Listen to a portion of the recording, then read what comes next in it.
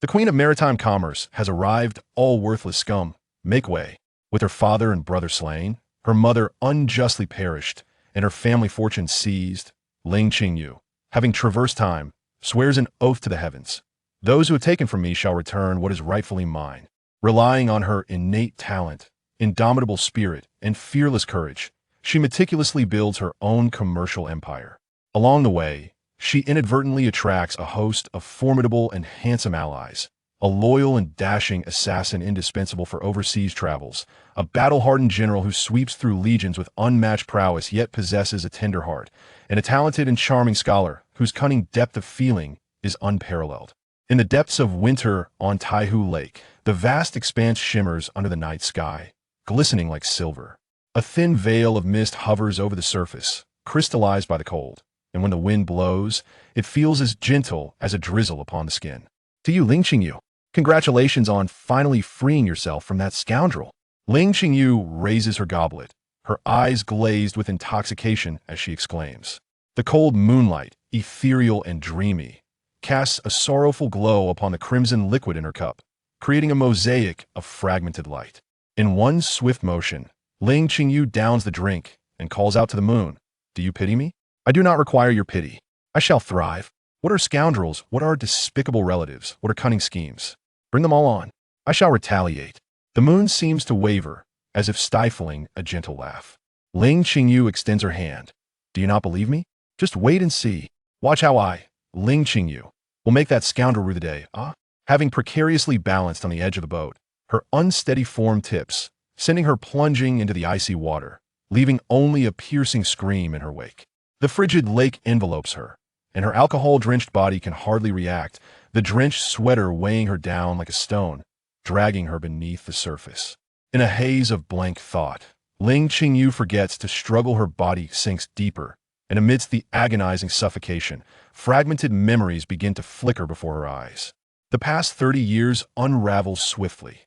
The joy of childhood, the exuberance of youth, the trials of growth, culminating at the thank you banquet following her father's funeral, where a beautiful woman nestled in her husband's embrace, her soft laughter contrasting with his astonished yet relieved expression. Having just finalized her divorce, celebrating her newfound freedom alone, must it end in such a manner? Is she to fade into silence? Ling Qingyu's heart suddenly ignites with unwillingness and reluctance. You era, mother, what will happen without me? Ling Qingyu begins to struggle, but her rigid body only hastens her descent. "No, mother." A call resonates from afar, yet feels close at hand. A flash of white light envelopes her, and her body is released from the icy grip of the lake.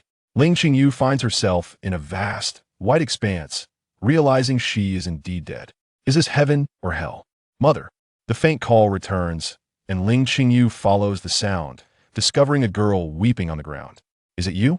The girl lifts her head, her plump face adorned with swollen, tear-filled eyes that suddenly radiate with brilliance. "It is I," replied Ling Qingyu, somewhat regretful of her own response. What sort of dialogue was that?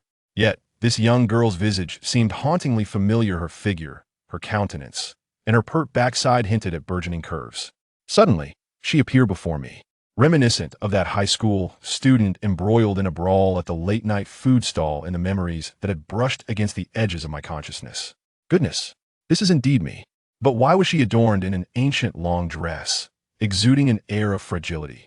I was wronged by treacherous men and met my demise in Taihu. The maiden rose and declared, "My father and elder brother have also fallen victim to these villains. I am powerless to exact revenge. I implore you, in light of our shared identity, to care for my mother and seek retribution on my behalf." As soon as she finished speaking, she lunged towards me. Chapter 2 Proposal. As the new year passed, spring descended upon Wu County. The early spring rain fell like fine threads, gently cascading down and pooling on the cobblestones of the narrow alleys, where patches of moss thrived, slick and vibrant. A hurried sound of footsteps echoed from the alley's entrance, followed by a sudden thud as a young girl in a green dress tumbled to the ground. Ignoring the pain that coursed through her, she swiftly rose and dashed toward a small door at the alley's corner, urgently knocking. "They're coming." An elderly servant opened the door, observing the mud-covered girl with concern. "Greensleeve, what on earth? Slow down, slow down." Greensleeve dashed past the servant, racing towards the backyard. "Miss." Hearing her voice, Ling Qingyu set aside the medicinal bowl, adjusted the blanket, and cast a glance at her emaciated mother before rising from her bedside. She opened the door, hushing the rushing girl, and led her into the adjacent room. The resemblance between her mother and the woman from her previous life was striking. Yet before she could fully grasp and adapt to this new identity, calamity after calamity beset her. In just one day, having just awakened in this new body, she was informed that her father and brother had perished. Her fiancé had called off the engagement, and ultimately, she was expelled from her family due to the ominous fortune that seemed to surround her. Her mother had fainted from the shock, blood spilling from her lips. Had it not been for her uncle arriving just in time to rescue them, it was likely that both mother and daughter would have met a tragic end in that grand estate. As they exited the Lin family residence, the only servants accompanying them were Zheng Mama's family and the young girl Green Sleeve. Upon arriving at the small house in the city with her uncle, her mother, recovering somewhat, implored him to present their case, for today was the day of the court hearing. Green Sleeve returned, and Zheng Mama opened the door, rubbing her hands together, her expression filled with hope. "How did it go? Did the magistrate punish those heartless villains? It should have been ruled in favor of my uncle and the others." Ling Qingyu pondered momentarily, then inquired, "What remains for my mother and me?" "Miss." Green Sleeve could no longer contain her tears. "They say the Lord and young master invested money from the clan for business, so all the profits should belong to the clan, to be claimed by the clan leader, Lord Lin. Those estates, shops, and farms will all be registered under Lord Lin's name."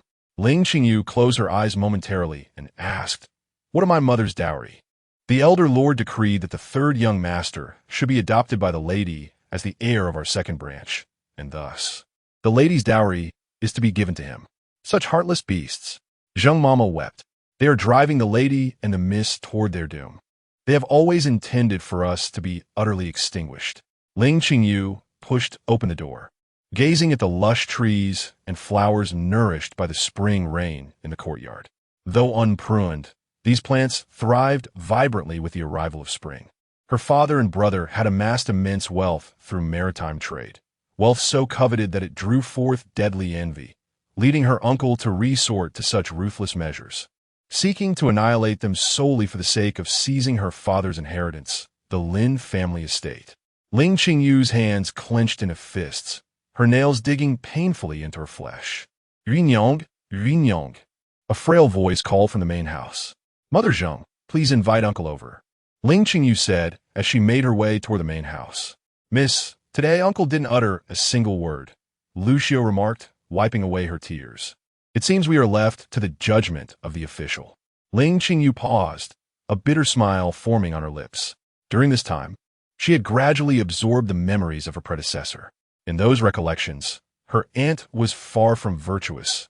She harbored resentment towards her mother, the younger sister, and only visited when in need of money after the passing of their grandparents. It was a rare occurrence for her uncle to step forward and bring the two of them over, given the weight of her aunt's influence. "Mother Zheng, please convey a message to Uncle and Lin Jiaqing. According to the law, if my mother does not consent to adopting an heir, her dowry will revert to our maternal family upon her passing. You shouldn't even think about claiming my mother's estate. However, if he truly desires that land, I have a suggestion." Chapter 3. Deep hatred. Lin Jiaqing now exuded an air of confidence as he caressed the ornate mahogany armchair, surveying the room filled with antique gold artifacts. The thought that the vast fields of fertile land and this magnificent garden now belonged entirely to him filled him with delight. Although he had relinquished the discovered banknotes, shipping vessels, shops, and even the 4 intact sea ships, along with the maritime maps drawn by Lin Jiasin to the Xie and Wu families, which left a slight sense of regret. The dangers of maritime trade and the Wu family's formidable background caused him to suppress such thoughts. The only remaining shortcoming was the estate within his sister-in-law's dowry. If he could acquire that as well, then the finest arable land near Lake Xian would rightfully belong to the Lin family. Lin Jiasin, no matter how capable you are, what does it matter? The fortune you tirelessly accumulate now solely belongs to me. You propose that if I send Lin Huinyang to establish an independent household, she will grant me that estate. Lin Jiaqing coughed lightly, addressing Zhou Tao across from him. As for the ship that my brother-in-law occupies, the child wishes to keep a memento, Zhou Tao replied, bowing his head. According to the matriarch's wishes, both women ought to perish, thus conveniently reclaiming the estate and shop. However, they were, after all, his own sister and niece. During his brother-in-law's lifetime, he had given far more than just a parcel of land. How could he sever his niece's chance at survival? Lin Jiaqing was resolute in his pursuit of that estate, believing that securing his niece's independence, along with the shop's potential, would provide a means of sustenance. Lin Jiaqing laughed. Then I shall grant her a shipyard as well. Father, why agree to such a thing? Ling Qingyu inquired, perplexed as he watched Zhou Tao depart. If Lin Huingyang establishes an independent household, she will be entirely disconnected from our Lin family. No one will speak ill of us. And that dilapidated ship requires thousands of coins for repairs. The Wu family shows no interest. Do you intend for Sanner to venture in a maritime trade? Lin Jiaqing smiled at Ling Qingyu. Of course not, Ling Qingyu replied, engaging in maritime trade, as my second uncle did, accumulating a fortune only to meet an unknown demise. What does it matter? Our family's vast fields are already the largest estate in Wu County, an inexhaustible wealth. Who would risk it all? Yet, why must you bestow the shipyard upon her? Didn't you say the shipyard is utterly defunct? Lin Jiaqing responded.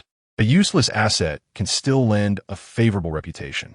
Ling Qingyu had not anticipated that upon completing the paperwork for her independent household at the government office, reverting Lin Huingyang's name back to her birth name, she would return home with a heart brimming with hope, only to confront her mother's cold body. Those heartless wretches. The vile Tang Li and Lin Zixu from the main house stormed in, berating her mother. Now that you have established an independent household, you will inevitably become a courtesan, they sneered.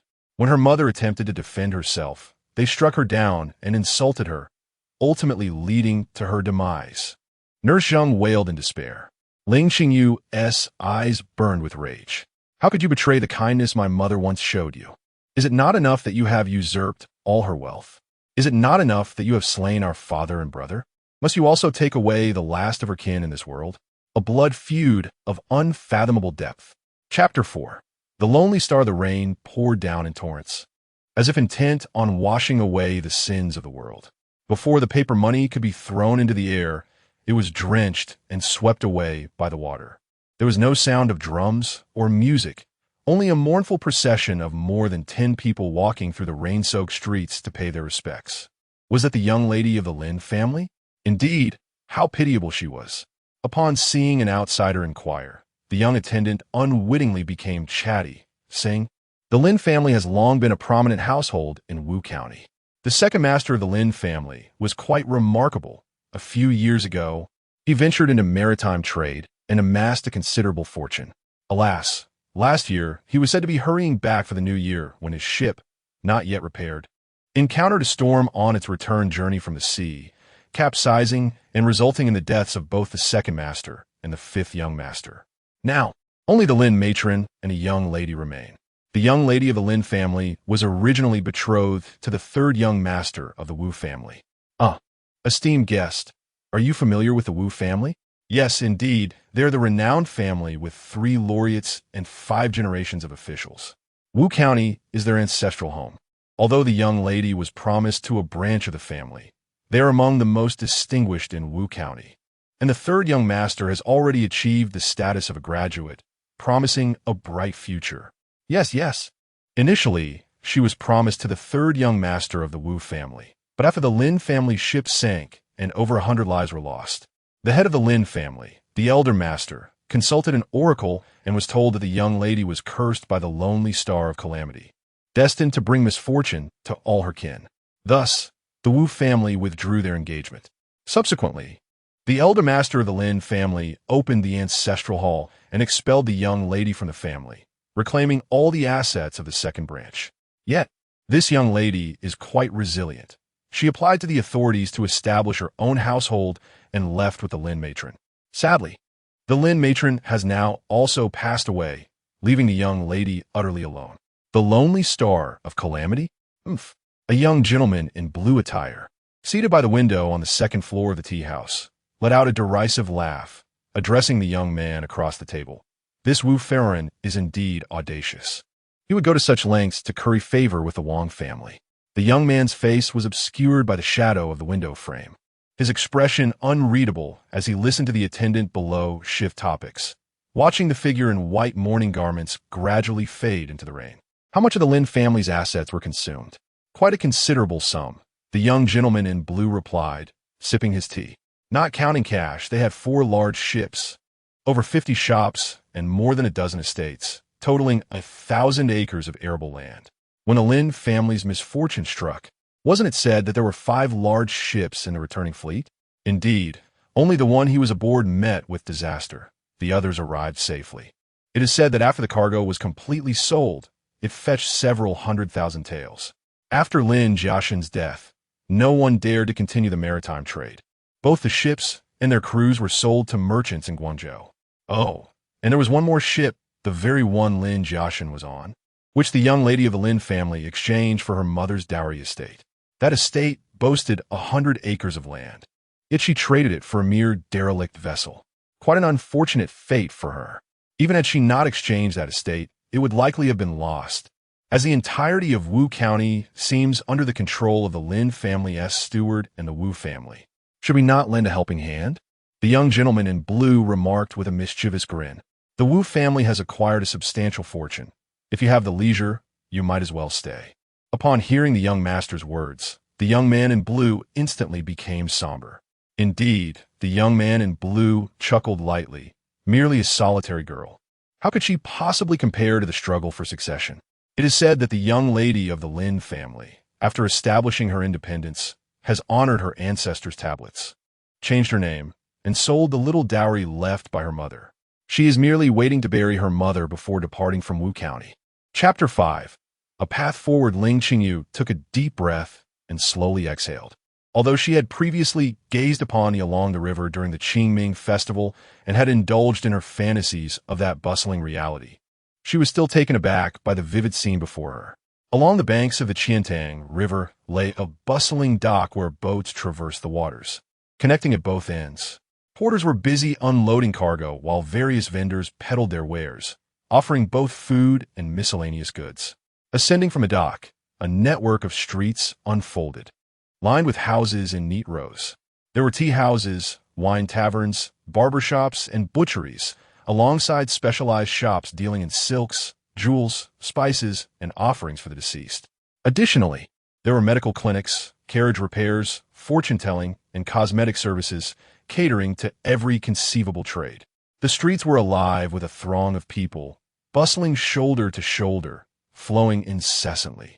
Ling Qingyu had discerned the era in which she found herself. This was evidently a parallel world where history had veered off course during the late Tang dynasty.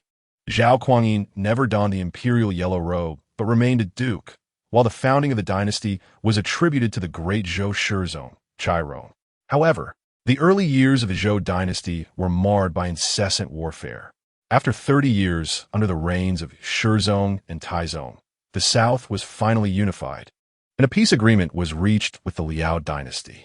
Following this, a remarkable 60 years of peace ensued, during which maritime trade restrictions were gradually relaxed, leading to a flourishing economy. Ling Qingyu compared her knowledge and realized that this was akin to the Northern Song dynasty, albeit with some distinctions. The Northern Song, under Zhao Kuangyin, had prioritized civil affairs over military might, and the subsequent emperors were rather unreliable. In contrast, the Zhou dynasty elevated the status of military generals, though the emperor was even less dependable than those of the Northern Song. While the Northern Song emperors favored literature, the current emperor of the Zhou, Emperor Zhuwendi, had a penchant for luxury, particularly for fine jewels and spices, insisting on annually renovating the palace with the finest timber and countless treasures of gold and jade, which left the national treasury depleted. Consequently, maritime trade was liberalized. Previously, only vessels registered with the government could engage in overseas commerce, but now, any ship that paid a certain amount of silver could obtain a license, albeit with the stipulation that they must return with a designated quantity of spices and treasures. Thus, maritime trade flourished, and ports thrived beyond measure. Yet, Ling Qingyu had not anticipated such prosperity. She recalled the news she had heard along the way, of drought in the north and flooding in the south, disasters that had plagued the land for years, leading some regions to experience an influx of displaced persons. Miss Zhang Shi's call jolted Ling Qingyu back to reality, prompting a light chuckle from her. Despite the Zhou dynasty's myriad afflictions, it was unlikely that troubles would arise in the short term. What mattered most now was to accumulate her strength and seek revenge. I have inquired, Zhang Shi said, panting as he approached Ling Qingyu. There's a ship heading to Chuanzhou today. A wealthy household had chartered it. But upon learning that you are a lady, the matron has graciously allowed us to board. Ling Qingyu nodded. Zhang, she was the son of Zhang Mama, her mother's wet nurse. After inquiring, she learned that Zhang Mama had long since returned their family as contract. Zhang Dong, her elder brother, managed the dowry shop for their mother, while the younger Zhang Shi assisted their father in the shipping business. Just before the previous year ended, Zhang Shi had been sent back to Wuxian to deliver a message, which had inadvertently spared them from a great calamity. After burying his parents together, Ling Qingyu entrusted Zhang Mama and Greensleeve to remain in Wuxian. Their tasks were to oversee the remaining 2 shops and keep an eye on the movements of the Lin and Wu families. He took only Zhang Shi with him to Chuanzhou, where his father's vessel, the wind god, awaited. Ling Qingyu pressed his hand against his chest, recalling the silver notes he had retrieved from his mother's dressing box. Upon counting them later, he found there to be a staggering 10,000 taels. He kept this sum securely in a small pouch against his chest, leaving behind everything else upon departing Wuxian, save for the silver notes and a blood-stained handkerchief that his mother had coughed up before her passing. The ship bound for Chuanzhou was a medium-sized passenger vessel. Ling Qingyu and Zhang Shi boarded via a small gangplank at the rear cabin, where Zhang Shi followed a sailor toward the crew quarters. A maid dressed in a yellow gown guided Ling Qingyu to a small room in the rear cabin, saying, "I apologize for the inconvenience, but we must share this space." "Thank you for your kindness, sister," Ling Qingyu replied with a deep bow, her smile radiant. She wore a clean blue dress, her hair styled in a long braid adorned with a small white flower. Although she had a full figure, her overall appearance was tidy and robust, her cheerful demeanor endearing. The maid, feeling an affinity for her, spoke a few extra words. "My lady is exceptionally kind. I heard from a Wang family that your servant was searching for a ship and mentioned that you are a solitary girl, independently managing your own affairs. It's quite a pity. Otherwise, an ordinary person would not be granted passage on our Fan family's ship." Unfamiliar with the prowess of the Fan family, Ling Qingyu merely smiled and said, "I am indeed grateful for my lady's benevolence. Please convey my heartfelt thanks to her. If possible, I would like to bow in gratitude." "That won't be necessary. My lady is not someone one can meet at will," the maid replied. "Nevertheless, I will ensure your sentiments are communicated." Ling Qingyu took the maid's hand and slipped a silver ingot into it. The maid weighed it in her palm, estimating it to be about 1 tael, and her smile grew more genuine. "You should rest well here. Our ship is swift, and we shall likely reach Chuanzhou in a few days." Ling Qingyu bowed once more, bidding farewell to the maid, and then relaxed, contemplating her next course of action in Chuanzhou. In the main cabin of the ship, a young woman was rolling up her sleeves, delicately pouring fragrant tea from an antique June porcelain pot into a cup, the clear tea exuding an enchanting aroma. "Such delightful tea," remarked a young man in blue, unable to contain his admiration. "This is the Biluakun brought by Ming Liang, harvested before the Qingming festival, truly a fine brew." Fan Yi sipped his tea and cast a sidelong glance at the person seated opposite, who was indulging freely in the refreshments. "As a legitimate son of the Fan family, do you not fear your uncle's disappointment with your idle lifestyle?" Fan Zheng, the youngest son of the current Minister of Personnel, Fan Zhe, was often the subject of unfavorable gossip. He had passed the imperial examination at the age of 15, but chose not to pursue further studies, instead indulging in leisurely escapades, accumulating numerous romantic entanglements, a rarity in the Fan family. "With my elder brother present, our father has always trusted me." Fan Zheng chuckled, leaning closer to Fan Yi. "But I must congratulate you on your recent promotion. You've secured a commendable position." "What a fortunate position," sighed Fan Yi. The establishment of the maritime customs in Xuanzhou is undoubtedly a boon for maritime administration. I shall endeavor to fulfill my duties with honor. However, the trade with the foreign lands has long been under the control of the Guangzhou maritime customs, dominated by the Wang family. Now, due to the emperor's fondness for spices and luxuries, cities such as Luoyang, Bianliang, and regions like Hangzhou and Sichuan have seen a surge in the spice trade, resulting in soaring profits for maritime merchants. The volume of trade has expanded immensely, yet what we know is but a fraction of the whole. Much of it has been appropriated by the Wang family. Hence, the establishment of the maritime customs in Xuanzhou, entrusting the neutral Fan family with the role of customs commissioner. Fan Zheng toyed with the empty cup in his hand, a fine piece of June porcelain, crystal clear and delightful to behold. He chuckled. Maritime trade is flourishing. Dear cousin, this position is indeed a lucrative one. Fan Yi shot him a glance. A lucrative position? It is more likely a perilous one. The current favored concubine, supported by the Wang family, dominates maritime affairs, while the Dong family has emerged with the Dong chancellor, and their members have become the Minister of Revenue. This newly established maritime customs in Xuanzhou is a coveted prize, with both families vying for it. One careless move from your brother, and I might find myself in dire straits. Are you here merely to jest at my expense? Just as Fan Zheng was about to respond, footsteps were heard from outside the door, prompting him to pause and look towards the entrance. Madam, the footsteps halted. A soft call was heard. Madam Fan, Mrs. Yang, glanced at the two men before lowering the beaded curtain. It is Shan Yao. Come in. Shan Yao entered the cabin with her head bowed. Casting a glance at the hanging curtain, she curtsied. Madam, I have brought that young lady to my quarters. Oh, Mrs. Yang's gaze swept over the silhouette of Fan Zheng behind the curtain. How is that young lady? Does she still possess manners? Though young, she demonstrates considerable decorum. She appears to be an earnest girl, Shan Yao replied, bowing her head. How pitiful, to be so young yet already managing a household. Mrs. Yang waved her hand, signaling Shan Yao to withdraw, as she hung the curtain, smiling at Fan Zheng. It is rare for my sixth brother to show such compassion. Fan Zheng smiled, but did not respond.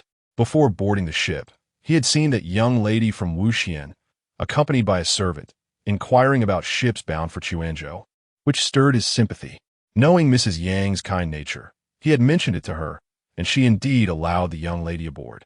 However, hearing this, she seemed to interpret it as an implication of his romantic entanglements, and chose to remain silent, smiling instead.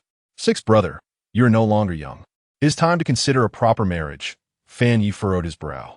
Wu family has proposed a few candidates. One is the second daughter of the Wang family's third branch. Another is the fifth daughter of the Wu family. And there is also a younger half-sister from the family of the second prince's consort. Which do you think would suit me, dear cousin? Fan Zheng replied with a smile. Though a hint of coldness lingered in his tone, Fan Yu was rendered speechless. Their uncle's stepmother not only drove Fan Zheng away, but also sought to control his marriage. The Fan family has always maintained a position of neutrality in the court, avoiding participation in the struggle for succession, which has allowed them to endure for a century without defeat. It was clear that the Wu family intended to align the Fan family with the second prince, as if they believed the men of the Fan family were fools. Reflecting on their uncle's favoritism towards the Wu family, he could not help but shake his head. The father of that young lady was originally a maritime merchant. After some contemplation, Fan Zheng remarked, if that young lady travels to Xuanzhou, perhaps my cousin could extend a helping hand. With a chuckle, Fan Yu replied, a woman indeed. If she chooses to venture in a maritime trade, I shall offer my assistance if I can. Observing the disdain evident in Fan Ye's smile, Fan Zheng shook his head, choosing to remain silent. He turned his gaze out the window, taking in the vibrant scene before him, his thoughts shifting elsewhere. He began to discuss the spring drought in Hunan, while the image of that young lady faded away like ripples in water, leaving no trace behind. Chapter 6. Temporary respite. The days aboard the ship marked the most serene period for Ling Qingyu since her arrival in this realm. Following her unexpected translocation, a series of upheavals had overwhelmed her. The loss of her mother had left her heart brimming with fury and sorrow, although she had traversed into a new world. The maternal figure here bore an uncanny resemblance to the one she had known previously, coupled with the memories of her former life. She had seamlessly amalgamated her two mothers into one cherished entity. Tragically, through her own negligence, she had inadvertently caused her mother's demise in a fit of rage, igniting a singular desire for vengeance within her. Seated in solitude on the ship, Ling Qingyu had not ventured beyond her cabin, even relying on Shan Yao to bring her meals. This isolation allowed her to reflect deeply on her future plans. Shan Yao, appreciating the quietude of this young lady, found comfort in her presence. It was well known that the ship was not only home to her own master, but also to the sixth son of the esteemed family. And the maidservants aboard were often conspiring. In the previous days, Shan Yao had fretted over any potential indiscretions from Ling Qingyu, only to discover that the young lady remained confined to her quarters, thus alleviating her concerns considerably. As Ling Qingyu disembarked the small skiff with Zhang Shi, she performed a deep bow and was greeted by Shan Yao, who said, "My master is the newly appointed director of the Chuanzhou Maritime Office. You may come to the fan residence to find me." Ling Qingyu expressed her gratitude, replying, "Thank you, Sister Shan Yao. Should there be anything I can assist with in the future, please do not hesitate to let me know." As she slipped a small silver coin into Shan Yao's hand before waving farewell and leaping off the skiff. Holding a list of tasks, Ling Qingyu recited each item aloud. Secure a small residence for peace, and glanced around the courtyard. It was modest, comprising 3 main rooms, 2 side rooms, a storage shed, and a kitchen. However, a grand tree in the yard provided ample shade, its canopy shielding much of the courtyard from the harsh sun. Beneath its boughs sat a stone table surrounded by 4 stone stools, and in the corner of the west side of the yard, an ancient well rested, its surface paved with blue stones. The entire courtyard, though small, exuded a sense of cleanliness and tranquility. Content. Ling Qingyu nodded and added 100 taels to her list before continuing. Locate the function ship, inquire about the application process for maritime permits, check market prices, find sailors, purchase goods, and draft a nautical chart. Yes, that has been accomplished. She unfurled a silk map upon the table, a creation born from her aspirations for maritime ventures. Drawing upon her years of experience sailing, she had sketched a world map, marking islands, ocean currents, and monsoons, while carefully delineating the coordinates. Additionally, she annotated the names of foreign ports gleaned from Zhang Shi alongside those etched in her memory, opting for pinyin or simplified characters to thwart prying eyes. As she scrutinized the nautical chart, contemplating any potential oversights, she pondered the geographical alterations that might have occurred in this parallel world and whether the distribution of other nations remained unchanged. Unbeknownst to her, Zhang Shi had ushered a companion into the cabin, standing silently behind her for quite some time. "Is this the nautical chart of the Lin family?" A sudden, ominous voice echoed from behind, startling Ling Qingyu into a leap. She quickly rolled up the silk map. Indeed, silk is far superior to paper, and shouted, "Who goes there? My elder brother will return momentarily. You had best surrender at once." As she darted past the table, she turned to face her assailant, only to find a single individual, astonished and staring back at her. "Miss, this is the former captain of the Fengshan, now the foreman at the Home Mountain shipyard, Ding Laoda." Zhang Shi, who had been standing behind Ding Budong, awkwardly introduced. "Can't move?" Ling Qingyu scrutinized the man whom Zhang Shi had spoken of so highly. According to Zhang, this man was a formidable figure, capable of traversing heaven and sea, endowed with both loyalty and righteousness. Yet, the individual before her stood under 170 centimeters, with a body as stout as his limbs and a disheveled mop of gray-white hair tied into a short bun. However, his small eyes sparkled with vitality, bestowing a certain brilliance upon his otherwise ageless visage. "Ding Laoda, it is an honor." Ling Qingyu instinctively extended her hand, only to remember that handshakes were not customary in this era. She bent slightly at the waist, preparing to perform a bow, yet before she could complete the gesture, Ding Budong grasped her hand, seizing the silk map from her grasp and laying it upon the table. "Are you capable of navigating?" Ding Budong glanced at Ling Qingyu, fixating on the nautical chart as he inquired. "Naturally," Ling Qingyu replied, lifting her chin confidently. "A navigator in modern terms." She had participated in a sailing organization during her university years and had competed in several editions of the global amateur sailing competition, serving as a navigator. However, as Ding Budong studied the map, a frown creased his brow. Though the Lin family's charts were meticulously safeguarded, he had glimpsed one during a storm on a long voyage. And it was far less detailed than this particular chart. Had Lin Jiasin subsequently enhanced it? Yet, Ding Budong had accompanied Lin Jiasin on previous voyages, and this chart depicted vast areas where Lin Jiasin had never ventured. Do you wish to restore the function? Ding Budong rolled up the map and returned it to Ling Qingyu, posing the question. Indeed, not only to restore the function, but I also wish to enlist your services once more. Ding Lauda. Ling Qingyu paused, recalling Ding Budong's earlier expression while examining the map. You have seen my father's nautical charts, and should be aware that my map charts regions far beyond those my father ever traversed. I wonder, do you still possess that ambition? Ling Qingyu resolved to take a gamble. Aside from herself, others could not comprehend the intricacies of the map. Yet Ding Budong's expression indicated he grasped its significance. This man was indeed a seasoned veteran. However, her father had perished under mysterious circumstances, and Ding Budong had retired a year before her father's misfortune. One could only speculate whether there were deeper motives at play. Nevertheless, for the time being, she sought to set sail and find the finest ally, none other than Ding Budong, who she described as loyal and courageous. Girl, do you know why your uncle agreed to hand over the function and the shipyard to you? Ding Budong fixed his gaze upon Ling Qingyu. When he saw her ponder for a moment before subtly shaking her head, he continued, Come with me. Let us inspect the function. In the home mountain community of Chuanzhou, one could find the finest shipyard not only in Chuanzhou, but throughout the nation.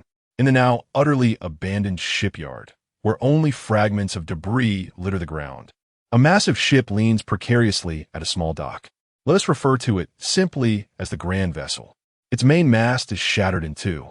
Each side of the ship bears gaping holes, and the partition boards lie in ruins, bearing the scars of swords and axes.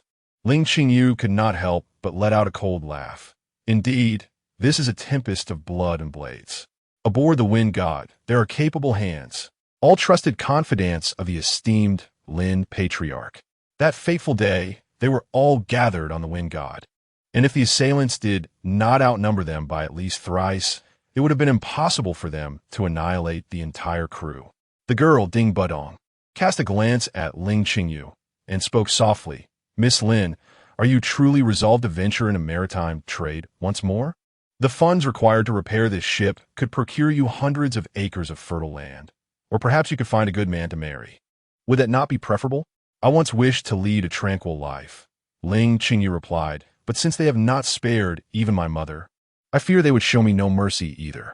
She gazed at the Wind God, her mind conjuring images of that fateful night, when fierce winds and tumultuous waves unleashed a torrent of carnage upon the ship. Closing her eyes, she stated, Moreover, even if I could live in peace, I cannot forget this deep-seated blood feud. The Lin family left me the Wind God as a reminder. If they could eliminate my father, they would not hesitate to dispose of me, a mere girl. Ding Budong chuckled softly. You're aware of your status as a mere girl. Yet how do you intend to seek vengeance? 2 years ago, I advised the Lin Patriarch against involving ourselves in governmental affairs. We sought only profit, and that should have sufficed. Your father intended to withdraw from this trade, yet he met an untimely fate.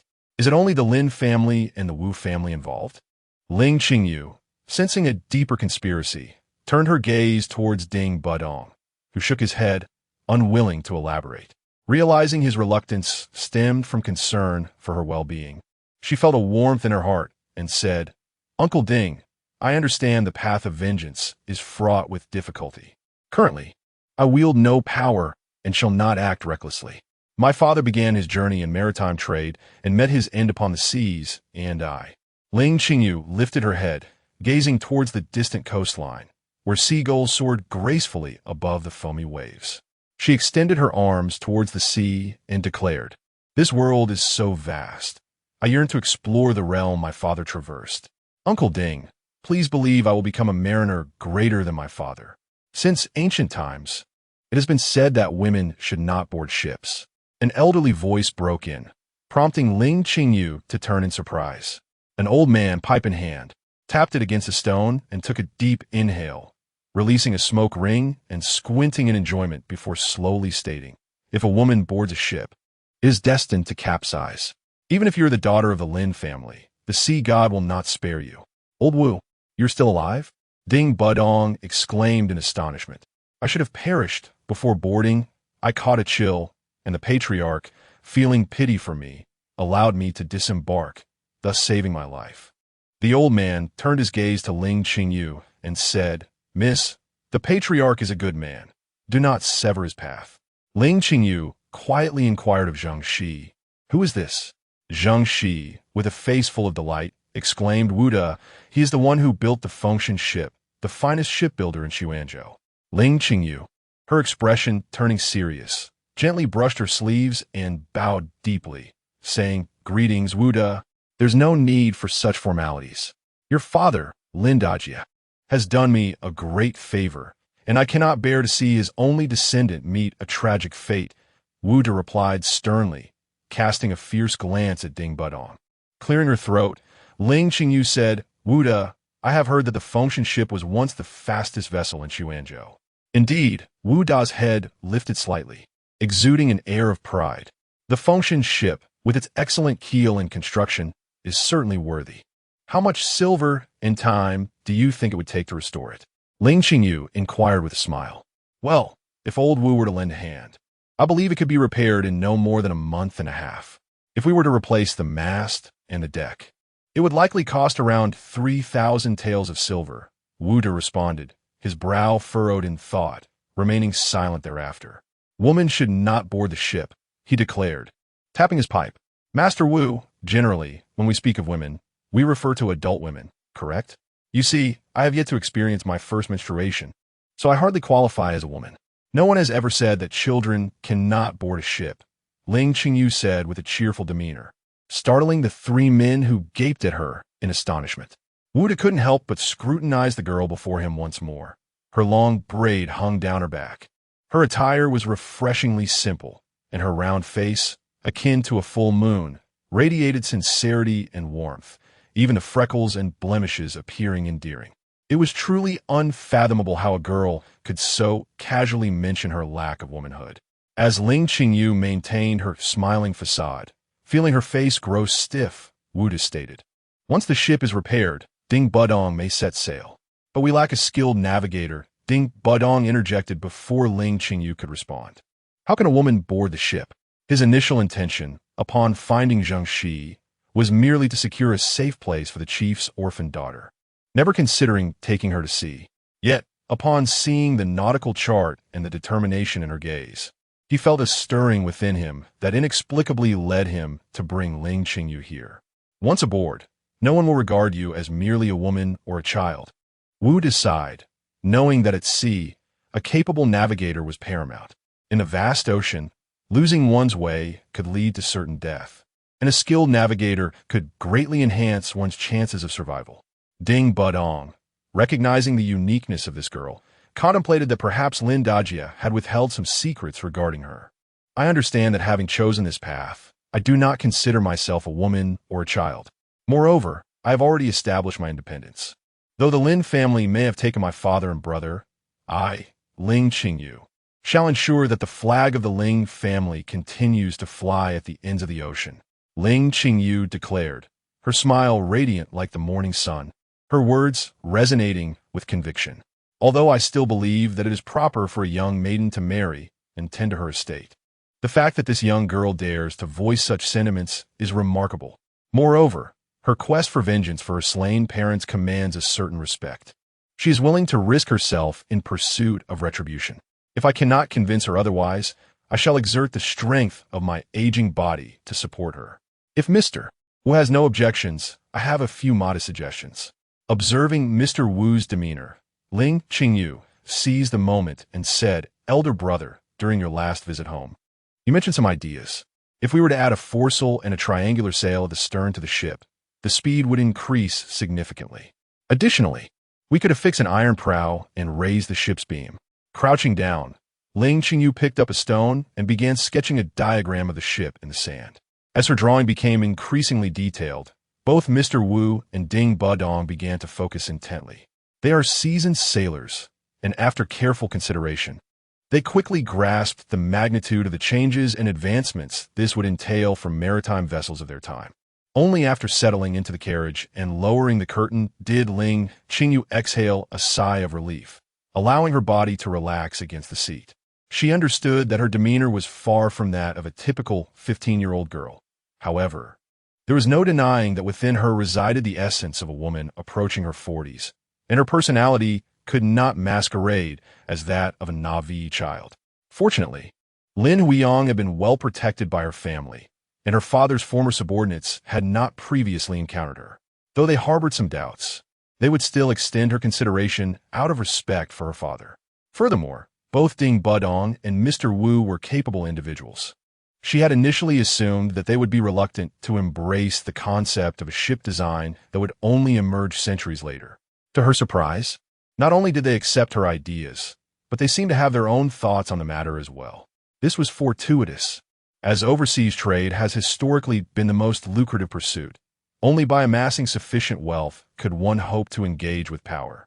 Ling Qingyu gently closed her eyes, contemplating in her mind the optimal routes for maximizing profits. Chapter 7. Rescuing people with a sudden jolt, the carriage came to an abrupt halt, nearly causing Ling Qingyu to lose her balance. Rubbing her nose, she clambered up and, without a second thought, lifted the curtain of the carriage, inquiring, "Zheng Shi, what happened?" Zheng Shi, while soothing the horse, pointed to a small figure sprawled in front of the carriage, saying, "This little rascal darted out unexpectedly, my lady. I hope he didn't frighten you. Hey, you little scamp, where do you think you're running off to?" The small figure on the ground struggled to rise as a stout woman, brandishing a kitchen knife, approached menacingly. Ling Qingyu glanced at the woman, then at the blackened little hands clutching a bun, before jumping down from the carriage. She retrieved a handful of coins from her pouch, and, as the hefty woman closed in, said, "Dear sister, I will pay for the bun he took. Would you kindly spare him?" The address of sister halted the woman's advance, and upon seeing the coins, her face broke into a wide smile. "You are truly kind, my lady, but do be cautious. Don't let him lead you astray. This little rascal has been lurking around here for several days, and he is no good." With a smile, Ling Qingyu bid farewell to the woman and turned her gaze to the small figure, who appeared to be merely 7 or 8 years old, dressed in tattered clothing. Yet his blackened face bore a pair of bright, clear eyes. "Sister," the child hesitated to call out, but Ling Qingyu raised her hand to silence him. Pouring some coins into his palm, after a moment's thought, she placed the entire pouch into his hands, saying, "I am not affluent either, so use this wisely." She then hurried back to the carriage, signaling Zheng Shi to depart. Remaining there any longer might spur her conscience to act further, yet given her current circumstances, it was wiser to steer clear of unfamiliar individuals and to refrain from intervening in matters of injustice. She could hardly safeguard herself, let alone rescue others. The child clutched the fragrant pouch, his eyes blinking in wonder, a smile creeping onto his lips. He had seen the carriage before and had heard gossip among the local women that it belonged to a newly arrived family, specifically a household led by a woman. It was early summer, and the morning dew still carried a hint of chill, as a faint blush of dawn painted the sky, casting a hazy glow over the courtyard. Ling Qingyu stretched lazily, inhaling deeply 3 times, allowing the fresh air to fill her lungs. After performing a few stretches, she prepared to begin her standing meditation. In her previous life, she had been preoccupied with various hobbies and sports during her studies, and in her working years, she had tirelessly pursued financial gain. Even attending Tai Chi and 5 animal frolics classes with friends, yet all endeavors ended without fruition. The only practice that lingered in her memory was the standing meditation. Since arriving here, she had been caught up in various situations, but finally made some progress yesterday, leading her to resolve to dedicate herself to physical training. For embarking on a sea voyage necessitated a healthy, robust body. Assuming the correct posture, with her knees slightly bent and her hips lowered, Ling Qingyu drew upon her recollections of the stance, gradually contracting her abdomen and guiding her breath to flow. just as she entered a meditative state. A creaking sound from outside interrupted her, followed by a low sobbing. Ignoring it, she continued to focus on her breathing, but the crying grew louder, accompanied by muffled whimpers. After several moments, she could no longer resist and walked to the door, opening it. Ling Qingyu purchased this quaint little courtyard, once the residence of a steward from a prominent family. Due to the impending departure of the family to Guangzhou, it was sold in haste at a modest price. Situated in a humble gathering area on the eastern outskirts of Quanzhou, the surroundings predominantly comprised of well-to-do families. This courtyard lay at the end of a narrow lane, isolated and tranquil. However, the solitude posed its own challenges. Should an incident occur outside, no one would be the wiser. Ling Qingyu gazed incredulously at the two figures outside her door. One, a youth sprawled on the ground, appeared to be in a state of unconsciousness, while a tattered little boy clung to him, weeping softly. The sound was just loud enough for Ling Qingyu within the courtyard to hear, yet too faint for anyone 20 meters away in another yard to discern. Her initial instinct was to shut the door and retreat indoors, but the child was quicker, rushing forward to grasp her leg, pleading, "Sister, kind sister, please save my brother." Ling Qingyu felt a twitch at the corner of her eye. The child's impending wail was disconcerting, and she found herself overwhelmed. Indeed, being a good Samaritan often came with unforeseen burdens.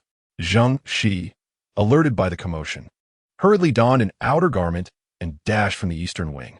He was met with the sight of his eldest daughter being clung to by a sobbing child, and his mind raced with various scenarios. Seeing Zheng Shi's bewildered expression, Ling Qingyu snapped, "Come here and help. We need to bring this fellow inside before anyone sees." Zheng Shi assisted in moving the unconscious youth to the western wing. Then, with a swift motion, he shoved the little boy into the courtyard. After checking the surroundings for any signs of life, he closed the door. Ling Qingyu then carried the child to the western wing and, with a flourish, seated herself on a chair, unceremoniously dropping the boy on the floor. The child, eager to speak, began, "Sister, please have mercy on us. My brother and I were robbed by bandits on our journey, and he was injured. We have no money and ended up here. I am too young to find work, but I can do anything for a morsel of food." The boy then crawled to where Zheng Shi had placed his brother on the bed and began to wipe his face with his sleeve. He continued, "Sister, would you consider taking my brother as a husband? Look, he is quite handsome. Many sisters wanted to marry him before, but he always refused. If you can heal him, I assure you he will work tirelessly as your husband." Ling Qingyu was momentarily at a loss for words due to the child's fervent speech. Noticing Zheng Shi's suggestive glance, she quickly cleared her throat and interjected, "Do not speak such nonsense. When did I ever express a desire for a husband?" The child, lowering his head, remarked, "I heard an old lady selling buns say that independent women either take a husband or resort to some other means." "Little rascal, what nonsense are you spouting?" Zheng Shi exclaimed, his patience wearing thin as he raised his hand. Ling Qingyu gently blocked his strike and shook her head. Upon observing the expressions of Zheng Shi and Ling Qingyu, the child realized he had misspoken. His face fell as he understood the family likely would not take them in. "I understand now. I will take my brother and leave, and I apologize for the trouble. I promise I will repay you for the buns," he said, his spirits dimmed. As she glanced over, Ling Qingyu quickly discerned that the youth's complexion was as pale as parchment, and his once gray attire was now marred with dark stains of blood. If time were to linger any longer, he might truly become a lifeless corpse. "I will provide for your food, lodging, and medical care for 10 years. How does that sound?" Ling Qingyu's proposition elicited delight from the child, yet it left Zheng Shi inwardly scoffing at her frugality. A mere servant now commands 500 coins a month, and with 2 of them, the sum over 10 years could amount to 100 taels of silver, if not more. "Zheng Shi, go find a doctor," Ling Qingyu instructed, disregarding Zheng Shi's incredulous gaze. "No." A weak voice emanated from the half-conscious boy on the bed. He struggled to raise himself, but fell back helplessly, urgently insisting, "We cannot seek a doctor, brother, you're awake." The child exclaimed joyfully, rushing to his side, inadvertently silencing the boy's protest as he placed a hand on his forehead. Ling Qingyu's expression darkened. This situation clearly reeked of ill intent and hidden agendas. Ling Qingyu drawled, settling back in her chair, watching the little one intently until the child felt unnerved and lowered his gaze, murmuring, "My family was harmed by treacherous individuals, and Brother Lu helped me escape to evade their pursuit. Sister, please save him.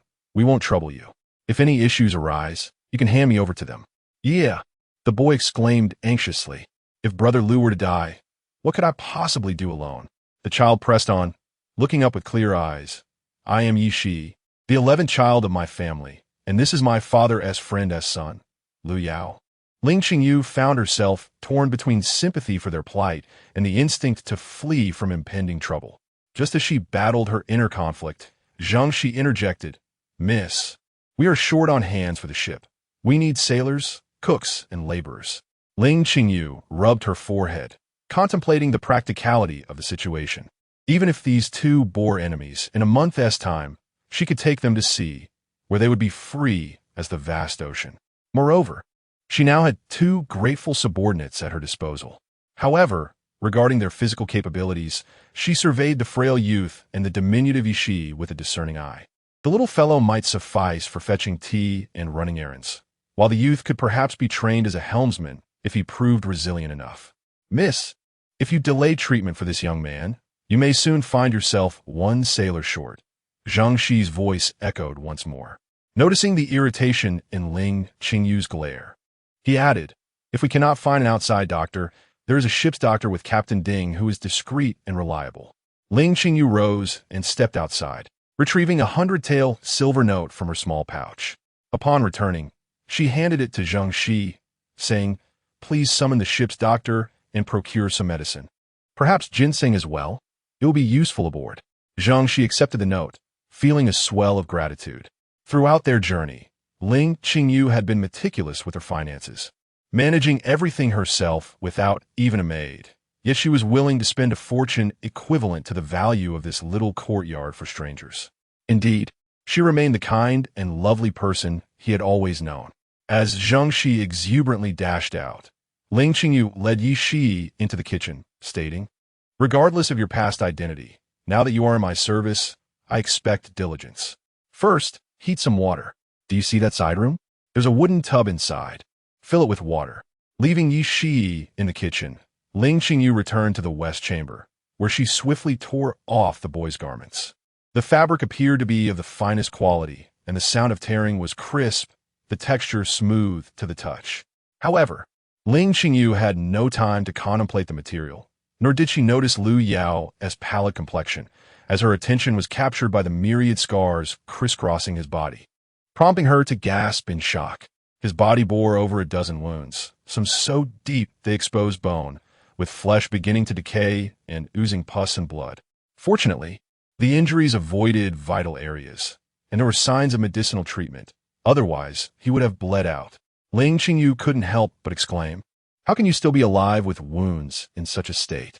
Lu Yao, already on the brink of consciousness, found himself stripped bare by this woman, and her remark caused him to lose his breath entirely, succumbing to unconsciousness.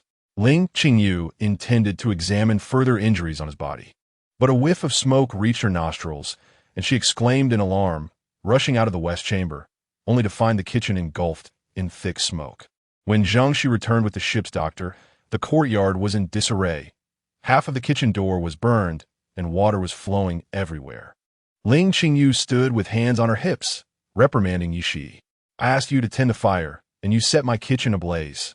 I told you to fetch water, and now my courtyard is flooded. And when I asked you to bathe, you overturned the tub. Yi Shi, you must be here seeking vengeance against me." Zhang Shi, along with the doctor, disregarded the chaos and entered the west chamber, where they found Lu Yao lying on the bed, his upper body cleaned. Beside him on a chair rested a basin of water, with a cloth draped over its edge. The doctor said nothing and approached to examine him. "You must obediently wash yourself," Ling Qingyu remarked as she saw Zhang Shi lead the doctor inside, finally releasing a breath of relief. "I used to have Xiao Tao help me wash," Yi Shi murmured, his head bowed. "That was in the past. Now you must learn to be self-sufficient, understand?" Ling Qingyu admonished sternly.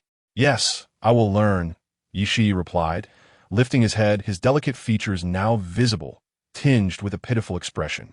"Sister, you won't abandon me, will you?" The soft, pleading tone of the handsome youth softened Ling Qingyu's heart, despite her advancing years. Recognizing that the doctor's presence meant she had little to do with Lu Yao now, she softened her tone, saying, "I'll teach you this time. But from now on, you must wash yourself." "All right. How old are you?" Ling Qingyu casually inquired while wiping away the thick mud from his back. "I'm 7. Shi replied obediently, sitting in the wooden tub as Ling Qingyu continued to clean him. The once filthy figure, though marred by numerous wounds, was not as soiled as this. Yet, as the mud was washed away, a body emerged, pristine and delicate as the finest white jade. The skin was soft and smooth to the touch, surpassing even the most luxurious silk in its texture. Complemented by lustrous black hair and a visage so exquisitely refined that it seemed almost otherworldly, Ling Qingyu paused and inquired, "Did you deliberately cover yourself in so much mud? When we were being pursued, someone mentioned seizing me to become a child consort. Brother Lu said it was not a good fate. So I thought that if I were covered in mud, no one would recognize me and I would not be taken away," Shi replied with a sneeze. "After arriving here, no one was willing to take us in, so we had no choice but to reside in that dilapidated temple. I intended to beg for some money to treat Brother Lu's illness, but no one paid me any heed. These past few days, you were the only one who showed me kindness, so I moved Brother Lu here at night." Ling Qingyu felt a stirring in his heart at the gentle tone of the child. He lifted the freshly washed and fragrant Shi from the tub, dried him off, and noticing that the boy's eyes were nearly closing, wrapped him in a towel and headed toward the main room, soothingly saying, "You should rest now. Do not venture outside for a while. Once we set sail, those who chase you will no longer pose a threat." The main house comprised 3 rooms. The central room served as the hall, while the room on the right was where Ling Qingyu resided. Considering that Lu Yao was gravely ill and that Shi was merely a child, there was no need for excessive precautions. Thus, he placed Shi on the bed in the left room. Fortunately, the steward of the former affluent household had left in haste, allowing Ling Qingyu to acquire some bedding and furniture for a modest sum. The bedding had been cleaned by a local laundress and sun-dried. At just 7 years old, Shi fell into a deep slumber as soon as his head hit the pillow, clutching the blanket tightly. Ling Qingyu quietly closed the door behind him and proceeded to the west wing to check on Lu Yao's condition. Thankfully, there were no critical injuries. The medicine he had applied was a superior healing ointment. Otherwise, if left unattended for several days, Lu Yao might have succumbed. The ship's doctor was simultaneously preparing a prescription and remarked, "I will leave some external medicine. Be sure to procure several more doses. He is still young and, with proper care, will recover swiftly." "Thank you, old Shi." Zhangxi expressed his gratitude as he accepted the prescription. "It's no trouble at all. I understand the gravity of the situation and will not speak carelessly." The ship's doctor suddenly leaned closer to Zhangxi and said, "I heard last night that Captain Ding is preparing to set sail again. I wonder if he still needs a doctor on board?" "A doctor is certainly needed, but whether you can board the ship depends on Captain Ding." Zhangxi stepped back. Shi Fang was an exceptional physician, albeit fond of drink, often inebriated for 8 out of 10 days. Once, after consuming all the cargo's spirits aboard, no one dared to invite him back onto the ship. "Understood." Shi Fang accepted the consultation fee, waved his hand, and returned a polite bow to Ling Qingyu, who was still at the door, before sauntering off with his medicine box. "Now, I shall go fetch the medicine," Zhangxi said, also exiting. Ling Qingyu gazed at Lu Yao, who was swathed like a dumpling upon the bed, and could not suppress a chuckle. In contrast to Shi, Lu Yao possessed a distinctly square visage, with bold brows and striking eyes that exuded a certain gallantry. Yet now, only his head remained visible, rendering him a rather comical sight. Lu Yao had been roused from his slumber by the physician's ministrations. First with the application of alcohol to his wounds, followed by the direct stitching of the coarser injuries, and finally, a layer of excruciating ointment was applied. When Shi Fang forcefully bandaged him, Lu Yao felt as though he had lost all sensation. Therefore, upon seeing Ling Qingyu enter, he merely fluttered his eyelids, devoid of the strength to utter a word. However, Ling Qingyu did not require his words. she stood by the bedside, surveying him for a sufficient moment before speaking. Yishi has already fallen asleep. You should rest as well. When Zhangxi returns with the medicine and breakfast, I shall call for you. Rest assured, since Yishi has entrusted both of you to me, you are now under my protection. I shall do my utmost to ensure your safety, and I will not allow anyone to take Yishi or you for nefarious purposes. Chapter 8. The incident. A month swiftly passed, and Xuanzhou had already entered summer, with the weather becoming increasingly sultry. On this particular day, Ling Qingyu chose not to visit the shipyard, instead sitting on a stone bench beneath a tree, poring over the merchandise catalog brought back by Zhangxi. In recent days, Ling Qingyu had been making frequent trips to the shipyard to observe Wu De and his team as they repair the vessels, while also discussing intricate details with Wu De, instructing Zhangxi to liaise with local merchants in Xuanzhou to source cargo for the ships. Indeed, Liu Yao's health had shown remarkable improvement, and after 10 days, he had begun to take the initiative in his chores. Although Ling Qingyu forbade him from going out with Yishi, he took it upon himself to gather firewood, fetch water, and clean the house, eventually even cooking, albeit the taste left much to be desired. Liu Yao, did Zhangxi forget to bring back salt? Ling Qingyu inquired, holding the inventory list in one hand while using chopsticks to pick up some vegetables. Didn't you say yesterday that salt costs money too? You complained I use too much. Liu Yao shot back with a glare, but refrained from further comment, choosing instead to fetch water to wash the courtyard. The heat had already intensified, and shortly after watering, steam began to rise from the ground. Ling Qingyu casually mused about her past life, where she had dabbled in various skills but had always been derided for her culinary abilities. She could turn congee into a burnt crust, vegetables into a mush, and fish that were charred on the outside, yet raw within. Despite her earnest attempts to impress her parents, classmates, boyfriend, and husband, their polite praise led her to ultimately abandon cooking altogether. Thus, although she possessed a gourmet's palate and understood the art of gastronomy, she remained profoundly grateful for any meal prepared for her, as it invariably surpassed her own efforts. In contrast, Liu Yao and Yishi had been enjoying their days quite comfortably. Although Ling Qingyu restricted Yishi from venturing outside, she did not impose any strict regulations on his activities. She procured a selection of books and writing supplies for him, and even bought a wooden tub for him to practice breath-holding. After returning from the shipyard, she would help Liu Yao with his medication, and after brewing herbal concoctions, she would regale him with stories he had never heard before. Ling Qingyu never inquired about his identity or his enemies, but during the nights when he was plagued by nightmares, she would hold him close to her, discussing how one might exact revenge, such as digging a deep pit for the foe to fall into, or making them run naked through the streets. Thoughts that would typically not cross the mind of conventional young women. Of course, Yishi believed Ling Qingyu was far from an ordinary girl.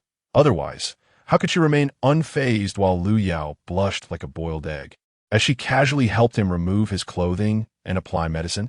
Under Liu Yao's subtle cues, Yishi had once inquired about Zhangxi, who responded with a nonchalant shrug. What can be done? I have my own matters to attend to, and I'm exhausted every day. Can you, a little fellow, help it with that? Besides, didn't you say that this lad should become a son-in-law for my daughter? If he is already going to be a son-in-law, why fret about such trivialities? In truth, Yishi did not fully grasp the implications of being a son-in-law. He had merely echoed gossip he had overheard. He mused that if undressing constituted being a son-in-law, and since Ling Qingyu bathed him and tucked him into bed every night, then perhaps he too was a son-in-law in that sense. However, he was astute enough not to disclose his thoughts to others. Ling Qingyu was entirely indifferent. Zhangxi was too apathetic to care, and Yishi simply did not comprehend the notion of concern. Thus, the only one who was exceedingly invested in the matter, Liu Yao, found himself in a rather tragic predicament. There were days when the mere sound of Ling Qingyu's voice instilled in him a deep-seated fear that this audacious woman would not be content merely assisting him in undressing, but would ultimately take everything from him. After several days of anxiety, he finally realized that this woman truly did not care and did not regard herself as a woman at all. Sister, when shall we board the ship? Yishi inquired as he tidied up the dishes. Well, it will be a few more days, Ling Qingyu replied, flipping through a list of goods and casually jotting down the items and quantities on paper. Have you practiced holding your breath as I instructed?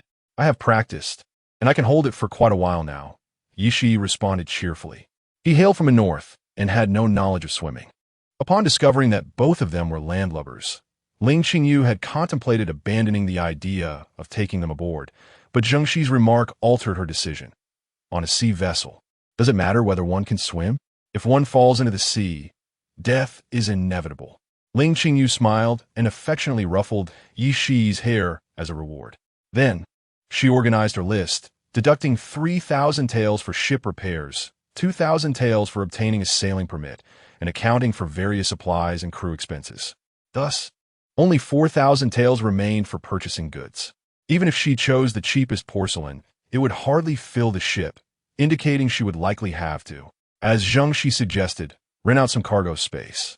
Seeing Ling Qingyu again engrossed in incomprehensible scribbles, Lu Yao beckoned Yi Shi over and led him into the room to begin his training. Ling Qingyu glanced at Lu Yao, who discreetly closed the door behind him. After a while, Lu Yao began to surreptitiously teach Yi Shi certain techniques.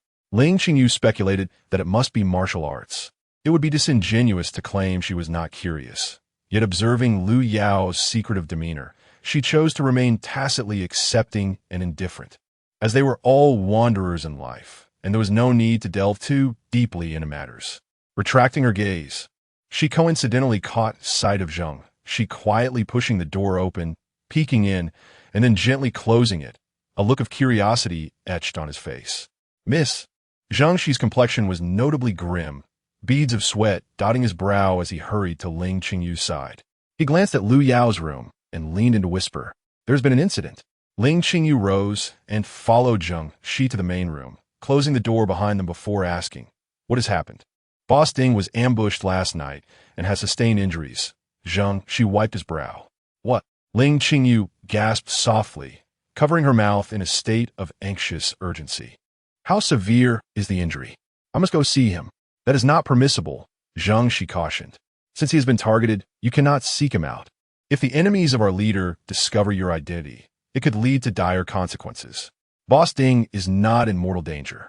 He has merely broken his leg and will likely need a rest for some time. He has already recruited a group of sailors, and some small merchants who heard about his voyage are willing to rent cargo space. However, with this incident, it is likely that both the sailors and merchants may face complications. In Xuanzhou, Cottonwood Lane is predominantly lined with opulent mansions, among which stands the estate of the CF family from Guangzhou, occupying nearly half a street. The CF family, having established their fortune through maritime trade, has amassed a wealth of tens of millions over several decades. At this moment, in the study, Xie Tingxian, the second son of the family patriarch Xie Mao, was attentively listening to reports from his subordinates. Ding Budong has both legs broken. He won't be able to set sail for the next 6 months. Most of his sailors have already agreed to join our ship, and the few remaining are hardly worth mentioning. Those small merchants, upon hearing it was the intention of Second Master Xie, dare not rent out their cabins. Xie Tingxian nodded in satisfaction, casting a piece of incense cake into the censer, allowing a refined fragrance to waft through the air. He waved his hand, signaling his subordinates to withdraw, and reclined comfortably against the soft cushions of the couch. Unexpectedly, the decrepit Fengshan ship could be repaired by Ding Budong, who still wielded a certain influence in Xuanzhou. It was initially rumored that he had come ashore and would no longer venture out to sea, which is why he was spared during the recent confrontation with Lin Jiaxin. However, it seemed he was restless, still yearning to set sail. In Xuanzhou, now that I, Xie Tingxian, have arrived, I shall not allow anyone else to rise to prominence here. My elder brother has managed Guangzhou so well. If I do not seize this opportunity while our father is still alive to establish our authority in Xuanzhou, the CF family's leadership will inevitably belong to me. Ling Qingyu felt as though time crawled by, and after a long wait for the night to deepen, she stealthily accompanied Zheng Xi through the back door to Ding Budong's residence. "Weren't we told not to let the young lady come?" Ding Budong reproached Zheng Xi with a glance. "Do not blame Zheng Xi. It was my decision to come, Uncle Ding. It is my fault for causing you trouble." Ling Qingyu replied apologetically. It is not the young lady's fault. It is the doing of second Master Xie. He has been making significant moves in Chuanzhou recently, aiming to monopolize maritime trade. I suspect I have become an eyesore to him, Ding Budong explained. If it pertains to Lin Jiaxin, then it would not merely be a matter of breaking his legs. It could be a matter of life and death. It appears that Second Master Xie merely wishes to prevent him from setting sail. However, my dear lady, I regret to inform you that most of the sailors I had arranged have been poached by Second Master Xie's men, and there are very few left. Perhaps we should wait until my legs heal before heading out to sea? Ding Budong suggested. Ling Qingyu observed the peculiar curvature of Ding Budong's legs, which seemed to indicate more than just broken bones, as he and Zheng she had claimed. Steeling herself, she replied, Uncle Ding, focus on your recovery. Do not rush. After exchanging a few words, noticing his fatigued demeanor, Ling Qingyu took her leave. Upon stepping outside, Zheng Shi inquired, Young lady, shall we refrain from setting sail for now? Ling Qingyu shook her head and glanced back at the light emanating from Ding Budong's room, stating, We cannot trouble Uncle Ding further. That fellow, Second Master Xie, has set his sights on Ding Laoda. If Uncle Ding takes further action, it will not simply be a matter of broken legs next time. We must set sail this time. I recall Shifang mentioning that in Borneo, there are several medicinal herbs that can be crafted into excellent remedies for bone fractures. If we can find them, Uncle Ding's legs could heal. If Miss Ling can procure those medicines for my adoptive father, then I shall serve as your helmsman. From the shadows at the entrance emerged several individuals, led by a young man who spoke up. Ling Qingyu was initially startled, having not anticipated the presence of so many people quietly standing at the door. However, upon hearing the benign tone of his words, she relaxed somewhat. This was Ding Dong, the adopted son of Boss Ding. Upon recognizing the visitors, Zheng she remarked. Ding Dong observed the young lady before him and furrowed his brow, surprised that the esteemed navigator his adoptive father valued so highly turned out to be such a young girl. He wondered whether she could truly be relied upon for a voyage. Yet, thinking of his adoptive father's twisted legs and what Shifang had said, that without medicine, his father might never be able to stand again, he inquired, Miss, are you truly capable of going to sea? Indeed, Ling Qingyu replied, gazing steadily at Ding Dong. Very well. I will serve as the helmsman, while Zhang San and the others will handle the sails. However, we lack rowers. Ding Dong indicated the young men standing nearby, all of whom were brought up by Ding Budong. Although they understood that their strength could not compete with that of the notorious Xie Yi, they still harbored a desire for vengeance. Rowers only need to be strong and able to follow commands, correct? Ling Qingyu asked, recalling Zheng Shi's explanation regarding the crew configuration of contemporary ships. The helmsmen and sail handlers required skill, but the demand for rowers was simply for those who possessed strength and could heed instructions. That is true. However, our objective is the medicine. Miss Ling, do you know how to get to Borneo? Ding Dong inquired. He had accompanied Lin Jiaxin's ship as far as Sanfoki, but Borneo was a place even his adoptive father had never visited. This time, however, his father was thrilled at the prospect of traveling to Borneo and beyond with Miss Ling, eagerly anticipating the voyage. Selaire, just you wait. There will come a day when I seek you out. Ling Qingyu couldn't help but smile, surmising that these young men had gathered here to pressure her into embarking on the journey. Of course we must go. If it weren't for me, Uncle Ding would not have faced such calamity. Brother Ding, please prepare discreetly to avoid attracting that scoundrel Xie's attention. As for the remaining matters, we shall handle them. Chapter 9. The Sailors Miss. Have you found any sailors? After walking in silence for a while, Zheng she could no longer contain his curiosity. No, Ling Qingyu replied succinctly, turning to Zheng Shi with a smile. So tomorrow, we shall venture into the streets to seek individuals. Seek individuals in the streets? Zheng she was taken aback.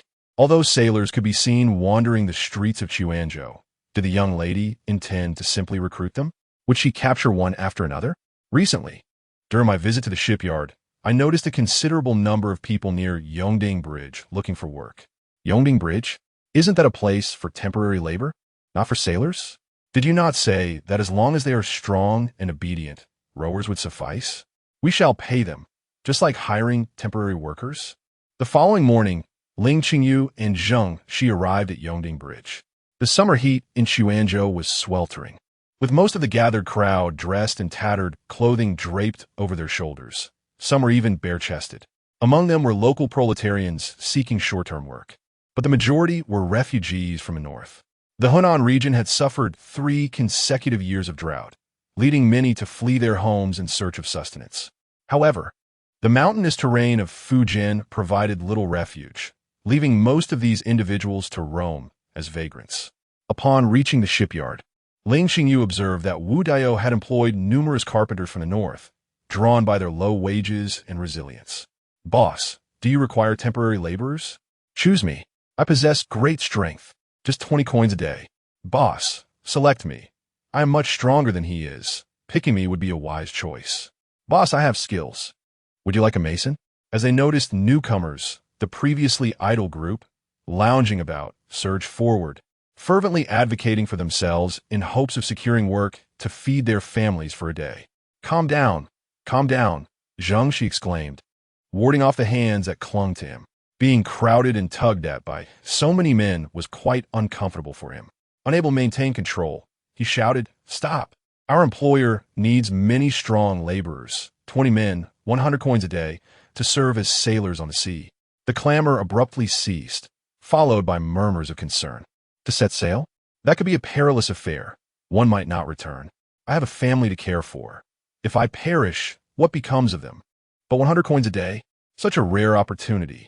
We lack any swimming skills. Boarding the ship is akin to courting death." Ling Qingyu listened to the fragmented voices in the crowd, yet not a single person stepped forward to express interest. She beckoned Zheng Shi over and whispered a few words in his ear. Zheng Shi nodded, shook off his garments, and stepped onto a stone in the center, announcing, "The employer has stated that this voyage will last over 3 months. For those willing to sign, we will offer an advance of 10 taels of silver. If you perform well, upon your return, your wages may be doubled. Such a chance may not come again. We need just 20 robust individuals." The chatter among the crowd grew louder. Ling Qingyu, unfazed, casually found a large tree and settled herself on a stone beneath it. At the entrance of Yongding Bridge, there exists an archway that conceals its interior from the outside, yet one can observe the world beyond from within. A few burly men gathered inside, with one, bare-chested and leaning against the stone wall, chewing on a straw. His gaze shifted from Zheng Shi, who stood atop a stone in the center, to a woman disguised as a man seated beneath a tree, seemingly reveling in the serene beauty of the landscape. This woman, clad in a blue male long robe, had her hair styled into a bun secured with a wooden hairpin. Her round face, adorned with freckles and youthful blemishes, was robust and tall, deviating from the typical delicate form of a young girl. If not for the slight protrusion beneath her summer robe, it would indeed be challenging to discern her gender. "Is it true that the ship Old Dan has been repairing belongs to a female merchant?" Gu Kai inquired, spitting out the straw. "Yes," Zhang Dahu confirmed. "It is said to belong to the only daughter of a merchant surnamed Lin, who perished at sea some time ago. She has since established herself as a female merchant and changed her surname to Ling. Old Dan returned last night and mentioned that the Captain Ding was ambushed and suffered a leg injury. Most of the sailors were terrified and withdrew, leaving us uncertain if the ship would set sail. Fortunately, the merchant is generous, settling payments daily and providing decent wages. So Old Dan and the others have managed to save some money. I heard Old Dan speak highly of a ship," Gu Kai remarked. "Indeed, Old Dan has been extolling its virtues, claiming that although he has never constructed a vessel, the materials and craftsmanship of this ship are of the highest quality. It is spacious and sturdy enough to withstand the fiercest of waves, making it accessible even to those lacking swimming skills. Had it not been for Captain Ding's crew, Old Dan would have eagerly joined the voyage." "Hey, boss, what is your intention?" Gu Kai stood up, dusting off his clothes, and contemplated donning his tattered shirt before approaching Ling Qingyu. "Ling, is that you?" Ling Qingyu initially paused, then realized she was being called. Turning around, she beheld a pair of muddy legs, the pant legs rolled up to the knees, revealing a pair of old straw sandals caked in mud. Raising her gaze, she felt her neck strain as she finally spotted a face. Gu Kai, with his head lowered, cast a shadow over his features, yet even in such dim light. His chiseled, masculine visage dazzled Ling Qingyu. Unconsciously, she stood up, only to realize that she still had to stretch her neck to see him properly. This man must stand nearly 6 feet 3 inches tall. Gu Kai, noticing Ling Qingyu tilt her head back like a rooster preparing for battle, chuckled. What's the matter, Ling? Ling Qingyu cleared her throat, reminding herself that she was no longer a young girl, but rather a woman approaching her 40s, having encountered countless men in her life. What is so special about a man without his shirt? She thought, her gaze inadvertently drifting over the exposed skin of the towering figure before her. His physique was impressive, devoid of any excess flesh, with the contours of his muscles accentuated beneath his sun-kissed skin, evoking the image of the renowned Roman statue of the Discobolus. Seated, Ling Qingyu steadied her mind and resumed her position upon the stone, gesturing for her companion to sit beside her. However, Gu Chui chose to sit directly on the ground instead. Ling Qingyu silently praised his choice, feeling a sense of satisfaction that the two could finally meet each other's gaze. She smiled and inquired, "Might I ask how many individuals you can bring aboard the ship? There are 9 of us in total, with 3 currently repairing your vessel at the shipyard. We hope to secure 6 taels of silver as wages for a month's work, along with a deposit of 20 taels before boarding." Gu Chui casually plucked a blade of grass and placed it between his teeth. This young woman, surnamed Ling, appeared youthful, yet seemed quite astute. Working with intelligent individuals always proved to be more manageable. After Ling Qingyu assessed him, her gaze wandered over her comrades scattered around, and to her surprise, she found that she had not misjudged them, which deepened her smile. Ling Qingyu stroked her chin, observing that this robust man and his companions were all tall and strong, indicating considerable strength. However, their pallid complexions suggested malnutrition. Despite their tattered clothing, they emanated an undeniable aura. These were no ordinary men. As she contemplated their potential behavior at sea, she felt uncertain about managing them. Yet, given the current circumstances, they appeared to be the finest oarsmen, possessing both strength and an air of training. Very well, if you are willing, I would like to hire you as the foreman. In addition to your wages, upon the ship's return, there will be a share of the profits, Ling Qingyu proposed, retrieving 300 tael silver notes from her purse and handing one to Gu Chui. Beyond the deposit, this 100 taels will be a loan for you. You may procure some goods for sale overseas. Gu Chui paused, momentarily taken aback by the silver notes in his hand, and with a slight smile remarked, "Are you not concerned that I might abscond with your silver?" "You're not that kind of person," Ling Qingyu replied, meeting his gaze. She shrugged and added, "If you were to flee, it would reflect my poor judgment in discerning character, and I would simply have to accept that." "Ha, the young lady is quite remarkable." "Very well. I, Gu Chui, shall draft a contract for you immediately." Zheng Shi had arrived with a ready-made contract, but upon hearing the wages Gu Chui proposed, he cast a reproachful glance at Ling Qingyu. Noticing that no one else was approaching, and recognizing that these towering men were worth 2 ordinary laborers, he reluctantly revised the wage figures on the contract, allowing Gu Chui and his companions to imprint their seals, thus securing their employment. "Miss Ling," Gu Chui said, wiping the ink from his hands, "I shall return the 100 taels to you. I am but a simple man, unaware of what goods are profitable. Perhaps you might assist me in procuring them." Ling Qingyu felt exasperated. The goods worth 100 taels could easily yield a return of 1,000 taels upon their return, a tremendous boon for sailors. Moreover, since the funds were technically a loan from her, she was taken aback that he expected her to handle the purchasing as well. Was this not an outrageous burden? However, after casting a fleeting glance at Gu Chui and the others, Ling Qingyu fell silent once more. In this world, one often finds that the disdainful gaze of the powerful looks down upon the less fortunate. Given their status, even if they were to offer silver in exchange, it is likely that the recipients would suspect the origins of such funds. Very well, Ling Qingyu accepted the banknotes and inquired, "Shall I have Zheng Shi convert these into smaller denominations or cash?" "That would be much appreciated, Master Ling," Gu Chui replied, formally bowing in gratitude. Noticing the propriety of his gesture and his dignified demeanor, Ling Qingyu smiled lightly before departing with Zheng Shi. Suddenly, a young maiden rushed towards Gu Chui. Upon seeing the contract in his hand, she exclaimed with urgency, "Gu Gu, you must return this. How can you venture out to sea? The odds of returning are grim, and such a perilous endeavor is not to be taken lightly. What would happen to me and mother if something were to befall you?" "Miss May," Gu Chui interjected gently, blocking her advance with a hand.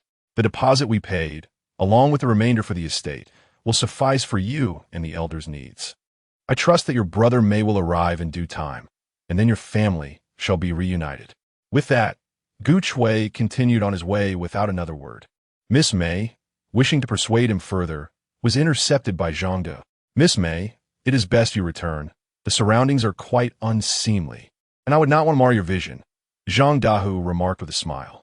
Frustrated, Miss May stamped her foot, declaring, "I shall speak with mother about this." As her figure receded into the distance, Zhang Dahu spat disdainfully. "What an audacious individual." 300 taels. Zheng Shi lamented, "Miss, you are being too generous. Even if they possess great strength, they cannot truly equal 2 individuals each. The cargo hold has been improved, now accommodating only 30 spots, yet it still requires 30 people. Does it not? This budget is dwindling rapidly. What shall we do about the remaining 21? Ling Qingyu abruptly halted, causing Zheng Shi to collide with her unexpectedly. "Are you all right, miss?" he hurriedly inquired. Ling Qingyu shot him a glare. "I am dressed as a man. Why do you persist in addressing me as miss?" However, there is no time for such matters. She pointed ahead. "Who are those individuals?" Not far beyond Yongding Bridge lay the seawall, where a few individuals, shackled and covered in mud, lay sprawled on the ground. Their gaunt faces and emaciated bodies suggested that, if Gu Chui's group appeared malnourished, these individuals seemed to be mere skeletons, their bodies riddled with scars. At a glance, one might mistake them for a pile of corpses. Zheng Shi furrowed his brow, pondering aloud, "These are likely prisoners. I have heard that a batch of serious offenders has been dispatched here to assist with the construction of the seawall due to a shortage of labor this year." Upon hearing this, Ling Qingyu lowered her gaze and quickened her pace alongside Zheng Shi. Yet, she couldn't help but glance back, noticing 2 youths among them, and wondered, what heinous crime could they have committed at such a tender age? As they approached, 2 constables ambled toward them, one wielding a knife while the other picked his teeth, chatting as they walked. "At last, the seawall is complete. We can finally report our progress. What are the prisoners? Only about 20 remain alive. Let us venture to the sea, for the burden of sustenance and shelter weighs heavily. It is unclear how this group has incurred the wrath of the formidable authority above, who has decreed that not a single soul shall be spared." Upon overhearing the 2 constables speak thus, Zheng Shi felt a sense of foreboding. Indeed, he observed his daughter halt in her tracks, approaching the 2 officers with an expression of innocent charm, exclaiming, "Greetings, esteemed officials." The constables were momentarily taken aback, but their demeanor brightened upon noticing the silver ingot presented by Ling Qingyu. They smiled and inquired, "What brings you here, young sir?" "I am newly arrived in Xuanzhou and have heard of the lucrative maritime trade. I have partnered with others to rent a small vessel, yet I find myself in need of additional crew members. I seek those capable of rowing. Might you have any recommendations?"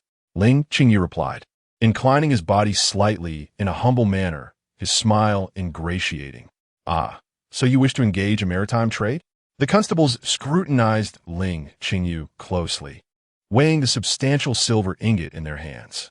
"However, be warned, this trade is fraught with peril, almost a venture of life and death. Do you possess skilled seamen aboard your ship?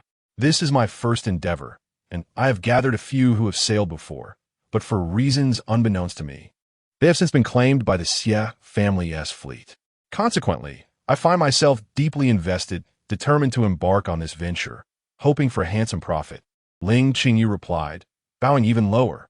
The 2 constables exchanged knowing glances, recognizing that he was but a naive novice. They were aware of the Xie family's intent to monopolize the maritime trade in Xuanzhou, having recently dealt with Ding Budong and his crew. It seemed unlikely that this young man could find even one experienced sailor. Without skilled hands, his ship would be doomed, either lost at sea or perishing in a storm. Yet, Driven by greed, he still aspired to set sail. In a city like Xuanzhou, it was doubtful anyone would choose to board his vessel. Hence his desperate interest in these nearly doomed prisoners. After all, death was inevitable. Why not profit from it? There are 20 individuals here, if you desire them. A sum of 100 taels will suffice, one constable declared with a flourish. I can purchase these prisoners? Ling Qingyu asked, slowly retrieving silver notes from his pouch. His expression one of incredulity. Indeed, these are exiled convicts, and a death contract can be arranged, though the necessary paperwork must be completed at the yamen. The constable paused, casting a knowing glance towards Ling Qingyu. Nodding earnestly, Ling Qingyu handed over the notes and instructed Zheng Shi accompany the official to complete the paperwork. Every coin owed to the yamen must be accounted for. Zheng Shi, with a pained expression and a look of reproach, regarded Ling Qingyu before following one of the constables toward the yamen. The other turned to Ling Qingyu, remarking, "Should you return safely from this venture, great fortune awaits you. Allow me to extend my congratulations in advance." Ling Qingyu, bowing again in acknowledgement, replied, "I appreciate your kind words. Allow me to attribute 100 taels of this cargo to you, and upon my return, we shall settle the account." The constable chuckled heartily, thinking to himself that this young man, though youthful, possessed a certain shrewdness. However, the voyage they were about to undertake was unlikely to conclude favorably, though he refrained from voicing this concern. "I thank you, young sir. I serve under the governor of Xuanzhou, known as Zhou. Should you need assistance at the yamen, seek out Zhou Lauer, that would be me. How do you intend to accommodate these individuals? I advise against unshackling them or allowing them to feast. Mere sustenance will suffice. For these are unruly people. To compel their obedience, one must not show leniency. Well, consider this a gift from your elder brother." With that, he drew a long whip from behind his waist, its surface adorned with glistening dark bloodstains and barbs. Upon seeing the whip, Ling Qingyu involuntarily shuddered, for its mere sight was chilling. Zhou, noticing her reaction, let out a hearty laugh, flicked his wrist, and the whip cracked sharply, striking a nearby man and leaving a glaring crimson mark. At the sound of the whip, those on the ground instinctively trembled and began to struggle to rise. Ling Qingyu stifled her trembling hands as she accepted the whip Zhou persistently offered her. It was surprisingly heavy, causing her grip to falter momentarily, eliciting another round of laughter from Zhou. Observing that Ling Qingyu's complexion had paled somewhat, he waved his hand and said, "You should return now. Summon your servant to assist in gathering them." He handed her the whip, but made no mention of the key to the shackles. Ling Qingyu repeatedly acknowledged his words, dragging the whip as she made her way back toward her courtyard. Chapter 10. Weigh anchor. Upon returning to her courtyard, Ling Qingyu settled onto a stone bench, exhaling deeply. Her grip faltered, causing the whip to slip from her hand and fall to the ground. Lu Yao and Yi Shi, who had been practicing their martial arts in the yard, halted at the sound of the door, pausing to observe Ling Qingyu as she swayed in, unsteadily taking her seat. With a sharp thud, the whip landed beside her. Lu Yao restrained Yi Shi and approached to retrieve the whip, his brow furrowing upon examining it. To his surprise, the whip was forged from fine steel. Despite being smeared with congealed blood, it could not obscure the inherent brilliance of the weapon. "The Panlong 18 whips? Do you fancy it?" he inquired. Ling Qingyu regarded him lazily, responding, "If you like it, consider it yours, but do remember to clean it." "Where did you acquire this whip?" Lu Yao asked. "A gift from 20 slaves," Ling Qingyu replied, suddenly feeling a wave of fatigue wash over her. The earlier confrontation with Zhou had felt like a monumental psychological battle. Observing Lu Yao's continued scrutiny of the whip, she elaborated. "This was used by the constables to punish people. I procured some prisoners, and this was given to me." "Prisoners?" Lu Yao echoed, perplexed. However, by lunchtime, he was released. She continued, "Look at your sailors," Zheng Shi remarked, gesturing towards Lu Yao, who was busy filling his bowl, and Yi Shi, who was devouring his food. "A mere child. A landlubber. No, a whole bunch of landlubbers. Those refugees are from the north, and a group of nearly deceased prisoners. Who knows what crimes they committed to be exiled? Those scoundrels might endanger us on the ship." Even if they don't cause trouble, can such a motley crew really sail? They can, Ling Qingyu replied, scraping the last morsel from her bowl. She was surprised by Zheng Xi's restraint in waiting until nearly finished to voice his concerns and addressed him patiently. I've already considered this. Uncle Ding's predicament stems from someone wishing to thwart our voyage. The more incompetent the sailors we recruit, the less the adversary will regard us, thus allowing our ship to set sail. As for our function, the improvements to the sails and propulsion must remain unseen before departing the Chuanzhou waters, or rather, before leaving the Great Zhou Seas. Without this propulsion, we must row, and rowing does not merely require strength, as you suggested. As for whether they will cause trouble, without us aboard, they would face certain doom. I do not believe those individuals would be so foolish. With hundreds of refugees arriving to toil, yet only 20 surviving, Ling Qingyu did not perceive these individuals as simpletons. Although she was correct in noting their unknown backgrounds, those who could survive in such conditions, much like Gu Kai and his ilk, were akin to ticking time bombs. Yet, at this moment, she could not conceive a better plan. Let us send those prisoners to the shipyard and request Dr. Shi to tend to their ailments, ensuring they are adequately nourished so they can row when the time comes. After a moment of contemplation, Ling Qingyu added, I will speak with Wu De and urge him to expedite the process. We must set sail in 10 days. 10 days? But miss, you have yet to purchase your cargo. It is the same supplier you mentioned last time, for 1,000 taels, and we shall procure the entire stock. Are you certain, miss? That supplier's goods are of inferior quality. Porcelain is deemed inferior, and the silk has already faded, were it not for its substandard quality. It cannot be so affordably priced. Rest assured, vessels from other ports naturally transport superior goods at higher prices. By the way, could you press down the price by another 500 taels and procure additional provisions? Pressing for a lower price again? My dear lady, you truly are relentless. I doubt that Mr. Dai would acquiesce. Then you shall persuade him like the monk Tang Sung. What does that have to do with Tang Sung? He has been deceased for many years. Am I to seek him out? The young boy, scorned directly by Zheng Xi, and the inexperienced Shi, biting his chopsticks, watched as Ling Qingyu and Zheng Xi conversed while gazing outside, each forming a renewed perception of Ling Qingyu. Yishi thought, my sister is truly remarkable. We are about to set sail and behold the vast ocean, no longer needing to hide. Lu Yao mused, this woman is increasingly audacious. 10 days later, at the shipyard of the back mountain, the Fengshan was newly painted. In accordance with Ling Qingyu's specifications, both sails were furled, leaving only the base, upon which a flag emblazoned with 3 diagonal stripes and 5 stars was hoisted. To conceal the ship's prow, a peculiar statue of a half-naked woman with a fish's tail was affixed. The deck bore traces of swords and knives that were deliberately left unrefurbished. The small boats, which were initially hung on either side, were also placed on the deck. The rear cabin of the deck was painted black, and from a distance, the Fengshan appeared even smaller than before. Ling Qingyu nodded in satisfaction, observing the helm at the front of the deck where Ding Dong had taken his position, alongside several sailors who were also in their designated spots. In the hold below, Gu Chui and his group, along with the prisoners, had donned the uniforms customized by Zheng Xi as per Ling Qingyu's request. Their leg shackles were secured, and they sat in their assigned places. Ding Budong sat in a chair, sighed, and said to Wu Dedeo, can this really work? With just these people setting sail? Wu De also sighed, a motley crew. What kind of assembly is this? Both of them had earnestly advised Ling Qingyu, yet she had already invested all her funds, and Ding Dong and the others were intent on finding medicine to treat Ding Budong's leg. Their resolve to set sail was unwavering. Wu De and Ding Budong were left with no choice but to anxiously watch as Ling Qingyu loaded the cargo and personnel. Everything was prepared. They awaited the official's inspection before setting off.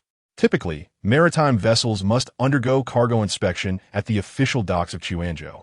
But Ling Qingyu had requested Zheng Xi to present an application, asking if the Fengshan could be exempted from this norm due to its previous malfunctions, allowing for inspection directly at the shipyard. Surprisingly, this unreasonable request was approved by the newly appointed Chuanzhou Maritime Commissioner, Shi. It must be fate. Wu De and Ding Budong were left in disbelief. Zhou and another official clad in government attire emerged from the cabin, handing Ling Qingyu the pass stamped with the Quanzhou Maritime Bureau's seal, and remarked with a smile, "Ling, you possess great skill. However, this time it is due to Master Fan's pity for you as a woman, granting you a special exception. Such fortune may not come again." Zhou thought to himself, considering the prisoners still shackled to their seats, their faces reflecting hunger. Here is a woman commanding the ship. He couldn't help but shake his head. "Young Zhao, may you seek your own fortune." The flag of the Fengshen ship fluttered high as Zhou and the young attendant disembarked. Ling Qingyu instructed Zheng Shi to begin retracting the gangway in preparation for departure. Gu Chui took his position at the helm, calling out commands. 28 oars were lowered into the water, ready to propel the vessel forward. "Wait, wait," came the urgent cries of 3 individuals sprinting towards the dock. One, dressed as a scholar with a book box slung over his back, was accompanied by 2 others in short garments, each carrying a large trunk. "Might I inquire if we could board your ship? We are willing to pay. The 3 of us only require a small cabin," the scholar exclaimed loudly. Following them was a young man, laden with a hefty bundle, who panted as he caught up, saying, I also wish to rent a cabin." Zheng Shi's eyes widened in disbelief. Who would dare share a vessel under such circumstances?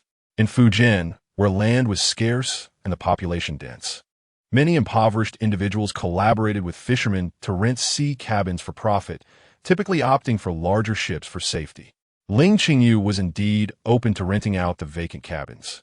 Yet after Zheng, she had spent 10 days outside with no one willing to share a ride. It was surprising to see 4 audacious souls appear just as they were about to set sail. "Let them board," Ling Qingyu smiled, appreciating the rare willingness of others to acknowledge her, and she was eager to extend a helping hand. Wu De and Ding Budong gazed in astonishment as the deck, now occupied by the 4 panting individuals, slowly departed from the dock. They shook their heads in disbelief, reflecting on the harsh realities of life that compelled so many to risk their lives. The ship had floated approximately 10 meters away from the dock when Ding Budong sensed a gust of wind brush past him and saw a figure, as ethereal as smoke, ascend onto the ship. Lu Yao stepped in front of Ling Qingyu, forcing Zheng Shi to awkwardly stand beside her, glaring at the unexpected guest. The rhythm of the rowing grew increasingly frantic as the vessel gained momentum. Ling Qingyu peered out from behind Lu Yao, spotting a solitary figure at the bow of the ship, clad in black and casting a disdainful look at the 3 of them. He stood with a sword in hand, poised on the head of a beautiful statue, gazing grandly towards the vast ocean. Lu Yao's grip tightened, a formidable presence. Could he be a new assassin? "Excuse me," Ling Qingyu interjected, pushing past Lu Yao, addressing the man. "Are you here to rent a cabin or to seek employment? If it's a cabin you desire, the fee is 100 taels of silver. If you wish to work, the wage is 100 won per day." Zheng Shi couldn't help but cast a sidelong glance at Ling Qingyu, thinking her greedy. Who charges 100 taels for a cabin? It should only be 50, plus a share of the profits. The man in black ignored her, raising his chin higher. Thus, Ling Qingyu kindly reminded him, "Sir, the statue you're standing on, once we leave the Quanzhou waters, I intend to remove it. Are you certain you can swim? Will you not drown if you fall into the sea?" The man glanced around. The Fengshen ship was moving swiftly, now several hundred meters from the shore. Even with superior agility, he would not be able to return. With a swift motion, he leaped from the statue to stand before Ling Qingyu, his sword now pressed against her neck as he coldly demanded, "Give me the finest cabin." "The finest cabin? Very well. However, the rent amounts to 5,000 taels of silver." Startled by the chilling atmosphere, Ling Qingyu raised a hand to halt Lu Yao, whose complexion had turned pale as he stepped forward, a smirk gracing her lips. "How can it be so expensive?" The man in black widened his eyes, recalling that just moments ago, the cost was merely 100 taels, and now it had skyrocketed 50-fold. "The finest room is mine. I am the boatmaster. If the boatmaster does not rest well, he may give incorrect directions, leading to potential disorientation. If one becomes lost, provisions may run out, and without sustenance, death is inevitable. Thus, the price is justified." The man in black scrutinized her face, her attire, and even the embroidered shoes on her feet, responding coolly, I, Yin San, charge 5,000 taels for a kill. You identify a target, and I shall eliminate them for you. Ling Qingyu pointed at Zhang Shi, and as Zhang's face drained of color, she continued, This is my first mate, that is my captain, and those several over there are my sailors. The one seated below is my assistant, and this little brat is my page. This, Ling Qingyu glanced at the stern-faced Lu Yao, is my provisional son-in-law. No one aboard can be harmed. If anyone is killed, our vessel shall never return.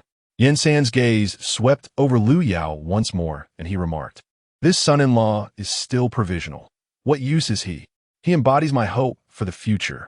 His presence reassures me that there are those willing to marry into my family, thus imbuing life with purpose. To live is to have aspirations. Both Lu Yao and Zhang Shi shivered in unison. Yet Yin San was moved. He sheathed his sword and said, Ah, indeed, if one's life reaches its zenith, it can feel rather meaningless. Your perspective is commendable. For a woman of your caliber to attract men is quite an achievement. It is indeed difficult to find a second like him. You must strive for your life goals. With that, he headed towards the cabin on the upper deck. Ling Qingyu was momentarily taken aback. Then her expression darkened as she hurried after him, saying, I say, Yin San, if you lack funds, I have no place to accommodate you. Regardless of your appearance, even the unattractive requires sustenance. I shall not harbor freeloaders aboard my ship. 100 coins a day? You are insulting me, Yin San. Without money, what do you have to boast about? I offer you a choice. You may stay in the cabin, but you must not disturb me and must ensure my safety. If I lose even a single hair, you shall compensate me 5,000 taels. With those yellow strands atop your head, they are hardly worth that much. My responsibility is solely to ensure you are not killed. The rest is not my concern. You must not allow me to be injured. Any injury will also cost you 5,000 taels. I, Yin San, pledge to guarantee your safety.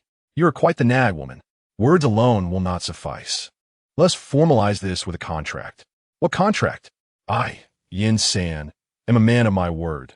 Do not attempt to deceive me with those shady documents. Zhang Shi and Lu Yao exchanged a blank stare.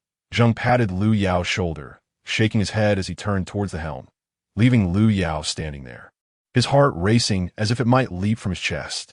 Yin San, the foremost assassin in the martial world, had unexpectedly boarded this ship. Now we are all in the same boat. We must coexist harmoniously. Do you understand? Ling Qingyu pointed to a small storage room adjacent to his comfortable chamber on the upper floor, saying, This is the place. I will have 11 prepare a bed for you shortly. In the elegant Shi residence located in Mu Mian Alley, Chuanzhou, Xia Tingxian and the governor of Chuanzhou sat in a waterside pavilion, sipping tea made from precious white buds, while an incense burner beside them released a subtle, refined fragrance. The governor of Chuanzhou sighed inwardly, realizing that such a modest amount of tea and a hint of incense could easily cost a fortune, as was typical of the wealthy maritime merchants. Is it true that a ship set sail from the rear mountain society yesterday? Xia Tingxian asked, taking a sip of tea and gently closing his eyes. The governor thought to himself, Why do you even need to ask? You are well aware of the situation. However, he was dependent on the Wang family for his position, and the individual before him was the elder sister of the Wang family's matriarch, so he could not afford to offend him. He merely smiled and replied, Indeed, normally, all ships depart from the Westgate Pier, but this particular vessel's owner is a woman, and the Maritime Customs Director personally approved her departure from the shipyard. I heard that the captain and crew originally assigned to the ship encountered some mishap and could not board, leaving the vessel without a crew to navigate from the shipyard to the Westgate Pier. Minister Fan truly has a knack for causing trouble with good intentions. If that ship cannot even reach the Westgate Pier, how can it possibly navigate the vast sea? ISNT, that essentially leading them to their doom? Xia Tingxian lamented. The reason they hesitate to approach the Westgate Pier is not merely fear of you. You have already eliminated their sailors, the governor thought to himself. But he merely laughed and said, Isn't venturing out to sea akin to courting death? Even if they manage to reach the Westgate Pier, returning is not guaranteed. Since she insists on making the journey, Minister Fan is merely facilitating her desire.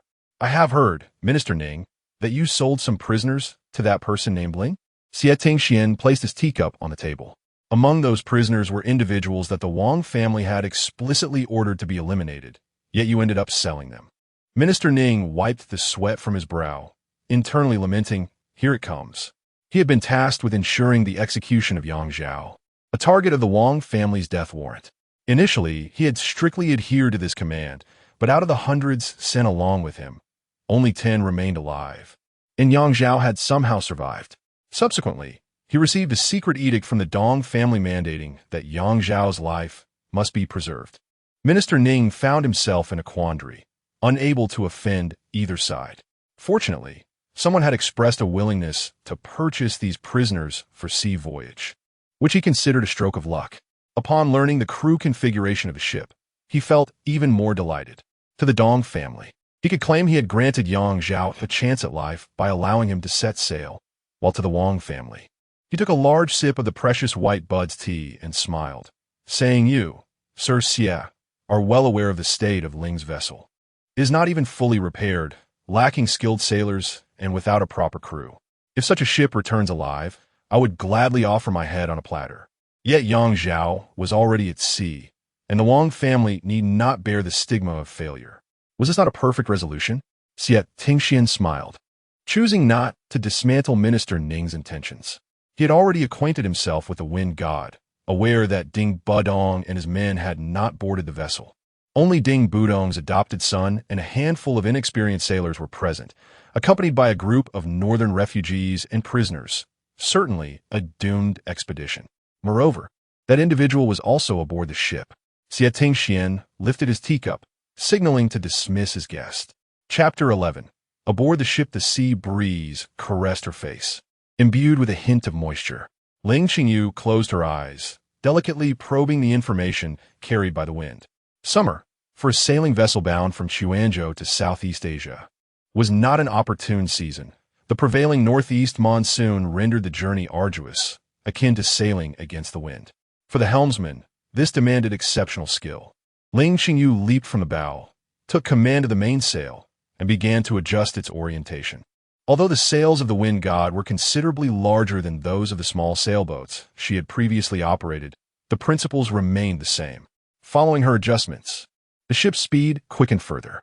She tossed the rope to a sailor, disregarding the expression on his face. Since their departure, her familiarity with the wind direction and ocean currents, along with her navigational prowess, had revealed the capabilities of a seasoned mariner, astonishing Ding Dong and the other sailors. While those who had never sailed might not grasp the significance of a young girl commanding the ship, Ding Dong, Zheng Shi, and the other sailors, seasoned in their own right, recognized that her abilities surpassed those of Lin Jiaxin and Ding Budong. Nevertheless, Ling Qingyu paid little heed to their doubts and astonishment. Among this crew, if she continued to conceal her talents, she might indeed meet an untimely fate, as speculated by those on shore. Now adrift on the boundless sea, the ship represented a world unto itself.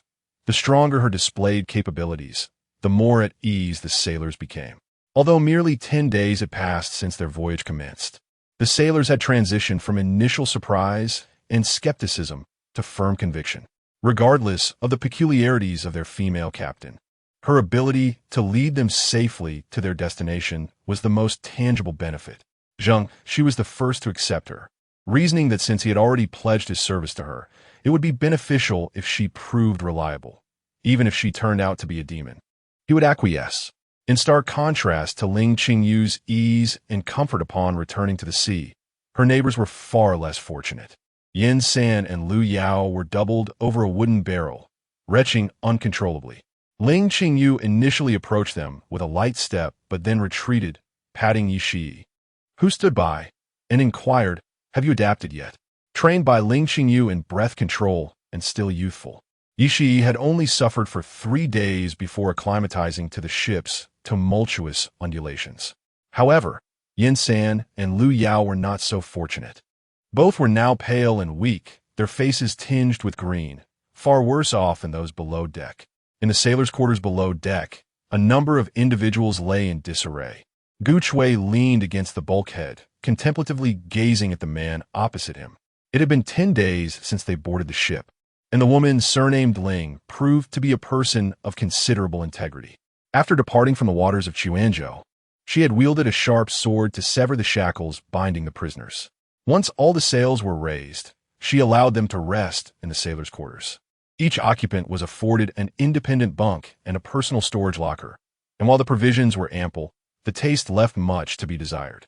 However, as they ventured into the ocean and the storms arose, most succumbed to seasickness, rendering their meals largely futile.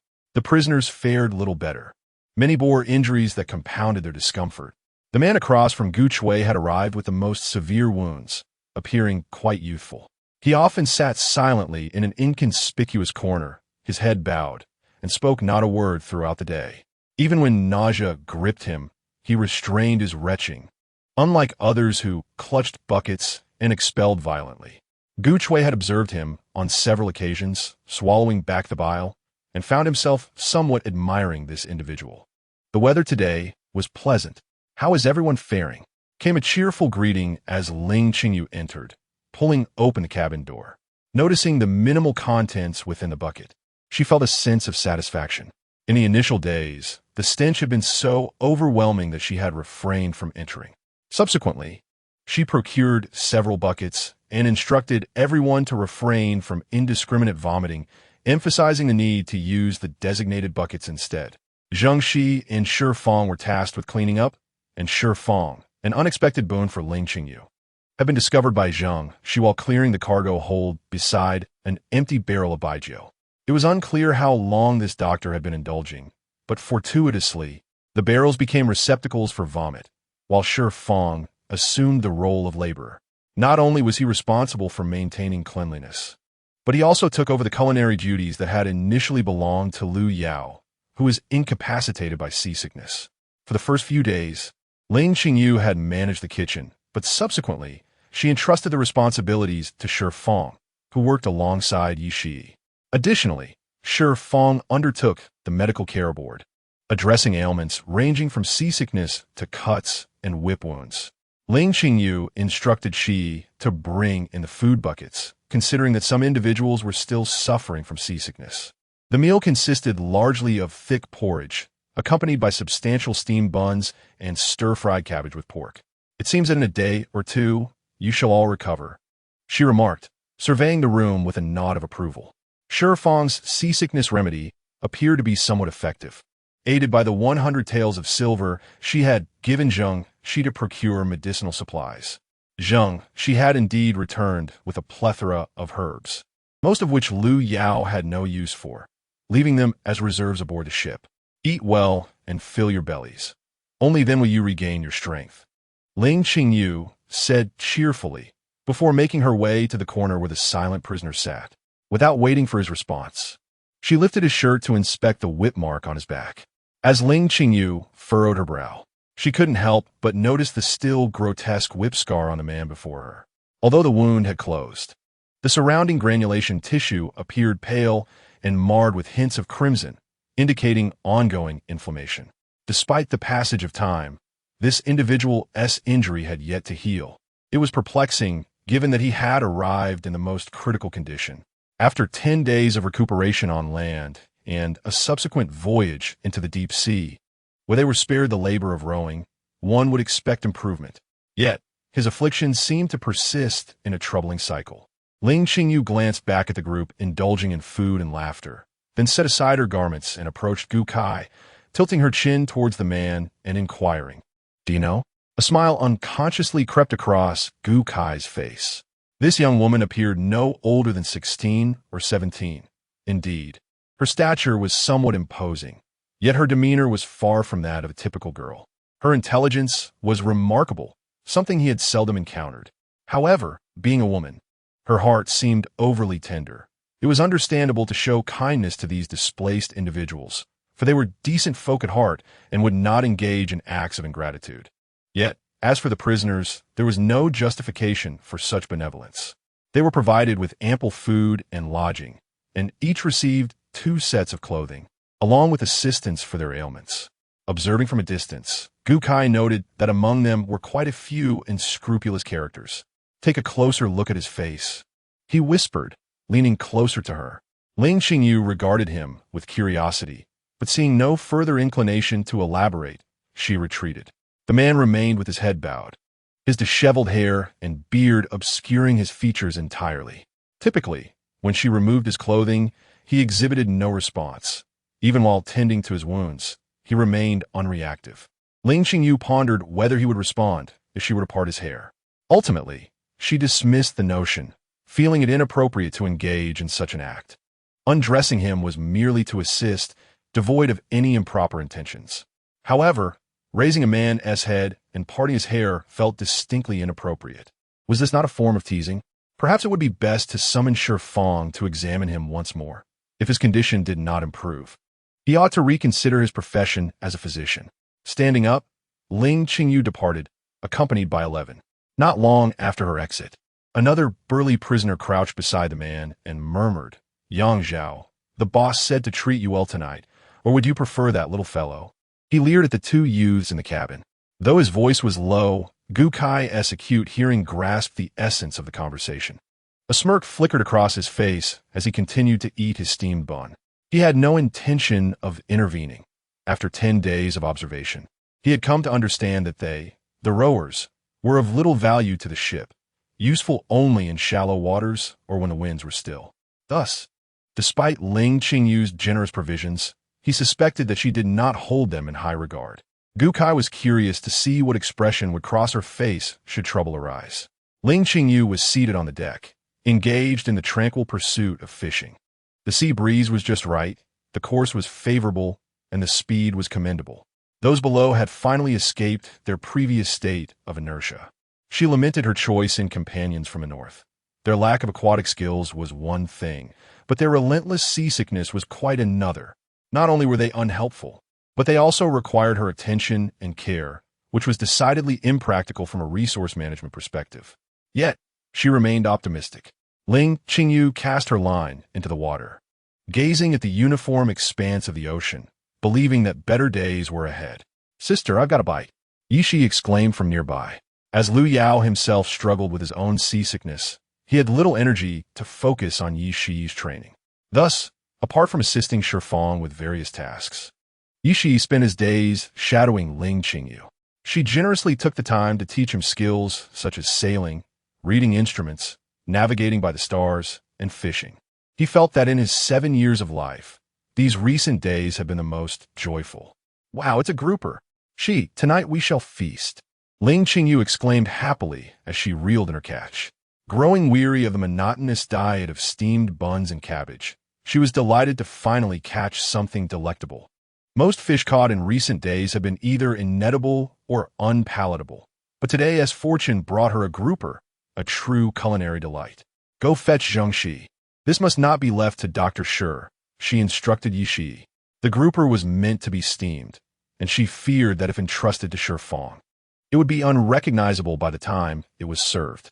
That evening, Ling Qingyu, Zhengxi, Yishi, Lu Yao, and the ever-hungry Yin San, along with Shi Fang and the non-on-duty sailors, gathered in the captain's quarters outside Ling Qingyu's cabin to enjoy a splendid feast.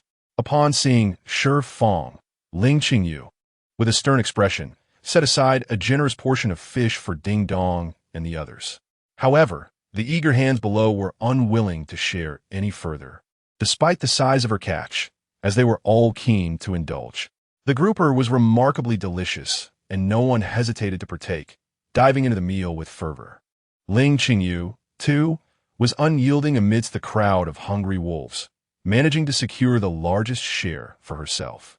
Yet, unbeknownst to her, Zhengxi had not properly cleaned the fish to conserve water, opting instead to place it directly into the pot without washing, using seawater for steaming. Consequently, it was Ling Qingyu, who had consumed the most, who suffered from a bout of diarrhea that night. Chapter 12.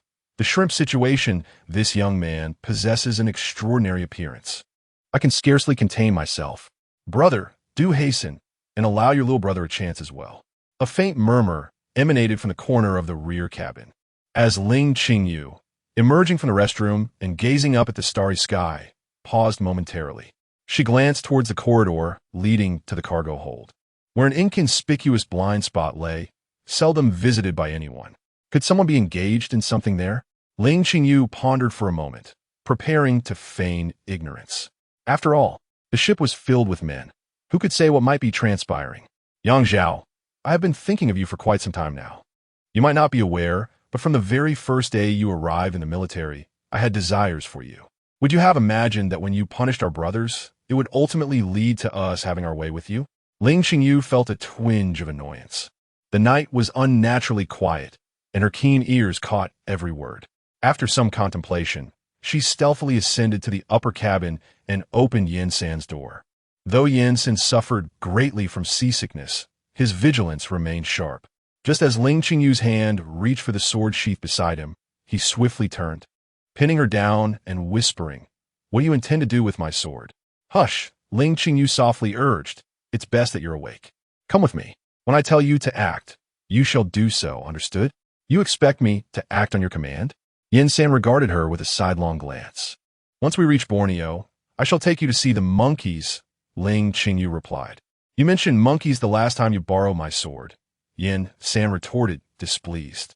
"Then let us observe birds, flightless ones, birds adorned with emerald feathers, and those with large beaks," Ling Qingyu continued in one breath. To her surprise, the renowned assassin, as described by Liu Yao, turned out to be an animal enthusiast. He did not embark upon this maritime journey with intentions of assassination, but rather, having reached the pinnacle of his martial arts, he found life devoid of ambition. Upon hearing tales in Xuanzhou of the bizarre flora and fauna in foreign lands, he felt a resonance and decided to embark on this voyage, perhaps misled by others. Yin San counted on his fingers, affirming there were indeed 3 types, and then declared, "What are we waiting for? Let's move quickly." Ling Qingyu and Yin San cautiously approached the corner, with Ling Qingyu exercising utmost care, while Yin San's footsteps were nearly inaudible. Ling Qingyu discreetly peered around the corner, her breath catching. The night was perfect, with a clear sky stretching infinitely, stars twinkling brilliantly, and the moonlight casting a soft glow from the ship's edge, enveloping the man in a veil of ethereal luminescence. The man, with his body exposed, leaned against the cabin wall, his head bowed. He possessed a tall, athletic frame, his muscles exquisitely defined, adorned with scars, yet glistening under the moonlight, exuding a unique allure. The other 3 men, however, were beyond the pale. One restrained the man's hands. Another groped beneath him, while a third impatiently fumbled with his trousers. All 3 were tall, yet wore lewd expressions. "Chun Eru, do you honor your word?" The man, head still lowered, rasped in a voice reminiscent of a steel saw. "In the realm of natural calculations, with your presence, we find ourselves disdainful of your meager skills." Chun Eru grinned menacingly, forcefully digging his fingers into the man's wound. The man let out a muffled grunt, yet managed to suppress his cries, beads of sweat forming anew upon his brow. "You brought me here to witness such debauchery?" Yin San queried in confusion. "I have no interest in such sights. Next time, take me to see women instead." Ling Qingyu suddenly came to her senses, realizing with embarrassment that she had felt a flicker of excitement. She quickly gathered her composure, coughed lightly, and stepped outside, inquiring, "What are you all doing at this late hour?" At that moment, Chun Eru, engrossed in his preparations, was startled by the voice. In his surprise, he softened, irritation bubbling as he turned to see the ship's female owner leaning against the railing, her gaze icy and fixed upon him. "I'm not dressed, you know. How can you, a young lady, look at me this way?" Chun Eru felt an intensified heat rising within him. Licking his lips with a smile, "Ah, it's you, Ling. What is this? Do you wish to indulge as well?" Ling Qingyu hadn't anticipated his audacity. Yet a thought struck her. She was merely a 15-year-old girl, while he was among 3 lustful men who could easily overpower her. "How bold of you! We are on a ship. Are you not afraid I might throw you into the sea?" Under the gaze laden with desire, even a heart forged from steel would feel a surge of indignation. "Oh, Ling is blushing. Out so late. Are you not here to seek our company? What is this? A young girl feeling frisky in the middle of the night?" The trio erupted into laughter. Although this vessel was said to belong to the girl, Who would truly regard a mere child? With 10 or so capable men aboard, they had recently suffered from seasickness and were only now recovering their strength. They planned to indulge in their desires with Yang Zhao before seizing the ship, dreaming of riches, for they had heard tales of vast treasures in distant lands. How old are you? And already thinking of men? Yen San sauntered over to Ling Qingyu, casting her a disdainful glance before gesturing towards the three men. Even if you seek men, would you find such scum appealing? I suggest you wait for your husband. He is bound to rise eventually. Chun Eru hadn't expected another presence. He had only heard Ling Qingyu's footsteps. Could it be another sailor? Although he was reluctant to harm skilled seamen, he knew he had to act first. With a low growl, Chun Eru lunged forward, his two companions closing in. Throw him overboard. Yen-sen's questioning gaze swept over, and Ling Qingyu quickly stepped back. The three brothers, seasoned in military affairs, were adept against ordinary foes, but here they were no match for Yen-san. With a kick, he sent one sprawling, swept another aside with the scabbard, and landed a punch squarely on Chun Eru's face, leaving him bloodied before casting him into the depths below. All right, Yen-san disdainfully shook off his hand, which had just struck Chun Eru, and declared, I'm off to sleep. If the sky falls, don't disturb me, understood? What about this person? Ling Qingyu pointed to the man leaning against the cabin wall. Why should I care? I have no interest in men. Yen-san yawned and walked away. After much contemplation, Ling Qingyu ultimately could not bring herself to leave, approaching him instead. Despite his heavy breathing as he leaned against the wall, he clutched a wooden stick in his hand. A thought crossed her mind. Did you just try to save me? He had not resisted their mockery, yet when the three had lunged at him, he had taken up the stick, ready to fight back. Recalling what Chun Eru had said about the military, she surveyed his frame once more. Though lean, he appeared remarkably fit, evidently well-trained. As Ling Qingyu scrutinized him, a faint blush crept onto his skin. He struggled to grasp an abandoned piece of clothing, attempting to rise, his disheveled hair billowing, revealing a glimmer of silver at the nape of his neck. Ling Qingyu had previously tended to the whip marks on his back, but had never noticed other areas. Now, seeing the silver glint, she instinctively reached out to support him. Just as she was about to inspect further, he withdrew from her grasp and quietly remarked, Miss, it is improper for men and women to be so intimate. Improper, you say? Ling Qingyu laughed in exasperation. You're fully exposed before me. What intimacy remains uninvited? Stay still. Let me take a closer look. Hearing her words, the man froze. Seizing the opportunity, Ling Qingyu brushed aside his hair to examine him closely, discovering several silver dots at the base of his skull. Just as she was about to pluck one, a low, irate voice interrupted from behind. If you intend to pull those out, you might as well be taking his life. Ling Qingyu turned to see Lu Yao standing at the doorway, his expression dark. Lu Yao gently draped a garment over the man's shoulders, and Ling Qingyu guided them to her cabin. After all, she was merely a young girl, and the thought of sharing a secluded corner of the ship with a bear man in the dead of night led her to choose silence. I leave him in your care. 11 and I will find some space. She chuckled softly, making a swift exit and conspicuously closing the cabin door behind her. Lu Yao scrutinized the man, his brow furrowing. 18 soul-piercing needles. It seems you have endured for quite some time. How have you managed to withstand it? I can remove the needles, but it may end poorly. Do you wish for me to proceed? The man replied quietly, clutching the blanket tightly. Impressive resolve. Lu Yao thought to himself. The 18 soul-piercing needles would seal the meridians within the body. Regardless of one's prowess, it would render them incapacitated. While dormant, the needles remained hidden, causing little disturbance. However, once activated, the pain would be excruciating. Should one harness their inner energy excessively, the agony would be akin to having one's sinews severed. And if the energy were to reach a critical point, it would result in complete meridian collapse and death. As I observed the newly emerged needle, it became evident that the man had just unleashed some of his vital energy. Fortunately, Yen-sen acted swiftly. Otherwise, even if he had slain those three individuals, he would have paid with his own life. With my eyes slightly closed, I gather my energy and abruptly open my eyes, swiftly striking out to release the silver needles targeting the joints at the back of his head. In a matter of seconds, I was drenched in sweat, while the man trembled violently, perspiration pouring from him like rain. Thankfully, this needle was not cast by the soul chaser himself. Otherwise, I would have been at a loss. Wiping my brow, I expressed my gratitude. "Thank you." The man stammered through clenched teeth before losing consciousness. A series of knocks echoed from the door, accompanied by Ling Qingyu's hushed voice from outside. "Lu Yao, I brought some hot water." I covered the man with a blanket and opened the door to find Ling Qingyu standing outside, cheerfully holding a basin of water. Suddenly, I recalled that she had stealthily followed us earlier. Due to Yin San's presence, she had not witnessed the preceding events.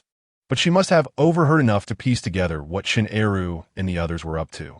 My expression darkened as I walked past her, saying, "Since you've seen everything, you can take care of the rest. What a misfortune this is. Such a severe injury may take months to heal." Luckily, this lad merely activated his vital energy. Had he truly unleashed it, his life would have surely been forfeit.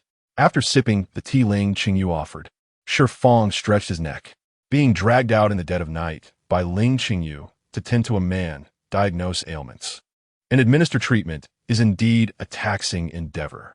"Sure, you've been treating him for a while now. Haven't you? Why didn't you mention that his injuries were so grave?" Ling Qingyu asked, glancing at the man lying under the blanket on her bed, perplexed. "When you instructed Zheng Shi to bring them here, you merely mentioned they should be well fed enough to row the boat. You didn't specify that we should examine them closely," Shi Fang retorted, casting a glare at Ling Qingyu. He was entirely uncommunicative and resistant to being touched. Who could have known he bore so many old wounds? I've observed that others do not seem to be injured as severely as he is. Why is it just him? Ling Qingyu questioned, her curiosity piqued.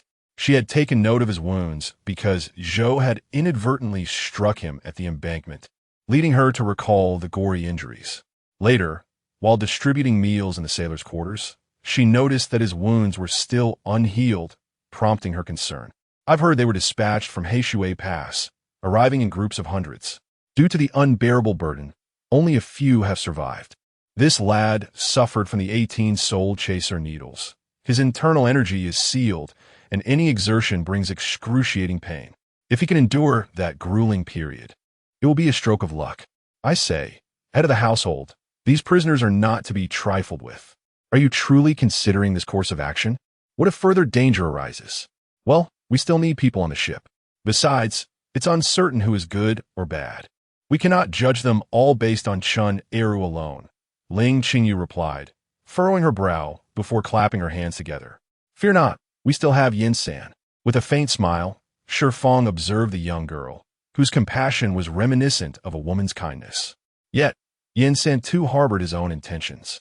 The individuals aboard the vessel, including the small merchant accompanying them, all possessed their own ulterior motives. Only this young mistress remained blissfully unaware, believing all to be tranquil. If matters grew too precarious, she could always disembark in the approaching Jiaoji and avoid these murky waters altogether. Speaking of which, the medicinal supplies aboard were dwindling.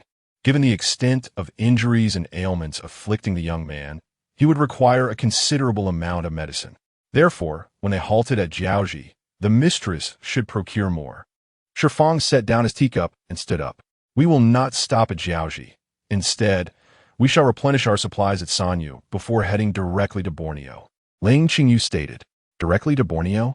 Shi Fang paused, momentarily taken aback. "Are you truly planning to search for the golden silk swallow and the blood-tongue orchid for Big Brother Ding? After all, it was the Fengshen that caused him to lose his leg. These two items are not particularly difficult to find in Borneo."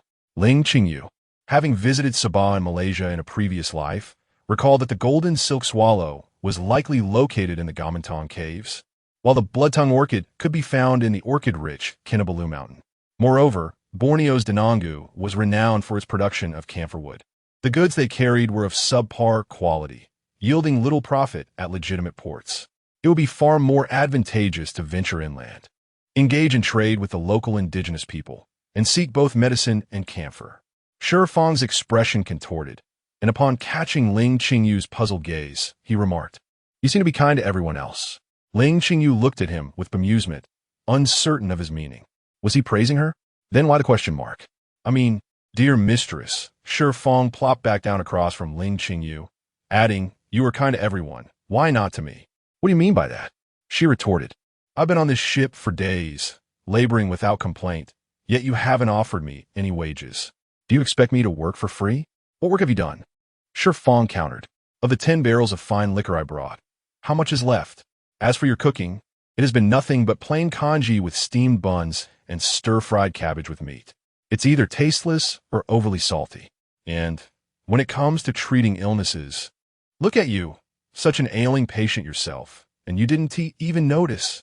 If it weren't for my family's Liu Yao, you wouldn't have figured it out either. So tell me, what do you think I should pay you with? I haven't even mentioned the cost of your passage and provisions. You. Shi Fong's finger trembled as he pointed at Ling Qingyu. Nevertheless, you do have a point. A doctor is indeed necessary on this ship. Ling Qingyu laughed. I initially intended to consider your expenses at 100 taels of silver, to be shared with you upon our return. Since you prefer wages, I shall not subsidize that 100 taels for you. Shall we say 100 won per day? Humph, what sort of person do you think I am? How could I possibly calculate wages with you? Shi Fong flicked his sleeves with flair and rose. I have never owed anyone a favor. Consider these matters as my share of your hospitality. As he reached the door, he added, once we sell the goods worth that 100 taels, I shall have the final say on what is to be purchased. You, a mere young girl, cannot possibly know what is profitable. Ling Qingyu couldn't help but laugh at Shi Fong's retreating figure. After sharing a moment of laughter, she gazed sorrowfully at the man lying on the bed and murmured, you have claimed this bed for yourself. Where shall I sleep? Alas, I truly ought not to have acted the part of the Good Samaritan. Yet, you did show some intent to rescue me, even if it was to no avail. As she looked out at the sky, gradually brightening, Ling Qingyu couldn't help but recall the words spoken by Shi Fongwei. Among those aboard the vessel, only Zhang Shi wholeheartedly supported her, while the others harbored their own motives. In such a precarious situation, could this ship truly reach the shore? This cannot continue. The captain must assert their authority. Chapter 13. The great disaster. The sky was clear, with only a gentle breeze caressing the air. The deck was crowded with people. Early in the morning, Ling Qingyu had summoned Zhang Shi to gather everyone aboard, including the 4 young merchants who had not stepped out of their cabins for 10 days. Standing on the terrace of the cabin, Ling Qingyu noticed Zhang Shi signaling that everyone had assembled. Clearing her throat, she spoke loudly. Ladies and gentlemen, our wind god has been at sea for 11 days now. Recently, some have been suffering from seasickness, and I have yet to inform you of the ship's rules. Last night, Chun Eru, Chun Sanhu, and Chun Sihu attempted to seize the ship, and I have cast them into the sea. At this announcement, a clamor erupted below. Those friendly with Chun Eru knew what the 3 brothers had been up to the previous night and shouted back. What do you mean by attempting to seize the ship? Could they possibly accomplish such a feat? You must have employed some trickery. Return them to us. The crowd began to jostle and murmur. Zhang Shi and Ding Dong prepared to intervene, while Gu Chui and his men subtly blocked the path of the agitated crowd. Indeed, even if they had no intention of seizing the ship, I would still cast them into the sea if I found them unsightly. Ling Qingyu's cold words momentarily silenced the crowd. She continued, on this ship, I am the law. Since you have sold yourselves to me, you are my property, and I shall handle you as I see fit. If I find you displeasing, I will cast you into the sea. If you have objections, it matters not. Do not sail with me. The ocean is vast enough to accommodate a few more water ghosts. Who among you wishes to join them? I shall gladly oblige. The uproar subsided immediately. Zhang Shi and Ding Dong remained vigilant, watching the disgruntled prisoners, while Gu Chui glared at Ling Qingyu with barely concealed anger, muttering to himself about the nature of their servitude. Where is our elder brother? Have you thrown him into the sea as well? 2 young prisoners pushed forward, questioning her loudly. Behind them were a few others who, unlike the earlier prisoners, did not create a ruckus but exuded a palpable anger. I am here, came a deep voice, sharp as a saw. Ling Qingyu stepped aside slightly, allowing the man behind her to step forward. She had just learned this morning that his name was Yang Zhao. Seeing the tension ease among the prisoners, Ling Qingyu softened her tone from her earlier severity. Ladies and gentlemen, some of you are in my employ, some have sold yourselves to me, and others have chosen to cooperate with me. As the captain of this vessel, I bear the responsibility of ensuring the safety of all aboard. I will not tolerate any disreputable thoughts or actions. However, she surveyed the crowd, her voice steady. We are here to seek fortune. I, Ling Qingyu, assure you that as long as everyone remains earnest, we shall work together harmoniously. I promise that this voyage will yield bountiful rewards for you all. Upon our return, I will return your contracts. And 20% of the profits from this voyage will be distributed as bonuses to those who contribute significantly. On our return journey, the foreman may carry 4 stones of cargo, while the sailors may carry 2. At this, even Gu Chui's brothers began to murmur among themselves. Zhang Dahu leaned closer to Gu Chui and whispered, "Boss, is what this woman says true? 2 stones of goods. Returning home could yield several hundred taels of silver, right?" Gu Chui responded with a faint smile. "That is only if you have your life to return. The young girl is quite impressive, with generous rewards and strict punishments. It seems this voyage is worth undertaking." Zhang Shi murmured to Ling Qingyu, adding Ding Dong and the others. "That's over 100 stones gone. You are being too generous, Captain. Our ship can hold 20,000 stones, and yet you hesitate over this mere 100. Ling Qingyu chuckled. "Moreover, those goods must be retrieved by them on shore. We merely provide a place for loading. I believe those prisoners will inevitably stir up trouble." Zhang Shi recalled the initial instigators and suggested, "Why not toss them into the sea? It would save some space. After all, they have yet to cause any trouble." Ling Qingyu frowned, suddenly turning to gaze at the horizon, inhaling the scent carried by the wind, and remarked, "Zhang Shi, go bring out the empty barrels." "For what purpose?" "To prepare for a bath. Rain is on the way." "Rain?" Zhang Shi looked at the blue sky, adorned with wisps of white clouds. Just as heavy rain began to fall, Zhang Shi was directing Lu Yao and Shi Fang to bring up the empty barrels. "Wow, it's raining, it's raining." Thanks to Ling Qingyu's hint, Yi Shi had shed his clothes early and was now dancing joyously in the rain. Ling Qingyu, feeling rather frustrated, took refuge in her cabin, gazing out at the sea from her window, listening to the clamor on the deck. "Thank you." Hearing a voice resembling a steel saw, Ling Qingyu turned to see Yang Zhao standing in her room, dressed in a blue outfit, his tall figure somewhat marred by his tousled hair and scruffy beard, leading her to remark, "Aren't you going to wash up?" "The young lady's life-saving grace shall be repaid," Yang Zhao said, bowing deeply before turning to leave. Ling Qingyu was left momentarily dazed, pondering how she had acquired yet another life-saving grace. Remembering this, she cast a disdainful glance at Lu Yao, who was sitting outside her cabin.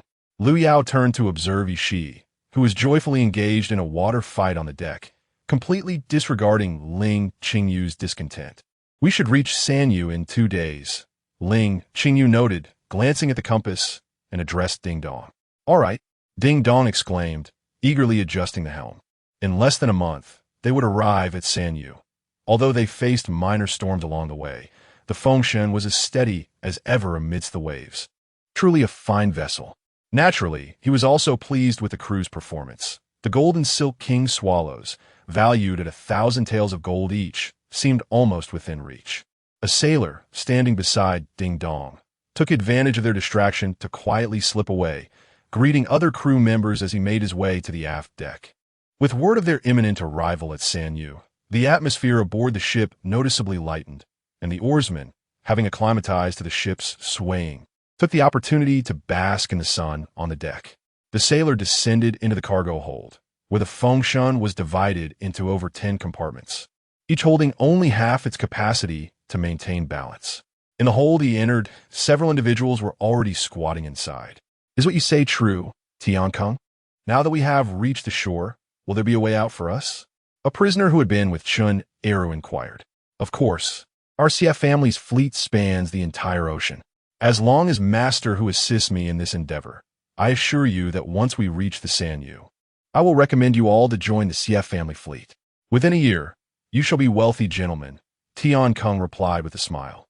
Yu glanced at the half-filled cotton sack, lowered his head, and began drawing circles on the ground.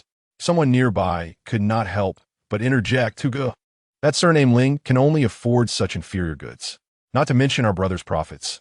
I fear she may even incur losses herself. Moreover, regarding Brother Chun and the others, that woman has always been wary of us. Even if there are benefits, they will surely go to Yang Zhao and his crew. It is unlikely anything will reach us. Besides, enough. Who you interrupted. Those who venture out to trade typically deal in silk and fine porcelain. Yet this ship carries white cloth, ordinary ceramics, and some low-grade tea leaves. According to Tian Kung, these are remnants from a defunct merchant house purchased by that Ling. Can these items even be sold? Even if they could, what profit could we possibly gain? And remember, we were sent here because we violated military law under Yang Zhao's command. This time, with Yang Zhao and his people sent here, they will undoubtedly seek revenge for the traps we laid. Those men are already injured and ill, and with our assistance to the guards, only a few of Yang Zhao's crew are left alive. He will not let this go unpunished. If we stay any longer, once Yang Zhao regains power, it will surely be our end. Very well, Tian Yi, what do you suggest we do? Hu Yu clapped the dust off his hands. Zhang Shi yawned, rubbed his eyes, and slapped his face, feeling a bit more alert. He then widened his eyes and gazed ahead. The night was deep, and the sky was shrouded in dark clouds, devoid of moonlight or starlight, while the wind began to pick up. Zhang Shi observed the wind flag billowing in the gusts and thought to himself how swiftly the wind had changed. Just hours ago, the sky had been a brilliant tapestry of stars, and now a fierce wind was blowing. A heavy rain was surely on the horizon. He rubbed his eyes again, aware that the waters outside Sanyu Port were fraught with numerous small islands and hidden reefs. Consequently, Ling Qingyu had gone to rest with Ding Dong, who was more familiar with the circumstances, and the oarsmen, leaving Zhang Shi and 2 helmsmen behind. Given the situation, it would be prudent to awaken Ling Qingyu and the others, fearing an impending storm. Zhang, she called out, Tian Kung, go rouse the crew. It appears a storm is approaching. After several calls that went unanswered, Zhang Shi felt a stirring in his heart. He steadied the helm, opened the door, and stepped outside, only to find that the 2 small boats resting on the deck had already been lowered into the sea. Tian Kung and another helmsman, along with several prisoners, were seated in the boat, preparing to row away. Tian Kung, Captain, hurry, someone is trying to escape. Tian Kung waved a hand at Zhang Shi, severed the tether of the small boat with a knife, and together they began to row, drifting away from the function. By the time Ling Qingyu and the others heard the commotion and rushed to the deck, the small boat had already ventured far, leaving only a faint glimmer of its lantern in the distance. Zhang Shi, check the sails. Lu Yao, go find Gu Chui and Yang Zhao. Shi Fang, you inspect the hold. Ling Qingyu commanded as he donned his outer garment. After giving the command, he suddenly halted, extending his hand to feel the wind, and caught a whiff of sulfur in the air. Raising his gaze to the sky, his expression darkened. Miss, the axis of the sail has been damaged, and the masts of the main and foresails have been shattered. I fear that with the slightest increase in wind, they will topple. The master, the gear below has been tossed into the sea, and Hu Yu and the others are missing, Gu Kai exclaimed, rushing up from below. He had been keeping an eye on Hu Yu and the others, but for some inexplicable reason, he had succumbed to a deep sleep today, a lapse in vigilance that might have stemmed from the recent tranquility. We must pursue those rascals. Zhang Da shouted. No need for that, Zhang Shi. See if the sail can be lowered. Gu Kai instructed. You all check the lower hold. If there are any holes or gaps, find a way to seal them. Anything that won't float, secure it on the deck. Those on the deck, tie everything down. Ling Qingyu urgently turned and called out. Understood, Gu Kai replied, leading his team below. Yang Zhao, you all grab some ropes and secure yourselves as best as you can. Go assist Gu Kai. Ling Qingyu directed at Yang Zhao and the others who had followed him up. What is happening? Yin San groggily emerged, rubbing his eyes. A resounding boom echoed from a distant place, and in the pitch-black night, it was as if a grand firework had erupted, a burst of red lighting up the horizon, staining the sky a bloody crimson. The sea below reverberated with a series of muffled roars, the sound waves seemingly rushing from the depths of the ocean and then radiating outward. Find something to hold on to, Ling Qingyu shouted, grasping a rope hanging from the ship's rigging, securing it around himself. The once tranquil sea suddenly came alive. Thunder began to rumble overhead and before their eyes. A 10-meter-high monstrous wave surged toward them. Lower the sail. Ding Dong also grabbed a rope to tie himself down, then joined the remaining sailors of the sails, working together with Zheng Shi to lower the foresail. Before the sail had descended halfway, with a series of creaks, the already severed masts of the main and foresails broke free, crashing violently into the sea. It's stuck. The sail won't come down. The terrified sailors at the aft and tail sails cried out. In such a fierce storm, if the sail cannot be lowered, the ship could capsize. Yen San, cut the mast. Cut all down. Ling Qingyu shouted to Yen San, watching as the towering waves drew ever nearer. He secured the other end of the rope to the ship's rigging. Wow!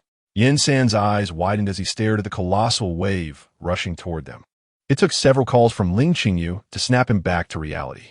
He drew his sword, effortlessly slicing through the mast with a flourish, ready to turn back and boast to Ling Qingyu about his skill when a giant wave crashed against the wind god, sending Yen San tumbling into the sea. Along with him, Yi Shi, who had rushed out of the cabin upon hearing the commotion, was also swept into the water. Without a moment's hesitation, Ling Qingyu jumped in after them. The seawater was slightly warm, murky below. Ling Qingyu opened his eyes wide, searching for the two figures. A small figure flailed about in the water with closed eyes, while a larger silhouette sank straight down. Without hesitation, Ling Qingyu rushed towards the larger figure, grasping his arm firmly and swimming towards the smaller one. She wrapped her arms around the small figure's neck, rendering him unable to struggle, and with great effort, kicked her legs to propel them towards the surface.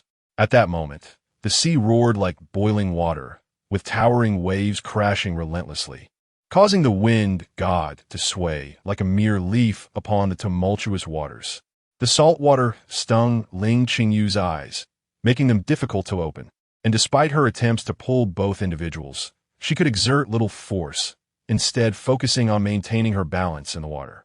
Feeling a surge of regret, she chastised herself for being so foolish as to jump in. Those who play the martyr often meet a dire fate. Yet, the thought of abandoning the two weighed heavily on her conscience, and, as she wrestled with her dilemma, she felt a sudden tightening around her waist. The rope tethered to her was pulling her towards the wind god. On board the ship, Ding Dong and the sailors had scrambled down to the cabin in a chaotic flurry. Zheng Shi tugged on the ropes connecting Yang Zhao and Lu Yao, who braced themselves against the ship's beam, pulling with all their might. Despite the violent heaving of the wind god amidst the monstrous waves, their feet were as rooted as if they were anchored to the deck, gradually reeling in the rope. Head to the lower hold, not the upper deck. Ling Qingyu gasped as she saw Lu Yao carrying Yi Shi, preparing to ascend to the upper deck. Yang Zhao, along with Yen San and Ling Qingyu, supported Zheng Shi and Lu Yao as they staggered and tumbled until they finally managed to crawl into the entrance of the lower hold. Once the hatch was closed, Ling Qingyu took a moment to catch her breath, noticing that most of the crew had gathered in this cramped space. As the wind god lurched, she couldn't help but smile briefly before quickly composing herself. Zheng Shi opened the escape hatch. Everyone should get inside. When Zheng Shi finally opened the door, which resembled the walls of the cabin, they discovered a concealed compartment nestled between the sailors' quarters and the cargo hold. The space was limited, with over 20 people squeezed inside. There was hardly any room left, perfectly eliminating the risk of rolling about. As the hatch closed, darkness enveloped them. In the pitch blackness, an eerie silence fell, the sound of the monstrous waves fading into the distance, leaving only the sound of hurried breaths. Do not be afraid. Ling Qingyu's calm voice broke the stillness. Miss, what is happening? Is it a storm? Zheng Shi's voice trembled slightly, for he had never witnessed nor heard of such a terrifying tempest. There was no rain, yet colossal waves arose, rendering the mighty wind god insignificant as an ant before a giant. It is not a storm. It appears to be a volcanic eruption, and not solely from the volcanoes on the Philippine Islands. It is likely that there are eruptions occurring beneath the sea as well. Ling Qingyu's voice bore the weight of exhaustion, having expended all her strength in her earlier rescue attempt. A volcanic eruption? This region is notorious for its frequent volcanic activity, and to our dismay, we have encountered such a significant eruption. After a moment's pause, Ling Qingyu remarked, "No. Rather, it is fortunate for us. Had we been at Sanyu during this time, there would have been no escape. Such a massive eruption may well have reduced Sanyu port to ruins." "Then, are you and the others doomed?" a youthful voice inquired. Ling Qingyu smiled softly and replied, "They are likely to be reduced to mere ashes. Yet, as for us, we remain uncertain about our fate." The escape pod was initially designed as a precautionary measure. It is entirely enclosed and buoyed by floating wood. Even if the Fengshan were to disintegrate, this pod could function as a small vessel. One can only hope that the Fengshan does not plunge directly to the ocean's depths. The eruption of the Philippine archipelago's volcanoes and the underwater volcanic clusters persisted for 3 days and nights, followed by a towering tsunami that reached as far as the Guangzhou and Xuanzhou regions of the Great Zhou. The sea roiled as if it were boiling water, with relentless waves surging and crashing, altering the currents and creating innumerable whirlpools. Amidst this tumult, the Fengshan was tossed violently, its hull compressed and cracked, with sections of the cabin swept away and the deck splintering. Struggling to maintain buoyancy, the core structure of the ship miraculously evaded the whirlpools. 7 days later, the vessel finally found a semblance of calm. Chapter 14. The Serpent's Den. The escape pod contained only a meager supply of water and food, and despite meticulous rationing, it had long been depleted. In the enveloping darkness, where time lost its meaning, Ling Qingyu, in a state of lethargy, could not ascertain how long had passed. Just as despair began to creep in, she felt the vessel's oscillations cease.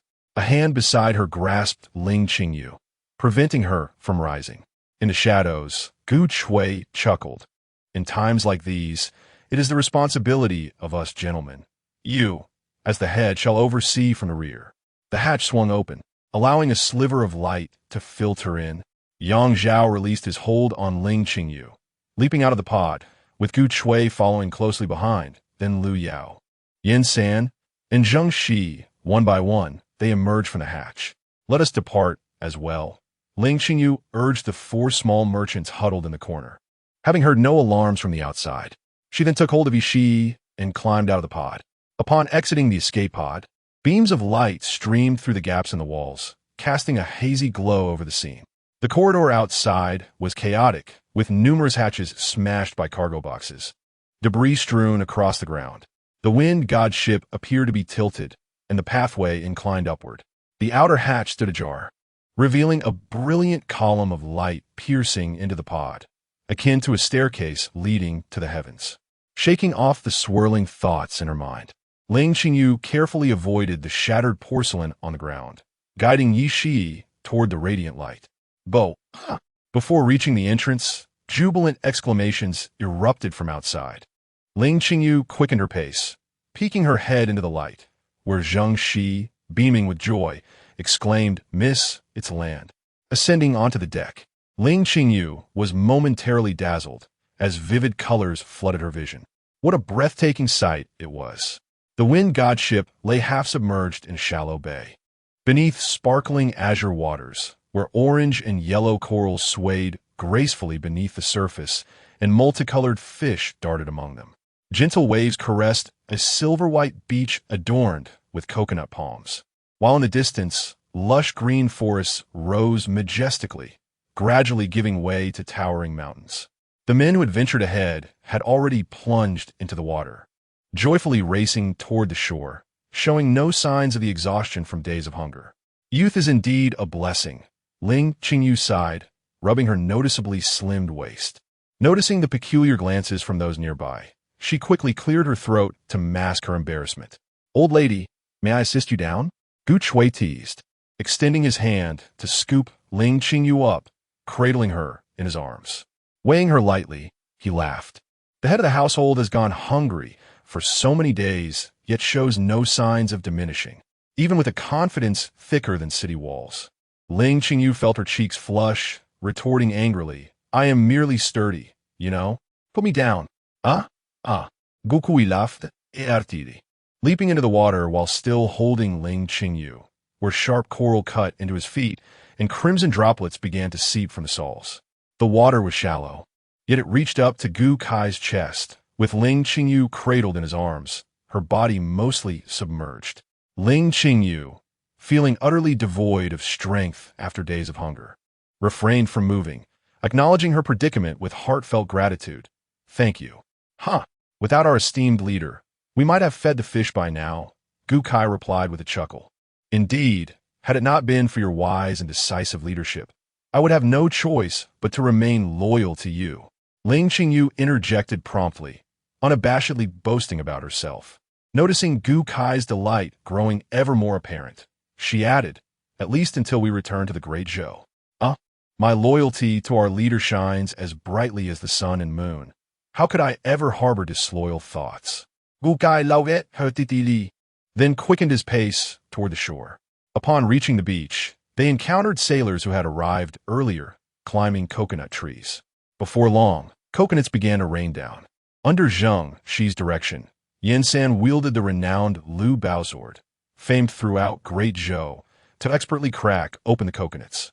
Once on land, Gu Kai gently set Ling Qingyu beneath a tree and, feeling exhausted, sat down beside her. Zheng Xi soon presented the open coconuts. After consuming the tender coconut flesh and sipping the juice, the weary group began to collapse onto the sandy beach in slumber, with Ling Qingyu being the first to drift off. She later awoke to the gentle caress of the waves, the salty water softly lapping at her face. As she instinctively spat out the brine, she realized she was half submerged in the sea. Startled, she leaped up and turned around, only to find the beach utterly deserted. Stunned, she shook her head, pondering, could it be that I have traversed time once more? Suddenly, a blood-curdling scream echoed from a distance. Ling Qingyu shuddered, followed by several more cries that seemed to emanate from deep within the dense forest. After a moment of contemplation, she rolled up her pant legs and tidied her braids. Ahead, a thicket lay about 100 meters up the beach, and, as she approached, she discovered a plethora of sandalwood, frankincense, and eagle claw flowers, alongside various precious herbs interspersed among them. Behind the thicket loomed a dense tropical rainforest, filled with towering trees that reached heights unseen. A cursory glance revealed the presence of agarwood and purple sandalwood, along with an abundance of unfamiliar exotic flora.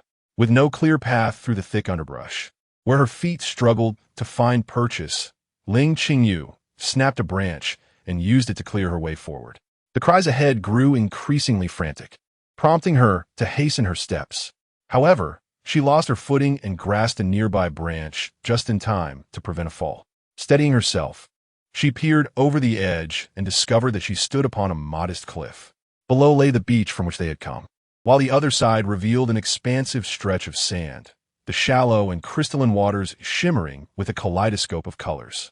The beach was bordered by a wider thicket, dotted with towering palm trees.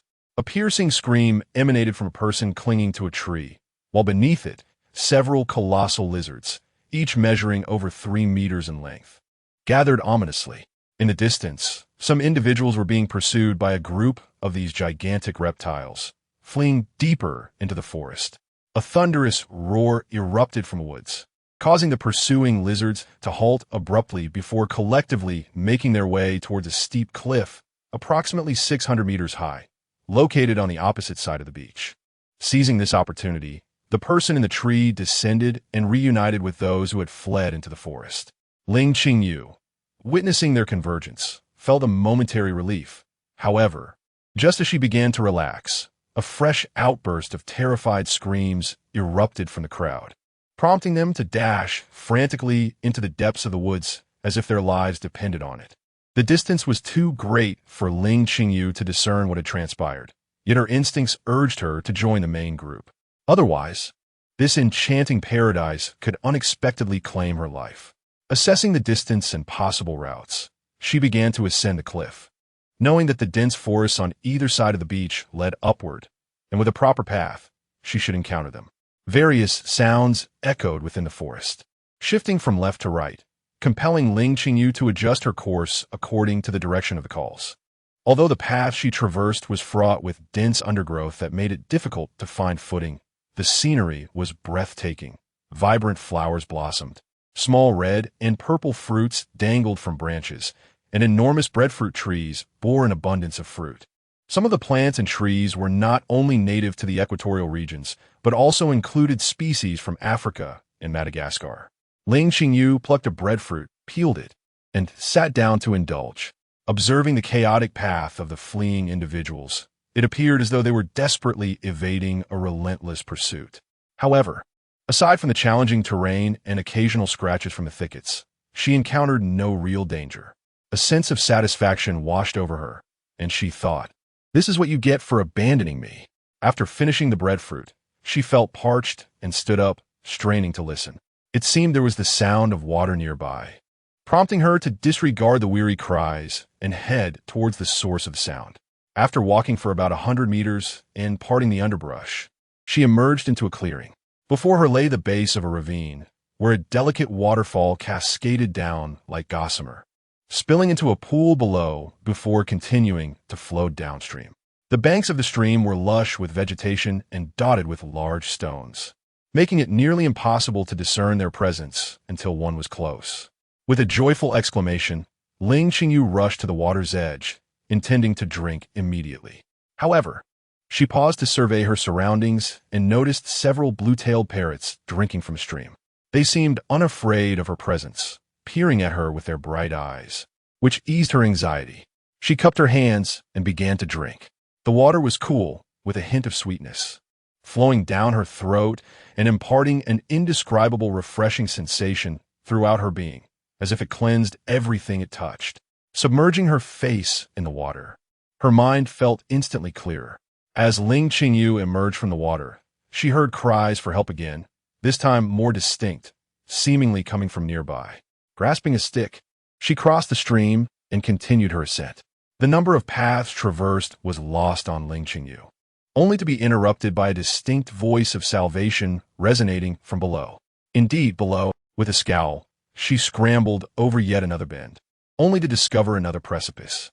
However, this time was not by the sea, but rather a deep, pit-like valley. Protruding from a sheer rock face were several trees, and upon one of the sturdy trunks were perched the others, excluding her.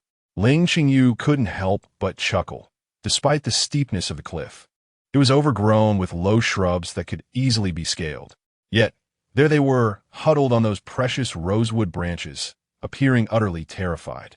Just as she was about to speak, she noticed Lu Yao on the tree, frantically waving his arms as if urging her to hurry. Ling Qingyu squinted to observe more closely, only to draw in a sharp breath. Amidst the dense underbrush lay a multitude of snakes, a chaotic blend of greens, oranges, and occasional reds, some as slender as twigs, others as thick as barrels. Had she inadvertently disturbed a nest of serpents? Encouraged by Lu Yao's gestures, Ding Dong, seated beside him, also spotted Ling Qingyu and exclaimed joyfully, "Master, come save us." The expressions of Ling Qingyu and the others on the trees darkened instinctively. Ding Dong, too, felt a shadow pass over his face. In recent days, he had come to respect Ling Qingyu's decisiveness and strength, viewing her as a source of support. Yet, in that moment, he recalled that despite her prowess, she was merely a young girl, and they, as grown men, were being chased by a horde of snakes. How could a young girl possibly save them? Before the disheartened group could voice their concerns, the four merchants perched on another tree joyfully shouted, "The master has arrived. We are no longer afraid. Quickly, save us." Their words had scarcely left their lips when a thunderous roar echoed through the valley, and a colossal serpent's head emerged from below, its crimson eyes as large as basins. The serpent's massive body, coiling and twisting, was over 3 meters in girth, with an uncertain length. Yet the roar did not emanate from this great serpent. Instead, it was a magnificent clouded leopard, its golden-hued fur shimmering in the sunlight. With sharp teeth glinting menacingly, the leopard lunged, swiftly darting past the serpent's form, tearing away a chunk of flesh. In its agony, the serpent lashed out with its tail, which the agile leopard narrowly evaded, though it was not quick enough to escape the noxious mist that spewed forth from the serpent's maw. Both creatures, now wounded, engaged in fierce combat. The valley trembled under the serpent's thrashing body, and the trees, laden with people, swayed precariously. "Miss, run, Zheng," she shouted. Ling Qingyu understood that descending would likely lead to her demise as well. However, if she abandoned these individuals, she would be left alone, and her fate would be no different. In her uncertainty, she began scanning for Yin San. With his formidable strength, how could he possibly be trapped here? However, when her gaze finally landed on him, she was left speechless. Yin San lay unconscious, his complexion ashen, slumped over Lu Yao's back. Noticing Ling Qingyu's gaze fixed on Yin San, Lu Yao called out urgently, "You must leave. Both Yin San and we have been poisoned and are unable to fight." "Did you, dear Yin San, truly brave all the tempests only to be bitten by a snake?" In the aftermath, Ling Qingyu learned that Yin San had approached a large lizard out of curiosity, provoking its ire and rendering himself dazed from its spray, which inadvertently set off a chaotic chase that endangered others as well. Fleeing into the forest, they were soon pursued by various serpents, leaving Ling Qingyu with a singular sentiment: exasperation. Contemplating that remaining would only lead to demise, she quietly resolved to retreat, only to realize she had lost her bearings. Unbeknownst to her, prolonged squatting had rendered her legs numb. When she attempted to rise, her legs gave way beneath her, propelling her into the gorge below in a manner that, to those above, appeared as a bold leap into the abyss, landing squarely atop the massive serpent. At that moment, the serpent was entangled with a clouded leopard, which viciously sank its teeth into the snake's flesh. The serpent tightened its grip on the leopard, its fangs digging deep into the creature's neck. Any notion of escape was futile. Without a moment's hesitation, Ling Qingyu thrust a stick into the already mangled flesh of the serpent. In agony, the serpent writhed violently, its tail ensnaring Ling Qingyu as well. Rendered immobile, her vision blurred red, and instinctively, she bit down at the same spot the leopard had ravaged, where the flesh lay exposed and raw. Once her teeth sank in, Ling Qingyu clung fiercely to the serpent, regardless of its thrashing, her jaws locked around the pulsating mass of flesh. She felt the meat rupture beneath her bite, a torrent of foul blood gushing in her throat, accompanied by a round, gelatinous sphere that lodged within, causing her to shudder as she desperately swallowed. Gritting her teeth against the stench, she resolved to consider it a fortifying draught of serpent's blood, maintaining her grip. As the serpent continued to thrash, constricting both the leopard and Ling Qingyu tighter, the leopard succumbed, its teeth still embedded in the serpent's body. Just as Ling Qingyu felt her bones might shatter and her breath wane, the serpent finally ceased its tumultuous movements, its head crashing heavily to the ground.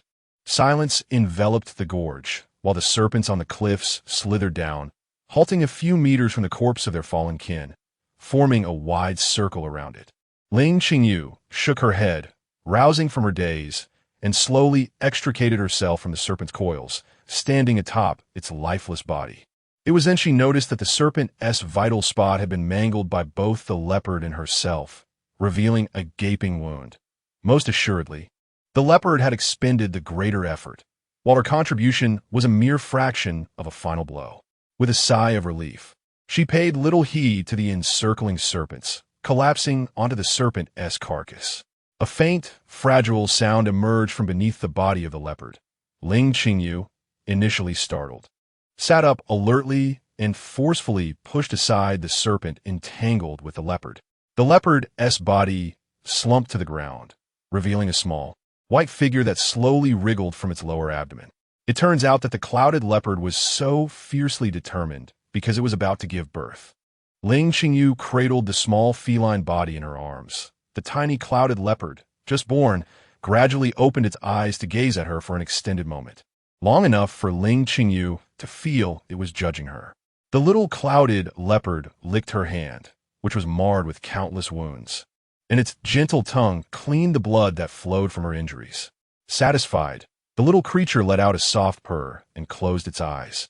As it licked the blood from Ling Qingyu, delicate patterns began to emerge on its originally pristine white coat, only to fade back into the fur, disappearing without a trace. In battling the giant serpent, Ling Qingyu felt as though she had lived an entire lifetime, though it was merely a fleeting moment.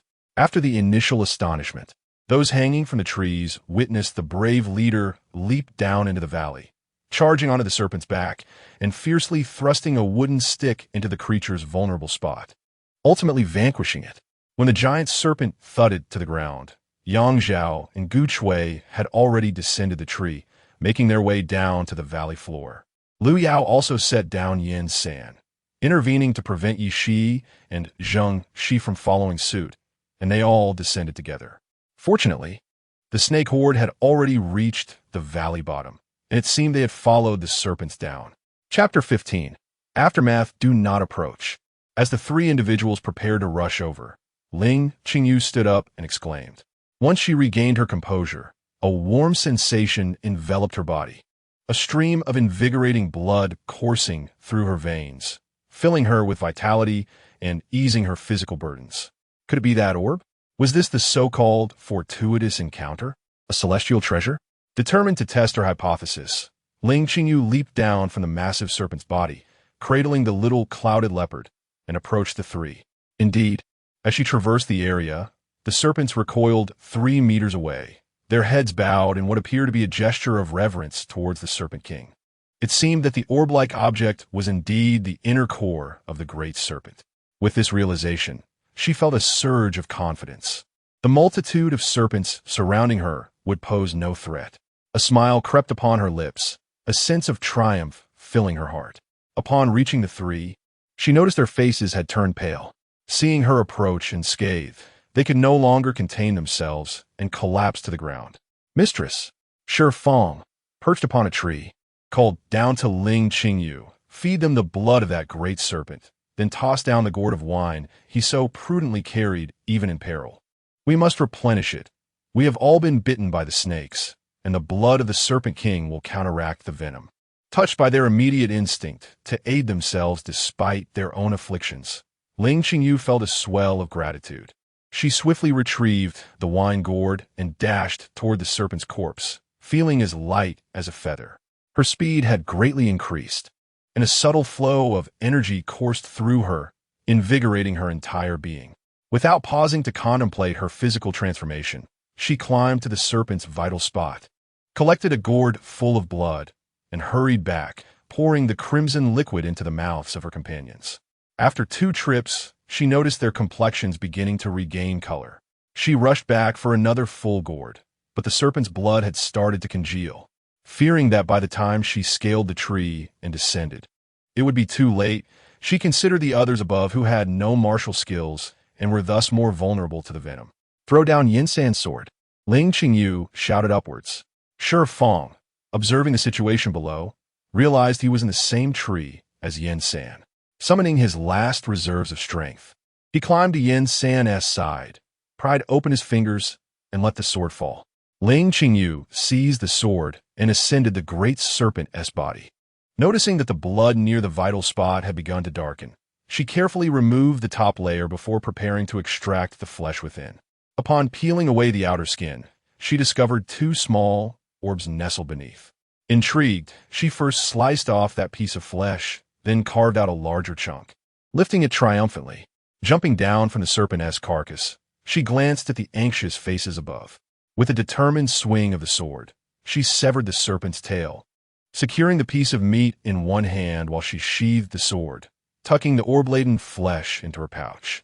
With the other hand, she grasped the severed tail and began her ascent up the cliffside. Initially believing that her body had undergone significant changes, she thought scaling the cliff would pose no difficulty. However, upon beginning her ascent, she was disheartened to discover that while she felt a surge of energy and her pace had quickened, it was still beyond her capability to ascend the cliff burdened with so many items without the use of her hands. Just then, one hand took the tail of the giant snake from her grasp, while the other secured a sizable piece of meat. With a pallid complexion, Lu Yao propelled himself upward with a deft push of his toes, leaping onto the tree atop the cliff in a few agile bounds. Indeed, this was true martial prowess.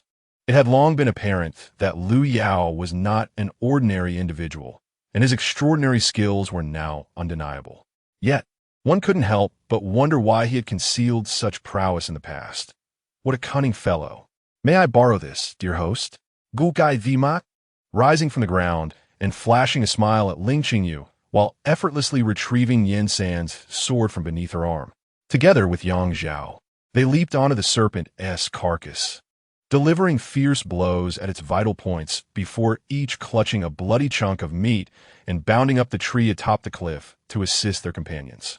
Ling Qingyu stood in a daze, casting her gaze over the serpents gathered a mere 3 meters from the giant snake's remains, feeling a surge of pity at their forlorn expressions. A small, clouded leopard nestled in her arms nudged her gently, then began to crawl toward the direction of the larger, clouded leopard. "Do you wish to see your mother?" Ling Qingyu softly inquired. The small leopard emitted a couple of whimpers, as if in comprehension, before returning to the giant snake's body, halting beside the larger, clouded leopard's corpse. The small leopard clambered from Ling Qingyu's embrace and onto its mother's head, licking its sharp fangs. It was then that Ling Qingyu noticed the fangs were longer than those of an average leopard, glinting with an iridescent blue hue. Considering the thickness of the snake's hide, she realized that even Yin San's sword would require considerable effort to penetrate it. Yet this clouded leopard had effortlessly torn through the serpent's flesh. How remarkably sharp its teeth must be. After licking its mother's fangs, the small leopard turned back to lick Ling Qingyu's hand. "Are you suggesting I extract your mother's teeth?" Ling Qingyu asked uncertainly, placing her hand above the larger leopard's fangs. Noting the small leopard's lack of objection, she tentatively prodded, and to her astonishment, the 2 fangs fell away with a soft thud, embedding themselves into the serpent's carcass. Taken aback, she noticed a hint of disdain in the small leopardess eyes, prompting a sheepish smile as she retrieved the 2 fangs. "Hurry up here.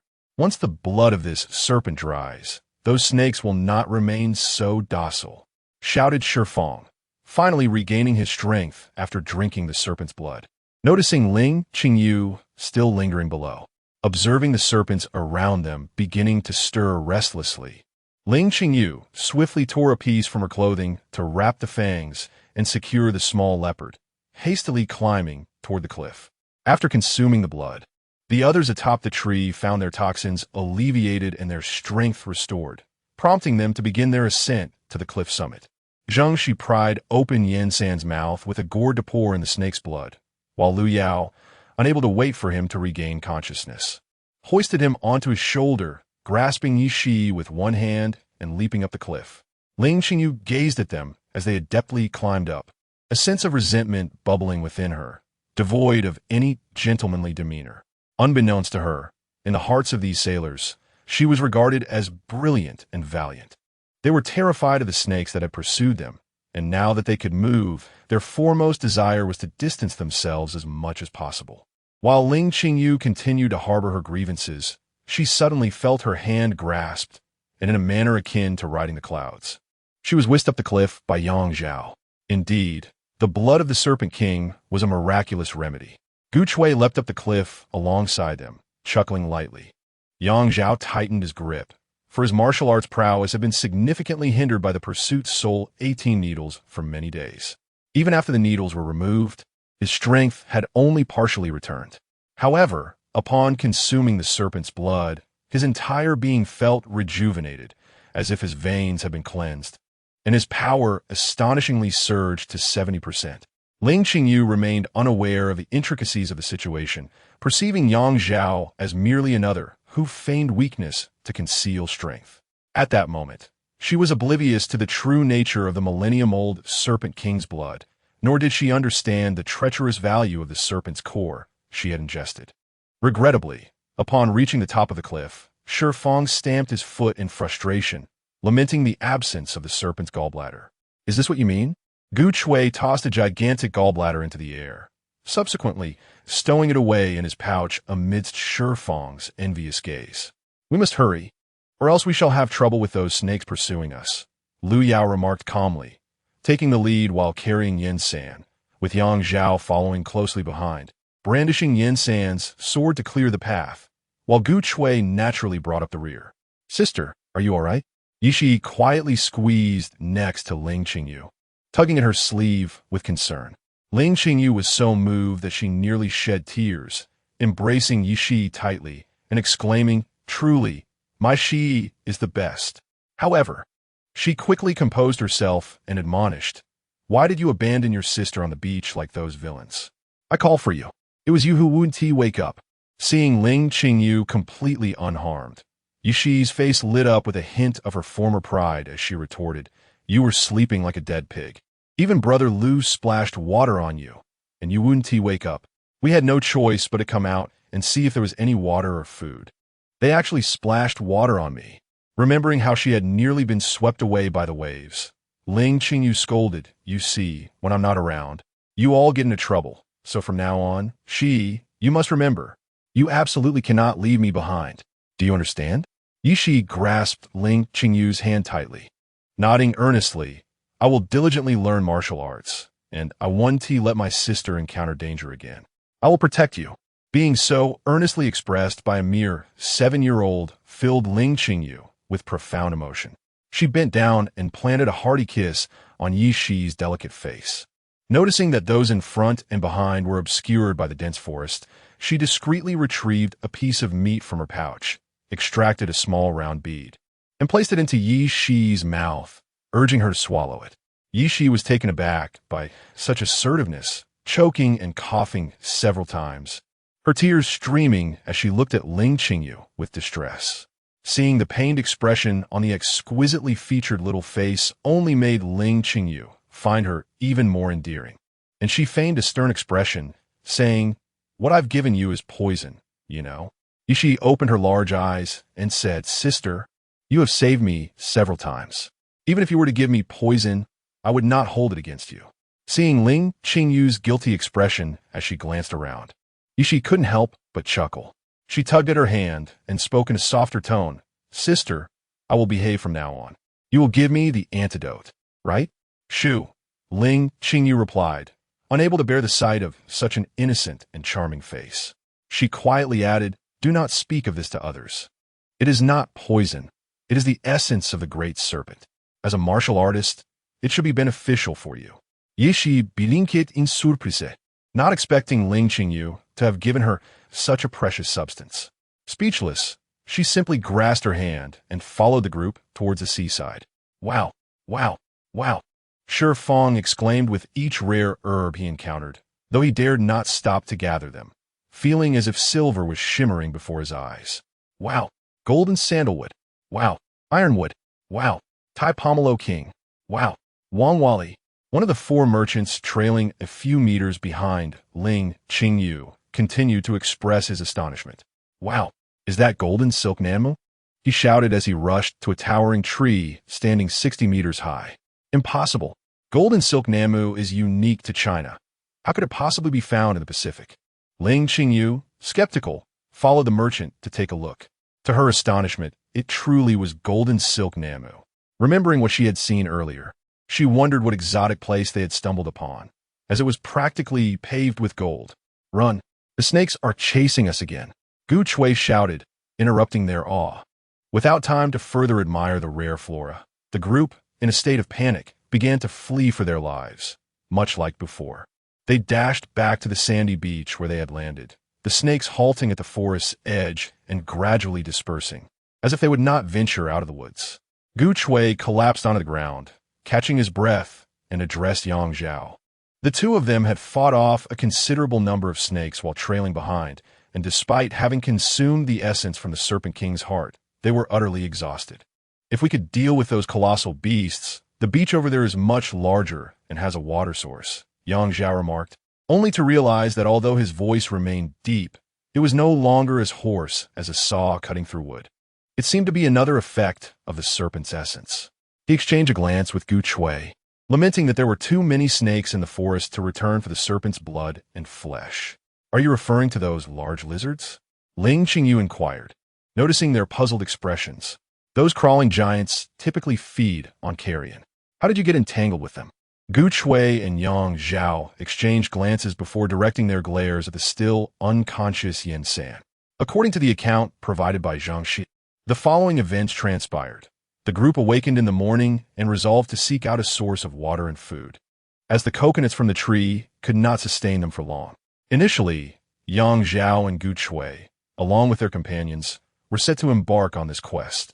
However, Shi Fong discovered an abundance of medicinal herbs in the vicinity and insisted on joining. Meanwhile, the four young merchants noticed the presence of valuable trees and also sought to accompany them. Yin San, ever eager for adventure, naturally wished to lead the way. Although Lu Yao and Yi Shi intended to remain behind, Shifeng remarked that there might be herbs capable of restoring their inner strength, prompting them to follow suit. Consequently, everyone decided to join the expedition, leaving only the unresponsive Ling Qingyu alone on the beach. What was initially planned as separate ventures soon turned into a collective endeavor as they lost their bearings in the dense forest. The group managed to traverse a small cliff and arrived at a vast beach, where they discovered a stream of fresh water and an array of wild fruits, including the breadfruit tree, which Zhang Shi identified as edible. Just as excitement filled the air, Yin Sen spotted a giant lizard basking on a large rock. Intrigued by this unfamiliar creature, he began poking it with a stick, then escalated to using a sword sheath, and ultimately drew his sword to prod it. The sharp blade cut through the lizard's tough skin, provoking it to retaliate with a spray of saliva that left Yin San unconscious. After Lu Yao rescued Yin San, a swarm of lizards emerged from the bushes, sending them fleeing across the beach. Once they dashed into the forest, the lizards ceased their pursuit, leading them to believe they had found safety. However, the young merchant, while gathering branches, inadvertently encountered a green tree snake, and Shifeng, while foraging for herbs, stumbled upon a patterned snake. Ding Dong inadvertently stepped on a python, triggering a chaotic scene as snakes converged upon them, forcing them to flee for their lives. One by one, they fell over the cliff, but fortunately, trees broke their fall, leaving them dangling precariously. Unfortunately, they had all been bitten, and as the venom coursed through their bodies, rendering them weak and awaiting their fate, the leader appeared before them in a radiant form. Witnessing the fervent glow in their eyes, Ling Qingyu resolved to keep silent about her earlier slip. They feared that they were not on the mainland, but rather on an island. Suppressing her blush, she calmly stated, "We must repair the wind god and return." The mention of the wind god prompted the group to collectively glance at the dilapidated ship stranded in the shallow waters, marveling at the resilience of its keel that had not splintered under the circumstances. Ling Qingyu smiled confidently and approached the merchant who recognized the golden silk Namu wood, declaring, "Uncle, you know how to repair ships, right?" It was a statement of certainty. Chapter 16. The Treasure Island? The small merchant glanced at the scholar, his eyes darting around, and did not respond. "It is also my fault. You four have been aboard my ship for so long, yet I have not inquired about your esteemed names." Ling Qingyu leaned in a little closer and smiled. "Alas," the scholar sighed, rising to bow respectfully, and said, "The master has saved us 3 brothers on numerous occasions, so we shall not conceal our identities any longer. I am Zhu Weili, this is Zhou Tan, and the gentleman beside me is Huang Jing." Zhu Weili, the advisor to Prince Chu? Zhou Tan, unparalleled in skill? Huang Jing, a master of exquisite craftsmanship? Yang Zhao murmured, his voice laced with palpable ire. "General Yang, we too have been wronged," Zhu Weili lamented, bowing deeply to Yang Zhao once more. Originally, it was a noble concubine Wang who approached Prince Chu, claiming she had inadvertently damaged the imperial seal and requested his assistance in crafting a new one. Consequently, Prince Chu sought out Mr. Zhou and Mr. Huang. However, the Wang family later accused Prince Chu of secretly hoarding the dragon robe and imperial seal, and correspondence with General Yang was discovered in the prince's study. The emperor, in his folly, ordered the execution of Prince Chu's entire family and sentenced General Yang's clan to annihilation. After we escaped, we hid ourselves, and boarding your ship was intended as a means of evasion. Although it was not our intention, we did fabricate the false imperial seal. And should the young general seek vengeance, we would not resist. Prince Chu is the emperor's brother, having married Princess Wang, the elder sister of the noble concubine. Yet she passed away early and left no heirs. The Yang family is renowned in the great Zhou dynasty for their loyalty and valor. The defense of Blackwater Pass relied heavily on the sons of the Yang family. Last year, the entire Yang clan was executed under accusations of collusion with the Liao, which none would believe. Noticing Ling Qingyu's questioning gaze, Zhang Shi promptly moved closer to clarify. Executed entire families? What is this Yang Zhao? Ling Qingyu whispered. I am the adopted son of my foster father, Yang Zhao replied, taking over from Zheng Shi. My father was a subordinate of my foster father and perished in the battle at Blackwater Pass 10 years ago. My foster father took me in. Could it be the infamous Yumian Shula who is renowned for his prowess in battle? Ding Dong squeezed through excitedly. Young General Yang, is it truly you? I heard you were merely 14 when you first stepped onto the battlefield, annihilating 3,000 foes in your initial engagement and during your 3 years at Blackwater Pass. You instilled terror in the hearts of the Liao and Shixia. Indeed, young General Yang. Last year we heard that the Yang family was completely exterminated, and you too were implicated. Ding Laoda even mentioned devising a plan to rescue you. Yet we were in Xuanzhou and knew not of your whereabouts. Several sailors crowded around, chattering animatedly. The true kin of General Yang have perished in battle. The executions were primarily of women and children, a youth following Yang Zhao murmured. At that time, we had just achieved a great victory at Blackwater Pass, only to be summoned back to Baigo, where we were disarmed and detained without any interrogation, and promptly dispatched to Xuanzhou. We had just returned from the battlefield, each bearing wounds. Some of our severely injured brothers perished along the way. A profound silence ensued, followed by a chorus of sailors venting their frustrations. I knew that Wang was no good. They seized the Guangzhou Maritime Office, and after our arduous voyages, we returned only to have over half our earnings withheld. Even the merchant ships call them vampires. Corrupt officials ruin the nation. The Wang family is indeed a band of treacherous scoundrels. In the Great Zhou, those capable of warfare are either slain or entrapped. Who then shall guard the borders? To be candid, I doubt a mere consort possesses such audacity. This matter, I fear, stems from the emperor's own will. Listening to the collective outrage directed towards the Wang family, Ling Qingyu spoke with an air of calm. Even if she is a sister-in-law, Prince Chu is not foolish enough to heed her commands regarding the imperial seal. Such actions would require the endorsement of the highest authority. How could a mere prince and a general stationed at the frontier be so swiftly obliterated? It seems one is overly ambitious, while the other poses a threat to the throne. Ling Qingyu articulated her thoughts with a serene demeanor, unaware of the tumult her words stirred in the hearts of others. She waved her hand dismissively and continued, Let us not dwell on these matters for now. Our priority is to unite and survive. Given that these two gentlemen, Mr. Zhou and Mr. Huang, are exceptionally skilled, they will surely restore the function. Your words are too kind, Huang Jing and Zhou Tan replied, bowing repeatedly. We shall defer to your leadership. However, we have ample timber here. The challenge lies in acquiring iron nails. This posed a dilemma. Ling Qingyu, tapping her fingers lightly on the ground, remarked, where there is a will, there is a way. Let us rest today and deliberate further tomorrow. Although the day had been spent in a frantic escape, the group heeded Ling Qingyu's guidance, clearing a small patch of land from the underbrush. They consumed some coconuts before collapsing into slumber. Satisfied as she patted the solid earth beneath her, Ling Qingyu felt content. Had they been sleeping on sand, waking up submerged in seawater would have been inevitable. With no change of clothes, she found herself loath to bathe in the sea like the men. Indeed, women bear a heavier burden. The only solace she found was that her monthly cycle had just concluded before the tempest. Madam, Huang Jing and Zhou Tan approached Ling Qingyu. Their faces a mixture of excitement and hesitation. Have you devised a plan? Ling Qingyu straightened, invigorated by the snake's blood and gall she had consumed. Her energy was remarkably heightened. Under normal circumstances, after such a long trek and subsequent flight, she would have been reduced to a mere puddle of fatigue. We have assessed our situation, Huang Jing continued, rubbing his hands together. There is an abundance of excellent timber here, and constructing a new vessel is entirely feasible. We could dismantle the original function and utilize its iron fittings. He was a master craftsman, particularly skilled in woodworking.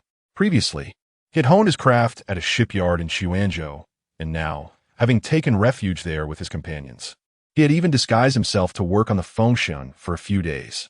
He was well versed in its construction, and, despite Wu Da's inability to accommodate some of Ling Qingyu's innovative ideas due to his circumstances, he was eager to experiment. The presence of such high-quality timber only heightened his enthusiasm. Zhou cast him a sidelong glance and added, "However, the space here is far too cramped for shipbuilding. That bay over there is sufficiently expansive. We could first construct a dock and then transfer the wind god from here."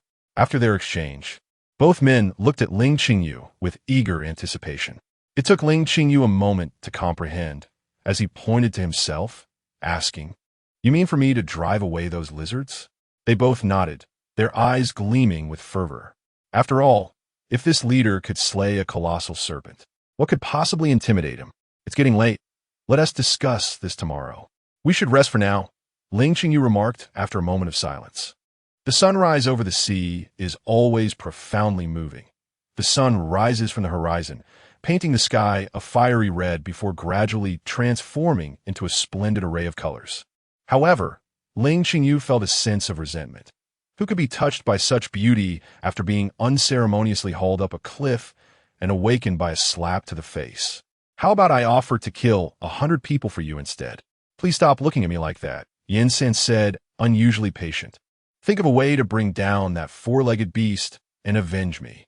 Yin San had awakened in the darkest hour before dawn, only to find himself back on the original beach while the others were nestled in the underbrush. Yet, his attention was not on that. Rather, he was incensed that the colossal creature had ambushed him. This ignited a fierce fire within him. Nevertheless, the beast was clearly beyond his comprehension. But that was of little concern. With Ling Qingyu, who was well-versed in the local fauna, present, Yin San stealthily approached him, lifted him carefully, and navigated past the others to the small cliff. There, he gazed down at the bay, sharpening his resolve, and gently roused Ling Qingyu from slumber. Ling Qingyu was quite exasperated. It seemed that in order to rescue this highly capable yet unreliable ally, who was essential for survival in this wilderness where strength reigned, he had been inundated with too much snake blood by the sure fawn, which explained his current animated state, eyes gleaming with fervor. Just yesterday, he had suffered a severe snake bite and, having remained unconscious, had not consumed a morsel of food or water. Giant lizards are not inherently aggressive creatures. However, this particular species is immense, exceedingly swift, and possesses venomous breath. You have already provoked them, and they are likely to have placed you on their blacklist. Furthermore, it seems they harbor disdain for anything that walks on two legs. Are you not the world's finest assassin? In moments like this, you should showcase your prowess and eradicate those lizards. Why must I be the one to do it? Ling Qingyu's derisive gaze left Yin San scratching his head, saying, "It's easy to kill them, but such a beautiful creature is likely a rarity. Perhaps it could be tamed and kept in your yard as a pet. You can keep a Komodo dragon in your yard." Ling Qingyu yawned and replied, "I have no choice. Wait for Lu Yao and the others to wake up, and then we can capture them together. And think about it. Why must you single me out among all these strong men?" Yin San tilted his head, genuinely pondering for a moment, and then seriously remarked, to speak candidly, "Are you truly not a man? Just observe yourself. On the ship, surrounded by bare-chested men, you strolled past with an unflinching demeanor. In the dead of night, you brazenly invaded someone's private sanctuary, displaying a fiercer appetite for food than a wolf. Of course, you remained composed while saving others. Yet these actions hardly align with those of a sheltered young lady from a secluded chamber."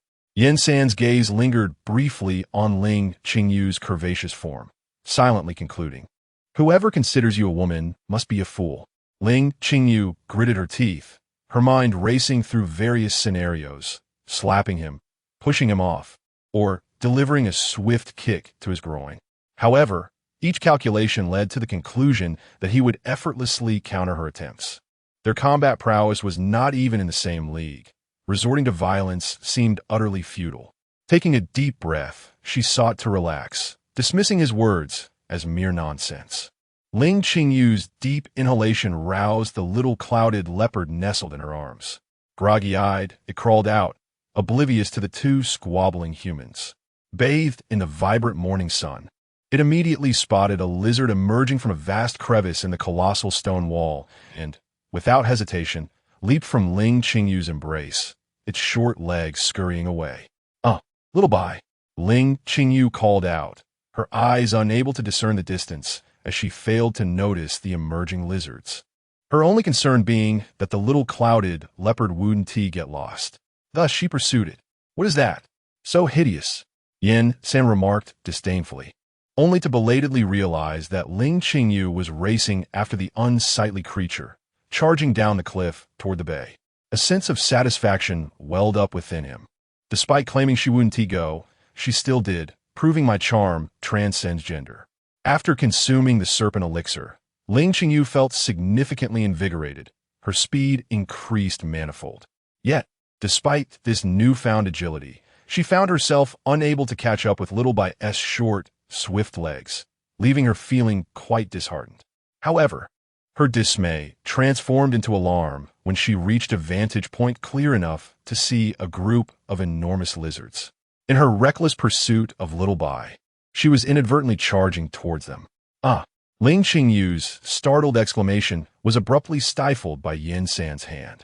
He grasped her collar with one hand while covering her mouth with the other, nimbly darting aside to take refuge behind a massive rock. Together, they cautiously peered out from their concealment.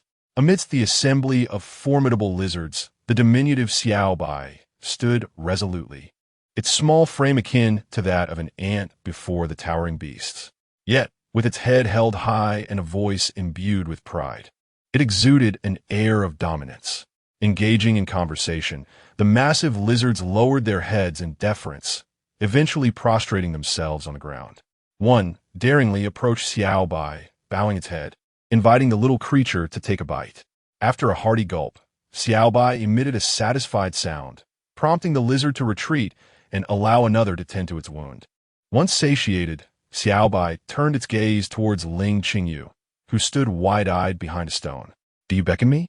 Ling Qingyu inquired hesitantly, only to catch a glimmer of disdain in Xiao Bai's eyes, which compelled her to straighten her posture and approach with newfound confidence. With another commanding call directed at the lizards, they once again submitted before Ling Qingyu, showcasing their allegiance. "Master, you truly do not deceive me. You are indeed the king of beasts," Yin San exclaimed exuberantly as he leaped from behind the stone, grinning widely. He humorously tapped the lizard on the head with the hilt of his sword, suggesting, "Let us take these splendid creatures with us when we depart, and perhaps share a few as well." However, before he could finish his sentence, the renowned assassin was met with a spray of saliva from a lizard, rendering him unconscious. Ling Qingyu observed the fallen Yin San for a moment, then turned her attention to the small, clouded leopard. The king of beasts, perhaps it was this little creature after all. How foolish she had been to consider it merely a pet. Noticing Ling Qingyu lost in thought, Xiao Bai clambered up her clothing, nestling against her chest, and, with a tiny yawn, drifted back to sleep. "Wait, do not slumber yet." Ling Qingyu gently grasped the leopard's neck, coaxing it out. "Tell them to grant us a safe passage, so we may coexist peacefully without disturbance." Though the little leopard merely uttered a series of cries, Ling Qingyu surprisingly comprehended its essence. It conveyed that these lizards were naturally its prey, and with it present, they would not approach easily. Moreover, their primary domain lay beyond a towering cliff of over 600 meters. This area served merely as a temporary retreat for the lizards.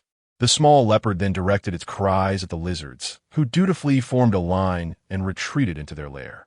Once the lizards had departed, the leopard cast a reproachful glance at Ling Qingyu before burrowing into her soft embrace, seeking slumber.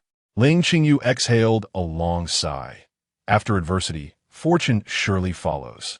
As the ancients wisely proclaimed, observing the gradually brightening sky and the unconscious Yin San at her feet, she deemed him inconsequential for the moment. The lizard's venom likely merely induced a state of paralysis. With the surroundings devoid of others, the timing was perfect. She shed her garments, placing the disgruntled leopard at the edge of her clothing, and waded into the sea for a cleansing bath. The underwater landscape here diverges significantly from that of the initial beach. The seabed across the way is adorned with coral, and one would surely suffer cuts when traversing it barefoot. In contrast, the ocean floor here is comprised of fine, soft sand and smooth stones. Stones? Ling Qingyu, joyfully frolicking in the water, suddenly froze, then bent down to retrieve a rock from the seabed, her eyes sparkling with astonishment. Please forgive her. After years of striving in the tumultuous seas of commerce, was it not all for wealth? Upon beholding this exquisite piece of blood amber before her, how could her heart refrain from racing? Ling Qingyu plunged into the water, and as she submerged, she discovered the ocean floor teeming with an array of amber. A treasure trove. Rarity enhances value. With so much amber present, it was impossible to bring it all back without diminishing its worth. After the excitement subsided, her mind began to churn.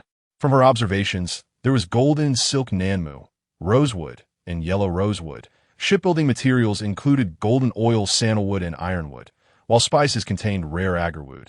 With diligent searching, the likelihood of encountering superior water agarwood was considerable, alongside vast stretches of dragon's blood trees. In terms of medicinal herbs, she recalled stone fong mentioning species such as sapanwood, myrrh, ginseng, and reishi, all these precious varieties from various origins inexplicably coexisting here. Moreover, the extensive amber deposits on the seabed defied logic. In her memory, there was no known place that harbored such species. Could it be, Ling Qingyu boldly speculated, that this was a secluded island with a completely independent ecosystem? Furthermore, this place must also be entirely isolated, if anyone had ever visited. Such an abundance of resources could not persist. There was no record of this island in her original world. Was it unique to this realm?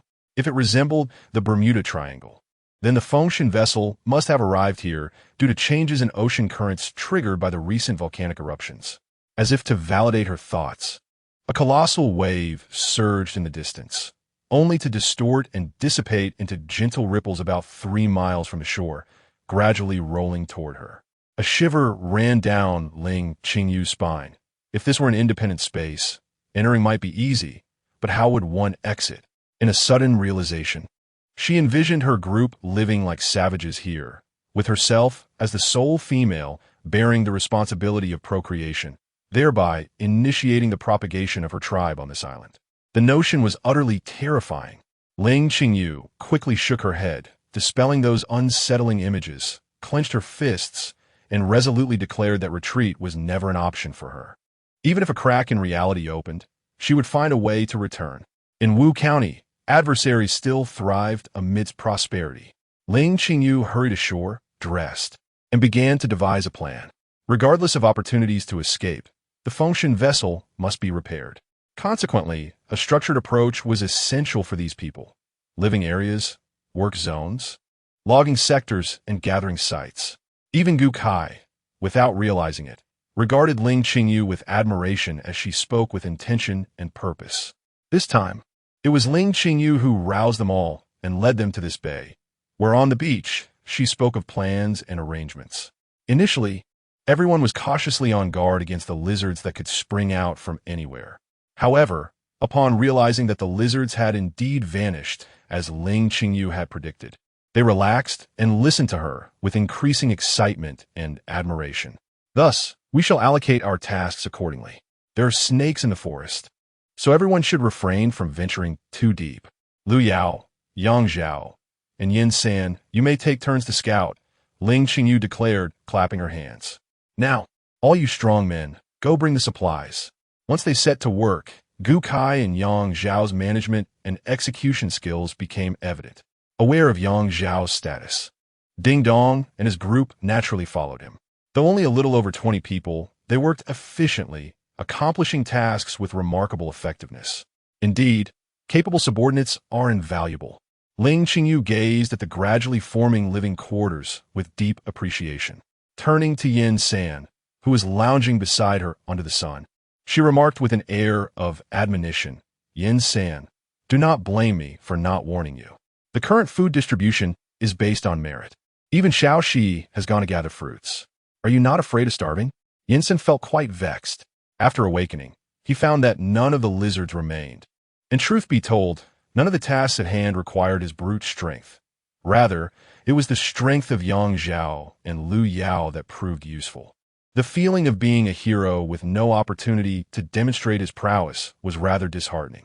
However, considering the grim fate that awaited him if he truly proved useless. Yin San decided to set aside his lofty pride, saying, "If you are willing to help me procure a parrot, I might consider accompanying you to the mountains." To the mountains?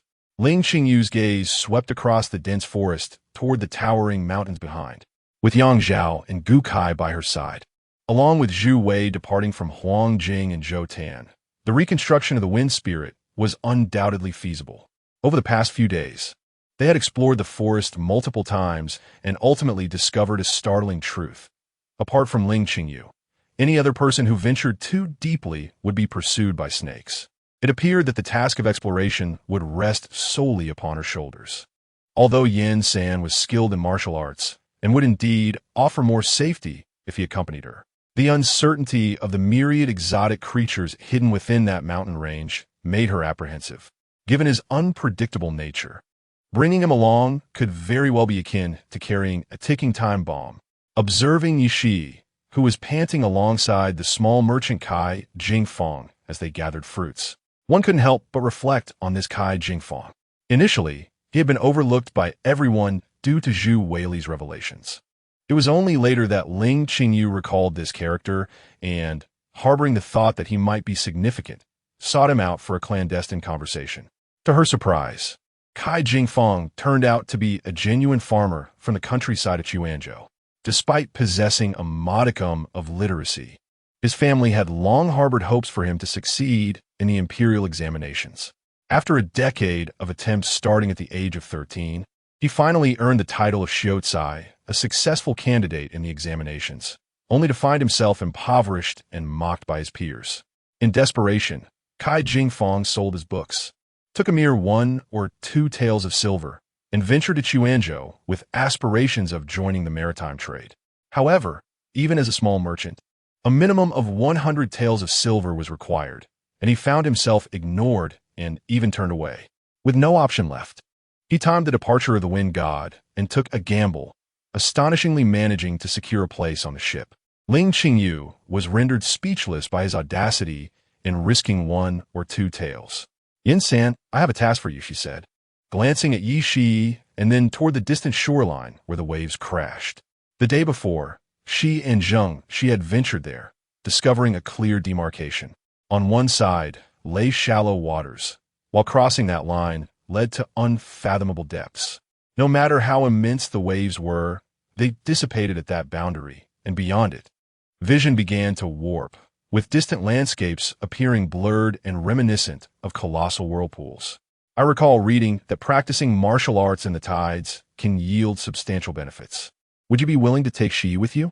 Yin San regarded her with a sidelong glance and replied, "Why not ask Lu Yao to accompany him? Lu Yao practices orthodox martial arts, while my skills are more suited for combat. Ultimately, all martial arts serve the purpose of combat," Ling Qingyu remarked calmly. "I shall not inquire into the matters of Lu Yao and Shi. However, since Shi calls me sister, it is only fitting that I assist him in some way. Besides, it is you who find yourself idle, not Lu Yao." Yin San narrowed his eyes. He had been observing the young lad for some time. The boy was remarkably gifted, with a physique well suited for martial arts. It seemed rather amusing to consider the prospect of him becoming Lu Yao's disciple. According to Ling Qingyu, their stay here was uncertain, and thus this could prove to be an intriguing endeavor. "Miss, do you truly intend to go alone?" Zheng she inquired, unable to restrain his curiosity while packing his belongings. "It will be fine. I shan't venture far," Ling Qingyu assured him, hoisting a woven basket made from yellow jujube onto her shoulder. In recent days, the bay had begun to take shape, with wooden huts being erected. At her request, even a bathhouse and latrine had been constructed to mitigate pollution from the sea. To facilitate this, she had tasked Zhu Weili with establishing a simple water system. Among the cargo aboard the Wind God were large quantities of substandard white cloth, which were now put to good use. Zhou Tan, renowned for his unparalleled skills, also excelled in tailoring, despite occasionally lamenting the irony of a master craftsman in jade, iron, and gold having also engaged in sewing. Here, they operated in an orderly fashion, with even Yin San taking Yi Shi into the sea to challenge the pinnacle of martial arts. At first, Yen-san was rather skeptical when Ling Qingyu spoke of her thoughts. However, that night, he clandestinely ventured out, demonstrating his formidable martial prowess. Though he could not swim, he held his breath and traversed the seabed. Upon reaching the border, he discovered that the underwater power, while beyond human strength to withstand, was an exceptional place for cultivating inner energy. This revelation reignited his ambition to challenge higher realms. Conversely, Ling Qingyu found herself feeling somewhat bored. In matters of urban planning, Zhu Wei surpassed her by leaps and bounds, and the laborious task of shipbuilding was beyond her capabilities. Joining Yen-san, Lu Yao, Yang Zhao, and Gu Siyu to confront the tides seemed unwise, as she wished to preserve her own life. After contemplating her options, it was the allure of the treasures scattered across the mountains that captivated her. Thus, she requested Huang Jing to craft a backpack and brought along 2 sets of garments made by Zhou Tan, preparing to ascend mountain. Tell me, do you recognize this? Shi Fang reiterated the characteristics of various medicinal herbs in detail. Although the bounty of the bay was plentiful, it paled in comparison to what he had seen in the forest. Upon learning that Ling Qingyu intended to venture into the mountains, he was the first to express his approval and incessantly encouraged her to gather those herbs upon her return. I understand. You need not worry. Earlier, when you left me behind, I managed to find you all by myself without incident. Ling Qingyu, fully equipped, turned back to the group of men who appeared anxious and smiled reassuringly.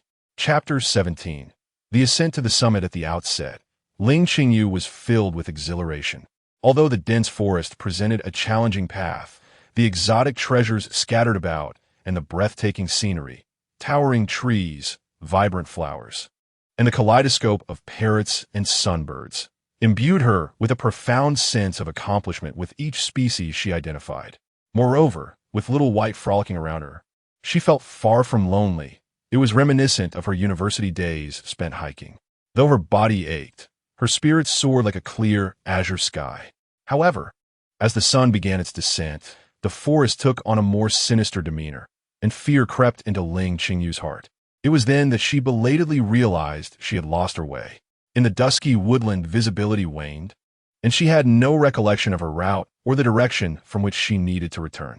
On this island, compasses were futile. The lush canopy obscured the stars above. Calming herself, she whispered reassuring thoughts, leaning against a sturdy tree as she took several deep breaths to steady her mind. Once her anxiety subsided, she reassured herself that the snakes she feared would not trouble her at night. With navigation impossible until dawn, she resolved to find a suitable place to rest for the night.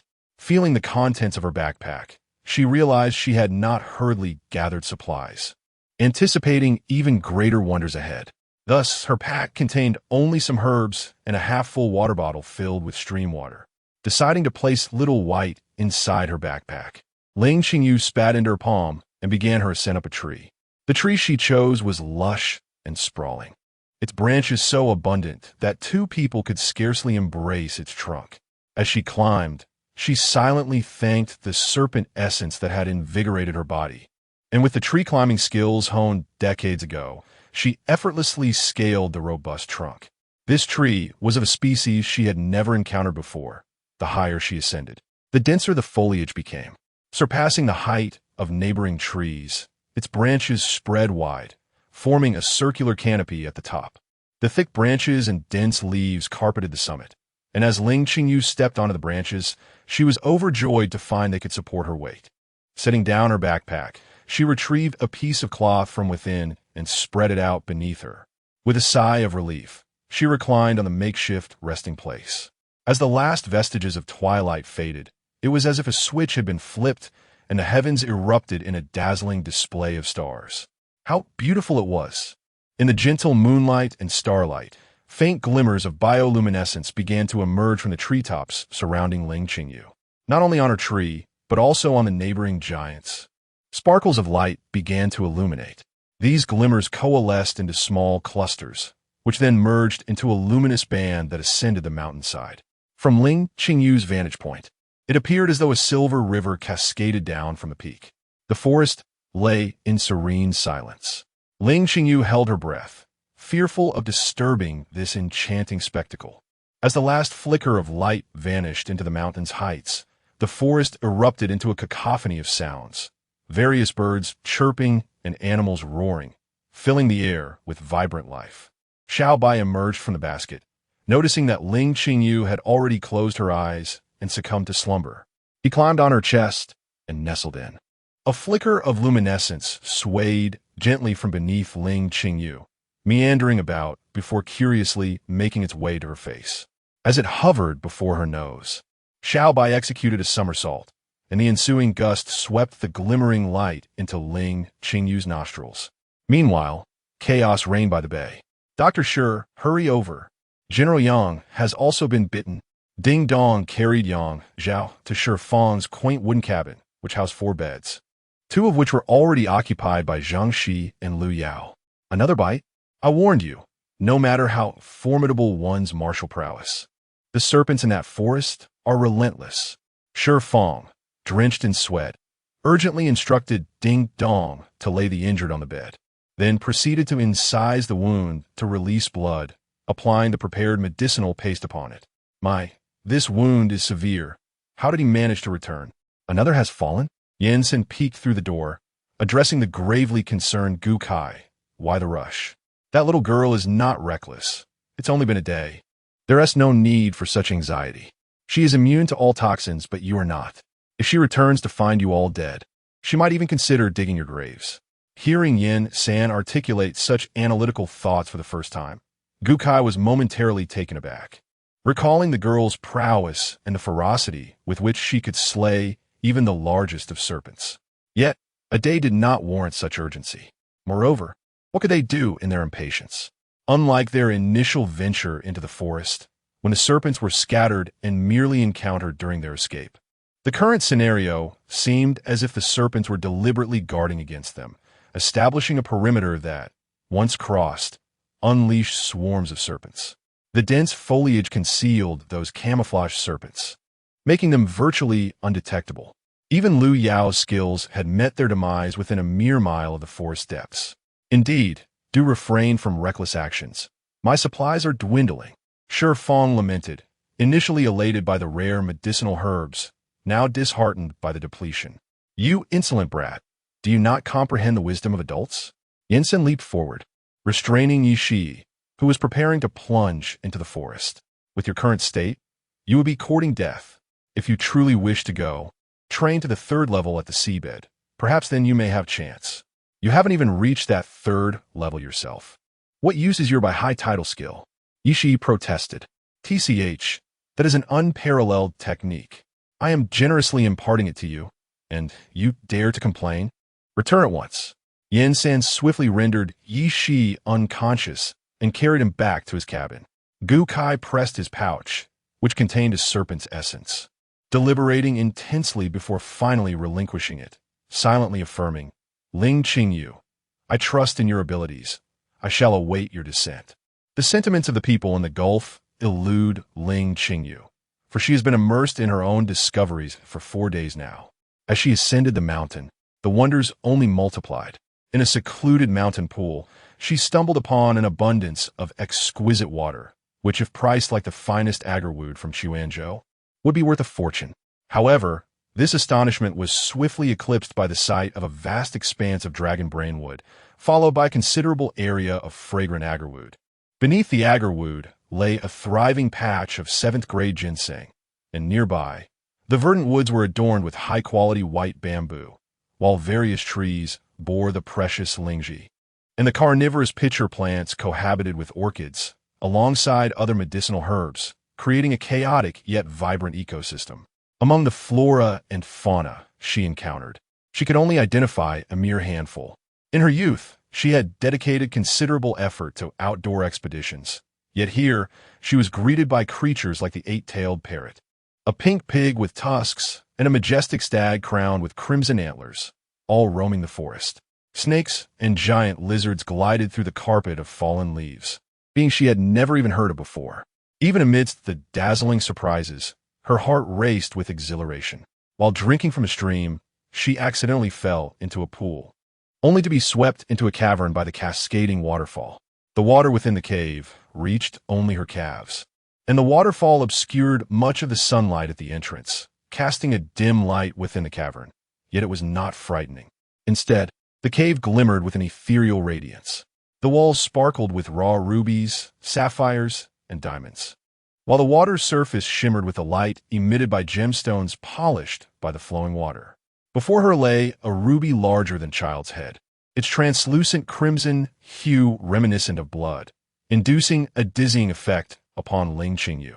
Her basket was already filled to the brim, a result of her careful restraint and selection. Contemplating her next move, she found a flat, dry spot within the cave and emptied her basket.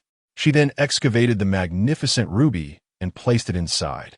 Although even larger and more beautiful gems lay within the cave, she refrained from disturbing them, instinctively sensing that these treasures were akin to the island's lifeblood, and that disturbing them might have dire consequences. As she sifted through the water, she selectively gathered only the smaller, yet high-quality gems.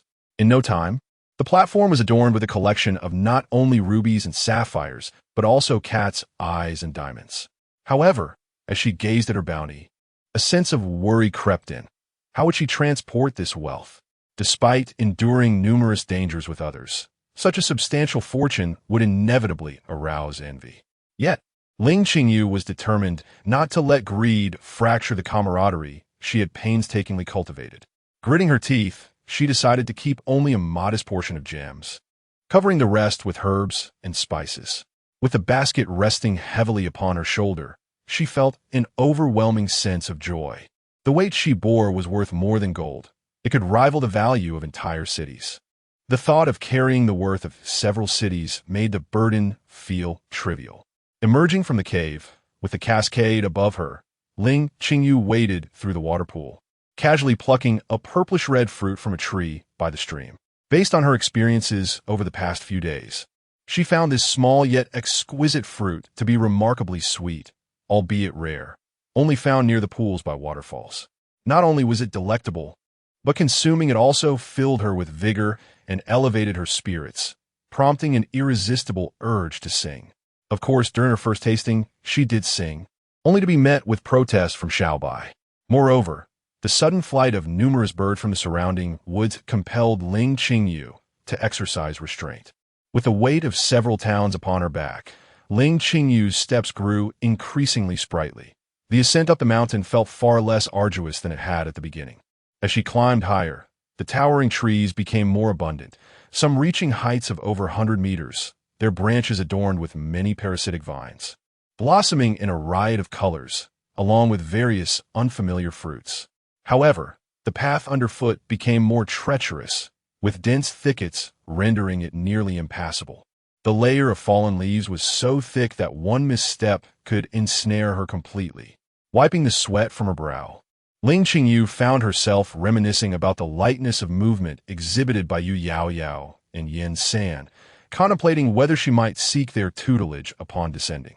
A dissatisfied whimper from above drew her attention. Looking up, she saw Xiaobai swinging from a vine, then deftly leaping to another tree. "Do you wish for me to emulate your agility? I am no Mount Tai." Ling Qingyu's expression darkened slightly. Over the past few days, she had come to recognize Xiaobai's innate prowess in hunting, despite its tender age. The mere sound of its voice seemed to terrify its prey into quivering submission.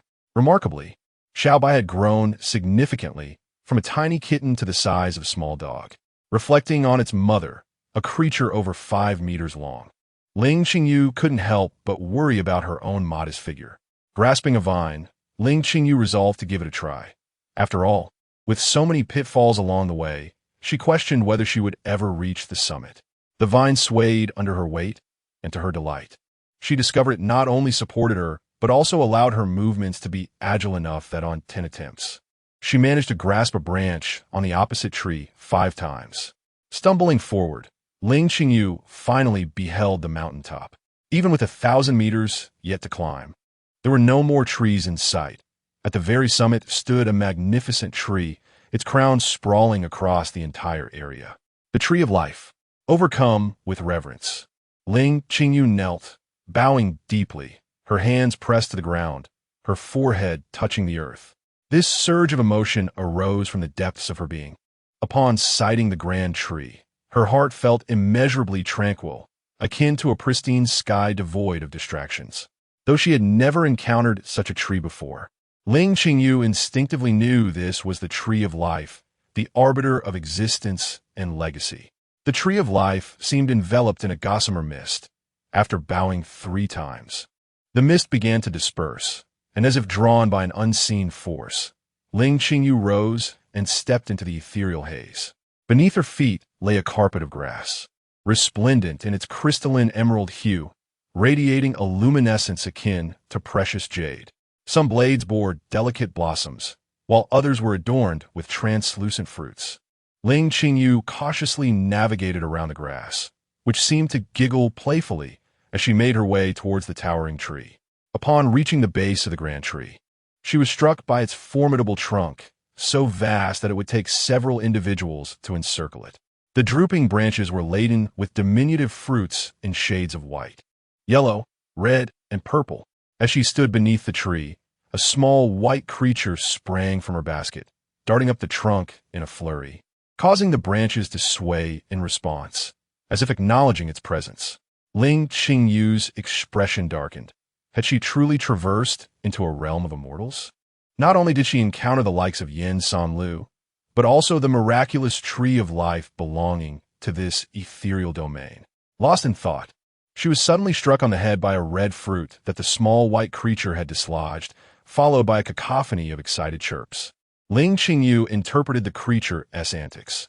This fruit, if consumed, would greatly benefit her health, and the fruits and leaves of the verdant grass below were treasures in their own right. The purple fruit could enhance one's inner strength, yet it seemed of little use to her. The great tree, in gratitude for her aid, permitted her to gather 10 fruits and 1 blade of the verdant grass. It warned her that the red fruits could extend one's lifespan, the purple fruits would bolster inner strength, and the verdant grass had the power of resurrection. After tasting the fruit that had fallen upon her, Ling Qingyu carefully plucked 5 red fruits and 5 purple ones, then gingerly extracted a fruit-bearing blade of the verdant grass. A gust of wind then swept her beyond the mist, and when she turned to look back, all she could see was the barren mountaintop, devoid of any sight. Turning her gaze downward, she beheld the vast expanse below, standing at an altitude of over 2,000 to 3,000 meters. From this vantage point, the northern view was unobstructed, revealing steep cliffs plunging into the sea, separated only by a few stretches of beach and bay. The mountains, cloaked in lush forests, began from the beach where she had landed, extending upward to the summit where she now stood. On the opposite side of the peak lay an even broader vista, featuring several colossal volcanic craters that belched forth azure plumes of volcanic gas. The undulating ravines and gorges deeply etched into the mountainside were shrouded in primeval forests, interspersed with patches of meadows and steaming volcanic lakes. The waters surrounding the island were tranquil, yet beyond a certain point, tumultuous waves and formidable whirlpools raged. Ling Qingyu felt a shiver of apprehension. Had she not taken refuge in the sealed escape pod, confronting such a scene might have left her paralyzed with fear, devoid of the strength to resist. Yet, to return to the Great Zhou, she would have to brave the journey. Ling Qingyu pondered her path in silence, calculating her course. It was summer now, and if winter were to arrive, the ocean currents and monsoons would favor her return. Thus, she estimated that it would take at least 4 to 6 months, by which time the Fengshen would hopefully be completed. Ling Qingyu remained lost in contemplation, long enough for the sun to set, as the flowing phosphorescence from the valley below converged and finally ascended to the mountaintop. Ling Qingyu once again beheld such a breathtaking scene, her heart racing with emotion. It seemed that Xiaobai would remain here, so she rose to brush off the dust from her clothes, preparing to descend the mountain.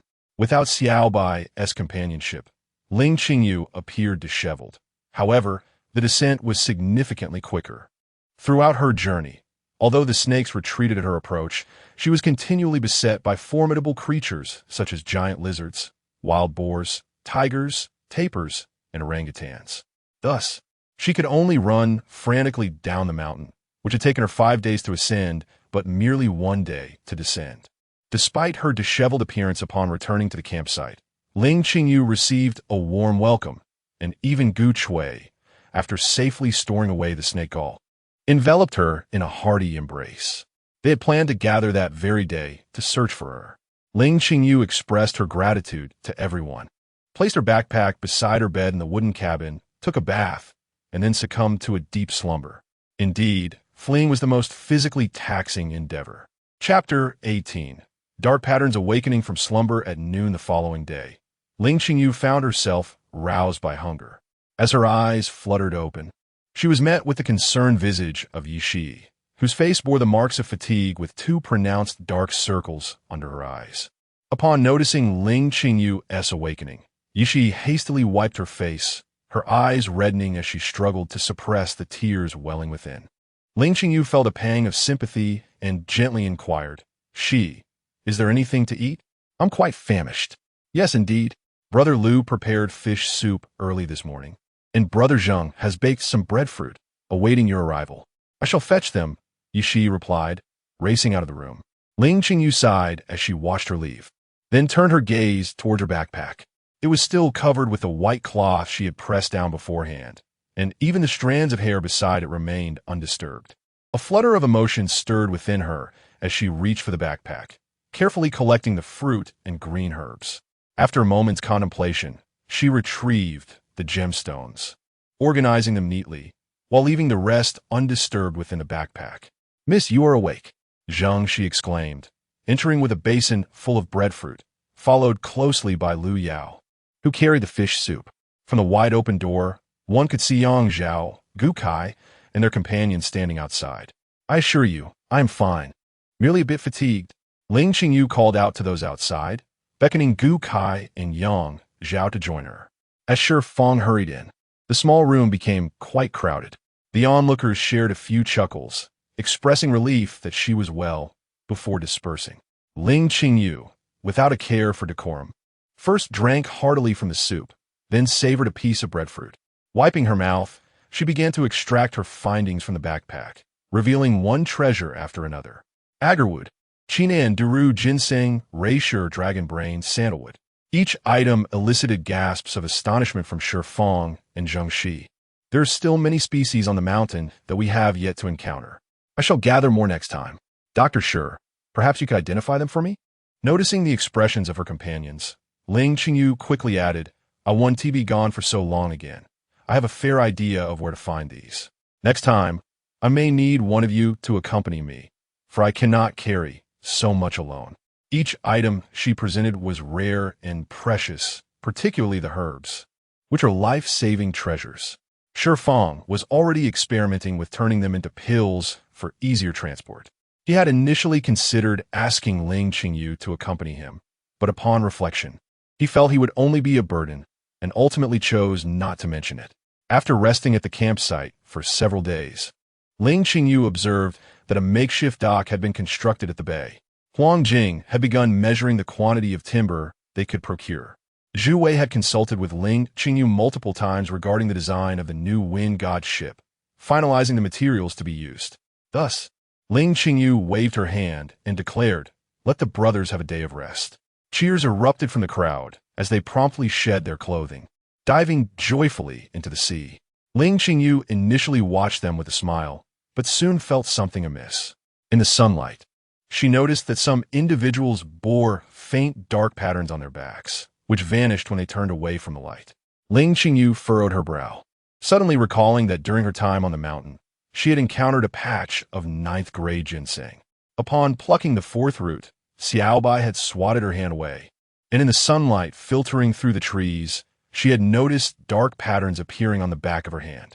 After carefully replanting the fourth ginseng, those patterns had vanished. Rising to her feet, Ling Qingyu made her way towards the sailors' wooden cabin.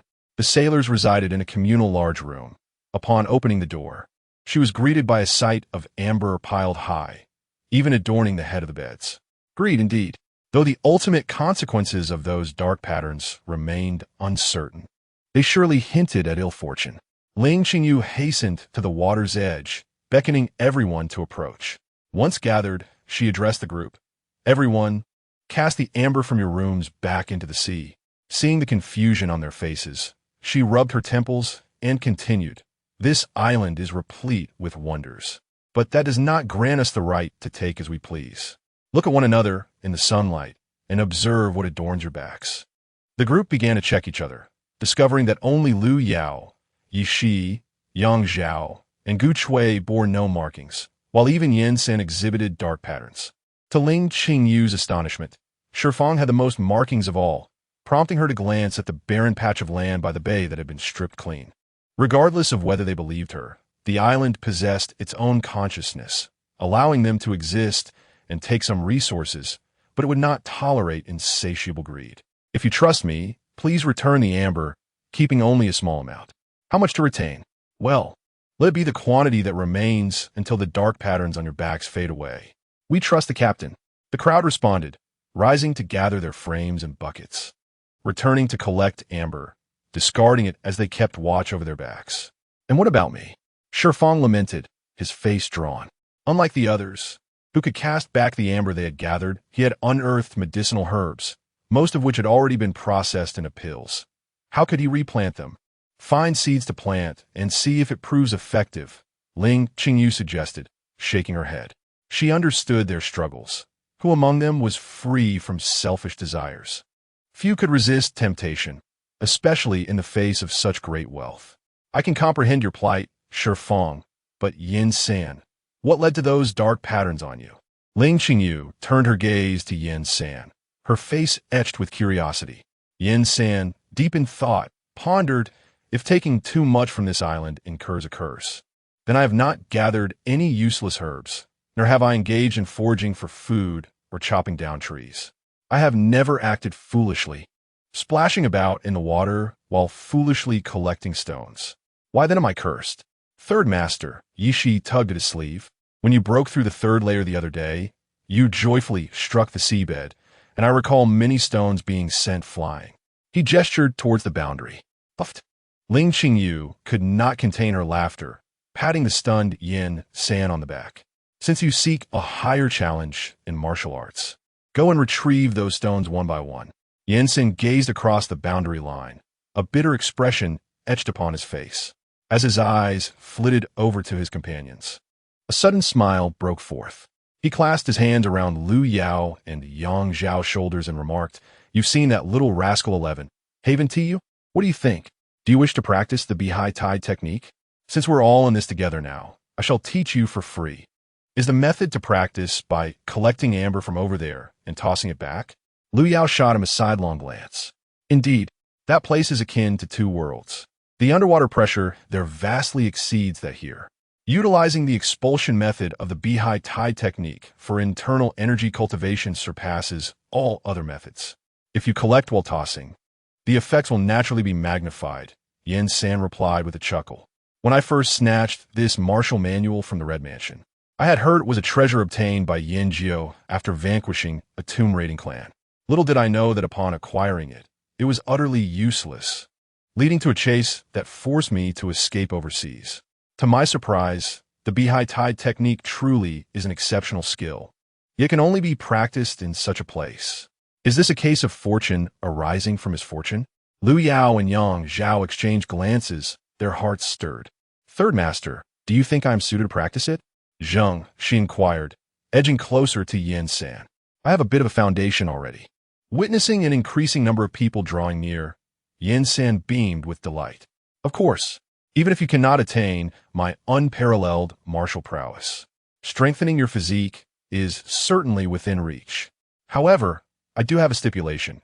Each person must retrieve 100 pieces before I will teach the next layer of the technique. Ling Qingyu facepalmed. Heavens, how many have you flung away, Third Master? Once the dark patterns on everyone's bodies had largely faded, excluding Yin San and Shifang, each individual had managed to retain only around 20 pieces. Ling Qingyu noticed the young man who had only one remaining, yet still bore dark patterns.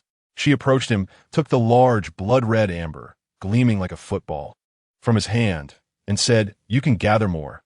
This is also related to quality." As soon as the blood amber was taken from him, the dark patterns vanished. Previously, everyone had handled this piece of amber. Whoever held it was marked with dark patterns. Ultimately, it fell into the young man's possession. who had been reluctant to part with it. However, upon observing that Ling Qingyu held the blood-red amber without any dark patterns, the others simultaneously realized that without the head of the household, they might have perished long ago. Arriving on this island and surviving thus far was already a blessing bestowed by the head of the household. With this thought, they felt a sense of relief, quelling their jealousy. Unbeknownst to Ling Qingyu, the inner thoughts of these men were far from her mind. She merely contemplated the amber in her hand, pondering whether all things possess a predetermined quantity. If so, might the timber for shipbuilding also have a limit? If this were the case, careful calculations would be necessary, and logging should be conducted in rotation, ensuring that roots remain intact to preserve life.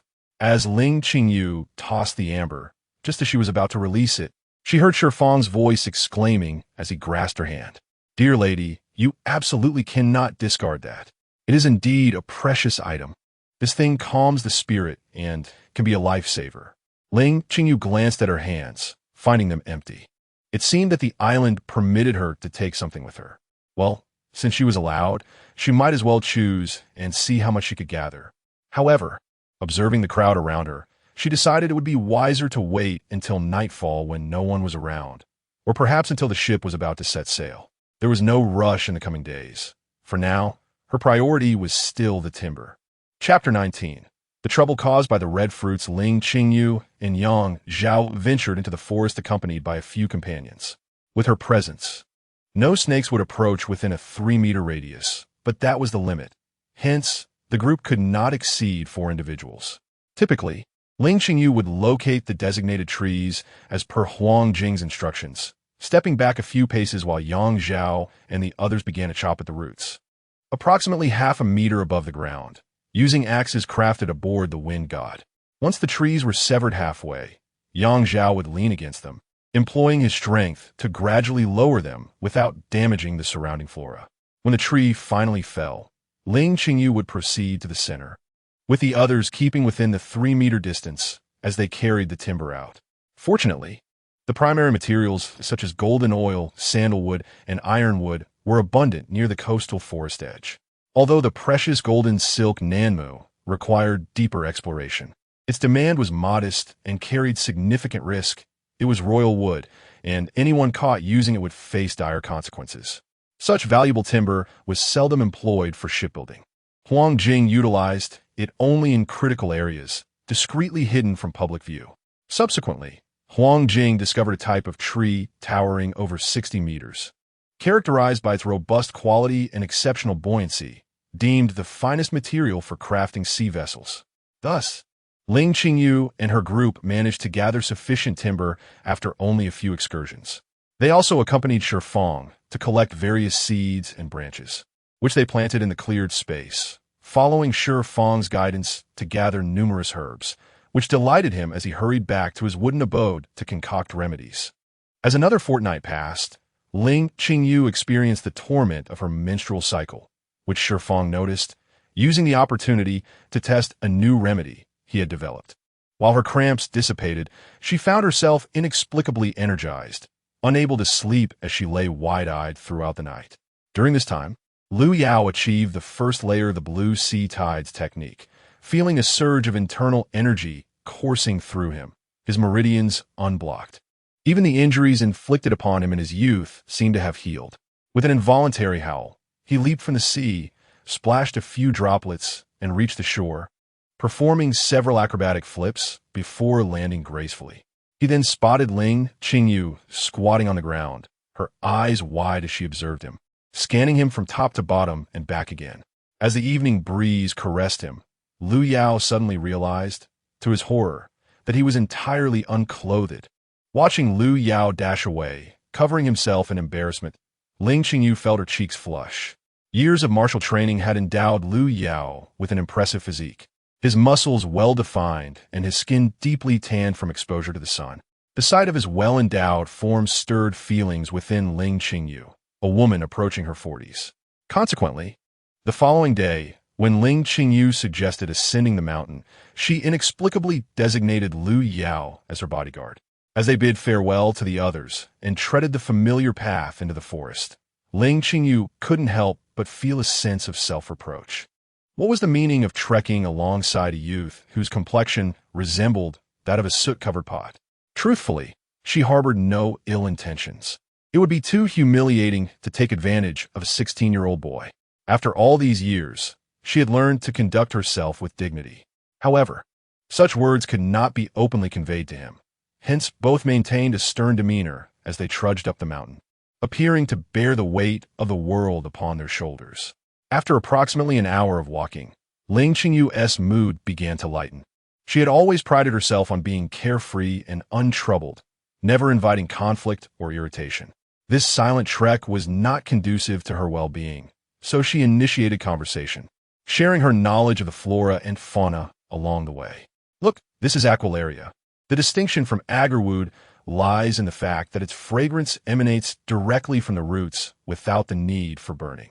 This scent possesses medicinal properties, beneficial for those with insufficient spirit or kidney deficiencies. And here is agarwood. In Guangdong, it is customary for brides to place a piece of agarwood at the bottom of their trousseau.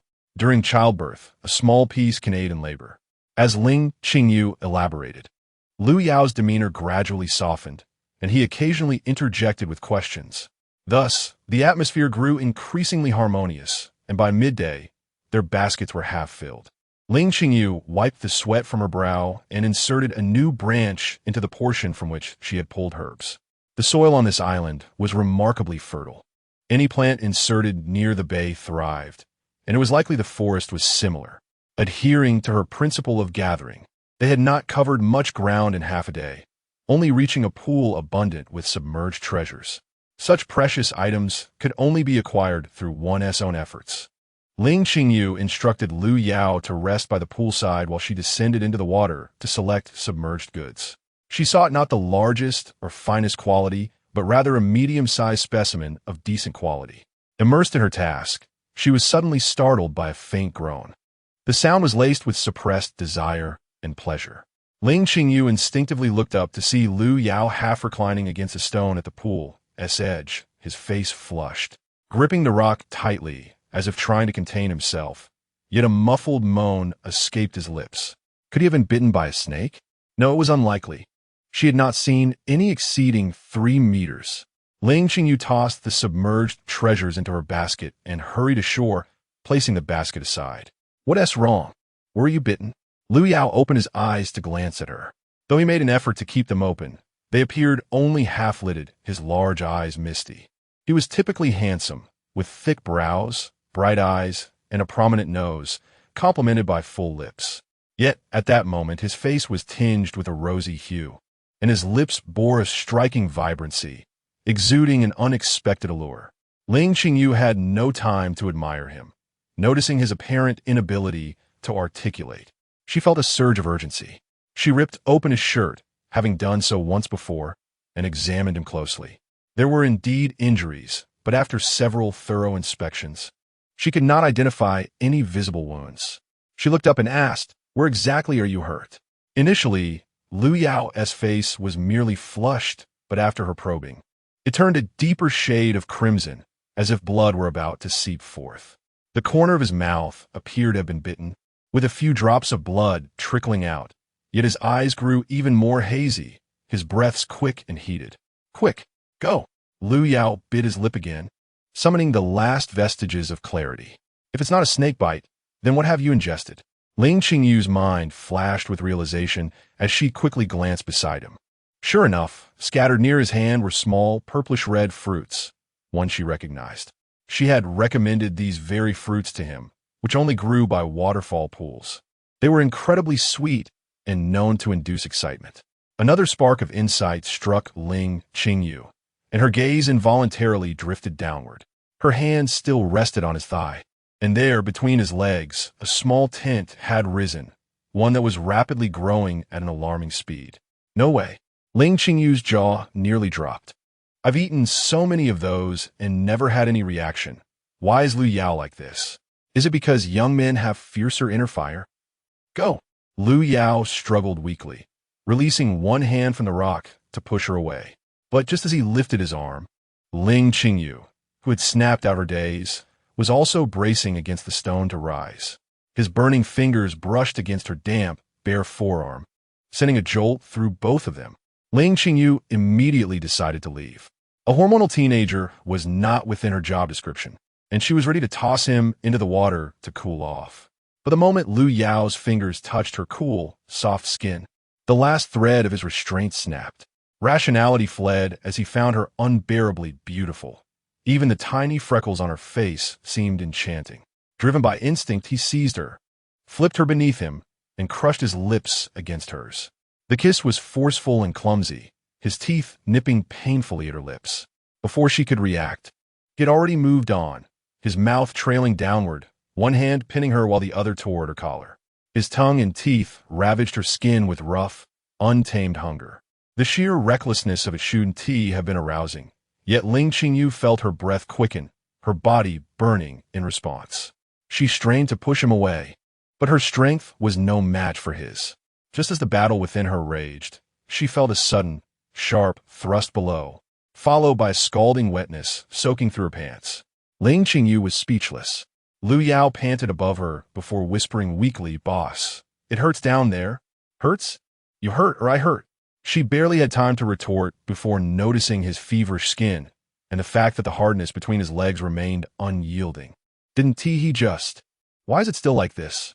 "Let me go," Ling Qingyu ordered coldly as Lu Yao seemed to regain some clarity. Obediently, he rolled off her, collapsing onto the rock. His pants were thoroughly drenched, yet the evidence of his arousal stood tall and showed no signs of subsiding. Was that not enough release? Ling Qingyu married at the age of 30 in her previous life. At that time, her husband appeared to be a man of propriety, albeit somewhat fatigued from work, leading to a certain degree of physical inadequacy. Each encounter lasted a mere 20 minutes, often in a state of incompleteness. This was the first time Ling Qingyu encountered someone who could release yet not succumb, and she found herself troubled by the situation. "Ah, it hurts," Lu Yao murmured softly, his body rubbing against Ling Qingyu's in discomfort. His garments had long since fallen away, a sheen of perspiration glistening on his bronze skin, which had turned a shade of crimson from the heat. On his hardened chest, 2 red buds stood defiantly. Resolute, Ling Qingyu bit the bullet and removed his trousers, sinking her teeth into one of the red fruits. The unusual stimulation caused Lu Yao to tilt his head back, arching his waist, his hands clasping Ling Qingyu's head, releasing a long moan of pleasure. Ling Qingyu indulged in his body, teasing his sumptuous lips into a delightful pout, employing her hands and the inner contours of his thighs to bring Lu Yao to several climaxes, until at last the stubborn little fellow finally yielded, and Lu Yao, having succumbed multiple times, fainted in ecstasy. "What is this predicament?" Ling Qingyu sighed, stripping off her remaining garments and diving into the cool waters of the pond, the icy stream soothing her heated body. Lu Yao awoke at dusk, finding himself covered by freshly washed and sun-dried clothing. Turning his gaze, he spotted Ling Qingyu perched on a rock, idly counting the items she had gathered that day. A myriad of emotions swirled within him. He could still feel the lingering warmth and desire ignited by her touch. After a moment's contemplation, he donned his attire and moved beside Ling Qingyu, stating, "I will take responsibility." "Huh?"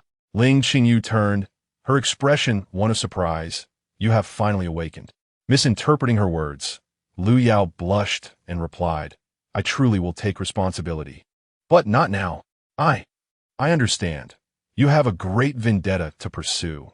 Ling Qingyu smiled, thinking to herself that she did not require his responsibility, as they had barely commenced anything substantial.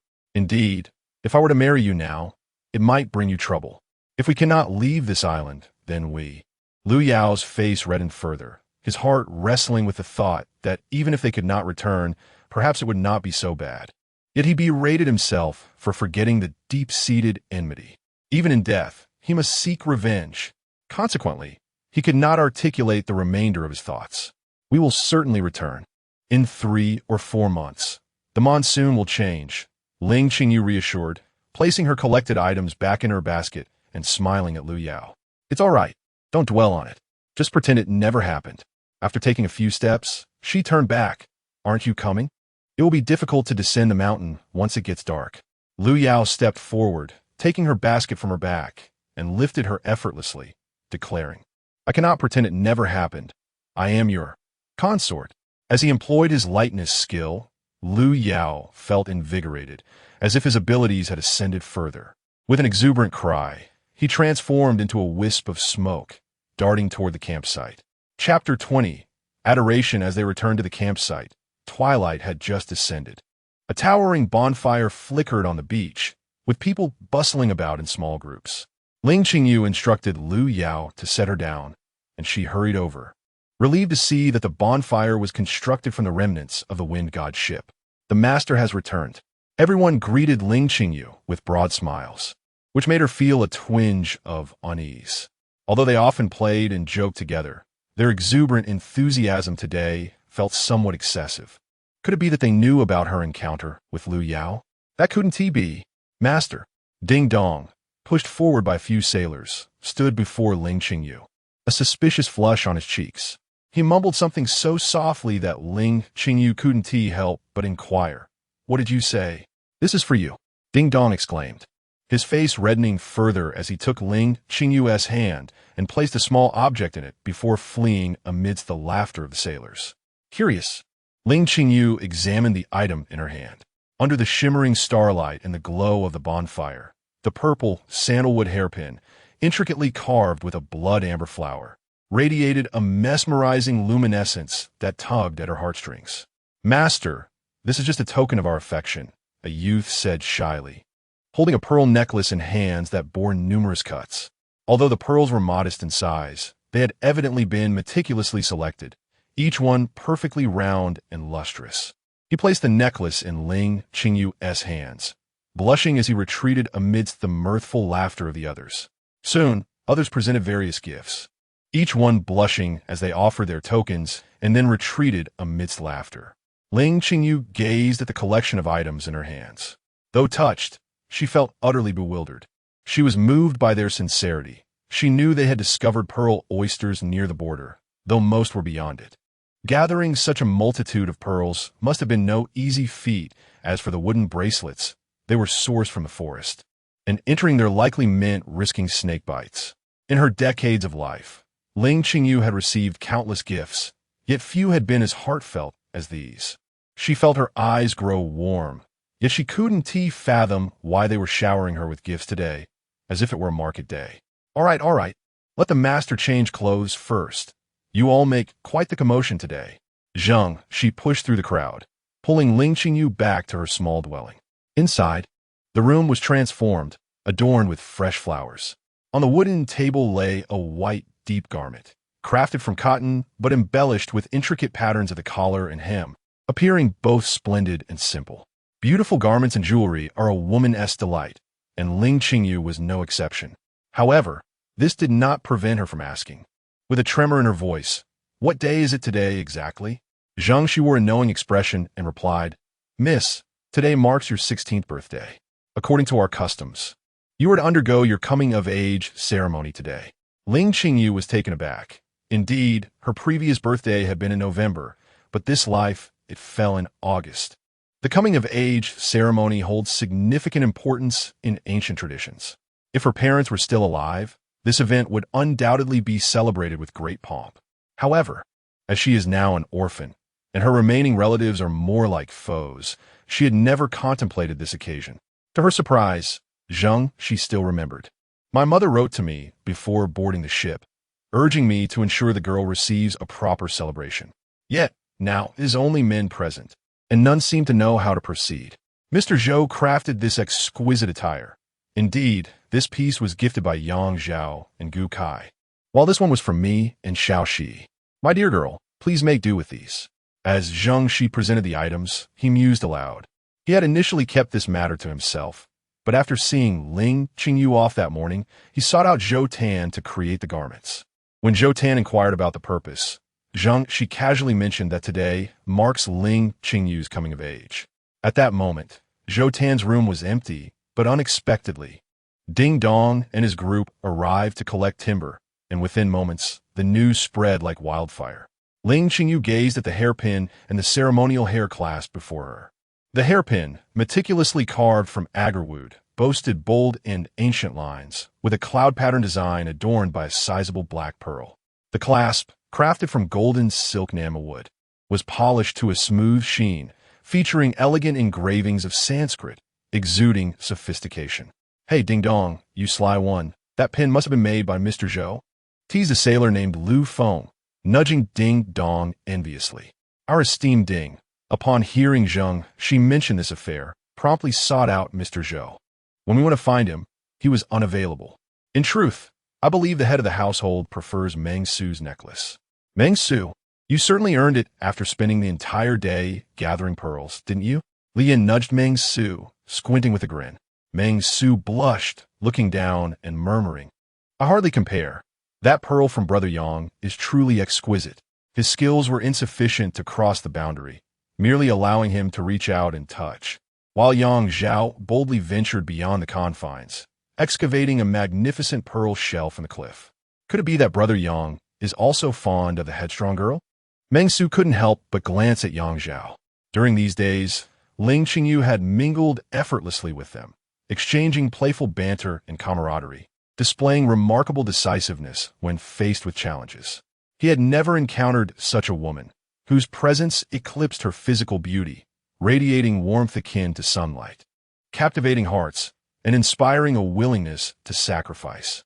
Meng Su pondered whether even Brother Yang could resist being drawn to such a person. Gu Kai, meanwhile, jested with his subordinate Dan Fu. "I say, Dan Air, did you not learn carpentry? Why did you only manage to fetch a piece of coral? Look, you've been outdone." Dan Fu scratched his head and chuckled. "I thought to be different as I saw them all rushing to fell trees. This girl is remarkable. Marrying her would surely lead to prosperity," Chen Rue chimed in. "I have no such intentions." Dan Fu quickly shook his head, stating, "I plan to return with the boss. The life of bloodshed is not for harming others. Besides, a girl as exceptional as her would never look my way." His voice lowered, revealing a fleeting wish, a hope that she might know of his affections. The graceful and virtuous lady, admired by gentlemen, elicited a couple of chuckles from Gu Sui. The youthful infatuation of a young man is often the most genuine, especially when it pertains to such a rare and admirable woman. However, it would be best to keep her untouched by the tumultuous storms of life. "No, please." Ling Qingyu blushed, feeling a rare flush of embarrassment. She attempted to retreat, but was firmly pushed forward by Zheng Shi, dressed in a flowing white garment instead of her usual short attire. The wide sleeves and long skirt accentuated her curvaceous figure, hinting at her form, while her hair was elegantly styled into a lofty bun adorned with various hairpins. The chaotic array of accessories did nothing to diminish her transformation from a wild girl into a lady of grace and poise. "Wow, our mistress is stunning," the crowd exclaimed, some even whistling in admiration. Ling Qingyu suddenly felt as if she was being playfully teased in public, her cheeks aflame as she was shyly nudged toward the bonfire by Zheng Shi. Having previously witnessed her boisterous demeanor, they were now taken aback by her bashful, demure appearance, realizing that indeed, she was a true lady. "I'm a lady, after all, even if my core is a woman nearing her 40s.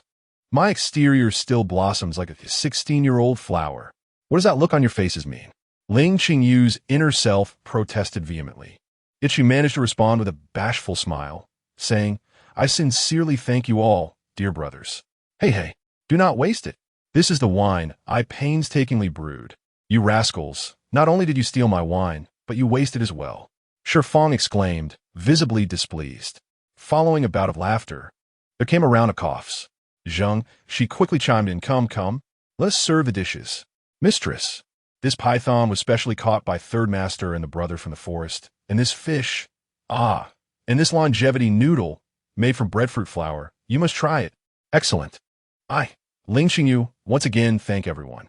From now on, with every meal I have, my brother shall never go hungry," Ling Qingyu proclaimed, lifting her skirt and rising to grasp a coconut shell filled with coconut wine. "Ha, this is our mistress Ling." They cheered as the atmosphere erupted with merriment.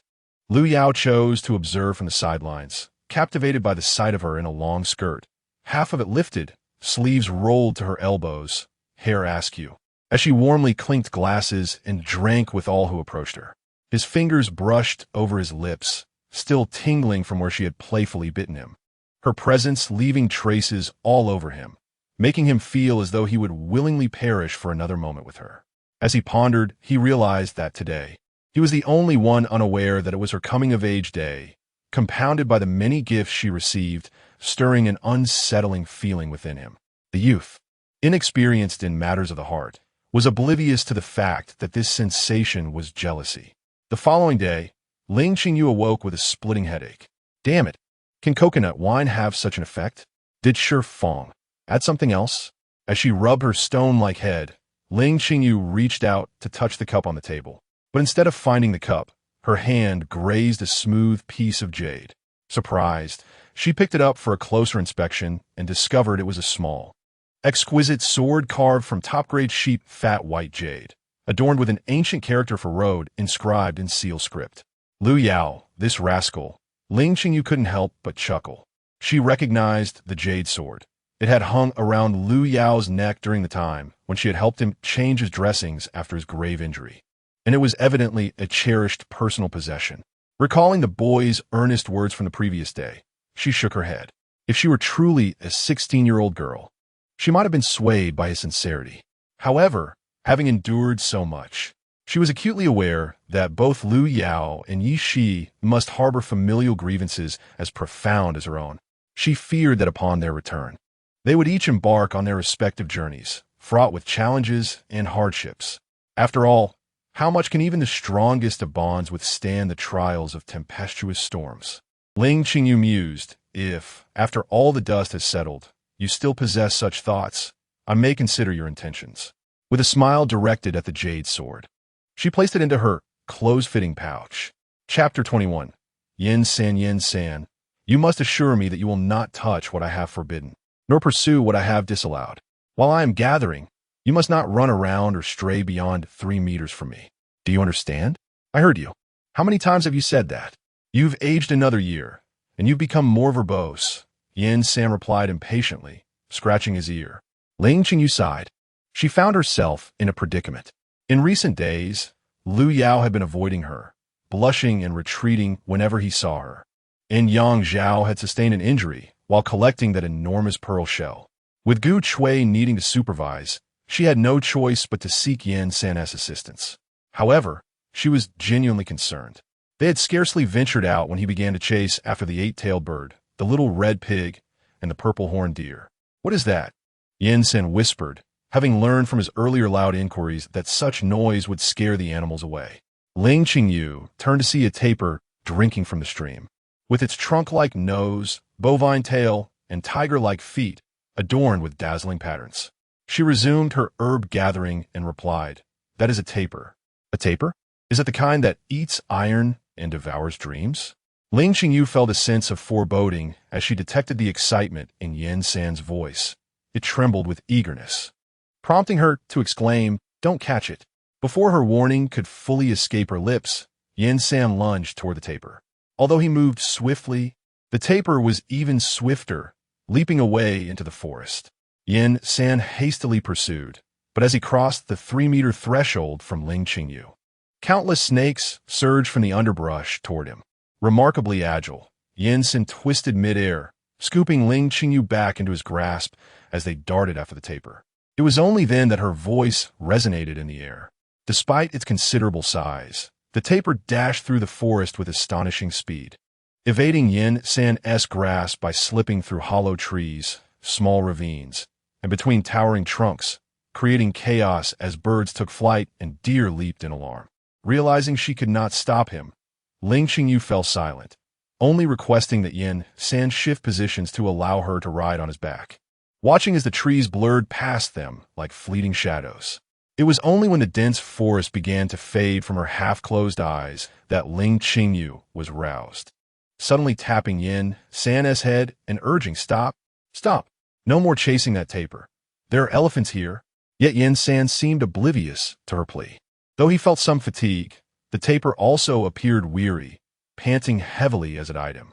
Discarding Ling Qingyu to the ground, he executed a powerful leap, tackling the tapir. Without waiting for it to struggle, He drew his sword and made a small incision on its neck, allowing a few drops of blood to fall onto his hand. When nothing occurred after that, his expression darkened. He patted the terrified taper, letting it escape. Turning back, he found Ling Qingyu sprawled on the ground, limbs splayed, in close contact with the earth. He couldn't help but exclaim softly. Dazed and disoriented, Ling Qingyu finally rose to see Yin stand squatting before her, his expression revealing a mix of relief and amusement at her apparent and scathed condition. Infuriated, she reacted instinctively, kicking out at him without a moment's thought. With a swift motion, Yin San evaded, causing Ling Qingyu's foot to land in empty air. Unable to regain her balance, she stumbled forward, but Yin San reached out and caught her waist, preventing her from colliding once more with the ground. Ling Qingyu, however, disregarded the opportunity to scold him, her gaze fixated on a small object before her. Oh, not merely a stone, but a radiant chunk of gold. Surveying her surroundings, Ling Qingyu realized she was situated in a glen, flanked by the primitive forest from which they had emerged on one side and a vast meadow on the other. The meadow stretched toward another hill, not high, yet belching thick volcanic smoke. At the center of the meadow lay a small but profound lake, bordered by bushes adorned with purple fruits, scattered across the grass. Among the thickets were gold nuggets of varying sizes, from those as large as millstones to others no bigger than pebbles, their brilliance nearly blinding her. At this island, nothing could surprise me anymore, Ling Qingyu mused, contemplating the prospect of iron and copper mines, which would enable them to equip the function with cannons. Observing Yin San's lethargic demeanor amidst the golden bounty, devoid of the valor he had exhibited while pursuing the taper, she reasoned that traversing the entire forest must have drained his energy. Why don't you rest here while I explore a bit? We left the forest, so there shouldn't be many snakes around. And do not, under any circumstances, eat those fruits over there. Do you hear me? Upon seeing Yin San weakly wave his hand, Ling Qingyu made her way toward the lake. The lake was modest in size, and after half an hour of navigating through the gold, she reached the opposite side. Here, the landscape transformed, revealing a slightly lower depression filled with springs. A stream of molten rock trickled down from the mountain, cascading into a deep abyss at the center of the hollow, its unfathomable depth instilling a sense of trepidation. Cautiously descending the slope, Ling Qingyu felt a wave of intense heat even from a distance. The hot springs sporadically released bursts of warm air, enveloping the area in a misty haze. Just as she was about to turn back, she noticed something glimmering in two of the spring pools. Finding a secure spot to settle, she reached in and retrieved a piece of warm white jade, its surface polished to perfection, the smooth texture nearly causing her to drop it. As if guided by an unseen force, Ling Qingyu approached another spring pool, this one filled with icy water that sent chills through her as she plunged her hand in. Yet, her determination to seize a treasure compelled her to persist, and she emerged with a vibrant red ice jade. Initially, the cold seemed to seep into her very core, but upon further contact, a refreshing sensation enveloped her. Checking the back of her hand, she noted the absence of dark patterns, signifying that these two treasures could be taken with her. Elated, she stowed the jade in her backpack, envisioning her future as a wealthy woman. With a buoyant spirit, she glanced at the sky and hummed a tune of triumph as she began her return. Stay back. Ling Qingyu was searching for Yin San when she suddenly heard his voice emanating from the thicket ahead. This voice was unlike Yin San's usual nonchalant tone. It was deep and sultry, as though he were suppressing something within.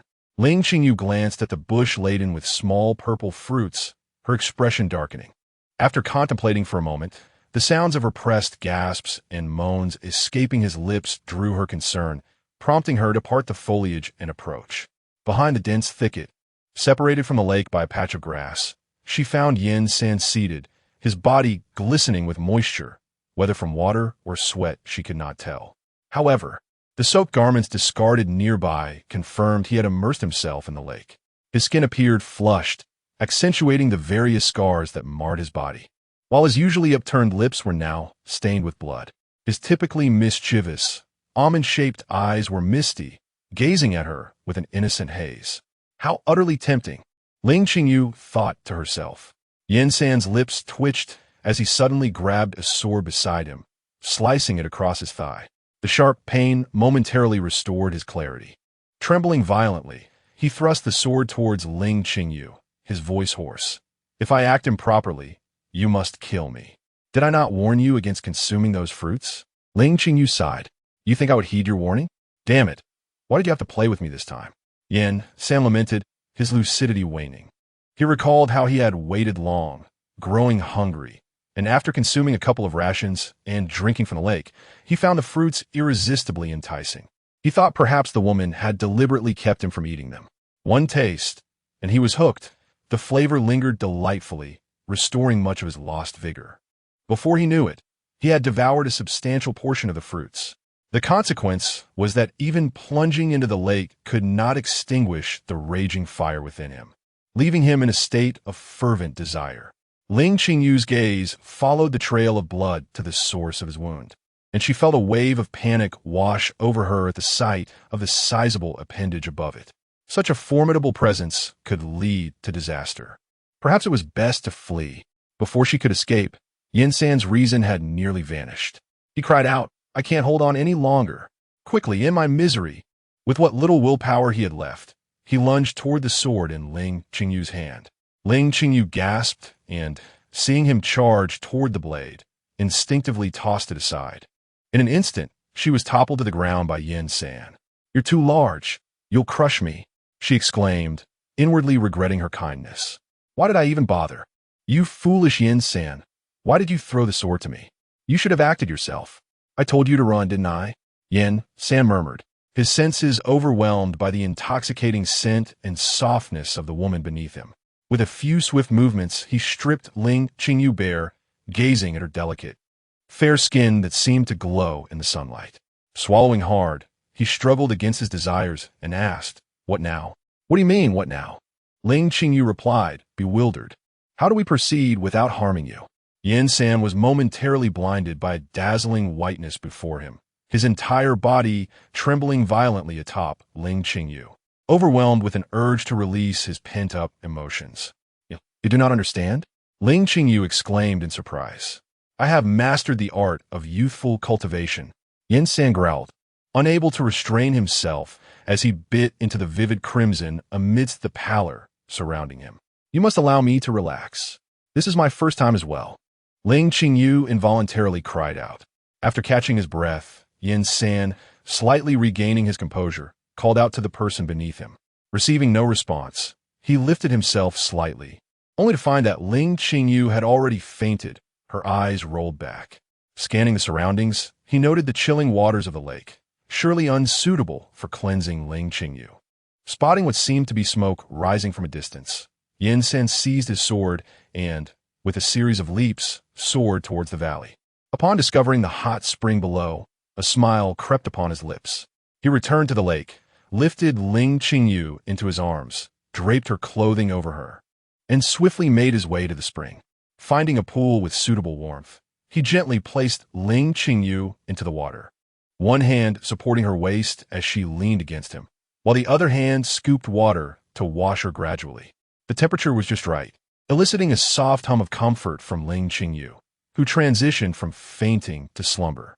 Observing her languid state, Yin San couldn't help but chuckle softly, tenderly cleaning her body. The woman in his embrace felt warm and soft, her head resting against his neck, her gentle breaths caressing his skin, occasionally interrupted by murmurs, laughter, and quiet sobs. Fear not. Once we return, I shall avenge you, Yin San whispered softly in her ear. One night, during a casual conversation, she revealed Ling Qingyu's tragic lineage, her father and brother murdered, her mother perishing from grief, her fiancé calling off their engagement and being cast out from her family, with all her inheritance seized. Despite such calamities, she managed to smile so brightly and live so candidly. In moments like these, would it not be natural to weep? Yin Sen leaned down to kiss her forehead, glancing at his palm, and softly vowed, though I do not know how long I can remain by your side. As long as I draw breath, I shall ensure your safety for each day that follows. Chapter 22. Oblivion when Ling Qingyu awakened. She was beset by a pervasive soreness throughout her body, as though her waist were about to shatter, and an intense sting emanated from below. Shaking her head, she half sat up, only to find that the garments draped over her had slipped away, revealing that she was impeccably dressed. Even the torn fabric from yesterday had been mended. The short robe she wore belonged to Yin-san.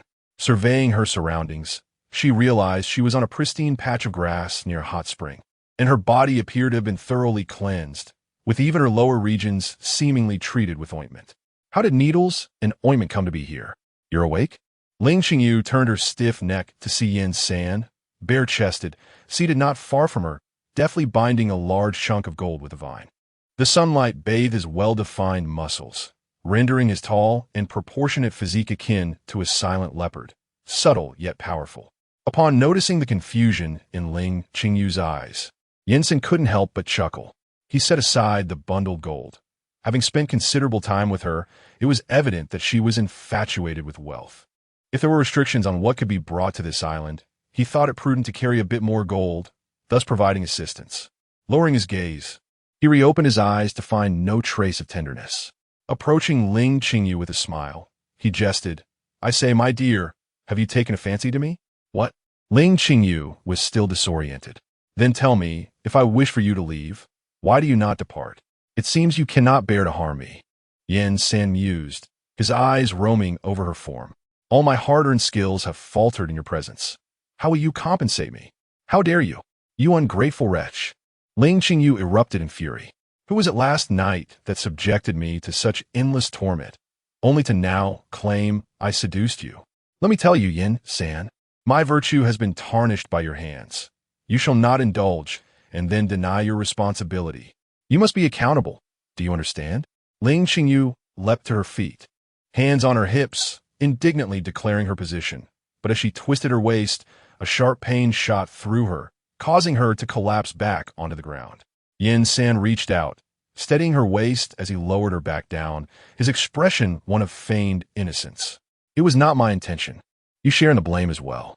"What blame do I bear?" she retorted. "Listen well, you are now bound to me. Do not think that my virtue is easily compromised. From this day forth, you shall do as I command." As she pointed a finger at his forehead, she winced in pain. Seated behind her, Yin-san placed his hands on her lower back, a sly smile curving at the corners of his mouth, hidden from her view. His calloused hands emanated warmth, spreading comfort across her waist, prompting a soft, involuntary hum of satisfaction from Ling Qingyu. Just like that, a little lower, please." Ling Qingyu chose not to dwell on the past, recognizing the uniqueness of the circumstances. After all, Yin-san was an assassin. Could one truly expect everlasting harmony with such a man? Once so intimately close, awakening to find this fellow hastily distancing himself was bewildering. If I were to draw closer still, what would become of my aging visage as a woman nearing her 40s? A mere night of rest should not be such a significant affair, akin to a fleeting rendezvous at a bar with a charming stranger. No less a novice with exceptional prowess. What on earth am I contemplating? This is merely an unforeseen circumstance, an accident. Ling Qingyu, her waist aching to the point of immobility, had no choice but to rest by the hot springs for 2 days. An opportune moment to adjust from maidenhood to womanhood. Not merely a shift in mindset, but a transformation of form. Having traversed countless sheets in her past life, she held no aversion to the act of intimacy, nor was there any sense of unacceptability. Yet, even in her most fervent experiences before, nothing compared to the intensity of this encounter, and this body was experiencing such sensations for the first time. However, facing Yin-san's infuriating visage, she found it impossible to adopt a demeanor of shyness or blush. Instead, she had to engage in a mental reassessment, reminding herself that there was nothing shameful about it. Physical desire is merely instinctual. It is nothing extraordinary, just a one-night affair. What constitutes a one-night stand? It is a serendipitous meeting between a lonely man and a lonely woman, drawn to one another's allure, coming together to satisfy mutual physical needs, only to part ways without further entanglements. Unaware of who had posed the question, Ling Qingyu mused aloud, only to be startled by the realization that she had indeed been conversing with herself. Turning back, she found Yin San crouching behind her. That rascal nodded in agreement and added, and it comes without a fee? What, do you think this is a brothel? Then, a thought struck Ling Qingyu as she recalled her own suggestion for him to sell himself. Before she could finish her contemplation, Yin San interjected, "You mentioned that I should sell myself to you. Isn't that also considered a transaction?" Witnessing the colors of her face shift from pale to green, then to white and finally to crimson, just before sparks seemed to ignite above her head, Yin San declared, "Let us consider this as you patronizing me." With that, he seized her head and captured her lips in a kiss. Ling Qingyu had experienced the elegance of a French kiss and savored the highest techniques of intimacy. Yet what was this chaotic gnawing? "Are you a dog?" Pushing him away, she exclaimed in alarm, "What are you doing?" Turning her head, she noticed the fruits by the lakeside had vanished. Those fruits were beneficial for enhancing inner strength. Yin San swiftly shed his garments, forcibly parted her legs, and buried his head in earnest labor, all the while assuring her, "Rest assured, this time I won't charge you." It was not the financial aspect that troubled her. It was her aching waist. After only a brief struggle, Ling Qingyu capitulated. The human body is the most loyal of vessels. If it remains unresponsive to such provocations, that would indeed be strange. Although Yin San had restrained himself considerably this time, Ling Qingyu's waist was once again sore to the point of immobility. As night fell, when Yin San sought indulgence once more, Ling Qingyu decisively assisted him with her hands, observing his body as agile and supple as a panther. Quivering and gasping under her touch until he reached ecstasy, Ling Qingyu, despite her own exhaustion, felt a stirring within her. However, Yin San refrained from further intimacy, opting instead to pleasure her with his tongue. After several exchanges, Ling Qingyu could no longer withstand the sensations and succumbed to slumber. Once she was cleansed, Yin San laid her upon the grass, then sat in meditation, circulating his energy for several cycles before exhaling a breath laden with impurities. The fruit indeed possessed remarkable properties, though its aftermath was overly indulgent, leaving him nearly unable to restrain himself. He resolved to return the following day, cradling Ling Qingyu closer to ensure her comfort, tenderly stroking her long hair, his heart heavy with the thought that such intimacy might never again be theirs. She would eventually find her true companion, bear children, and the road ahead was still long. After enduring his feelings, Yin San could no longer contain himself and pressed his lips against hers. A fervent kiss that felt as though he wished to imprint her essence within him.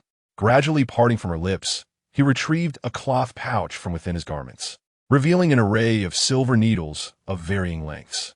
Selecting the longest, he aimed it at his own chest and pierced his heart. A sharp pain coursed through him, eliciting a soft gasp as he withdrew the needle, his body bending forward, a stream of blood cascading toward Ling Qingyu's lips. As the blood touched her mouth, it seeped into her. This was a blood oath. Yin San caressed her lips, watching as the blood was absorbed, whispering softly, "If you perish, so shall I. Our lives entwined, never part."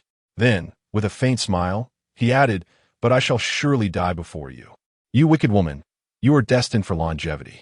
With his other hand, he deftly pricked several acupuncture points atop Ling Qingyu's head, unaware of the cause for her swollen lips, akin to sausages, and a tuft of her hair having been severed.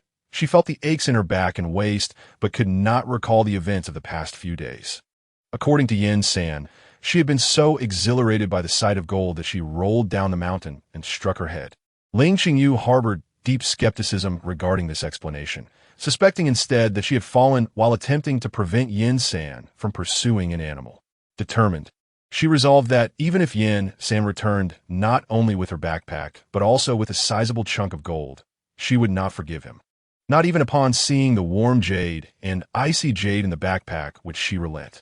However, considering the necessity of traversing the entire forest, with only Lu Yao and Yin San possessing the requisite strength, she reluctantly conceded to the idea of a group venture, firmly resolving never to be alone with Yin San again. How utterly exasperating. Thus, Yin San piloted Zhou Tan, while Lu Yao guided Ling Qingyu.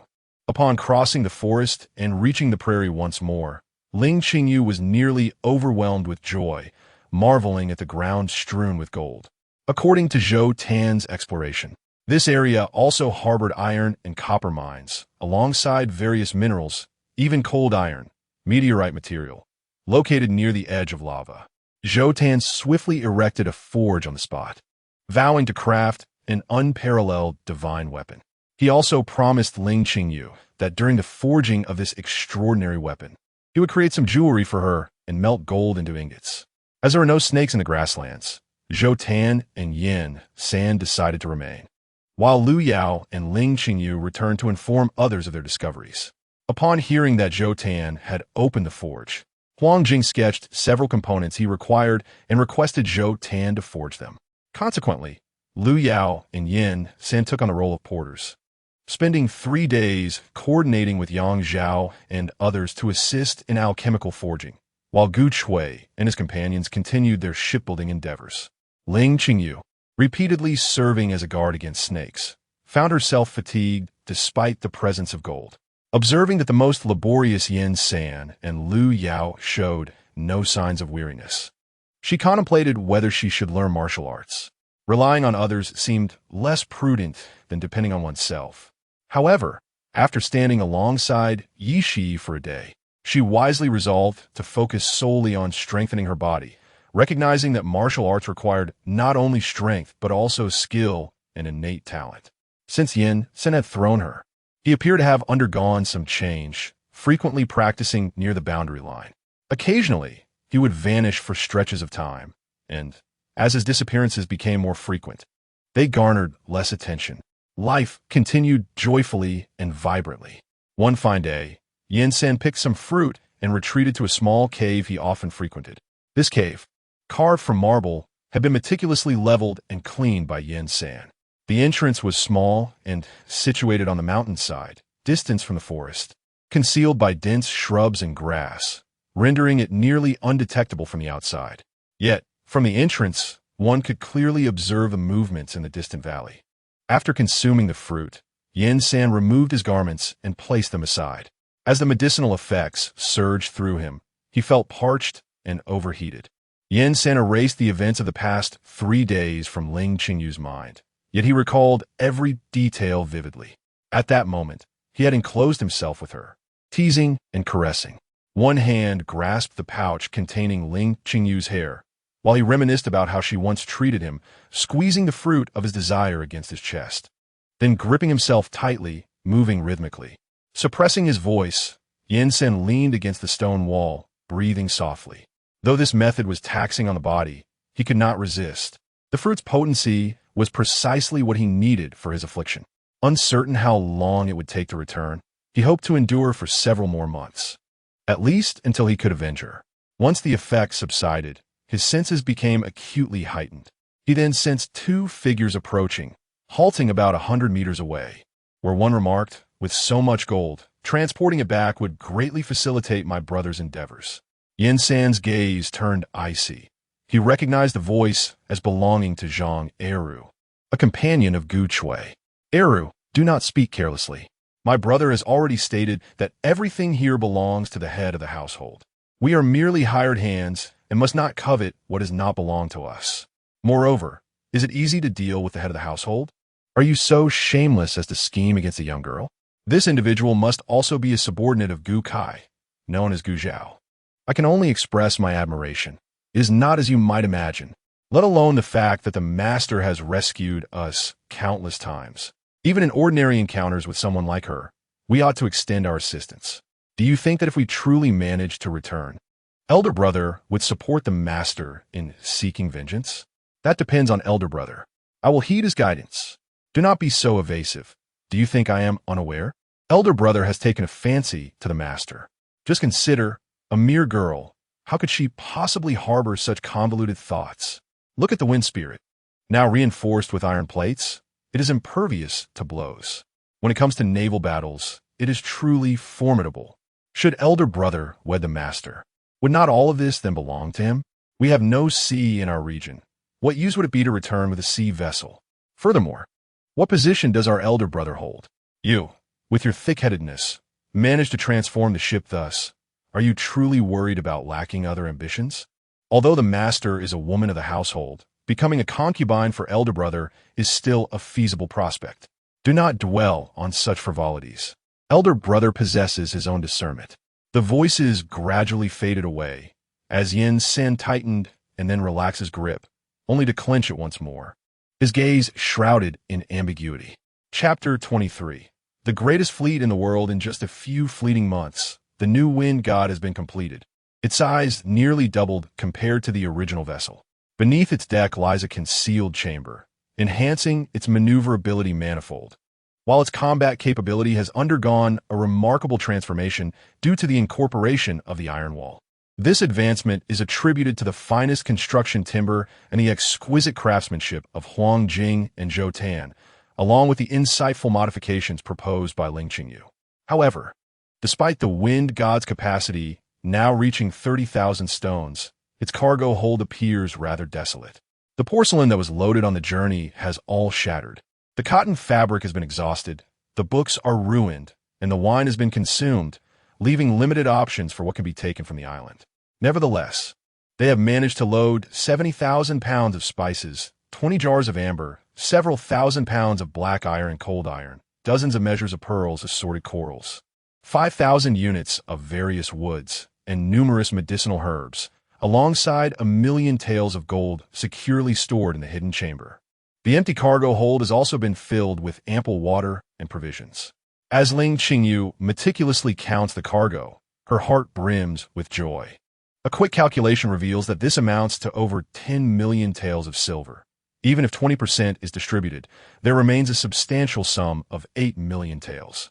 As for the exquisite agarwood, premium medicinal herbs, and the rare dragon birth incense that had unexpectedly drifted to the island, along with the jewelry crafted by Zhou Tan, she has not placed them in the cargo hold, but rather secured them in a small storeroom adjacent to her cabin.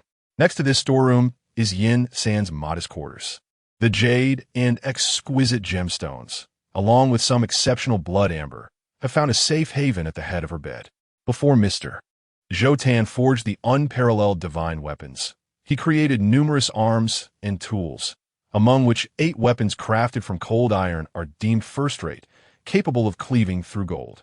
The spear was gifted to Yang Zhao, the broadsword to Gu Chui, the heavy sword to Lu Yao, and a long sword to Yi Shi. Furthermore, Gu Chui opted for the wolf-toothed club, spending 1,000 taels from the bounty, while Yang Zhao selected the halberd, also parting with 1,000 taels. Zheng Shi, envious, claimed the meat cleaver, while Ding Dong, equally covetous, took the long staff. Among the extraordinary weapons forged by Zhou Tan is a short sword with a mechanism in its hilt, adorned with a pair of leopard fangs. According to Shi Fang, these fangs are venomous, one side gleaming with a brilliant blue, the other resembling a tranquil autumn stream. Upon the sword's emergence, the heavens manifested a vibrant rainbow, a testament to its unparalleled sharpness. Yet, no sheath was available to accommodate such a lethal blade. Ultimately, Huang Jing discovered a type of vine and fashioned it into a sheath. The blade, capable of slicing through stone as if it were but tofu, could not pierce the woven vine, allowing Ling Qingyu to finally store it away with ease. Observing the weather, she estimated that in another 2 days the winds would arise. Noticing the absence of dark patterns on her hands, she felt a yearning for the gemstones she had initially set aside, having only taken the larger pieces, which were too exquisite to part with. The thought of those smaller shards began to gnaw at her. In her restless state, Ling Qingyu found herself edging towards the forest's edge, deliberating whether to venture forth or not, when she heard Yin San's voice. "Is there anything else you wish to bring? I shall accompany you to retrieve it." Seeing the look of skepticism in Ling Qingyu's eyes, Yin San reassured her, "I shall not stray. We depart in a couple of days. Be swift in your return." Caught between the unreliable Yin San and the sparkling allure of the gemstones, Ling Qingyu made her choice without hesitation, opting for the gems. With a sigh and a shake of his head, Yin San observed Ling Qingyu as she diligently picked up the small gemstones like a chick pecking a grain. What do you know? For women, the most reliable treasures are gemstones and gold. Ling Qingyu shot him a disdainful glance. A woman can rely on her husband. Earning money is a man's duty. Yin San, resting his head in his hands against the cave wall, absent-mindedly kicked some gemstones towards her. Umph, Ling Qingyu retorted scornfully. Men are as dependable as a sow climbing a tree. In my previous life, I worked tirelessly to earn money, only for my husband to seek out a mistress. I no longer believe in love or men. Chuckling softly, Yin San leaped in front of her and said, "My dear, I have a proposal for you." "What is it?" Ling Qingyu eyed him warily. "Look, with all those treasures on your ship, once you reach the shore, there will surely be many who covet them. Hire me as your bodyguard. Weren't you already my bodyguard? And a rather unreliable one at that. That was back on the ship. But think about it. You're bringing so much wealth ashore. Do you remember how your family perished?" Noticing Ling Qingyu's grave expression, Yin San pressed on. "How about I serve as your bodyguard for 3 more years and also train Yishi? What do you want?" Ling Qingyu wasn't one to believe in a free lunch. "I'd like to borrow your twin swords. I promise to return them once I can no longer be your bodyguard. So that's what you're after? You cunning little rascal." Ling Qingyu looked at him with contempt, but upon reflection, realized the swords were of little use to her. Moreover, she feared injuring herself by carrying them. If she were to have Yin San as her bodyguard, even if he were unreliable, it would be worth more than a mere sword. Calculating in her mind, Ling Qingyu declared, 3 years 1 tea suffice. I want 10. 100 taels of silver per year, with bonuses at my discretion. Good work earns rewards. Poor work earns nothing. 10 years. If possible, I would gladly accept 20 or 30. Yin San replied with a smile, kneeling on one knee, his head bowed deeply. "I, Yin San, hereby pledge my loyalty to Ling Qingyu as my master. Should I defy you, may I meet a brutal end." Ling Qingyu was taken aback, quickly helping him up. "We are merely partners. There's no need for such an oath. You've defied me plenty already." "Ah, the innocence of youth." She chided, then added, "It's just a sword. Remember to return it to me." As she turned back to resume her treasure hunting, Yin San smiled silently. The twin swords were legendary weapons, not yet bound to Ling Qingyu. If she wielded them, she might bring harm upon herself. They required blood to be nurtured, thriving in carnage until the right opportunity arose for them to acknowledge their true master, enabling Ling Qingyu to wield their power. On the winter solstice, the tumultuous winds outside began to subside. "Let us set sail," Ling Qingyu cried out, raising her hand, prompting the crew to begin their preparations as the Fengshen slowly glided out of the harbor.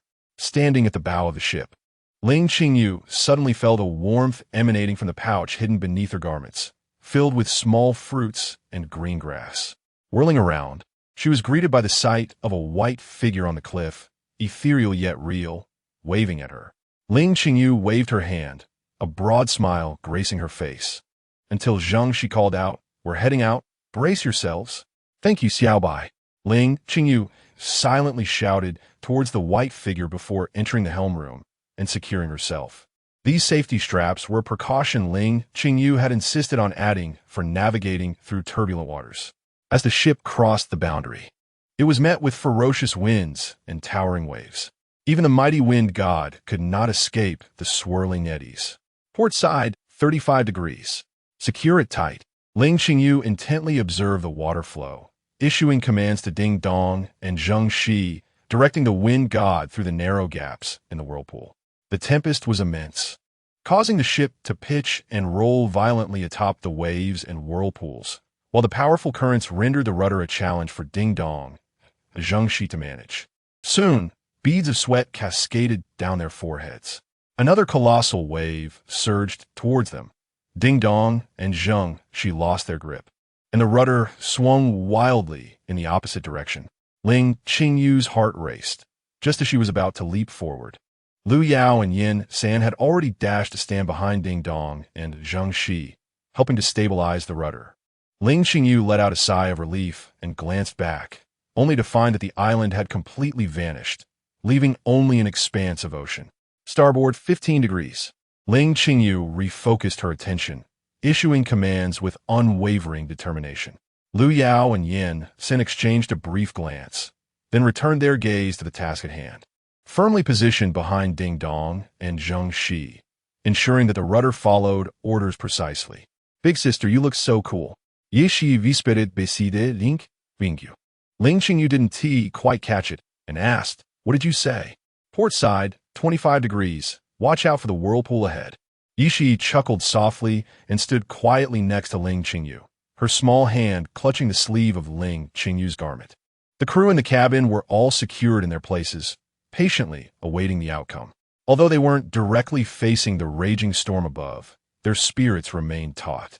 "Our captain will surely prevail," Meng Su said quietly but with conviction. "Of course, she is the finest navigator." Gu Kai added with a smile, "The best in the world." A wave of laughter spread among them, recalling Ling Qingyu's own words before boarding. "I am the best navigator in the world. If I cannot lead you out, no one else can. Trust me with your lives." The best navigator, the best captain. Yang Zhao's gaze seemed to penetrate through the ship's hull, reaching the bow as it surged against the wind and waves. 4 hours later, the wind god crested a wave valley, and, at last, there were no more whirlpools in sight.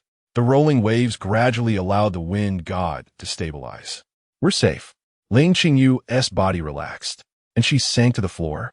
Ding Dong and Zheng Shi, equally exhausted, collapsed beside her. Unable to contain their joy, they exclaimed, "Captain, we made it out." Shortly thereafter, the crew rushed onto the deck, shouting and laughing, their joy infectious as they celebrated their escape from the brink of peril. Having emerged from peril, Ling Qingyu succumbed to a deep slumber. Upon awakening, she found herself bathed in the ethereal glow of starlight streaming through the window, filling the room with a serene brilliance. A sudden sense of disorientation washed over her, leaving her uncertain of her surroundings. Draping a coat over her shoulders, she stepped outside, where the ship lay enveloped in silence. After such a heart-stopping ordeal, it seemed all were now in slumber. Descending the staircase with measured steps, she reached the deck. The sails had yet to be raised, and the wind god merely drifted with the currents, swaying gently with the undulating waves. Leaning against the side of the ship, Ling Qingyu released her long, dark tresses, which she had previously trimmed in half for the sake of convenience aboard. As she gathered her hair, she closed her eyes, relishing the refreshing breeze that caressed her face. Gazing upward at the twinkling stars and the shimmering reflections upon the sea, she felt a lightness in her heart, as if the distant melody of mermaids filled the air. For the first time since her arrival in this world, Ling Qingyu experienced a profound sense of tranquility and unconsciously began to hum a soft, fragmented tune. Chapter 24. Tahiti. As Yang Zhao stepped onto the deck, he was greeted by a captivating scene. A young girl, her long hair flowing gracefully, leaned against the ship's railing, her face illuminated by a joyful smile. She hummed a melodious tune, the moonlight and starlight enveloping her in a radiant glow, exuding an air of purity and beauty. Yang Zhao felt a stirring in his heart, silently observing her from a distance. It was not until Ling Qingyu turned to see the food he held on a plate that the serene tableau sprang to life. With a cheerful exclamation, she bounded over to him, exclaiming, "Is this for me? Oh, I'm so hungry." As she savored the freshly baked bread, delight filled her expression. "It's still warm." "Thank you." Noticing the silence, Ling Qingyu looked at him in surprise. After arriving on the island, Yang Zhao had shaved off his stubble, revealing a striking visage that had truly astonished her. No wonder those few individuals were drawn to him. Now, amidst the celestial brilliance, he stood there, tall and slender, with handsome features. His long hair was simply tied back with a white cloth, occasionally lifted by the sea breeze. And even the coarse white fabric of his attire could not conceal his striking elegance. His phoenix-like eyes seemed to hold a reservoir of autumn waters, glimmering with emotions she had never witnessed before, as he quietly gazed at her. Under his attentive gaze, Ling Qingyu felt her cheeks flush and quickly turn away, biting into her bread. Observing the girl's rosy cheeks as she averted her gaze, crumbs falling from her lips while she sneakily glanced at him, Yang Zhao couldn't help but chuckle softly. Approaching her, he gently wiped the crumbs from the corner of her mouth. Instantly, her face turned crimson and her heart raced. Screaming internally, "You're teasing me, unabashedly teasing me. Oh dear, I'm feeling quite unsatisfied. Are you trying to provoke me? Should I reciprocate? A kiss, perhaps? Or an embrace?" Oh, with your stoic expression, you continue to remain unflappable. This sudden turn is quite alarming. Finally resolved to mount a counterattack, Ling Qingyu found herself thwarted as Yang Zhao turned away, leaning against the ship's railing beside her, gazing up at the starry sky. He casually inquired, "Where are we headed next? Back to the Great Zhou directly?" Ling Qingyu awkwardly lowered her eager hand and also looked up at the night sky, searching for constellations before replying. "We should be near Tahiti. I can't believe we've drifted this far." Yang Zhao chose to overlook her occasional whimsical remarks and the unfamiliar place names. Instead, he asked, "Do you plan to seek revenge upon your return?" The Wu family's connections to the officials may complicate matters, but the Lin family, being mere gentry, hardly poses a threat.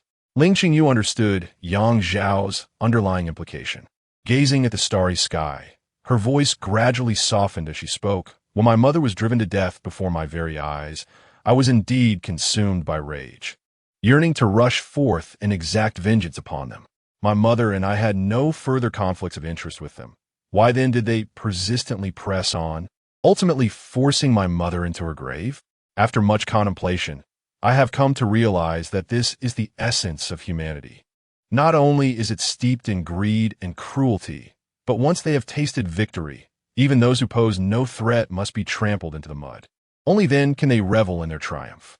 Ling Qingyu's expression turned icy, a hint of malice creeping into her voice as she declared, "To merely die would be too lenient for them."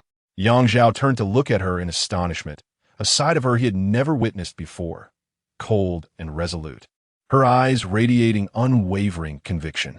In her formidable exterior, Yang Zhao felt as though he glimpsed a solitary wolf weeping in the desolate wilderness beyond the frontier. A sharp pang struck deep within him, a wave of pain surging forth. Ling Qingyu took a deep breath, calming her spirit, and asked, "And what of you? Do you not desire vengeance?" Yang Zhao paused, a bitter smile forming on his lips as he replied, "The thunder and rain are all gifts from a sovereign. Even if I wish for revenge, from where would I begin? Moreover, my adoptive father often reminds me that the Yang family's loyalty is pledged to safeguard the realm, and we must not waver in our duty for personal gain. To claim that I harbor no hatred would be a falsehood. During my exile, I endured unimaginable torment, all the while contemplating how to survive to avenge my family against the Wang clan. Yet, on that fateful day aboard the ship, your words jolted me awake. The Wang family is merely a new noble by marriage, though they possess some influence. They are far from capable of unsettling a prince or a general stationed at the borders. If we delve deeper, without the emperor, no faction within the court wields such power. However, if the enemy is the emperor himself, how then can I seek retribution?" Ling Qingyu regarded him with sympathy, acknowledging the weight of his circumstances. Indeed, this was an era steeped in tradition, and Yang Zhao hailed from a lineage of military generals, schooled in the values of loyalty and patriotism. She then smiled and suggested, "In that case, Yang Zhao, accompany me on my ship. We shall embark on a grand venture, and then procure yen, sand to deal with that Wang fellow. If we cannot catch the big fish, we shall settle for the smaller shrimp." Yang Zhao couldn't help but smile at her words. The father of the imperial concubine Wang, esteemed as one of the cabinet's members, was being referred to as a mere shrimp. Meanwhile, Yen San, leaning against the stairway above, felt quite vexed. After all, the Wang family was notoriously well-guarded, brimming with formidable experts. Was it truly so simple to eliminate them as if purchasing cabbage? "Look, the sun is rising," Ling Qingyu exclaimed joyfully, pointing towards the horizon. There, a crimson sun began to ascend slowly, heralding the dawn of a new day. The wind god vessel lay anchored outside the atoll of Tahiti, and Ling Qingyu, accompanied by Shi Fang and Zheng Shi, boarded a small boat to reach the shore. Tahiti, often lauded as a paradise on earth, always left Ling Qingyu feeling spiritually rejuvenated. Now, she had arrived at a Tahiti of a millennium past, devoid of airports and human constructions, existing solely in its most primal state. The sea, a crystalline blue, sparkles with transparency, while the shoreline is adorned with fine sand resembling silver. Palm shadows dance gracefully, as the air mingles with a refreshing sense of herbs and the ocean breeze. The sky, as pristine as if washed with water, shines brightly under the sun, with clouds transforming in a myriad of forms, reflected on the surface of the sea, harmonizing with the vibrant underwater world. Within the coral reefs, an array of tropical fish swims amidst the colorful corals, alongside countless pearl oysters. Delighted, Shifeng joyfully urged Zheng Shi to climb trees and gather fruits, while he himself ventured to collect herbs. Meanwhile, Ling Qingyu descended into the water, emerging with a pearl oyster. Upon gently prying it open, she discovered a smooth, lustrous pearl, a testament to the untainted nature of this paradise, rich in resources, truly a haven on earth. Suddenly, a group of indigenous people, clad only in grass ropes, burst forth from the forest, brandishing long spears tipped with sharp stones, shouting as they charged forward. Lu Yao unsheathed his sword, positioning himself protectively in front of Ling Qingyu, while Shifeng darted behind her, and the others readied their weapons for confrontation. "Do not strike," Ling Qingyu called out, then, with her limited knowledge of Tahitian, exclaimed, "Friends. Friends, not foes." The indigenous people stared in astonishment at this peculiar woman who spoke their language, while Shifeng and the others were equally shocked to hear Ling Qingyu seemingly converse in the native tongue. "Take me to your leader. We come to trade." Ling Qingyu smiled as she approached the indigenous men, with Lu Yao following closely behind, sword in hand. After a hushed discussion among themselves, the natives led Ling Qingyu and her companions toward their village. Nestled not far from the shore, the small village comprised several low grass huts. In the center, a group of naked children rolled in the mud, playing joyfully, while two women, bare-chested, roasted breadfruit, drawing wide-eyed stares from Shifeng and the others, with some young men fixating intently on the women. Ling Qingyu stifled a laugh, lightly tapping the heads of the onlookers, whispering, "Do not gaze upon what is inappropriate. Tahitian women are renowned for their voluptuous beauty, and in such sweltering weather, who could blame them for eschewing clothing?" The village chief, an elderly man with a bent back yet sharp eyes, beamed upon hearing that distant guests bore gifts, a sickle that Ling Qingyu had snatched from Shifeng. He promptly welcomed them to sit and summoned the women to bring forth fruits and food. Although Ling Qingyu's Tahitian was rudimentary, she managed to communicate with the chief, proposing a trade of 10 iron tools for 10 measures of pearls, along with a ship laden with fruits and herbs, and 2 red-billed rails. Upon hearing this, the others, Zheng Shi, Shifeng, and Lu Yao, could only think 2 words: shrewd merchant. The chief was utterly astonished when he first laid eyes on the Wind Spirit ship. After urgent negotiations and witnessing the sharpness of the iron tools, he ultimately agreed to the deal with the addition of 2 more tools. Expressing dissatisfaction at how easily his creations had been traded away, Zhou Tan was pacified only when Ling Qingyu handed him a sapphire to occupy his time for practice. Both parties were exceedingly pleased, reveling in mutual joy. Ling Qingyu graciously invited the local natives who had brought fruit aboard to witness the magnificent, mobile marine dwelling. That evening, the chief hosted a sumptuous welcome feast for everyone on shore. The Tahitians, with skin glowing a rich mahogany, exhibited robust physiques and exuberant temperaments, possessing a remarkable talent for song and dance. The women adorned themselves with floral crowns and vibrant neck garlands, donning skirts woven from golden straw, gracefully swaying to the fervent rhythm of the drums. The spirited hula left the men in awe, their mouths agape, akin to natives beholding the wind god. The island's sprawling plains were adorned with native flora such as hibiscus, mango trees, breadfruit trees, noni trees, avocado trees, banana trees, and papaya trees. The surrounding waters were abundant with tuna. In the following days, the crew aboard the Wind God divided into teams to harvest fruits and herbs or accompanied the locals in navigating the seas in their canoes. After 2 bustling days, Ling Qingyu observed the burgeoning camaraderie between her group and the natives, who communicated effortlessly through gestures, prompting her to ascend Mount Orihina, a sight imbued with her most cherished memories from a past life. However, she set off with a few companions in tow. The island's interior was a lush tapestry of verdant forests, steep cliffs, and deep gorges, with Mount Orihina rising majestically, its summit lost in the clouds. Waterfalls cascaded from the cliffs, plunging into azure pools, creating a mesmerizing spectacle. Along the way, the air was filled with melodious birdsong and the fragrance of wildflowers. Gardenias blossomed in the mountain streams. The scent of irises wafted through the air, and the towering hibiscus trees stood proudly behind the resplendent flame trees. Ling Qingyu plucked a gardenia, inhaling its delicate fragrance before tucking it into her braid. "Is this a gardenia?" Fang inquired, astonished. "Indeed," Ling Qingyu replied, brushing her fingers over the petals, whispering, "Eternal love, a lifetime of waiting and joy." Those years, when he had whispered such words while placing the flower by her ear, felt like a sweet reverie in this paradise.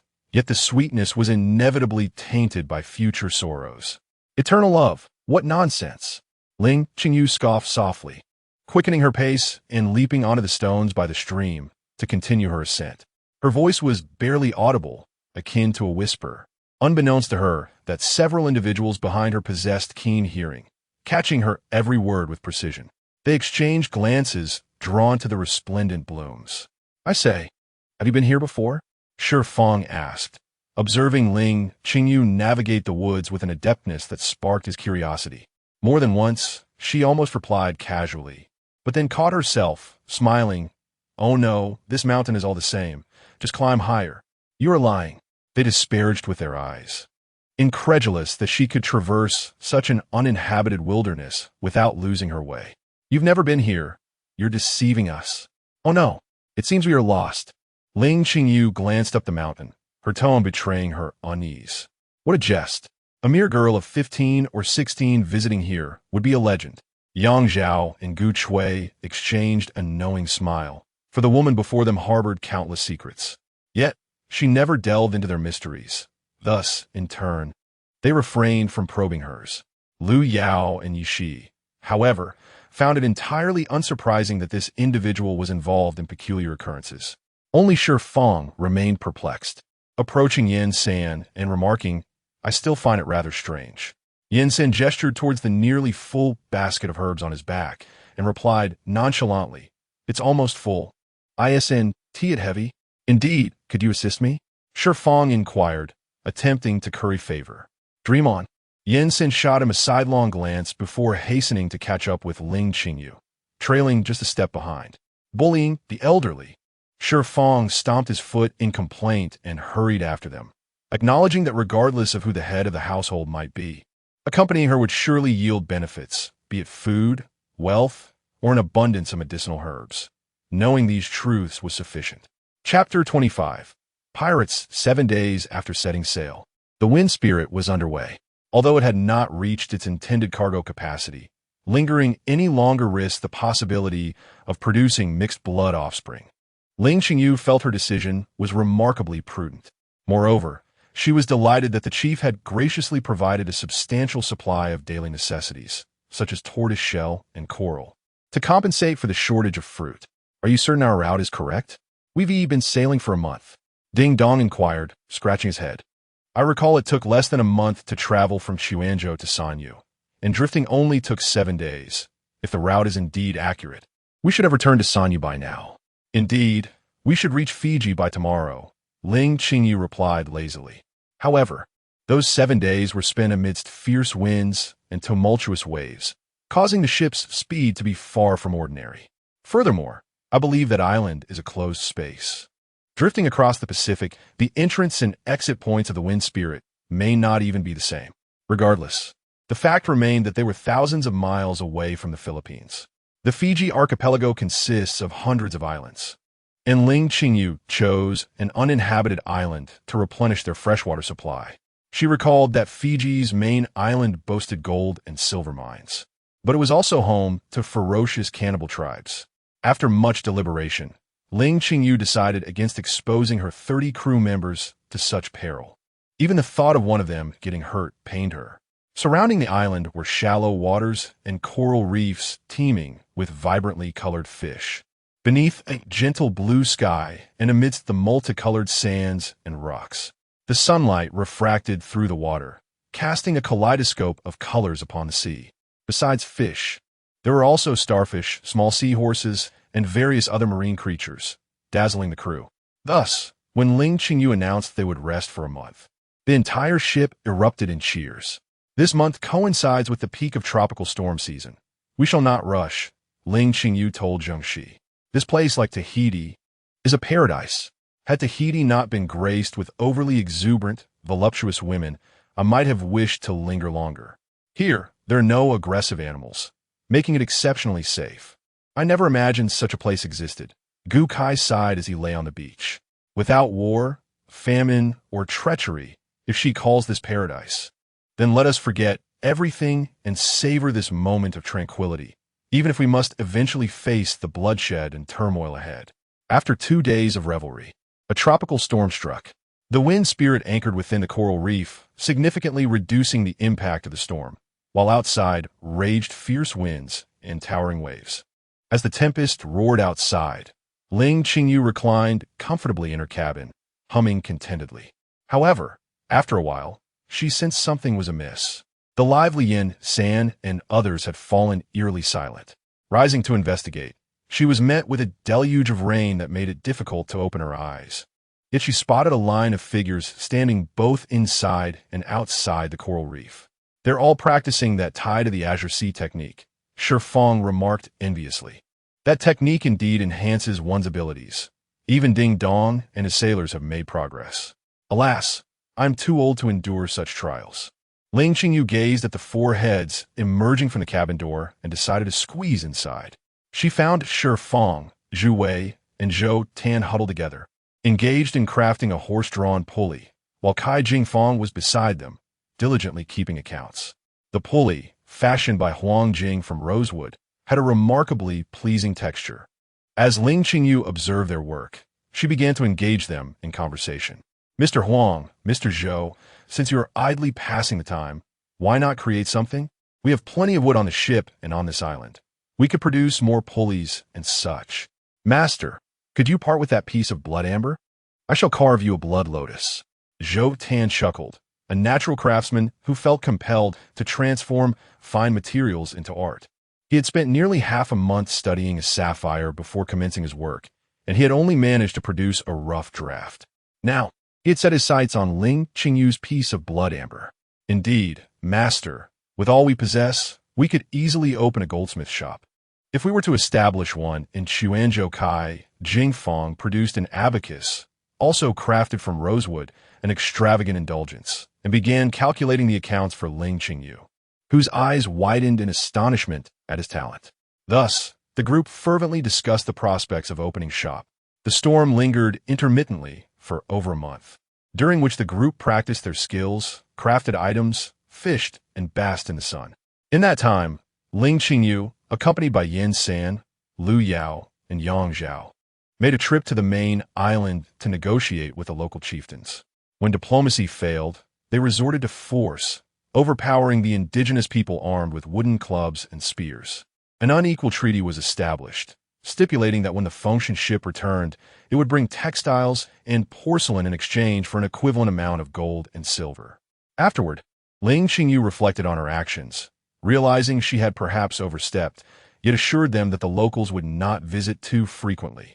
Rather than being surprised by the fact that such a young girl could converse in their dialect, the group admired her ability to negotiate and profit from the situation.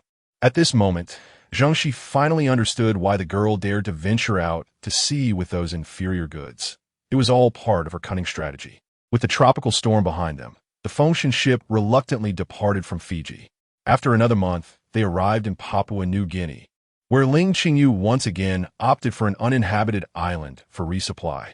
Most of the crew disembarked to search for water and food, while Ling Qingyu leisurely wandered the ship, contemplating ways to catch more tuna. You know, we've been out here for nearly a year. When will we return? Who knows? The elder brother is not anxious. Why should you be?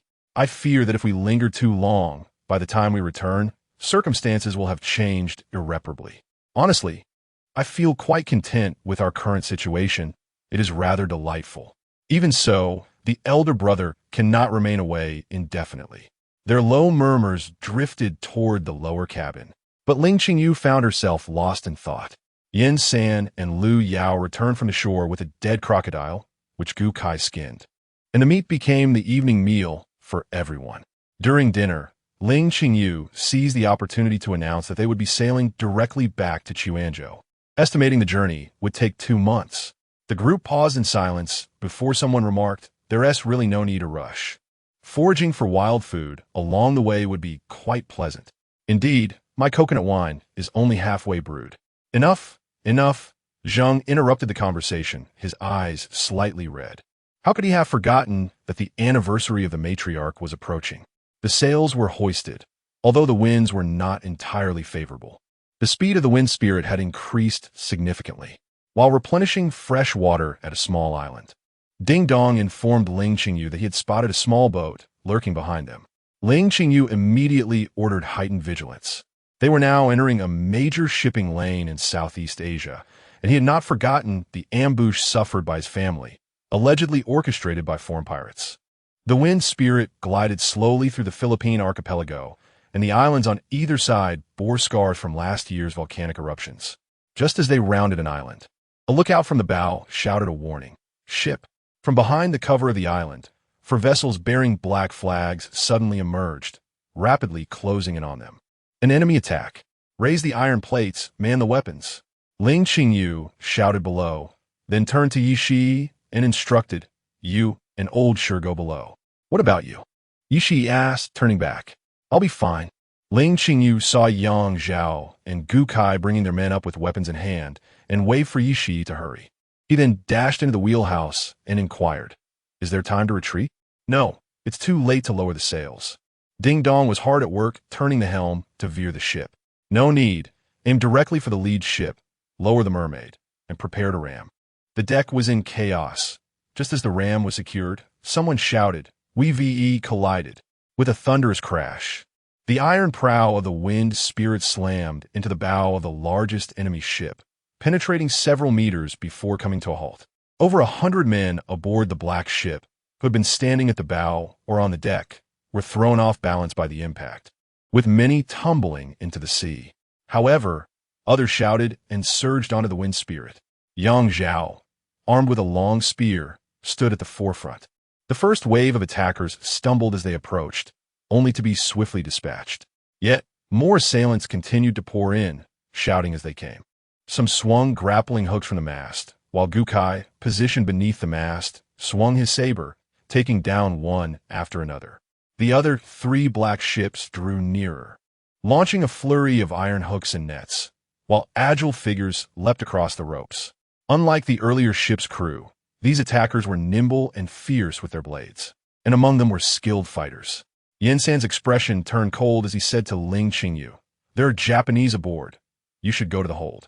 At the bow, a massive man wielding a broadaxe leapt aboard, his weapon cleaving through the air, leaving a trail of blood in its wake.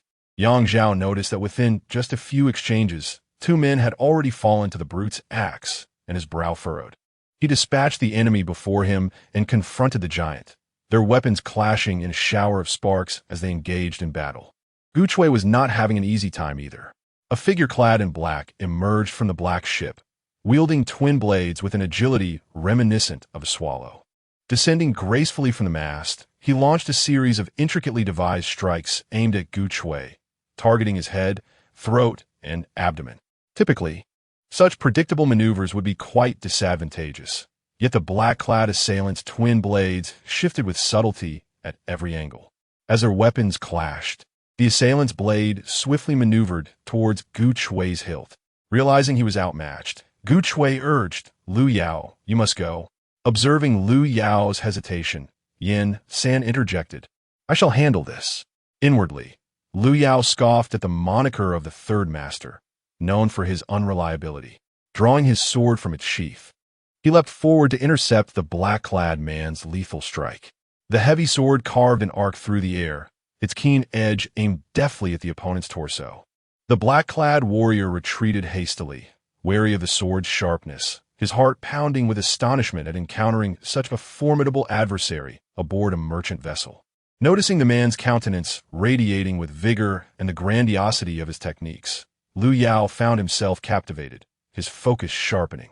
The assailant's sword play accelerated, the blade's aura surging forth, crafting a dazzling display of floral patterns in the sunlight. Chapter 26. So, is on board the vessel. The crew had been diligently practicing the art of the azure sea tides under Yin San's tutelage for several months.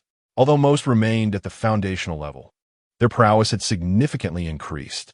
At this moment, Yang Zhao's men formed groups of 3, while Gu Chui's fighters paired back-to-back, their swords and blades dancing amidst the chaos as they skillfully contended with foes that vastly outnumbered them. The deck echoed with the cacophony of battle, and blood splattered across the scene. A short, wiry figure stood at the bow of a nearby black ship, narrowing his triangular eyes as he remarked, "It appears there are indeed masters aboard that merchant vessel." "Master Fong, what are our orders?" inquired a man clad in black, as the crew of this ship was uniformly dressed in dark attire, remaining aloof from the fray. The calamity of the previous year had wrought significant losses upon all fleets, and now, with the brothers yet to engage in combat, the arrival of this sizable catch was a rare opportunity. Even if it proved arduous to seize, they must endeavor to consume it. Fong's triangular beard quivered as he ominously declared, "All hands on deck. Leave no one alive." Yin San shielded Ling Qingyu as they made their way from the helm towards the hatch leading to the hold. Upon encountering an obstruction, he swiftly drew his sword, gleaming with lethal intent, and severed a head from its body. With the passageway now within reach, Yin San propelled Ling Qingyu forward and closed the door behind them. He sheathed his sword and unsheathed a pair of short blades, their cold gleam reflecting the fallen bodies that littered the ground in his wake. At this juncture, a multitude of figures leapt from the distant black ship, their feet finding purchase on the masts of various vessels as they swiftly approached the function. Yin San met the first of the dark-clad assailants head-on. The clash of blades and the swift descent of black-clad foes into the sea marked the intensity of their engagement. Meanwhile, Yin San had become stained in blood, his white garb marred by the violence of battle. Lu Yao felt a chill run down his spine as a wounded black-clad figure chuckled darkly. "The Soul Chaser assassins have made their move. You, lad, seem to possess talent. Surrender, and I might intercede with the leader to spare your life." With a contemptuous spit, Lu Yao retorted, and as the assassin closed his eyes, he struck with a thunderous blade, severing the man's left arm. Gu Chui, Yang Zhao, retreat into the hold. Lu Yao commanded, not pursuing the shrieking black-clad attacker, but instead turning to dispatch several lesser foes. All who come are masters. Sending the sailors forth is akin to a death sentence. Gu Chui understood that this was not the time for a direct confrontation. He led his men back towards the hatch just as Ling Qingyu clambered up from the stairs, having been unceremoniously pushed down by Yin San. As she opened the door, she quickly stepped aside to allow others to enter. At this moment, the remaining black-clad assailants continued to converge, clashing with Yin San and Lu Yao. After Yang Zhao felled a burly axe-wielder, he provided cover for the others to reach the hatch. The deck was strewn with the dead, while some pirates fled, leaving only the newly arrived black-clad fighters. Once everyone else had retreated inside, Yang Zhao took a stand at the hatch, gun in hand. Gu Chui prepared to shut the door, but was halted by Ling Qingyu, her hands trembling, yet her voice resolute. "Closing the door won't suffice. Gu Chui, let the 11 escape to the lifeboats. You should set traps at each hatch. If Yin San and Lu Yao are overpowered, we will have no means of retreat." With a deep gaze fixed upon Ling Qingyu, Gu Chui descended with his men. The figure of Yin San flitted through the crowd like a delicate butterfly, and with a swift draw of his short sword, he was determined to draw blood. Meanwhile, Lu Yao wielded his heavy sword with great grandeur, enveloping those around him in a suffocating aura of sword energy. A few individuals managed to navigate past them towards the passage, only to be halted by Yang Zhao. Though Yang Zhao did not possess the unparalleled martial prowess of Yin San or Lu Yao, he brandished a spear, his blood-stained white attire radiating a fierce aura, compelling the advancing figures in black to retreat. The deck was strewn with dismembered limbs and rivers of blood, corpses scattered haphazardly. Ling Qingyu felt her palms slick with sweat, her body trembling uncontrollably. Despite having faced emotional and commercial battles in her past life, she had never witnessed murder. Confronted with such brutality, her vision blurred, and a sense of fear and nausea rendered her powerless. Yet, she steadied her quaking form against the door, intently observing the unfolding scene outside. The others below exhibited no sign of panic. Their movements were composed and orderly as they employed tools to set traps within the cabin, skillfully concealing their figures in strategic positions.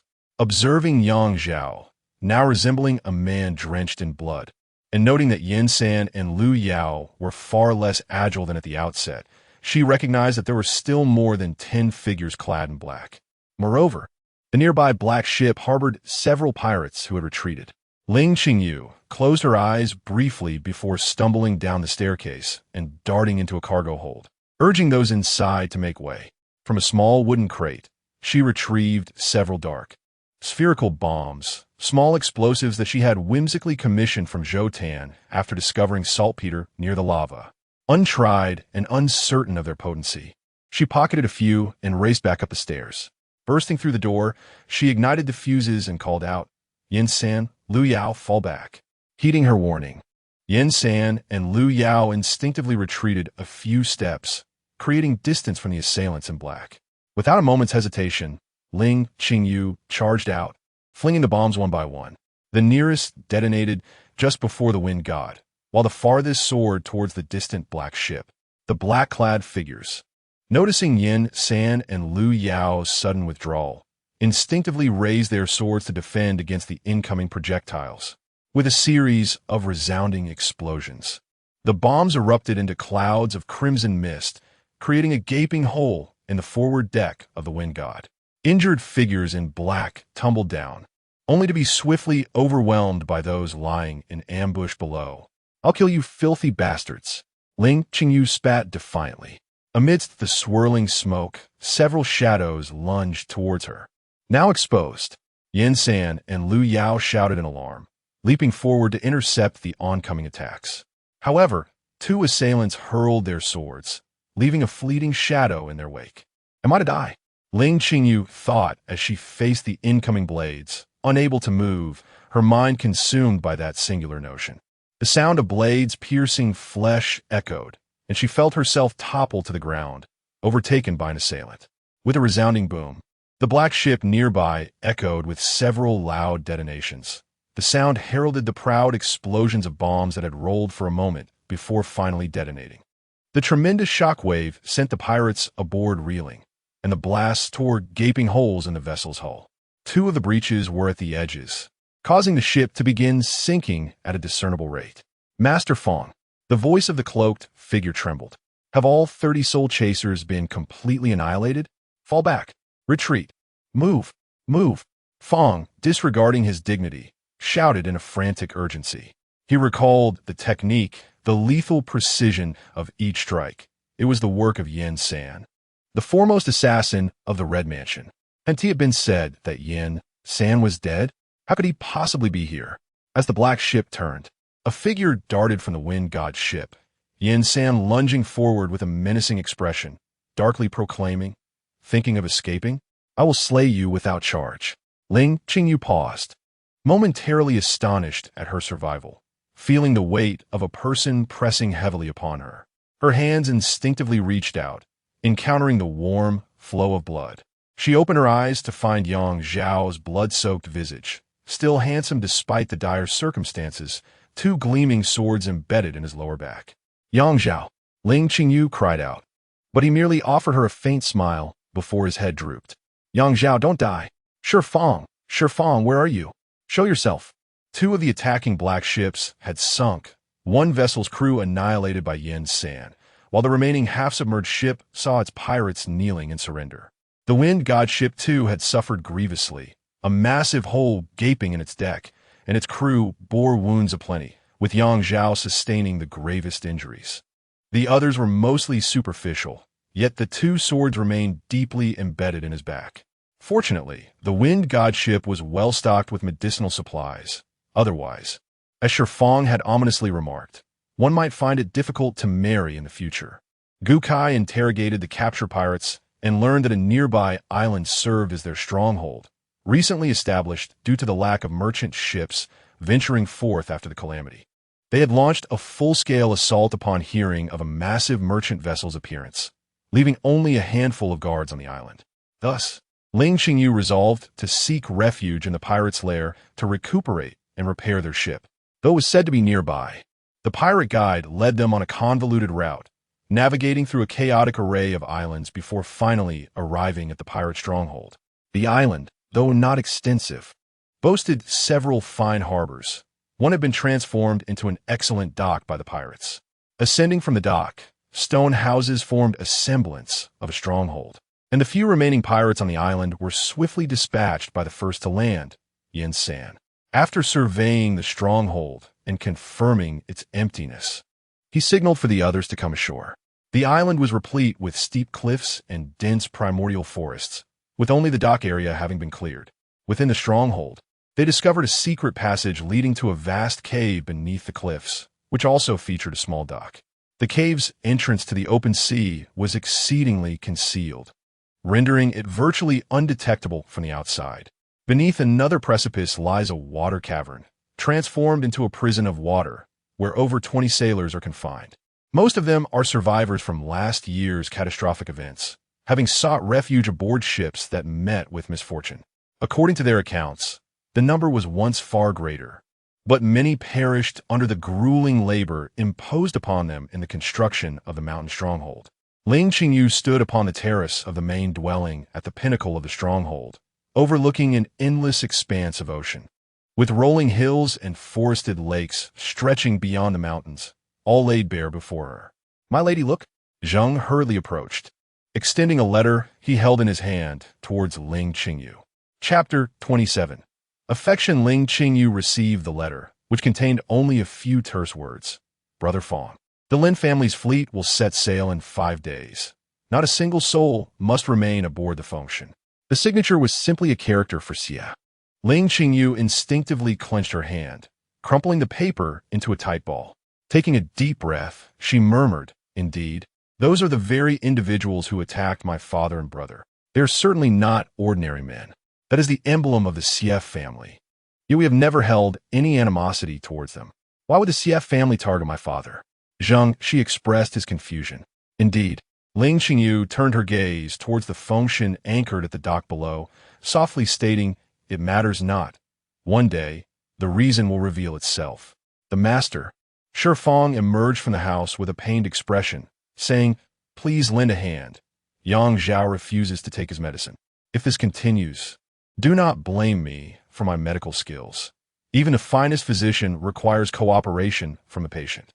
Gently smoothing out the letter, she tucked it into her pouch, taking the medicine and bandaging materials from the still grumbling Shi Fong as she walked towards the inner room.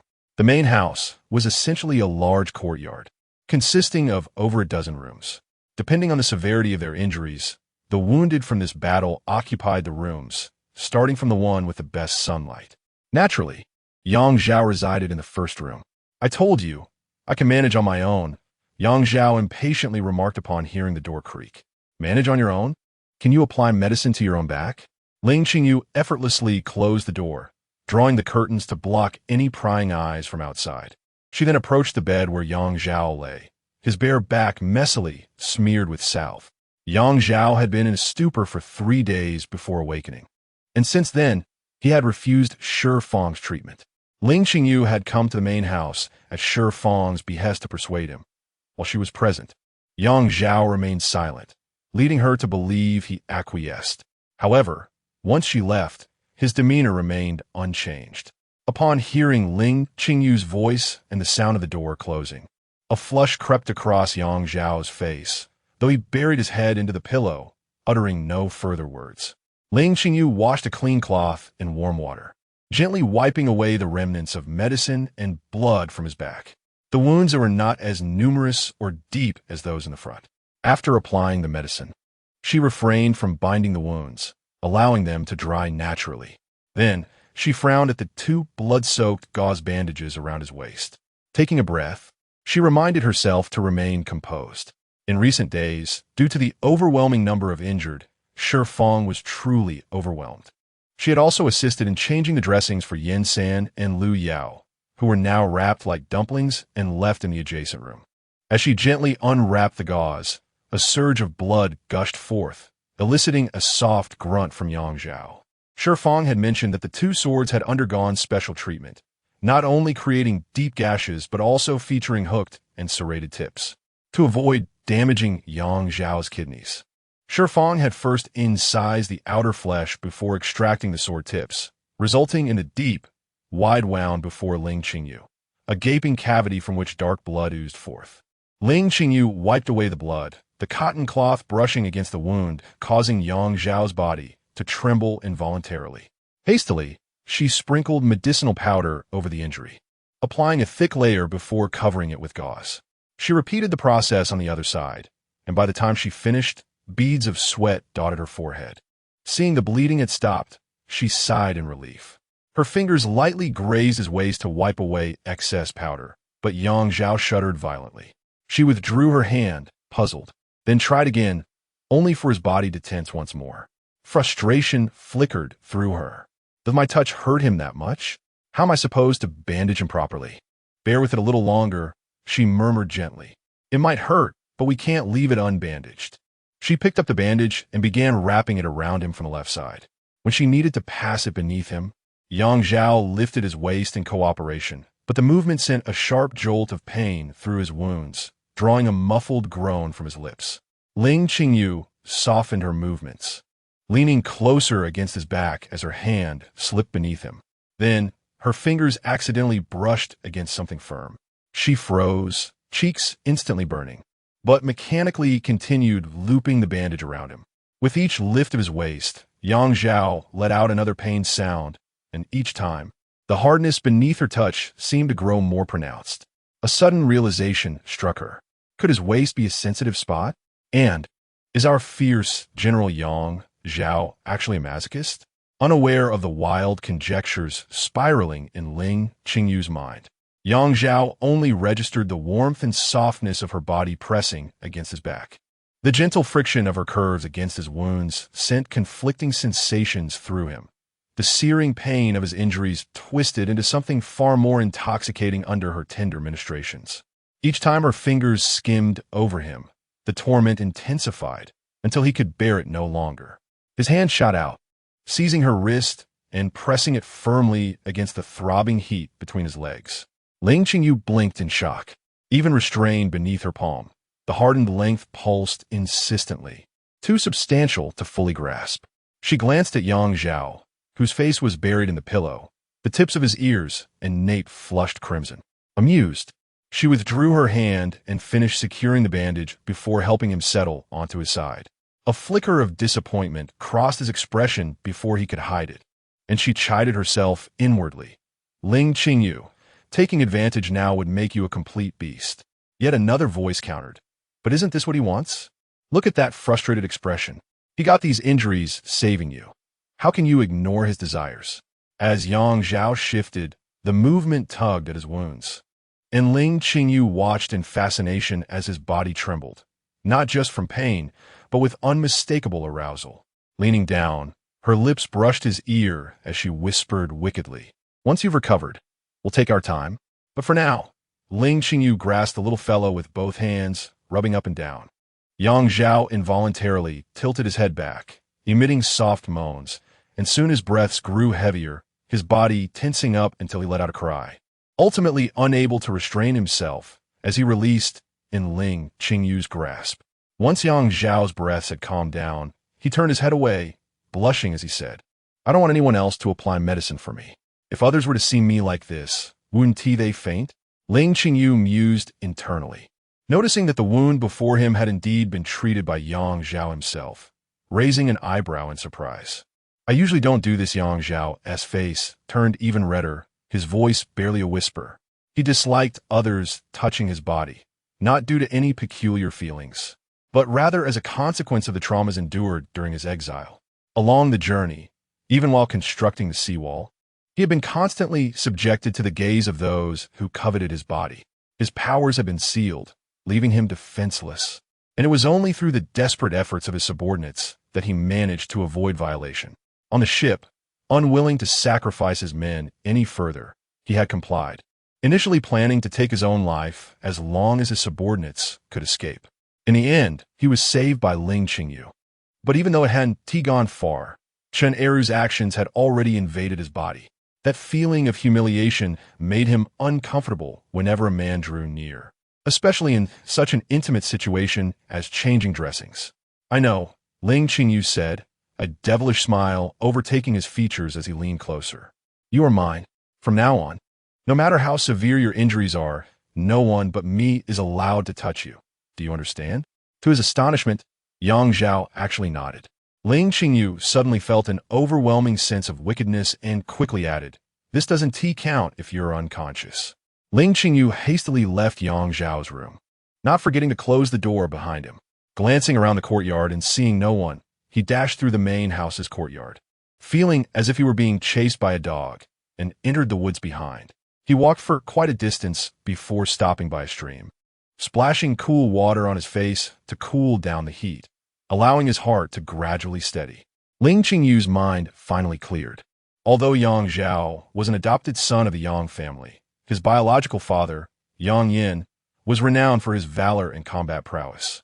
Yang Zhao had stepped onto the battlefield at the tender age of 14 and rose to the rank of cavalry general in just 4 years, earning his position through sheer determination. This man was far more reliable than Lu Yao. Ling Qingyu suddenly turned around and saw Yin San, draped in tattered bindings, leaning against a tree, munching on a fruit. His previously calmed face flushed once more. Pointing at him, he stammered, You, I know nothing." Yin San laughed. "I have yet to avenge my great grievance. I wouldn't discuss such matters." Once Ling Qingyu's words escaped, he felt a sense of relief wash over him. Indeed, the primary objective now was to return and seek revenge.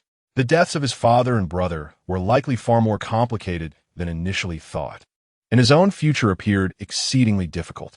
How could he truly indulge in romantic pursuits like a naive girl? Yes, he needed to nurture himself for 2 or 3 years. Perhaps something even better awaited him. As Yin San concluded her words, she leapt backward, evading the stone hurled by Ling Qingyu, exclaiming, "Oh dear, I too am an injured party. Must I be treated so differently? In 3 years' time, I shall have no objections to whom you choose to marry." Chapter 28. The Return Voyage on Pirate Island, which Ling Qingyu aptly named Fengshan Island. After more than half a month of recuperation, the Fengshan ship was finally repaired. On the day the vessel was ready, Huang Jing grasped Ling Qingyu's hand and remarked, "Master, we ought not to treat our possessions so carelessly. Next time, please refrain from blowing up your own ship." Speaking of explosives, Gu Kai later inquired about the matter from Zhou Tan and Ling Qingyu. Yet both were uncertain about the original process of creation, rendering their inquiries fruitless. The island had revealed abundant iron ore and a modest gold mine, all of which had escaped the notice of pirates, as Zhu Wei feared recognition upon their return, being wanted criminals. Ling Qingyu resolved to keep the 3 of them on Fengshan Island, to explore the possibility of forging ironware for trade with the islanders. Yang Zhao's health had not yet fully recovered, so Ling Qingyu advised him to remain with his men, both to safeguard the island and to avoid the risk of being framed upon their return. She would go back first to secure new identities for them. Under the cover of night, Ling Qingyu, Yin San, and Yang Zhao transported a considerable amount of gold to a concealed cave she had discovered. Additionally, she stashed some jewels and medicinal herbs within the cave. By day, they unloaded a significant portion of the precious timber brought from the treasure island and loaded some ordinary wood cut from the island, along with unmarked spices pillaged from the pirates. They then signed death contracts for the rescued sailors, preparing to take them back. "Do not let Yin San stray far from your side," Yang Zhao advised Ling Qingyu as he knelt to wrap bandages around her. Yin San hails from the Red Chamber, renowned as the foremost assassin. His word is his bond. Once he makes a promise, he will undoubtedly fulfill it. With him by your side, no one can scheme against you. "I am aware," Ling Qingyu replied. Though Yin San often appeared unreliable, he had never faltered in critical moments. She gave Yang Zhao a gentle pat on the back, encouraging him to stand tall. "As for you, I worry about those pirates and their accomplices. Should they launch an attack, escape through the subterranean caves, I have instructed Huang Jing to construct a swift vessel, and I have marked the nearby islands on your map. This place is not far from Mindanao. Once you reach the island, you will find high mountains and dense jungles, where they will be unable to pursue you. The region was so intricate and concealed that even the captured sailors and pirates would struggle to find their way. Only she could articulate the escape so simply. The 4 black ships of pirates had been entirely annihilated, and those who remained divulged that shortly after discovering this place, they encountered a great calamity. The volcanoes across the archipelago erupted simultaneously, and even the underwater volcanoes unleashed their fury, resulting in tsunamis that flattened ports such as Jiaoji, Sanyu, and San Fo Chi Pulilu. Their original pirate den was thoroughly submerged, leaving them no choice but to capture several sailors to construct a new stronghold on this island. Following the disaster, the shifting sea currents and unpredictable storms rendered them hesitant to venture out for over half a year, forcing them to pillage the indigenous inhabitants of nearby islands, thus relocating their goods and stronghold here, only to be ultimately eradicated. Unexpectedly, these individuals turned out to be the very ones who had slain Ling Qingyu's family. Moreover, from a letter discovered within a box by Zheng Shi, it became apparent that these pirates were, in fact, nurtured by the Sief family in secret. The correspondence ceased a year ago, likely due to the recent calamity that severed their communication. It is certain that the Sief family would not relinquish such a formidable force. Upon returning, the Fengshan ship would undoubtedly attract attention. Interestingly, Fengshan Island posed little danger. Rather, it was Ling Qingyu who was at risk. What are you pondering? Ling Qingyu mischievously pinched Yang Zhao's little companion and inquired. Yang Zhao inhaled sharply and, after a moment's hesitation, suggested, "Perhaps I should accompany you back." "Absolutely not." Ling Qingyu pressed on his wound at the waist, causing Yang Zhao to groan.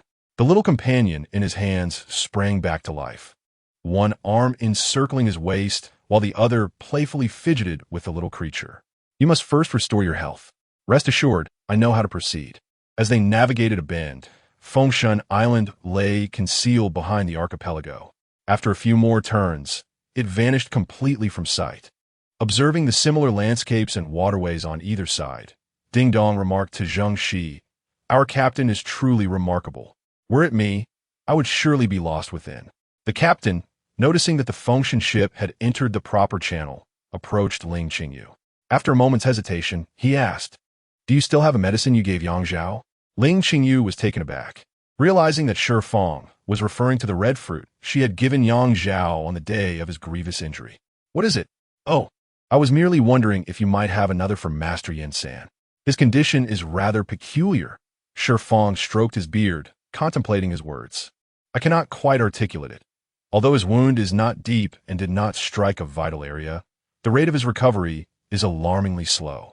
Given Yang Zhao's severe injuries, despite my confidence in my medical skills, I must concede that Yang Zhao's swift healing was indeed due to your miraculous fruit. However, such fruits must be scarce, possibly only that one. Yet, without Yin San, the entire crew would be doomed. I feel compelled to inquire out of duty." "I understand." Ling Qingyu strolled on the deck for an hour. She had obtained a total of 10 fruits, 5 red and 5 purple. The red ones were said to prolong life, while the purple enhanced internal strength. That fateful day, when Yang Zhao collapsed in her arms, bloodied and weak, she had instinctively offered him a red fruit without a second thought, unaware of its extraordinary efficacy. It was a true treasure. Ling Qingyu's feelings for Yang Zhao were rather straightforward. She harbored affection for him, and his selfless act of saving her stirred her heart. However, she was not a naive 16-year-old. She understood the unreliability of a man's love. To genuinely fall for him would be perilous. Thus, she preferred to maintain a relationship that balanced friendship and affection. However, when it comes to Yin San, I find myself at a loss for words. This individual, despite frequently causing her minor troubles, has indeed saved her on several occasions.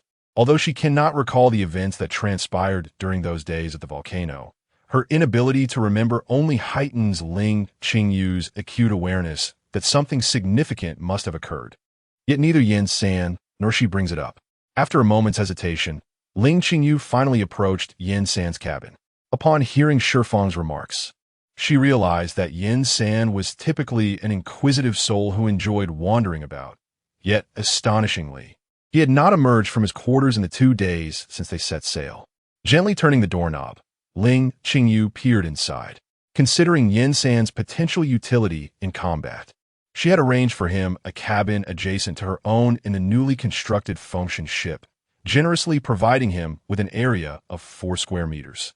The cabin was dimly lit, with sunlight filtering through a small porthole, casting a beam of light that gradually dispersed, and there sat Yin San, raising an eyebrow at her.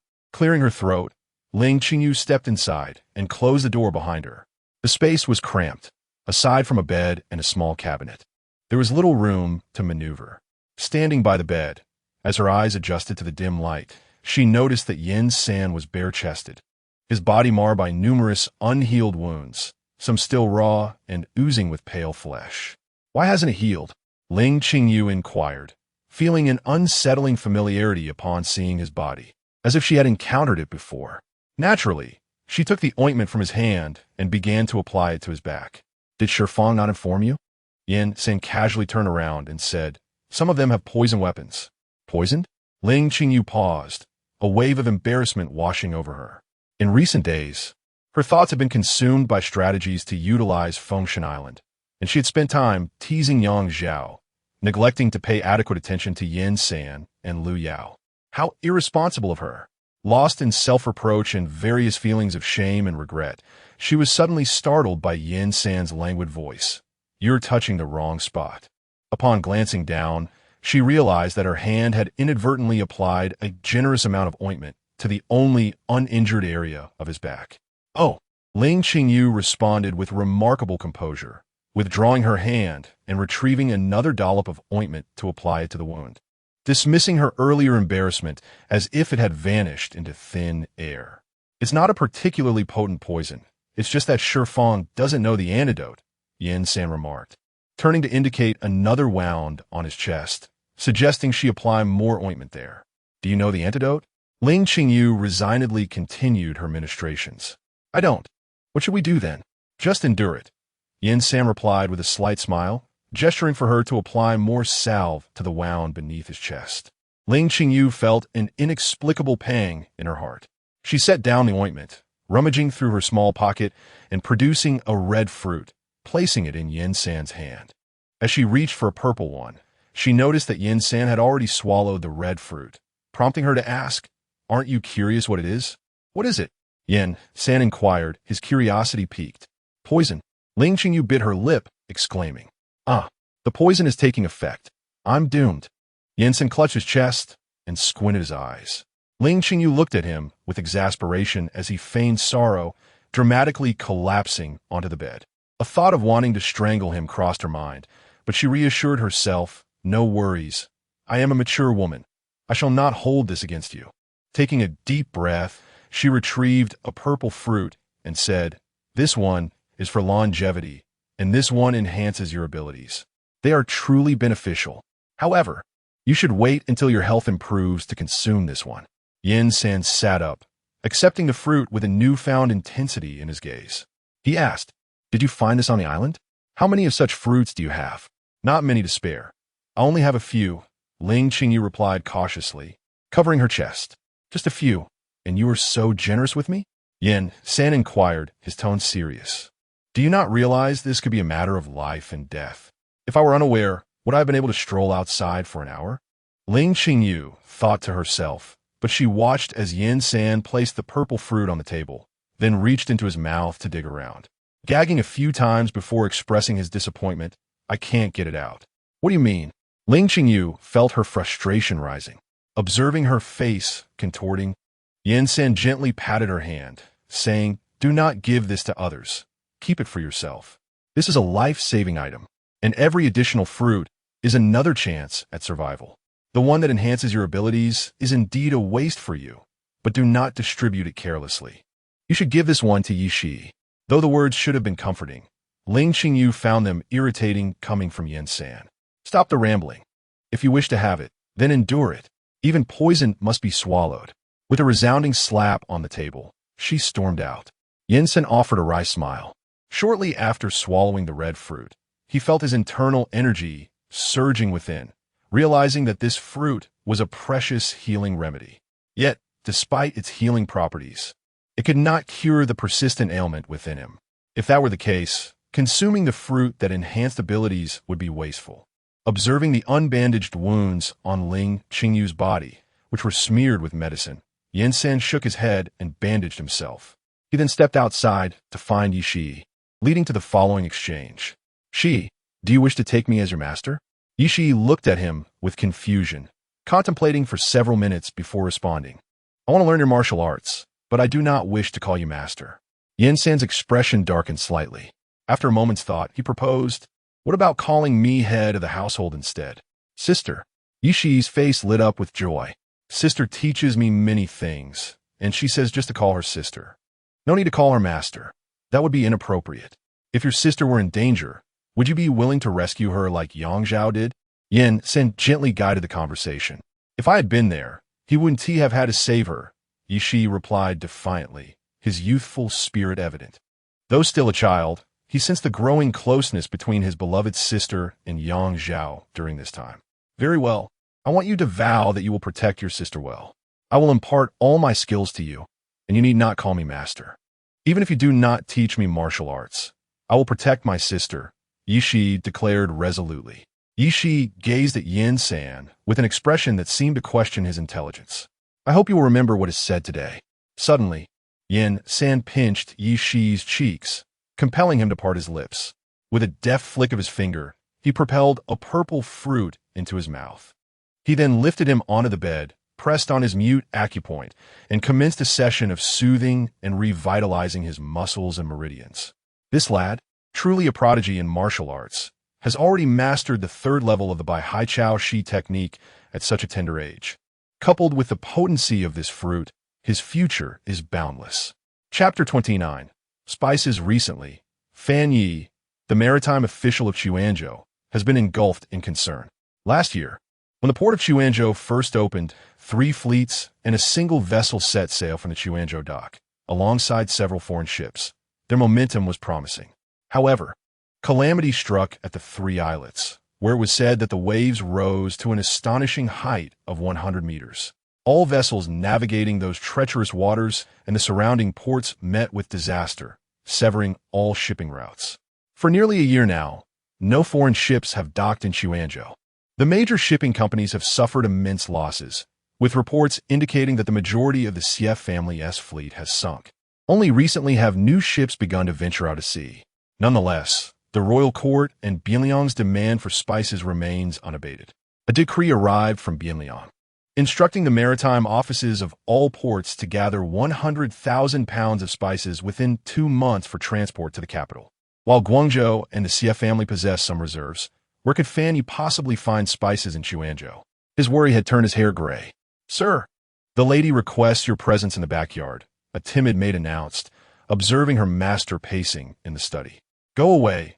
I have no time," Fan Yi waved dismissively, his patience wearing thin.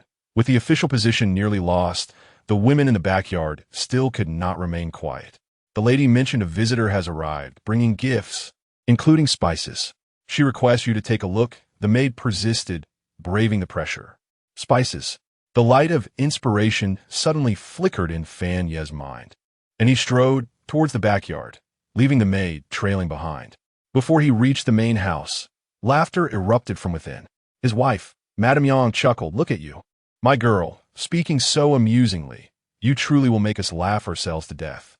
A bright voice interjected, "Madam, you are unaware that some of the young sailors aboard our ship could hardly contain themselves. They nearly stayed behind." "Miss Ling, surely you jest. Such brazen women are rare." Fan Yi frowned at the cool voice of concubine Yi as he stepped through the door. Inside, several women were gathered, and aside from his wife and concubines, a young woman clad in blue rose to greet him as he entered. "No need for formalities," Fan Yi replied, taking a seat beside Madame Yang.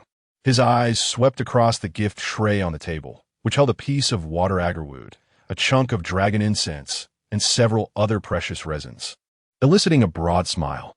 Master Xie, Ling Qingyu, seated by the edge of her chair, inclined her body slightly forward, adopting a humble and respectful posture. Ling, the shipowner who sailed with us to Chuanzhou last year, Madame Yang remarked, sensing her husband's uncertainty about her identity, and gestured for the other concubines to withdraw. Oh, it's that one, the owner of the crazy ship, Fan Yi tentatively inquired.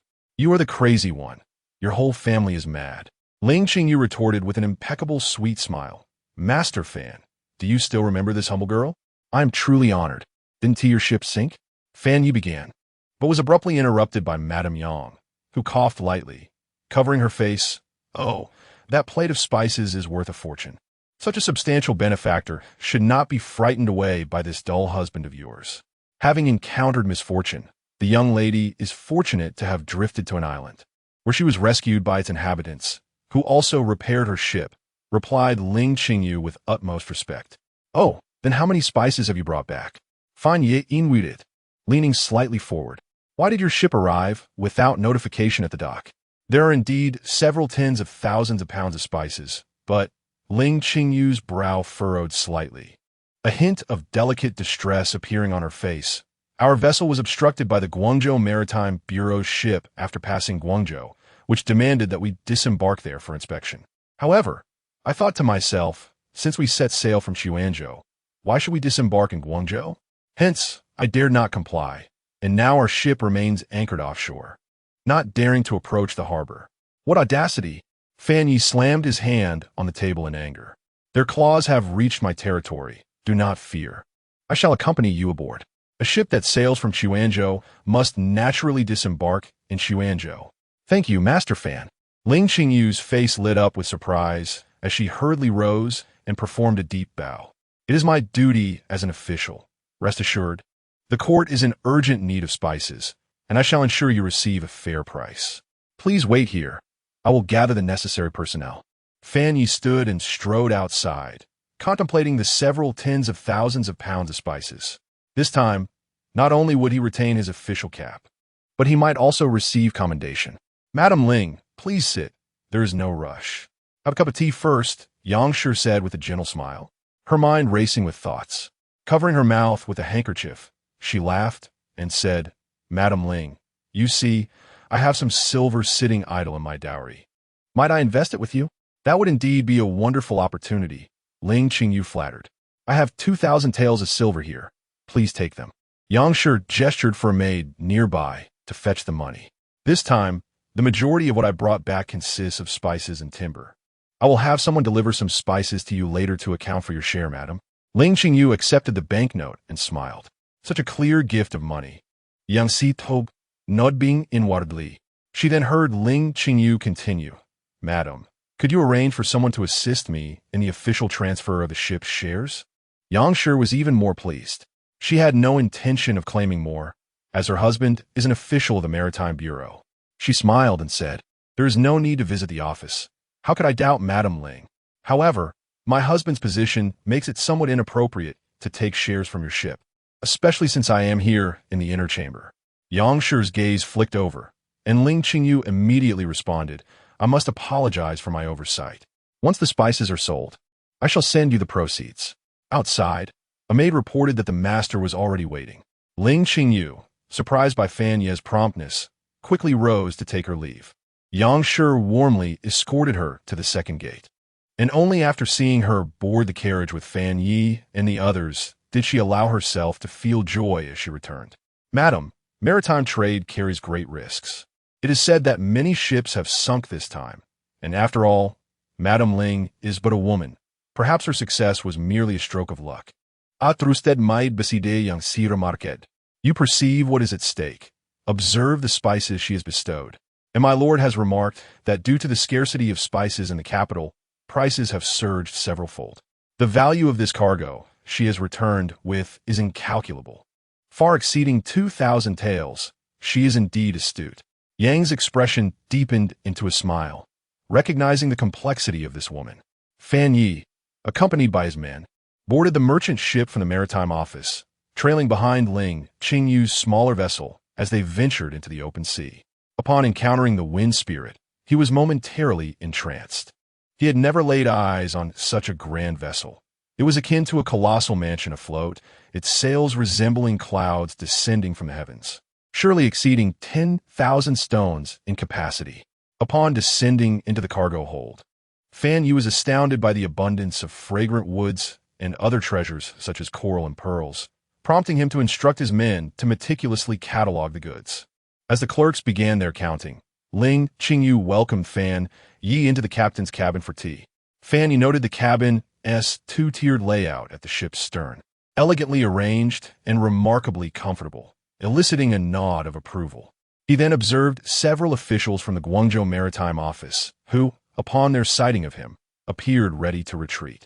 He could not suppress his irritation, exclaiming, "How can the Guangzhou Maritime Office interfere with the trade certificates of my Quanzhou Maritime Office? Nay, Sir Fan. We merely wish to ascertain why their vessel has successfully returned." The clerks stammered, perspiration beading on their foreheads, lamenting internally. They had pursued this grand ship, suspecting it was not an ordinary vessel, and boarded with hopes of seizing a portion of its bounty.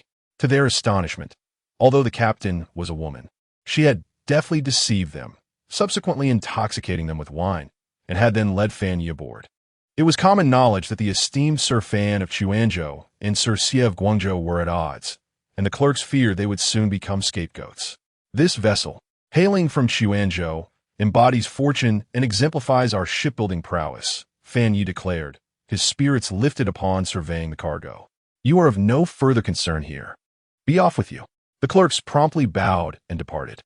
Once aboard, they were greeted by Ling Qingyu, who lamented the tribulations they had endured, recounting their arduous journey filled with hardship and meager sustenance of wild roots and fruits.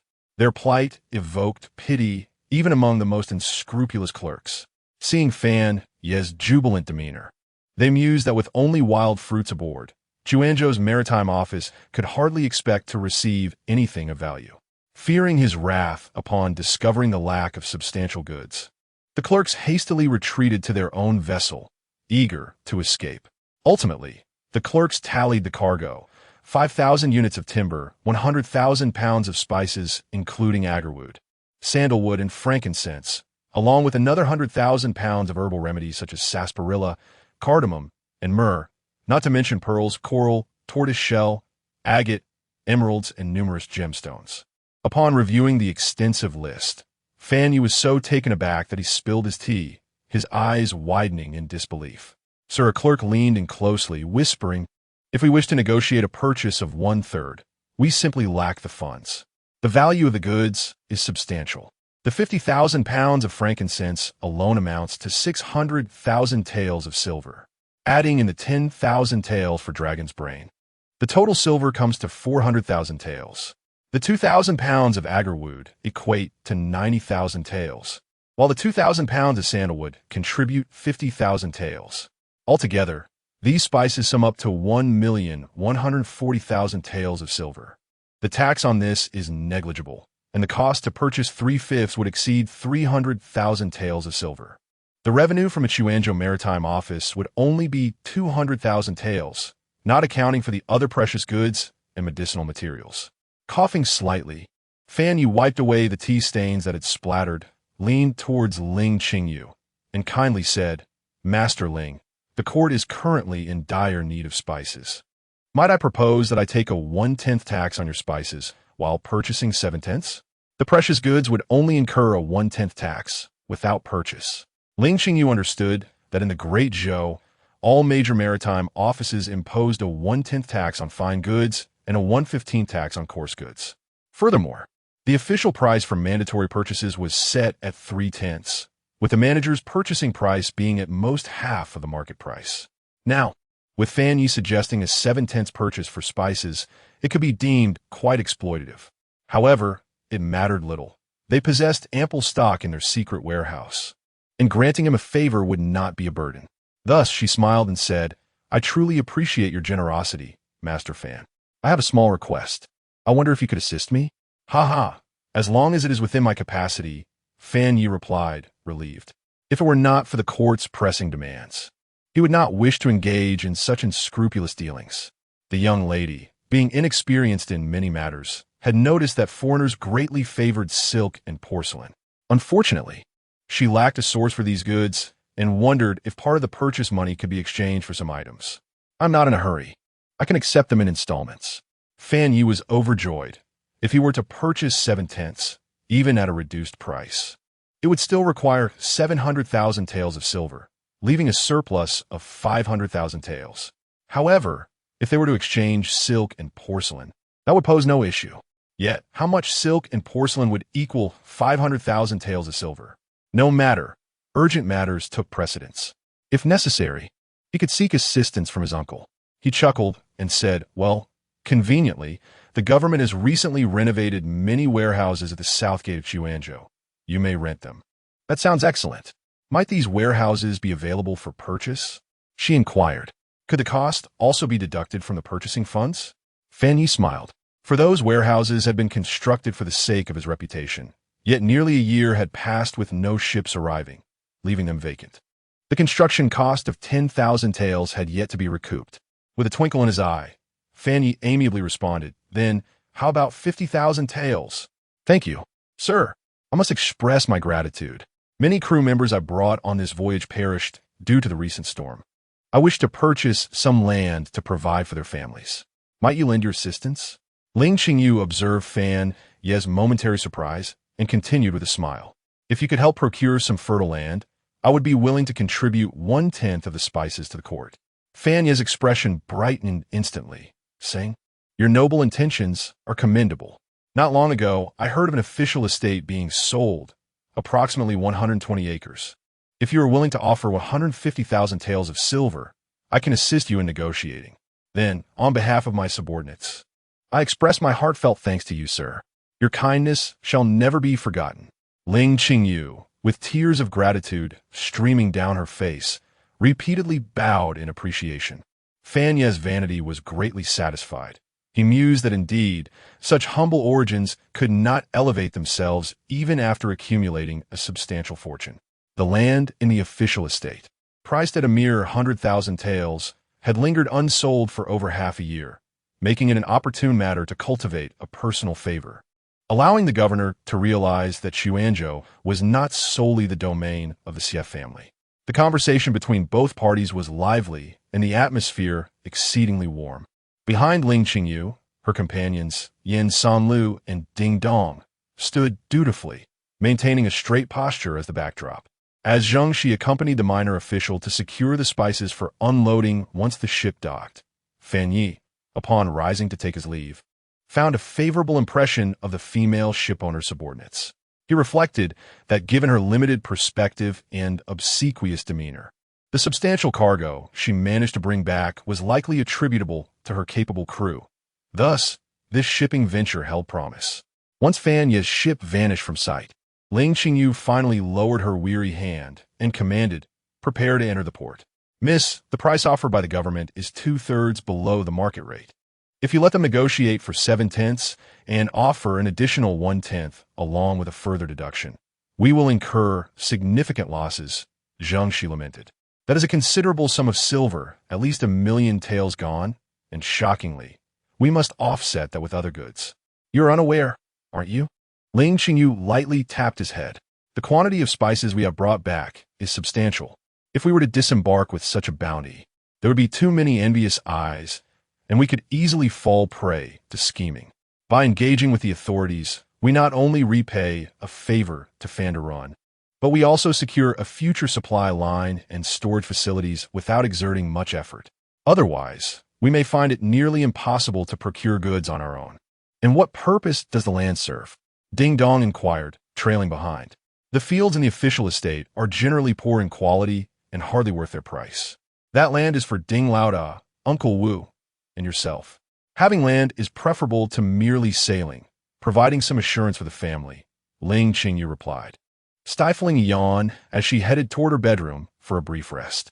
Ding Dong paused for a moment before realizing that in Fujian, where the population was large and arable land scarce, it was indeed not easy for sea folk like them to acquire land. This expansive estate of over 100 acres, even if divided among a few, would sufficiently sustain a family. Chapter 30.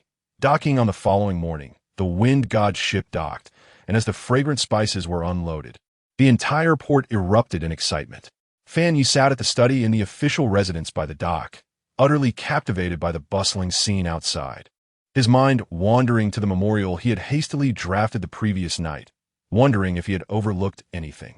When news reached Xie Tingxian, who was sipping tea at the time, he smashed his exquisite thousand-tail tea bowl in frustration.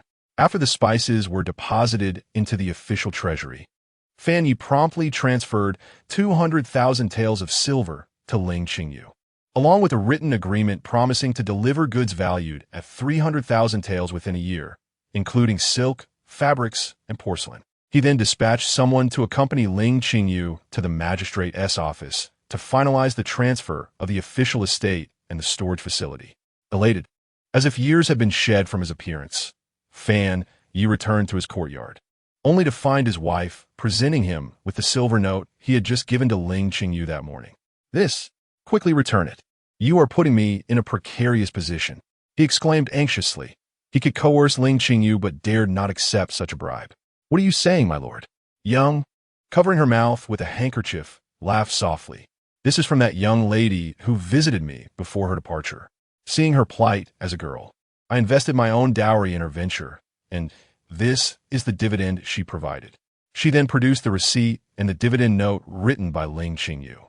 "Your kindness is overwhelming," Fan Yi exclaimed, slipping half of the silver notes into his sleeve while returning the rest to Yang. "Keep these safe. When Ling sets sail again, she can invest a little more. 2,000 taels will suffice." Not only had he exceeded the emperor's expectations, but he could also comfortably receive 20,000 taels of silver, further entrenching his favor with the magistrate. Fan Yi felt an unparalleled joy, and thus he spent the following month in Yang's chambers. The southern warehouse boasted over 100 rooms, capable of storing hundreds of thousands of stones of grain. Newly constructed, it had never been used. A clerk, breaking the seal, smiled at Ling Qingyu. "Master, this land is indeed valuable. The construction alone cost 10,000 taels of silver. Moreover, as it was built by the government, even those with nefarious intentions would be somewhat cautious." Ling Qingyu thought to himself, grateful that these warehouses were interconnected, facilitating management. Ding Budo leaned on his cane, surveying the surroundings. "Although we lack the Blood Swallow King and the Blood Tonglon, Shi Fong has discovered superior medicinal materials that have enabled me to stand again. Such an abundance of warehouses would have been unattainable even for the esteemed Lin Patriarch. Ding Uncle, here are the land contracts for the estate. Please discuss with Master Wu how to divide them. I would also appreciate your assistance in overseeing this warehouse." Ling Qingyu said, handing the contracts to Ding Budo. "I shall say no more. Rest assured, Master, I will not cause you any trouble here," Ding Budo replied. Accepting the contracts, Ling Qingyu smiled subtly, recognizing Ding Budo's gesture of loyalty. He instructed Ding Dong to accompany Ding Budo in overseeing the warehouse before climbing into the carriage. With a crack of the whip, Zheng, she directed the horses toward the city. "Yin San, are Gu Kai and the others preparing to depart?" Ling Qingyu inquired, leaning against the carriage wall, addressing Yin San, who was resting with his eyes closed. Yin San grunted in response. "I see." After some contemplation, Ling Qingyu called out to the window, "Zheng Shi, let us head to the Drunken Immortal Inn. If we transport the goods to Hangzhou, we shall earn more." Yin San, eyes closed, replied, "The prices in Bianjing are even higher. We should only profit from what we can." Ling Qingyu asserted, "The Drunken Immortal Inn is the largest tavern and inn in Chuanzhou. At this moment, it is bustling with merchants from various regions. With the maritime vessels delayed for so long, many goods have become scarce. When the Fengshen ship finally docked, the merchants were filled with excitement, only to discover that 90% of the spices have been seized by the authorities. With merely 10% remaining, they became greedily competitive, driving the prices up to threefold. Yet, Ling Qingyu remained resolute. Upon arriving at the Drunken Immortal Inn, as Ling Qingyu descended from the carriage, a young servant at the entrance rushed inside to report, prompting a flurry of individuals to emerge from various corners to speak with her. Yin San maintained a stern expression, keeping everyone at bay 3 steps away as he escorted Ling Qingyu to the innermost private room on the 2nd floor. Upon witnessing Ling Qingyu enter the elegant chamber, the crowd sighed and retreated. Anyone could contend for the goods, but none dared to confront the Shao family from Bianliang. This elegantly designated room, marked by bamboo, occupied half of the second floor's corner. It was divided by a screen into two halves. The outer area was lavishly adorned, while the inner sanctum exuded a serene elegance. At that moment, a middle-aged gentleman sat at a table in the outer area, his long beard flowing, exuding a benevolent demeanor. However, Ling Qingyu recognized him as an exceedingly cunning old fox. No haggling, 200,000 taels.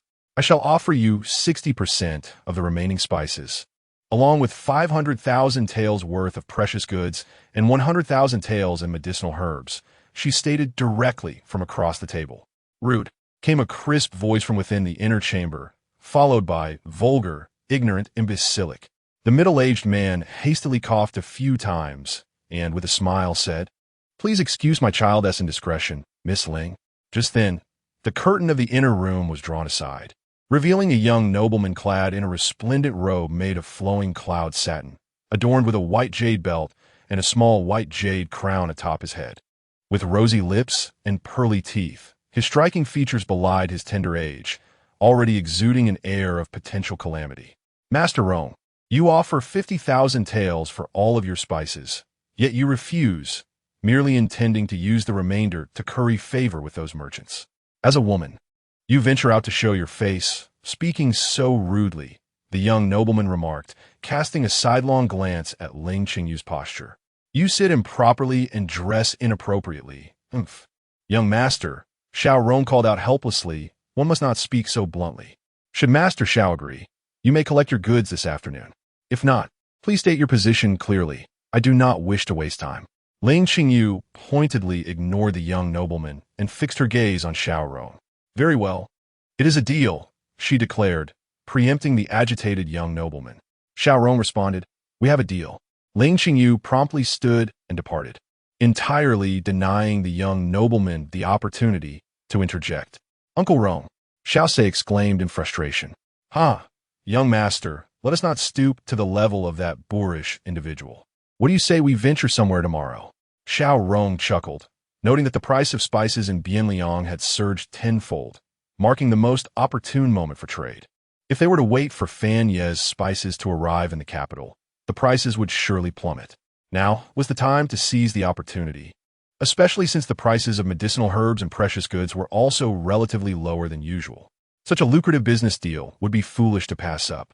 After negotiating with several prominent merchants, they had essentially finalized the prices and quantities of the remaining spices.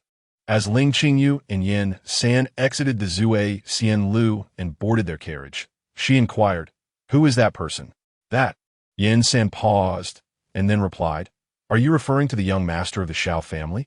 He is the legitimate grandson of the main branch of the Shao family, with a mother who is a princess, a true nobleman." "A mere child," Ling Qingyu retorted bitterly. 11 is far more charming. By the afternoon, after delivering the goods, only timber, medicinal herbs, and a significant amount of precious items remained aboard the Fengshan ship. Of course, this did not include the contents hidden in the secret hold. Ling Qingyu summoned Gu Kai to the captain's cabin and handed him 50,000 taels in silver notes. However, Gu Kai did not accept them, merely gazing at her intently. Sighing, Ling Qingyu remarked, "All good things must come to an end. You have your own matters to attend to. As friends, I have little to offer you. The 20,000 taels of gold I brought with me are yours. You may take 10,000 taels along with this cash. This is all I can provide you." Gu Kai settled into a chair, rubbing his nose, and said, "After deducting the government share, the remaining cargo on this ship could yield over 1,000,000 taels of silver, most of which is your personal gain. Even if we allocate 20% to the sailors as you suggested, we would only receive a third of the remainder, around 70 or 80,000 taels. It hardly seems worth it." "Huh?" Ling Qingyu thought to herself, "You certainly calculate meticulously. The cargo I possess exceeds 1,000,000 taels, not to mention the timber, yet unsold, and the precious goods." Noticing Gu Kai's inquisitive gaze, she quickly added, "You think too much. I know you're destined for significant endeavors. We have shared both joy and adversity, life and death. The only assistance I can offer you is this silver. It should serve you well. My money is mine to use as I see fit, and no one should object. If you truly require something from me, then when your grand undertaking comes to fruition, perhaps, well, I couldn't think of a specific request after much contemplation. In truth, I only wish for you to avoid entangling me in your affairs. With that, Gu Kai smiled and placed an amber-carved blood lotus flower in Ling Qingyu's hand, saying, "Should you ever have a request, bring this to me, and I shall grant you 3 wishes, regardless of the matter." Once, Ling Qingyu inquired. 3 times, Gu Kai replied with a smile. He then took the silver notes, moved to the door, and turned back to say, "I will take 150,000 taels of gold." How outrageous! This is nothing short of robbery. Watching as Gu Kai and his companions vanished into the night aboard their small boat, Ling Qingyu felt a lingering pain in her heart. To soothe her wounded spirit, she returned to her small courtyard with Yin San and Zheng Shi. The courtyard was illuminated with lanterns, and an array of dishes was prepared by Liu Yao, who awaited their return alongside Yi 11. Embracing Yi 11 and playfully ruffling his hair, Ling Qingyu finally released a breath she had been holding. "You all have disembarked. Is the ship in good condition?" Glancing at Yin San, Liu Yao remarked while setting the tableware. "No worries, Shun Zhan and the others are guarding the ship." Replied Ling Qingyu, Ganti Rubing Yishis Flushet checks. The sailors rescued from Fengshan Island were primarily destitute fishermen from Haikao, who followed the ships to sea. In the midst of calamity, they escaped due to their exceptional swimming skills, only to be captured by pirates and forced into labor. Grateful for their rescue, they vowed loyalty to Ling Qingyu, signing a death contract equivalent to servitude. Upon docking at Xuanzhou, Ding Dong and the others naturally returned home, while Shi Fong went to visit friends, and Kai Jingfong took the 1,000 taels of silver Ling Qingyu had given him to purchase land. With Gu Kai and the others gone, only Shun Zhan and his sailors remained on board. Trust those you employ, doubt those you do not. Noticing the disapproval in the eyes of the 3, Ling Qingyu chuckled, "We will need to expand in the future. We must learn to trust. Moreover, my intuition tells me that Shun Zhan is a promising talent. Indeed, you dare to employ both refugees and prisoners. Who could you possibly hesitate to trust?" Zheng Shi thought to himself, rubbing his sore shoulders, exhausted from the past few days. After enjoying a hearty meal and drink, Ling Qingyu cradled a cup of tea, reclining comfortably in his chair, and said, "After a few days of rest, we shall make a trip to Hangzhou." "Back to Wu County?" Zheng Shi paused, inquiring. "Yes, but before returning, I wish to purchase 2 shops in Hangzhou to establish a spice shop and herbal medicine store. Ideally, I would also like to open a gold shop." Ling Qingyu traced circles on the teacup, elaborating slowly. "Unfortunately, we lack sufficient manpower. There's no need to rush our current goods. We will sell gradually. Though Lord Fan is willing to provide goods, we must also procure some ourselves. Patience is key." Xuanzhou, situated by the sea, retained a slight chill on summer nights, with a gentle breeze. Gazing at the starry sky, Ling Qingyu's thoughts wandered. There was still much to achieve. Power was still insufficient. The letter from Zheng Mama, conveyed by Ding Budong, mentioned that the eldest son of the Lin family, Lin Guoxiang, had passed the scholar's examination. Lin Zishu had become engaged to a branch of the prominent Murong family in Suzhou, and Wu Sanlang had achieved the rank of 3rd place in the spring examination. Now, the Wu family boasted 4 third-place scholars. For the time being, it was best to assess whether an alliance with the Lin family was feasible, while avoiding any entanglement with the Wu family. Although he now possessed wealth, it resembled a child holding a gold bar, vulnerable and unguarded. Stabilizing his influence and drawing some officials into the fold was essential. By sharing some profits from shipping, a beneficial chain of interests could be established. As Ling Qingyu felt a slight chill, he snapped back to reality, noticing Yin San sitting beside him, lost in thought. "What are you pondering?" he inquired. "I was calculating how much you earned today," Yin San responded, counting on his fingers. "Why do I feel you make money faster than I take lives?" Ling Qingyu, who had just taken a sip of water, nearly choked upon hearing this, coughing violently until he regained composure. "It seems you earned faster, 5,000 taels each. 100 would amount to 500,000 taels. Ah, there are few who can afford such a price. Most often, it entails the demise of a master, accompanied by the unfortunate fate of many who possess naught. Yin San tilted his head to glance at her and remarked, "Are you not aware that assassins are, in fact, the most impoverished?" To which Ling Qingyu, with a tone of earnestness, replied, "Thus, it is wiser for you to remain by my side, provisioned with meals and shelter, devoid of peril, and even with a modest allowance. Oh, I almost forgot to give it to you." She retrieved a silver note from her pouch and placed it into his hand, yawning before retreating to her chamber for slumber. Yansen gazed at the 100 taels of silver in his hand, pondering the generosity bestowed upon Gu Kai, who received 2 million taels, and upon Ding Dong and others, who were granted lands worth 150,000 taels along with 5,000 taels each. Even Kai Jingfong, who accompanied them, received 1,000 taels. Yet, here I stand with mere pocket change. Nevertheless, recalling the one who absconded with the medicinal herbs, Yin San felt a sense of equilibrium return to his mind. Chapter 31. Lu Yao. A few days later, Ling Qingyu unloaded some medicinal herbs into the warehouse and instructed Ding Budong to find a storefront, setting the ship in motion. She allocated 10,000 taels of silver to Wu De to construct smaller vessels for coastal transportation. Subsequently, she paid another visit to the Yang family. Upon learning of her intention to open a shop, Yang invested an additional 2,000 taels of silver, directing her servants to locate 2 storefronts.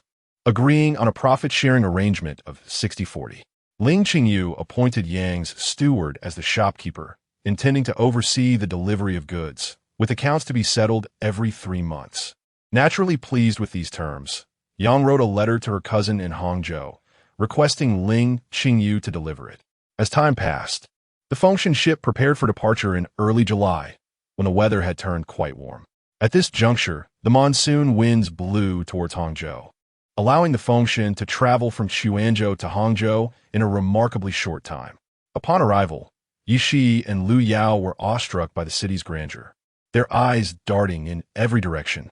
Ling Qingyu handed some silver to Lu Yao, instructing him to take Yishi out to explore, while she left Ding Dong and Xinjiang to oversee the ship and took Yin San, Zheng Shi, and Kai Jingfong to survey the market.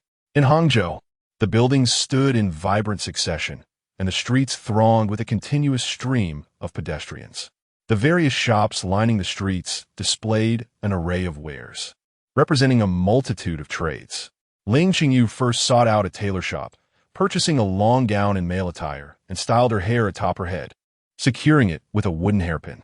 Over the course of the year, Ling Qingyu had grown significantly taller and more elegant. Donned in male garb, she exuded a refined charm, particularly when wielding a fan, resembling a scholarly gentleman. Hangzhou differed from Xuanzhou. The latter was more liberal, allowing women to take charge and conduct business without issue, including those who owned shops. However, in Hangzhou, despite some lingering customs from the Tang dynasty, it was prudent for Ling Qingyu to maintain a low profile when engaging in commerce as a woman. After a day of exploration, Ling Qingyu returned to the inn, her legs weary and nearly giving way as she collapsed into a chair. Yishi, having returned earlier, observed the ample goods carried by Yin San and Zheng Shi and remarked, "Sister, are you investigating or shopping? Surely, one cannot simply inquire about prices without making purchases." Ling Qingyu leaned over the table and inquired of Yishi, "What places did you visit? Was it enjoyable by Westlake?" However, Yishi's expression dimmed as he shuffled his feet on the floor, saying, "No, Brother Lu encountered a friend and took me home early." "Never mind," Ling Qingyu reassured him, taking his hand.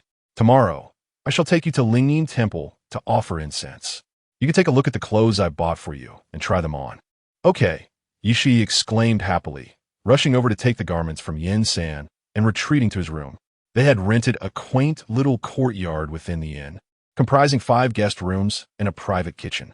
Zheng Shi, having set down the items, went ahead to the dining establishment to order food for delivery. Returned from a kitchen with a bucket of hot water, intending to suggest that Ling Qingyu soak her feet.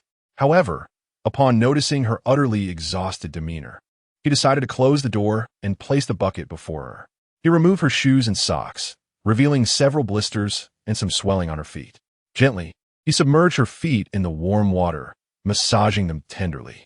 Such an intimate gesture was entirely natural for Ling Qingyu, a woman accustomed to socializing and receiving foot massages.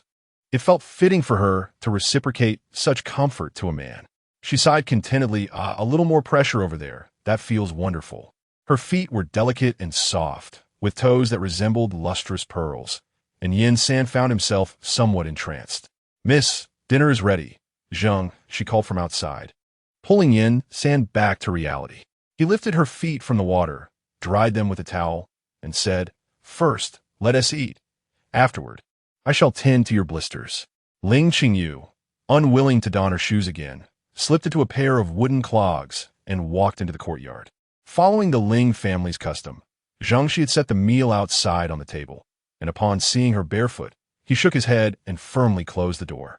For a mistress who could dance in Tahiti wearing a short skirt and half naked, and who, like the other men on the boat, would swim and climb mountains while exchanging crude jokes, Zhangxi felt that advising her to observe modesty was akin to preaching to the wind.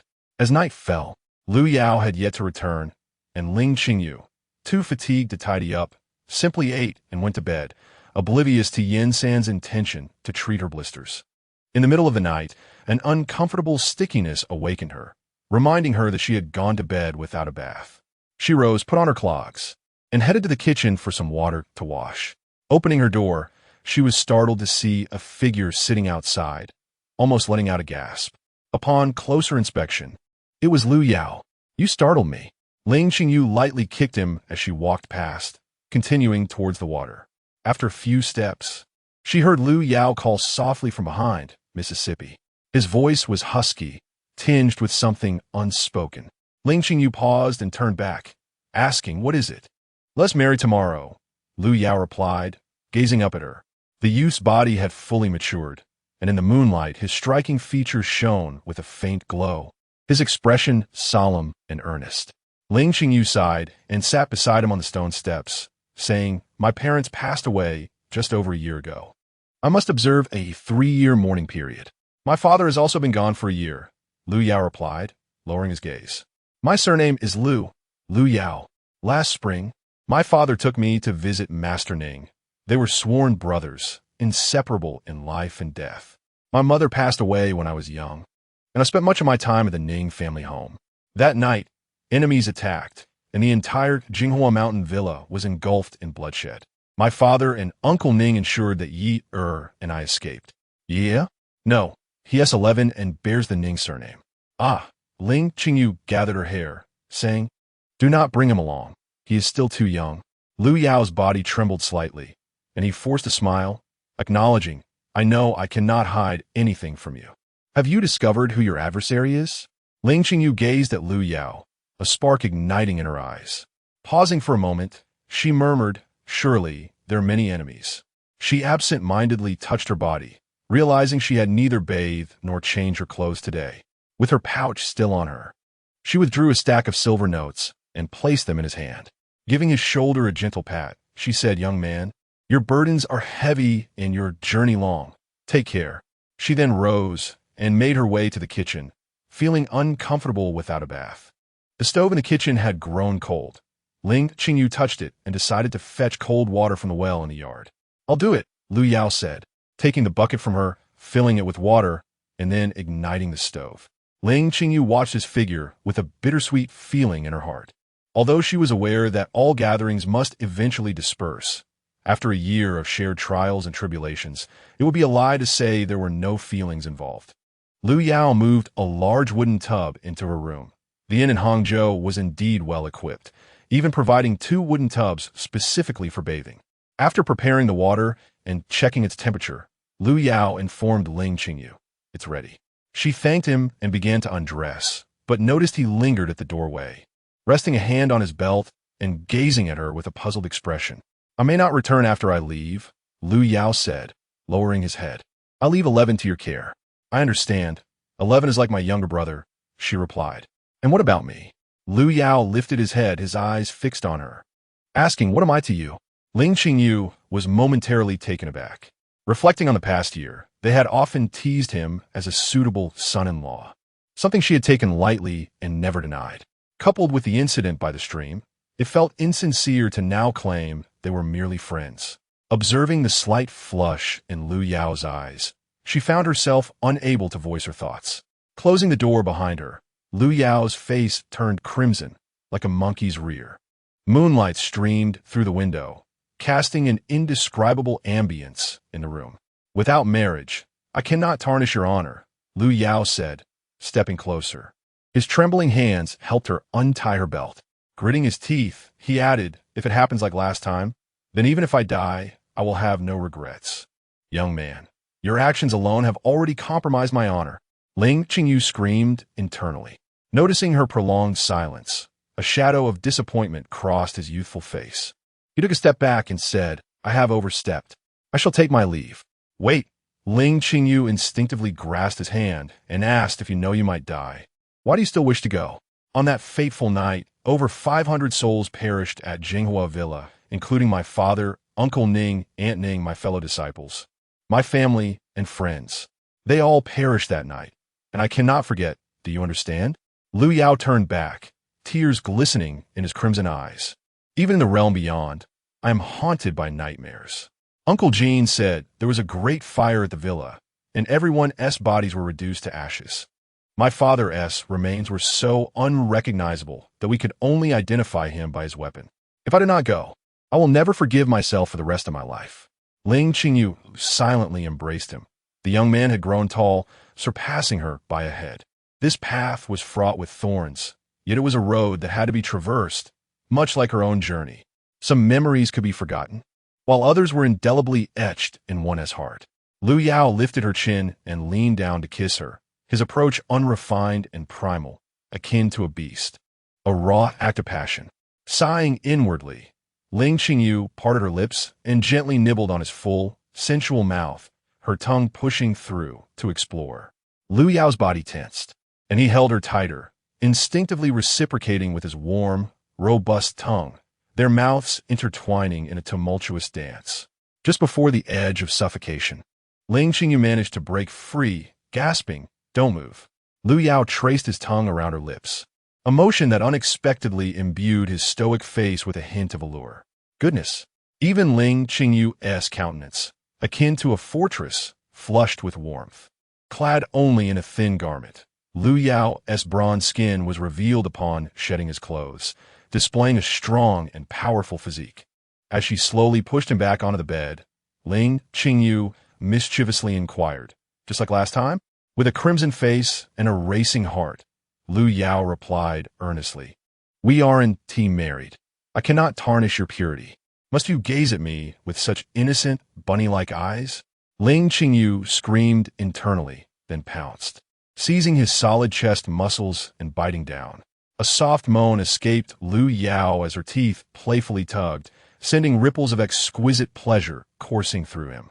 While biting one side, Ling Qingyu's other hand kneaded the opposite side, trailing kisses from his chest to his neck. Feeling his body tremble beneath her and unable to suppress the moans that escaped her lips. The skin beneath her mouth was impeccably clean, imbued with a fresh scent. This boy truly presented himself in pristine condition. Although her hands had yet to touch his heated desire, they ignited every other sensitive spot on his body, setting him ablaze with longing.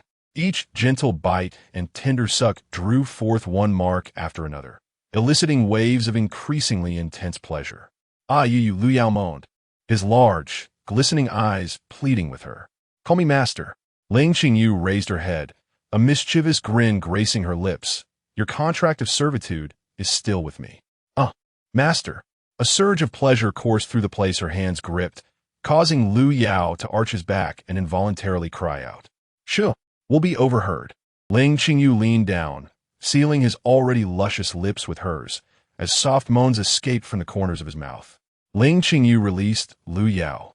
Observing him gasping for breath, his body limp and sprawled on the bed, adorned with countless kiss marks and a sheen of sweat glistening on his bronze skin.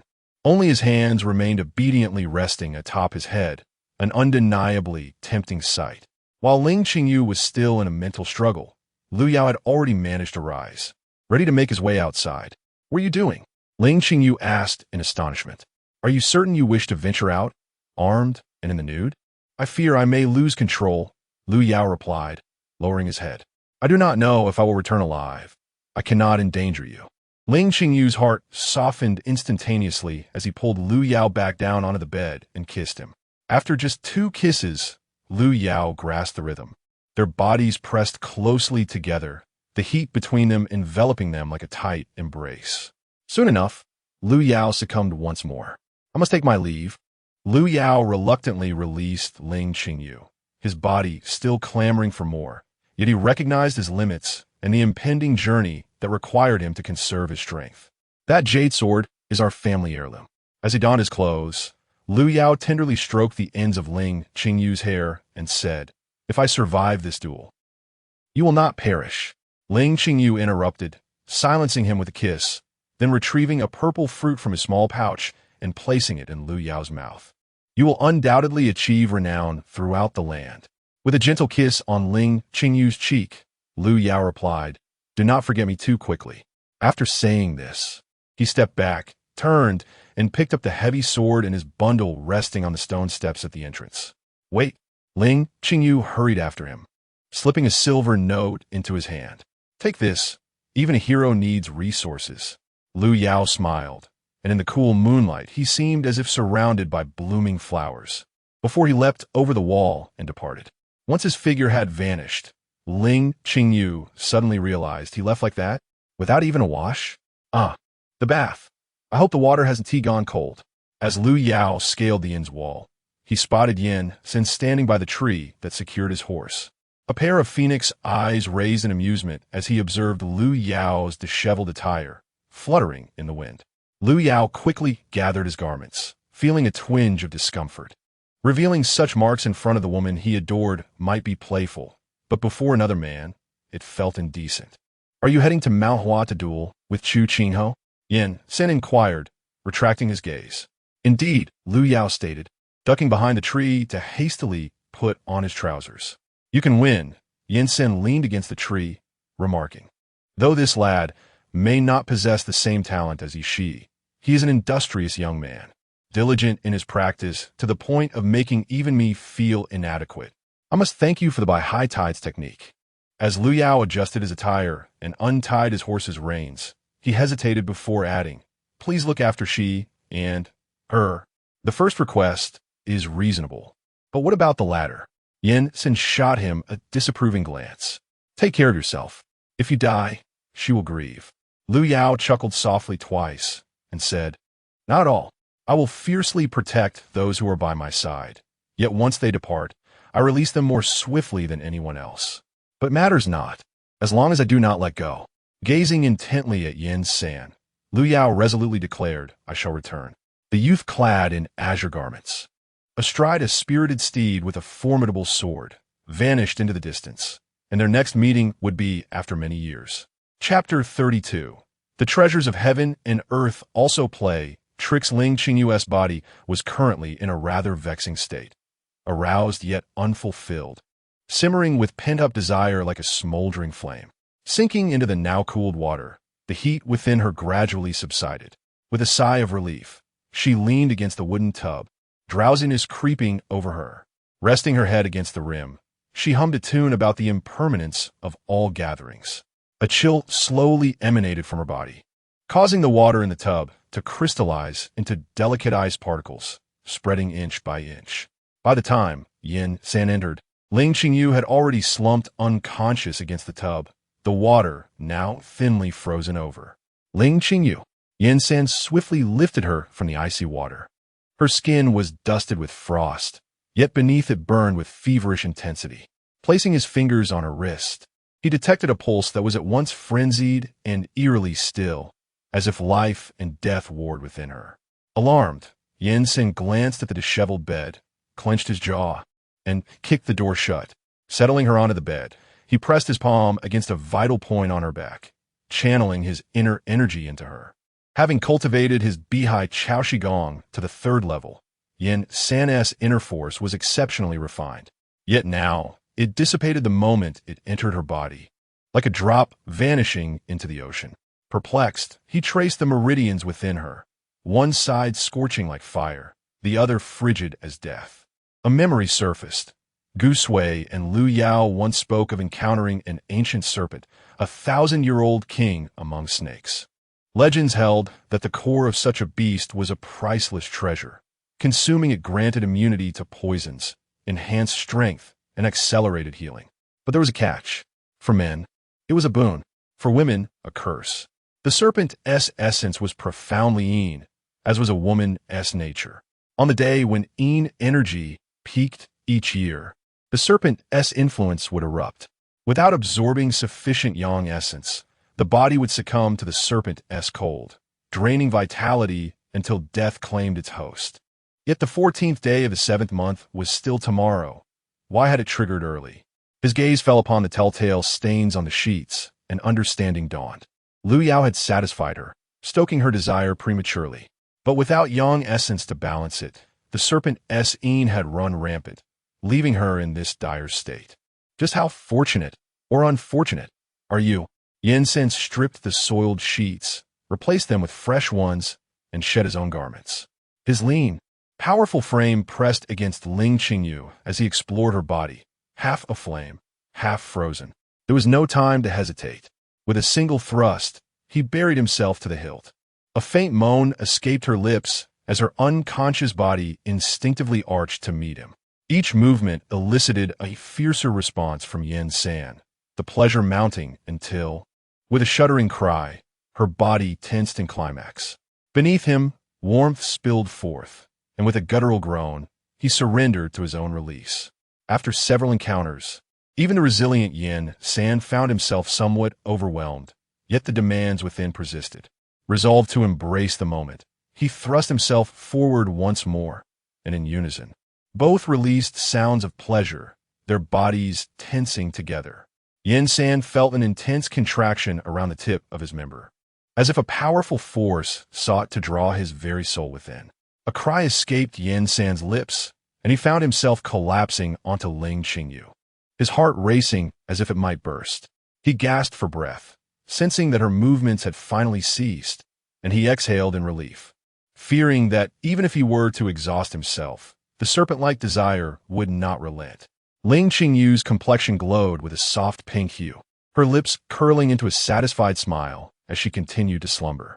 After a brief respite, as his heartbeat gradually stabilized, Yin San struggled to rise. As he stepped off the bed, his legs weakened, nearly causing him to stumble. He leaned against the bed's edge, offering a wry smile. At that moment, should an enemy approach, he would lack the strength to defend himself. He meticulously cleaned Ling Qingyu's body, changed the sheets, and tidied the water bucket, glancing outside to see that dawn was approaching. When Ling Qingyu awoke, she felt invigorated, every part of her body pleasantly unencumbered, save for a slight soreness in her lower back, which she attributed to yesterday's exertions. She dressed and stepped outside, only to find that it was nearly midday. Considering the fatigue of the previous day and the special activities with Lu Yao, it seemed reasonable that she had overslept. However, upon observing Zhang Shi and Kai Jingfang in the courtyard, stretching and massaging their necks, she curiously inquired, "Have you both cramped up?" "I'm not sure what happened," Zhang Shi replied, grimacing. "My back and neck are killing me. It must be from twisting something heavy for you yesterday. I'm so sore that I overslept." Kai Jingfang nodded in agreement, his expression equally pained. "Has Yin Sen not risen yet?" Ling Qingyu asked, noticing Yishi exiting Yin San's room. Third Master said that accompanying women on shopping trips depletes one's vitality. He plans to have turtle soup for lunch, Yishi noted, glancing at the list in his hands. Pork kidneys, lamb loach, dog meat, and beef tendons. Is he experiencing a deficiency? Ling Qingyu queried in surprise. "I believe we all are. We ought to request additional dishes," Zhang Shi replied, nodding. "This morning, I found myself in the same position I had fallen asleep in last night. No wonder I feel so uncomfortable." Yishi shot them a sideways glance, thinking to himself that it was merely Lu Yao's way of ensuring they would not disturb his plans by putting them to sleep, considering they had stayed up late chatting with him. The thought of Lu Yao having departed caused his eyes to glisten with unshed tears. Ling Qingyu approached, enveloping him in her embrace and gently stroking his head. "Do not be sorrowful. Sister will always be here for you." We shall wait together for your brother Lu to return. He wrapped his arms tightly around her, tears glimmering in his eyes as he smiled through his grief. I will go order the dishes. Please wait for me, sister. Throughout the day, Yin San remained inside his room, consuming the 10 nourishing soups that Yi Shi had brought him. Zheng Shi and Kai Jingfang continued to lament their aches and pains. Consequently, Ling Qingyu spread out paper on the stone table in the courtyard and began to draft plans with the two of them. The atmosphere on Shiqian Street is quite pleasant, bustling with activity and offering affordable shop prices. Zheng Shi pointed to the hastily drawn sketch of Hangzhou by Ling Qingyu, a rather crude map. This won't do. Most of the residents here belong to the lower middle class and lack sufficient purchasing power, Ling Qingyu replied, shaking her head as she gestured toward Howard Street. Your discerning eye is commendable. The shops here cater to affluent families, selling high-end goods. After spending time with Ling Qingyu, Kai Jingfang had come to understand the meanings of these new terms. Shops here are not easy to come by, as we observed yesterday. Every store is thriving and unlikely to relinquish their business easily, Zheng Shi remarked. Not every shop is doing well. No one visits the spice store. Ling Qingyu chuckled lightly. Tomorrow, we should pay a visit to Madame Zhao. Are you truly considering opening a spice shop?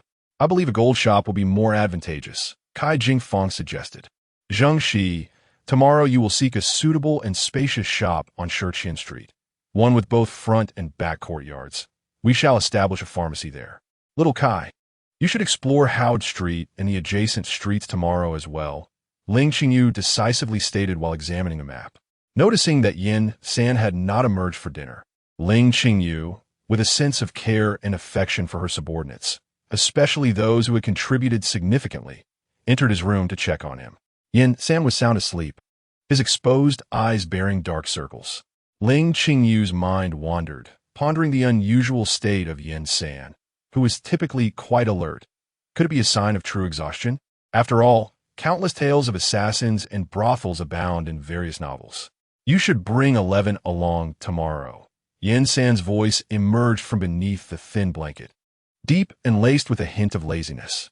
I'm going to the residence of the Hangzhou governor, Zhao Pu, Ling Qingyu said, glancing at Yin San and raising her voice slightly. The inner courtyard. Just disguise him as a maid, Yin San suggested, peeking out to assess Yi Shi, who was following Ling Qingyu. In any case, no one will notice. Just keep quiet and follow her closely. Observing Yi Shi's expression of silent compliance, Ling Qingyu sighed. Indeed, the young man was strikingly beautiful, at an age where his gender was difficult to discern. However, turning her ire towards Yin San, she exclaimed, You want Shi to go. Do you not plan to join him? Just because you spent a wild night in a brothel last evening and have now suffered the consequences, does that mean you should shirk your responsibilities? Am I permitted to enter the inner courtyard of the Hangzhou governor?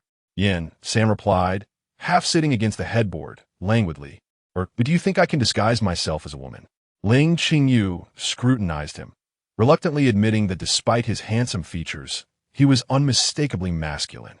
She then turned to Yi Shi, instructing, bring a few jars of nourishing soup for your third master.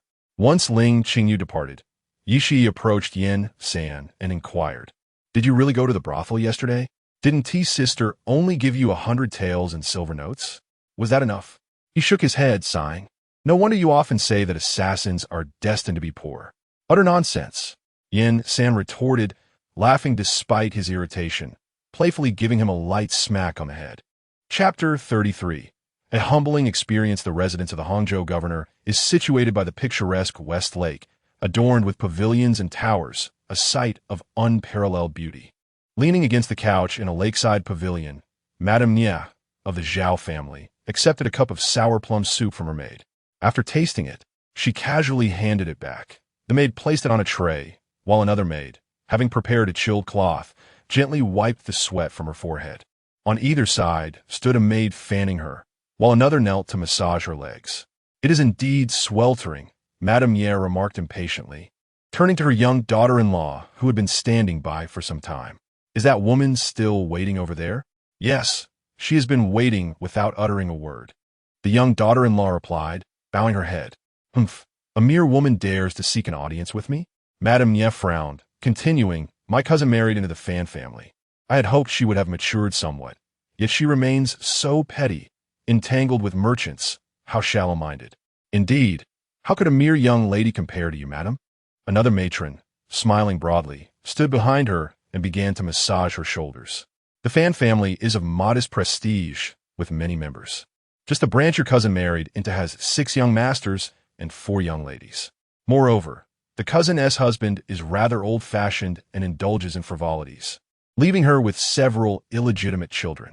Without your 10-mile bridal procession, she is left to engage in such base matters.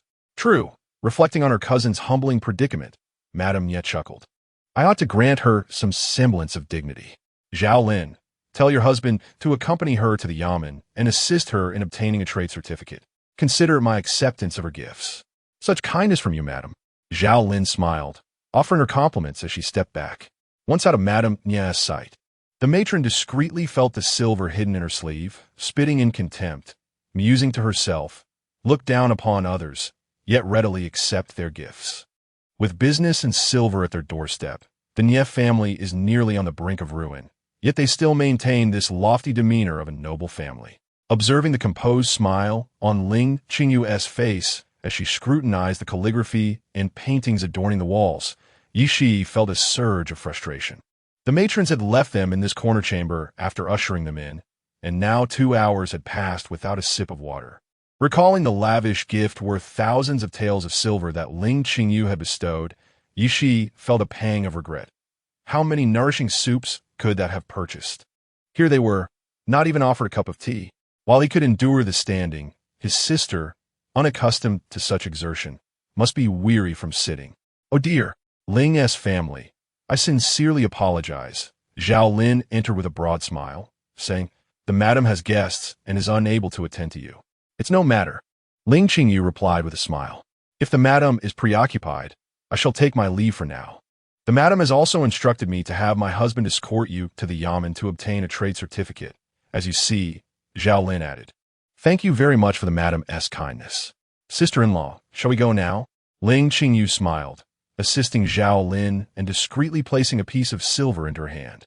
Zhao Lin's family beamed with delight as they sent Ling Qingyu on her way.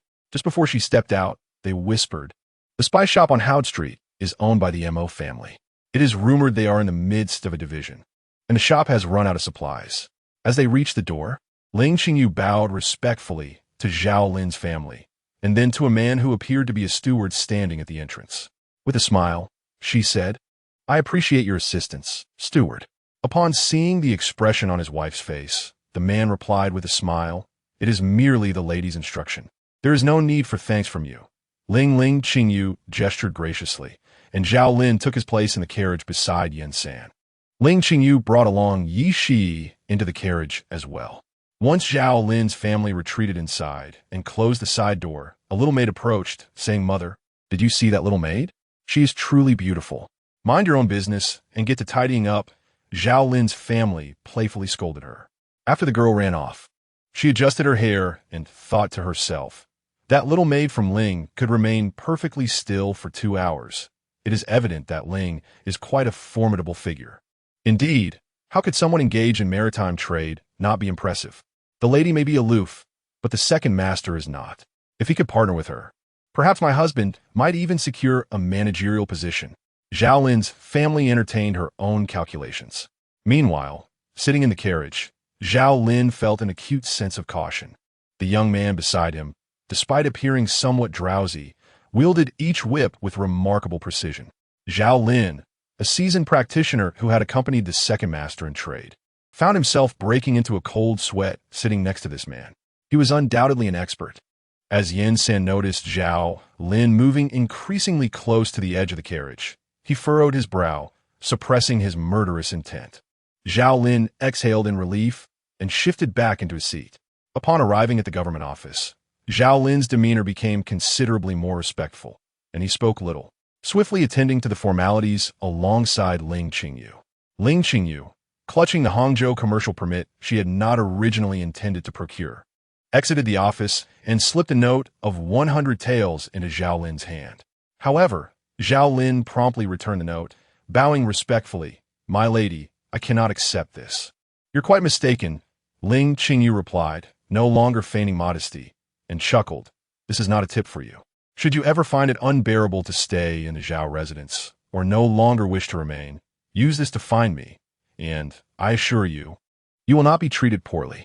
With a smile, she boarded the carriage and departed. Why would you have him do the work? None of his family are good people. Yishi pouted. Ah, but you are unaware, the elder sister instructed. Though this man's clothing is worn, he is impeccably clean and tidy. Even frayed cuffs are mended seamlessly. He stands and sits with perfect posture, and although he walks with a slight limp, he speaks little, and each word is to the point. His speed in completing tasks is remarkable, and his efficiency unparalleled.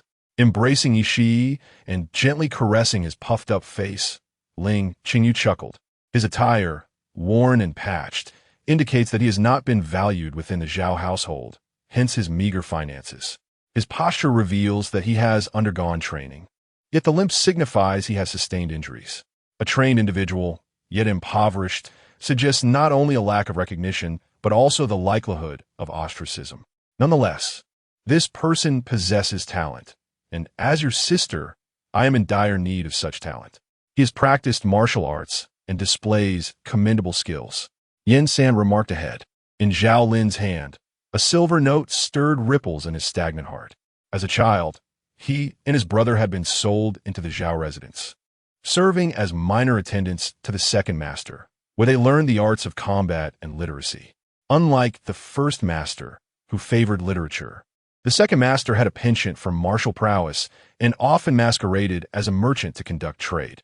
Frequently, he would take them and other attendants on these excursions. But one fateful encounter with bandits led to his brother's demise while attempting to save the second master. In the aftermath, Zhao Lin was left with a crippled leg. The elderly matron, adhering to the words of the First Lady, laid the blame for the incident squarely on the shoulders of the attendants. Not only did Zhao Lin's brother perish without any recourse, but he also endured 50 lashes, narrowly escaping death. After he managed to survive, the second master summoned him again, bestowing upon him a maidservant as a wife. At that moment, he felt a surge of joy, believing it to be a reward from the second master. However, on the wedding night, he discovered that this maidservant had long been the second master's possession and was already with child.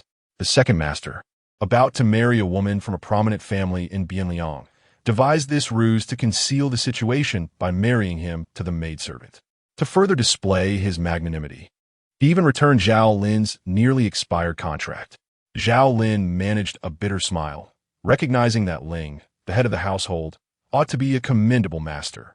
Yet, should he truly go to her, given the second master's disposition, he would undoubtedly regard her as an adversary. Chapter 34. The little rascal Zheng, she glanced at the document, perplexed, and inquired, what purpose does this serve? Well, it is presumably beneficial for trade with Fusang. Ling Qingyu replied, taking a hearty sip of tea. Goodness, I am parched. We already possess the trade permit from Xuanzhou, which allows us to engage in trade with Fusang. Moreover, we can apply for this permit ourselves. There was no need for her to send someone, Zheng Shi remarked, somewhat indignantly. Indeed, a fortune of 10,000 taels has been squandered, Ling Qingyu lamented, tossing a piece of pastry into his mouth. Heavens, I am starving. I shall never bestow such lavish gifts again. It is far too painful. I had assumed that the Yang family was astute, and that her cousin would be equally competent. Yet, as the saying goes, a dragon gives birth to 9 sons. One cannot hold excessive expectations. I have already secured a shop on Shiqian Street. There happens to be a pharmacy for sale, complete with 2 resident doctors, Zheng, she stated. Why is it for sale? Do you know the reason? Ling Qingyu inquired, feeling somewhat relieved after having eaten. It is said that the proprietor's son is rather irresponsible, having lost the property deed to gambling, and he has also accrued substantial debts. Consequently, the family has no choice but to sell the shop and pharmacy to raise funds. Zheng Shi explained, turning to the voraciously eating Yishi. He cautioned, Shi, gambling is more perilous than a tiger. Do you understand? Well, Yishi replied with a mouthful of pastry. I could take on a tiger. Oh, you silly child, Ling Qingyu admonished, contemplating a piece of mung bean cake before gently tapping Yishi on the head. Gambling is to be avoided at all costs. At that moment, Kai Jingfong entered from outside, smiling. What is this about gambling? By the way, I have inquired about that spice shop. It belongs to the Mo family. After the family split, this shop was assigned to the third branch, but they desire immediate cash, so the shop is currently with a broker for sale. However, the asking price is rather steep, and since there is no supply of spices at present, no one dares to take it on. A broker? Ling Qingyu exclaimed, realizing her oversight. How could I have forgotten that there were intermediaries in ancient times? Indeed, when I was searching for a shop, a kind-hearted shopkeeper introduced me to this broker, who is reputed to be the finest in Hangzhou. I inquired, and he happens to have several shops available. By the way, he asked if we require a residence, as he has a 5-courtyard house by the West Lake, and it is reasonably priced, 5,000 taels. 5,000 taels is not considered cheap? Ling Qingyu exclaimed in astonishment, recalling that her house in Xuanzhou had only cost 100 taels.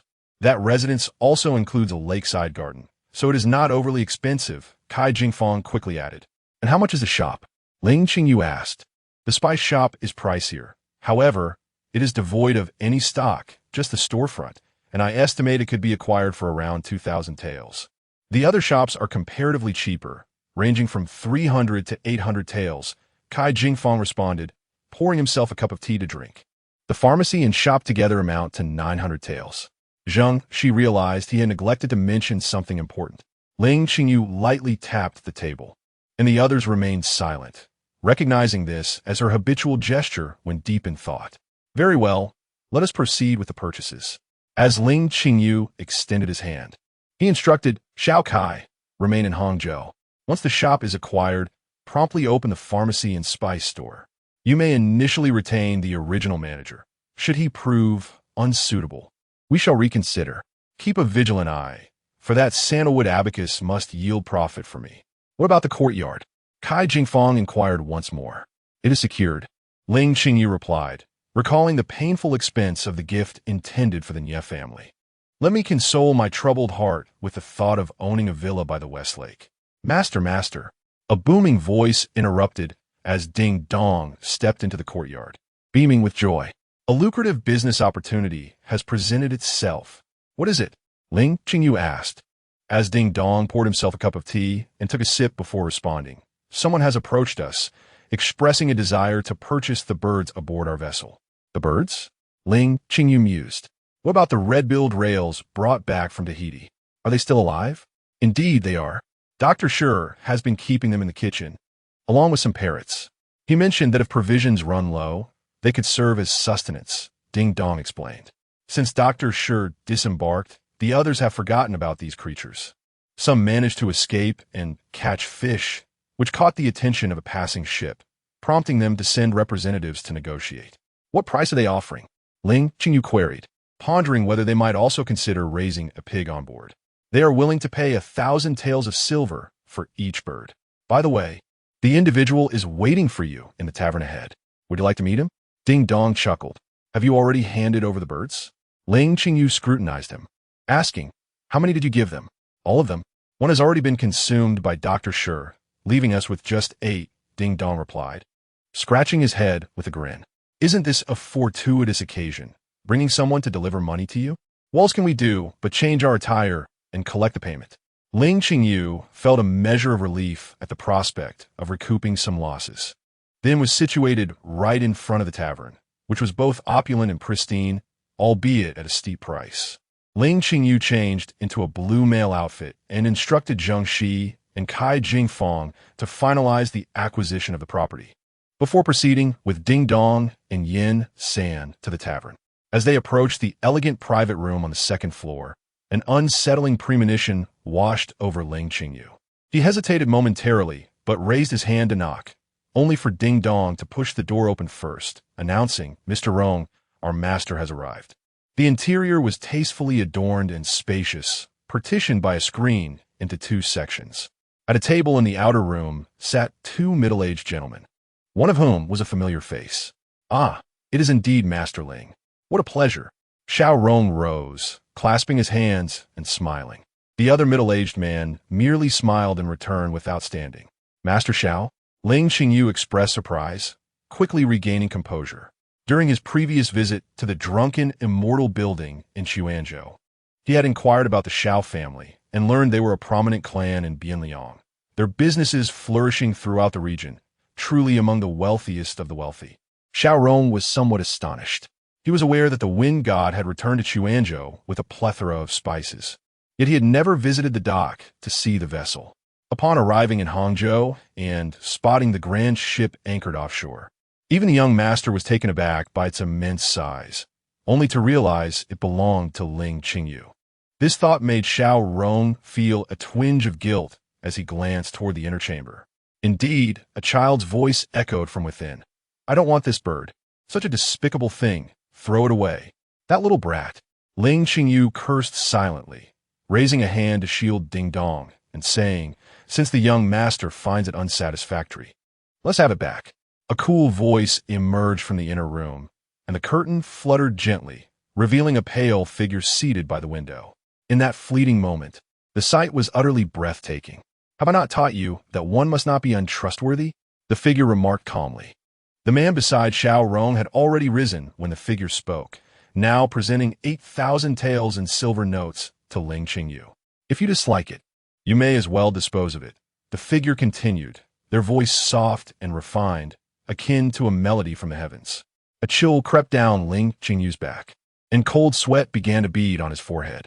"If you do not want it, simply return it to us. Why must you dispose of it so violently?" Ding Dong retorted angrily. The figure scoffed lightly, replying, "It is merely a plaything. It should know its place." Seeing Ding Dong's face flush with rage, Xiao Rong sighed inwardly, hesitating to step forward.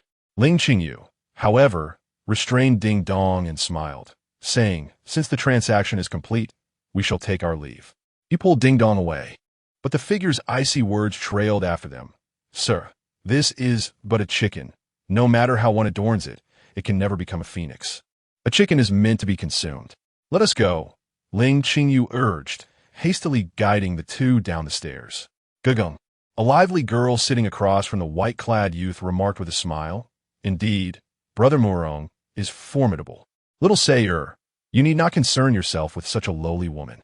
"Umph, I have no time to bother with her." Xiao Sayer puffed out her chest, then gazed eagerly at the white-clad youth, asking, "Cousin, you won't truly kill it, will you? That bird is quite beautiful. I've never even seen one like it in the palace." Murong Zhan smiled faintly, saying, "As I mentioned, since it is your possession, you may do with it as you please." Xiao Rong sighed inwardly. When he boarded the ship to retrieve the bird, he had noticed the abundance of fine timber on board. Their purpose for coming to Hangzhou was to supervise the construction of a palace for the emperor, while his master fretted over the lack of materials. Now, he found himself at a loss for words, unsure whether to speak up or remain silent. "That brat, why did you get in my way?" Ding Dong exclaimed, kicking a stone in frustration as they exited the tavern. In that person's eyes, we were indeed mere playthings. To them, extinguishing our lives was as effortless as crushing an ant. Ling Qingyu elucidated that such an imposing aura is characteristic of those who reside perpetually at the pinnacle of power, for their elevated status renders them indifferent to fate. Indeed, mere wealth is insufficient. "You may offer me 5,000 taels," Yin San remarked languidly from the side. "Murder is not the only recourse. One must understand that a gentleman avenges himself, even if it takes a decade. We shall retaliate with the very means they employed against us." Ling Qingyu smirked ominously. "That is the carriage of the Murong family." "The Murong family? Is that not the maternal home of the Empress?" "The very same illustrious clan of Jiangnan, renowned as the wealthiest in Suzhou?" Ling Qingyu was momentarily taken aback. The adversary was exceedingly formidable, and the objective seemed insurmountably distant. Consequently, Ling Qingyu resolved to temporarily set this matter aside. After all, a few jibes would not result in death. The foremost priority remained the enhancement of one's own prowess, for a building cannot be erected in a day. Chapter 35. Timber. As Ling Qingyu twirled the noodles in her bowl, she mentally revisited her recent fortune.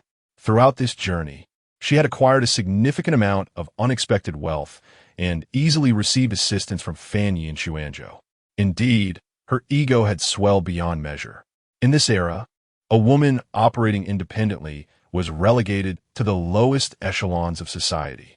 Although merchants in the Great Zhou enjoyed a relatively respectable status, they still occupied a lowly position beneath the scholar, farmer, artisan, and merchant hierarchy. It was quite natural for a female merchant to be looked down upon. To rise above, she would need to amass wealth and influence to a level that commanded respect. Wealth could be accumulated, perhaps through a few voyages at sea, but influence was another matter entirely. Yin San, Ling Qingyu called, as she noticed him momentarily pausing while fishing noodles from her bowl. He continued to extract noodles while inquiring, "What is it?" Without hesitation, Ling Qingyu pushed the entire bowl of noodles toward him, expressing her disinterest in the overly sweet dish, as she preferred spicier fare. "I have a question for you," she said, pulling her chair closer and leaning in. "Do you know where I might find someone skilled in martial arts who is both loyal and powerful?" Yin San pointed to himself with his chopsticks, while Ding Dong, who had been eavesdropping, also gestured to indicate he was a candidate. Ling Qingyu turned away, feeling dejected. "All right, I suppose I'm asking the blind." Meanwhile, the Yamen had posted another notice, and it was not related to the emperor's palace affairs. This was the fourth time the overseer had issued such a proclamation. Where could they possibly find so much quality timber? She pondered. "I have heard that not only in Hangzhou, but also in Suzhou, all the good wood has been thoroughly exhausted. Given the wealth of the Shao family, they surely cannot be unable to procure these materials?" "You do not understand," Yin San replied. "The palace requires completion within 4 months. No matter how powerful the Shao family is, they cannot possibly gather such a vast amount of materials in such a short time. Someone is clearly targeting the Shao family." Ling Qingyu's ears perked up as she caught snippets of conversation from passersby. Tossing a few coins onto the table, she pulled the two still eating to their feet and began walking toward the Yamen, instructing Ding Dong, "You must return to the ship immediately and prepare to unload the cargo with Xinjiang." Xiao Tsang stood at the entrance of the Yamen, observing as the clerks affixed notices one after another to the bulletin board. A sense of gloom settled in his heart. Although he had married a princess, he held no actual official position. He had been living a leisurely and prosperous life, but suddenly received a decree commanding him to oversee the construction of the Hangzhou Palace. With a tight deadline of 4 months and the responsibility of sourcing materials himself, while the Shao family was wealthy enough to afford the construction costs, it still strained their resources. Initially, he thought the emperor merely sought to extract some funds from the Shao family, but upon arriving in Hangzhou, he discovered that the timber required for the palace's design was non-existent locally. Even gathering all the resources from the southern branches of the Shao family had only yielded half the necessary amount. With 2 months already elapsed, the thought of failing to procure the remaining materials sent a chill down his spine. Did the emperor desire not just the Shao family's wealth, but his very life? Should he perish, only his 6-year-old son, Shao Se, would remain utterly incapable of sustaining the immense Shao family enterprise. Thus, their fortune would surely be devoured. Xiao Tsang felt a chill run down his spine. The foolishness and extravagance of Emperor Shiwen had nearly depleted the once bountiful treasury left by the former emperor. Now, with the northern regions suffering from drought, there were even insufficient funds to allocate for disaster relief. The Shao family's current generation was dwindling, making them the first target for his attention.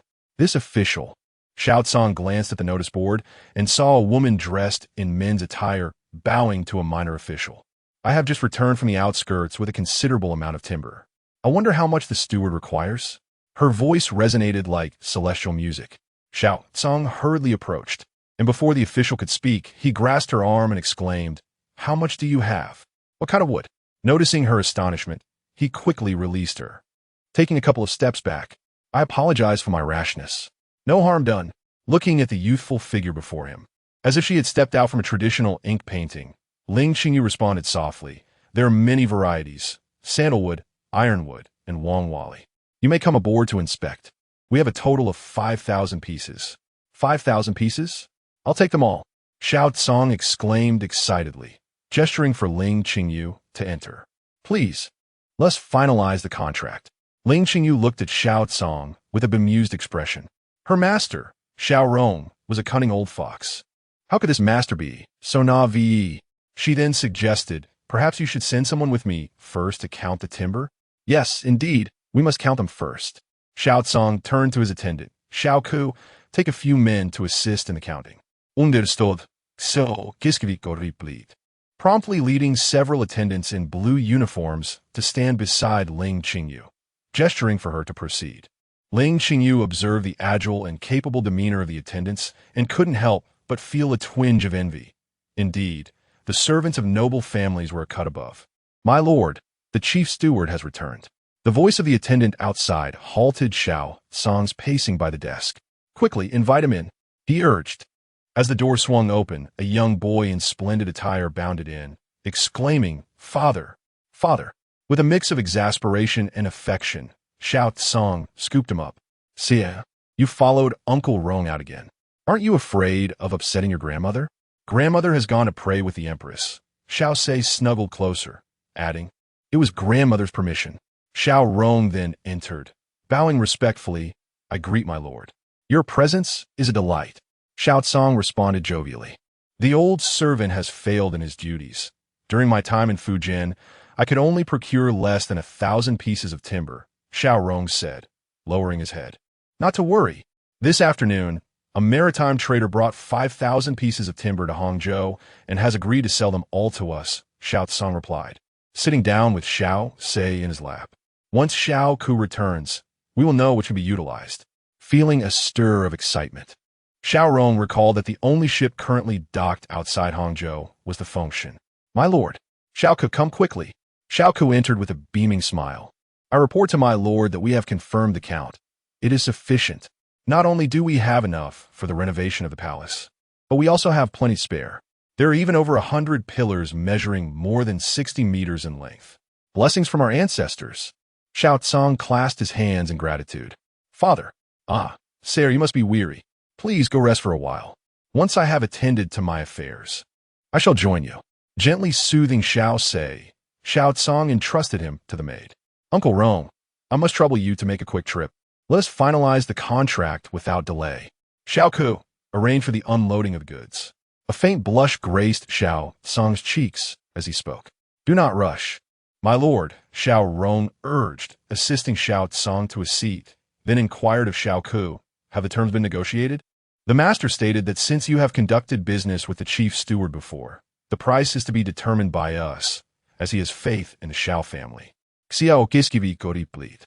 Indeed, Xiao Rong nodded, turning to Xiao Tsong. This matter cannot be delayed. I shall proceed to finalize arrangements with Master Ling at once. Uncle Rong, they have been of tremendous help to us. Do not treat them lightly, Xiao Tsong added earnestly. Certainly. Xiao Rong bowed respectfully and departed with Xiao Ku. Huang, wait a little longer. When Sarah grows a bit more, I shall seek you out. Xiao Tsong spoke softly to the emptiness, where a fleeting, ethereal figure seemed to smile back, gently resting a hand upon his shoulder. Collaborating with Master Ling is truly a delightful experience, Xiao Rong remarked, his smile flawless, as if the events of the afternoon had never transpired. It is my honor to work with Master Xiao, Ling Qingyu replied with a smile, seeing Xiao Rong and the others off the ship. As soon as they disembarked, Ling Qingyu turned to Zheng Shi, saying, we shall return to Wu County tomorrow. Shall we accompany you? Ding Dong asked, leaning in. No need. You and Xiao Kai should procure some goods, such as silk, porcelain, and books. When I return, we shall head to Chuanzhou and then set sail, Ling Qingyu replied. She had sold all the timber to the Xiao family. Yet the words of a passerby lingered in her mind. If someone truly intended to harm the Xiao family, would she not be caught in the crossfire? Perhaps it was wise to make her exit for now. Chapter 36. Return to Wuxian. Upon arriving in Wuxian, dawn had already broken, casting a delicate mist over the fields. Ling Qingyu instructed Zheng Shi to drive directly to her parents' gravesite. This location, situated on a small hill by the shores of Taihu Lake, offered a distant view of the garden her father had constructed. It was not the Lin family burial ground. After establishing her own household, Ling Qingyu had been permitted by the Lin family elder to renter her father's and brother's coffins elsewhere. Although this action was not entirely legal, Ling Qingyu remained silent. and the authorities chose to overlook the matter. Even if she had voiced her objections, it likely would have been in vain. The grave, constructed of blue stone, lay a short distance from the summit, nestled against the mountainside and facing the lake. The nascent sun illuminated the grave's headstone, while neatly trimmed trees flanked it. And the area was kept meticulously clean, adorned with offerings and burnt incense. Ling Qingyu meticulously cleaned the grave, lit the incense she had brought, knelt before the grave, bowed 3 times, inserted the incense, and burned paper money. Zheng Shi, Yin San, and Yi 11 followed suit, lighting incense and burning paper money. The slender wisps of smoke mingled with the faint mist as Ling Qingyu gazed at the courtyard hidden within the flourishing scenery, silently assuring her parents and brother, "Do not worry, I shall reclaim everything." Descending the hill and arriving at the small courtyard in Wuxian's town, it was already time for lunch. Zheng Mama appeared out several times, and upon spotting her son's south carriage at the street corner, she joyfully exclaimed, "She has returned.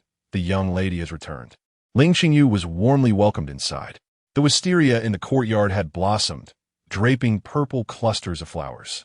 In the courtyard, Greensleeve and Elder Zheng were present. Upon seeing Ling Qingyu enter, they stood to one side, joyfully greeting her. "Zheng Mama, I cannot stay long. There are matters I wish to inquire about," Ling Qingyu said as she sat down and took a sip of water. "Are you not going to rest, young lady?" Zheng Mama asked in surprise. Noting that after over a year away, Ling Qingyu appeared stronger and more vibrant, her entire demeanor transformed. "No, Zheng Dong, please tell me about the current situation of the Lin family. What pursuits does the Lin family elder indulge in now? Where do Lin Guoxiang and Lin Guoxiang frequent?" "Certainly, young lady." The Lin family elder had shown some restraint last year, especially after hearing about the calamity that befell the ships from the outer territories. Prompting the Lin family to host a banquet, Zheng Dong replied, bowing slightly before Ling Qingyu. He had been instructed to keep a close watch on the Lin family and not overlook even the smallest detail. Subsequently, Lin Guoxiang achieved the status of scholar, which emboldened the family. After the third young master of the Wu family moved away after achieving success, the Lin family became the most prominent in Wuxian. However, Lin Guoxiang left for Hangzhou 2 months ago, claiming he would attend the Fuchin Academy. The Lin family elder has now developed a passion for calligraphy and painting, having recently spent a considerable sum on an authentic work by Yin Jinxing. Lin Guoxiang has taken to inviting friends to indulge in revelry at taverns and brothels, squandering a significant amount of wealth. Zheng Dong detailed various matters, including the dynamics among the Lin family servants and the discord between the newly-wed concubine and the matron. "You mentioned Lin Guoxiang now frequents places of ill repute. What about the gambling houses?" Ling Qingyu interjected, inquiring further. "There are visits, though not many," Zheng Dong replied. "Who is the person Lin Zishu is betrothed to?" Ling Qingyu inquired. "He is a member of the Murong family, though several generations removed from the direct lineage. His family is indeed affluent, yet the young master's health is rather frail. It is said he wishes to marry sooner than later," Zheng Dong interjected. "But Lin Zishu is not particularly inclined, hence the delay. Is that so?" The eldest daughter of the Lin family, known for her lofty aspirations since childhood. How could she possibly consent to wed a sickly individual? She yearns for a romance akin to that of talented scholars and beautiful maidens. Given that Zheng Shi has not returned for over a year, that evening, Ling Qingyu chose to stay the night in Wu County. The Zheng family had purchased a small courtyard nearby, but they did not reside with Ling Qingyu. When night fell, Ling Qingyu suggested Zheng Shi and the others return home for a good chat. That night, gazing at the crescent moon above, Ling Qingyu felt a wave of nostalgia wash over her. It had nearly been a year and a half since her arrival here. "Do you know about the Red Mansion?" Yin San sat beside her and asked. "The brothel?" Ling Qingyu was taken aback, confused. "No," Yin San chuckled. "It is a place where money can procure anything. Can the courtesans from the brothel be brought in?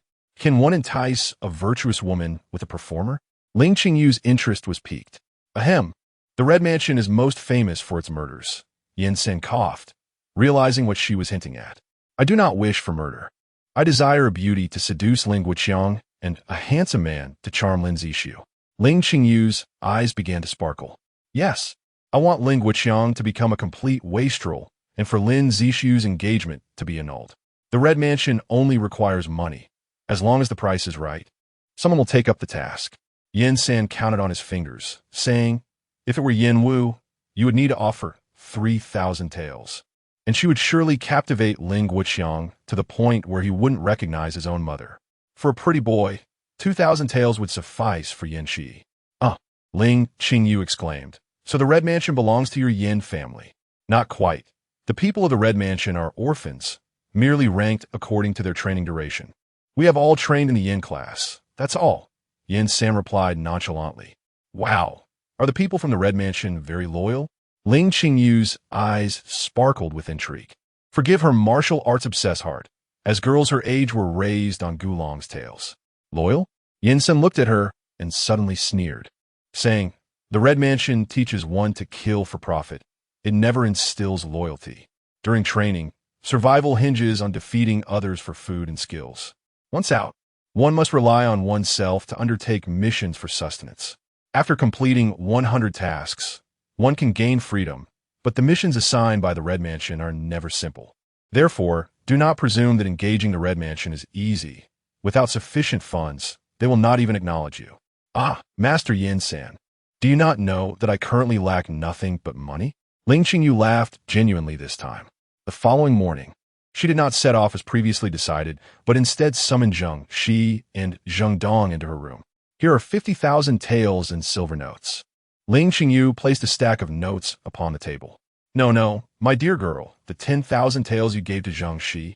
My mother insists that it cannot be accepted. We are but your humble servants, and all we do is our duty, Zheng Dong said, rising in alarm and shaking his head. The money earned by Zheng Shi is his own, and it does not concern me. However, this sum is not intended for you. Ling Qingyu replied with a smile, gesturing for him to sit down. Oh, Zheng Dong said, wiping his sweat as he sat, feeling a twinge of embarrassment for his own presumptuousness. Zheng Dong, I reviewed the accounts for the shop you manage in Wu County last night, Ling Qingyu remarked, tapping the meticulously organized ledger on the table. It was evident that Zheng Dong was a cautious individual, yet perhaps excessively so, as the shop's profits were rather meager. However, such a person might be well suited for another endeavor. Wu County and Suzhou Prefecture are abundant in mulberry and ramie. Zheng Shi, I want you to procure a large courtyard near Suzhou, then arrange for some looms and hire skilled female weavers. We shall provide the premises and raw materials, calculating wages based on output and quality. Zheng Dong, I need you to seek out mulberry farmers near Suzhou and negotiate purchase contracts to supply our own weaving workshop. I grant you a year. When my ship returns next year, I hope to receive the goods from our own workshop directly. Ling Qingyu spoke slowly. Zheng Dong's mouth fell open, momentarily overwhelmed by the flood of information.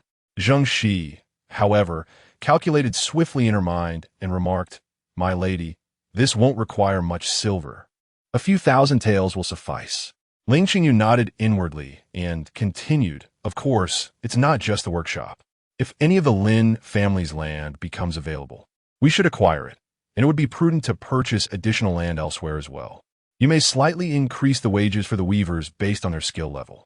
If we have enough weavers, we can open several more workshops in the vicinity and secure a few shops in Suzhou. As for the business, whether spices, silk, or grain, I leave that to your discretion. Zheng Shi pondered this further and replied, still, we need not acquire so much. The Lin family's land is unlikely to be available soon, and contiguous plots are hard to come by. We should first establish the workshop. I cannot divert my energy to other shops at this time.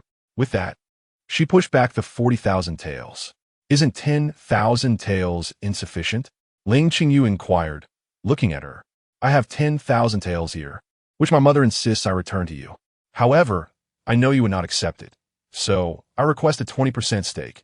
I will contribute 10,000 taels. Zheng, she stated.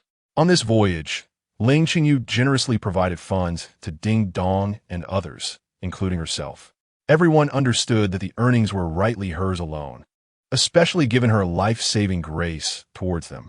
Yet, even if they were to refuse, Ling Qingyu insisted on giving.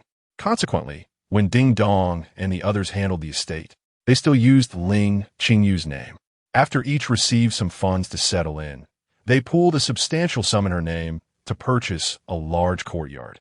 Though she remained unaware of these arrangements, ultimately, they accepted her suggestions and arranged to hire sailors, adhering to customary practices, only taking wages and space for their own cargo. If I were to adhere to my mother's insistence and forcibly return this money to her, she would undoubtedly become furious, for to her, those on the boat are friends who share life and death. However, to Zheng Shi, she is a superior. What do you have to say, Zheng Shi? Zheng Dong exclaimed angrily. This money rightfully belongs to the young lady. On what grounds do you claim a 20% stake? He stood up, ready to confront him.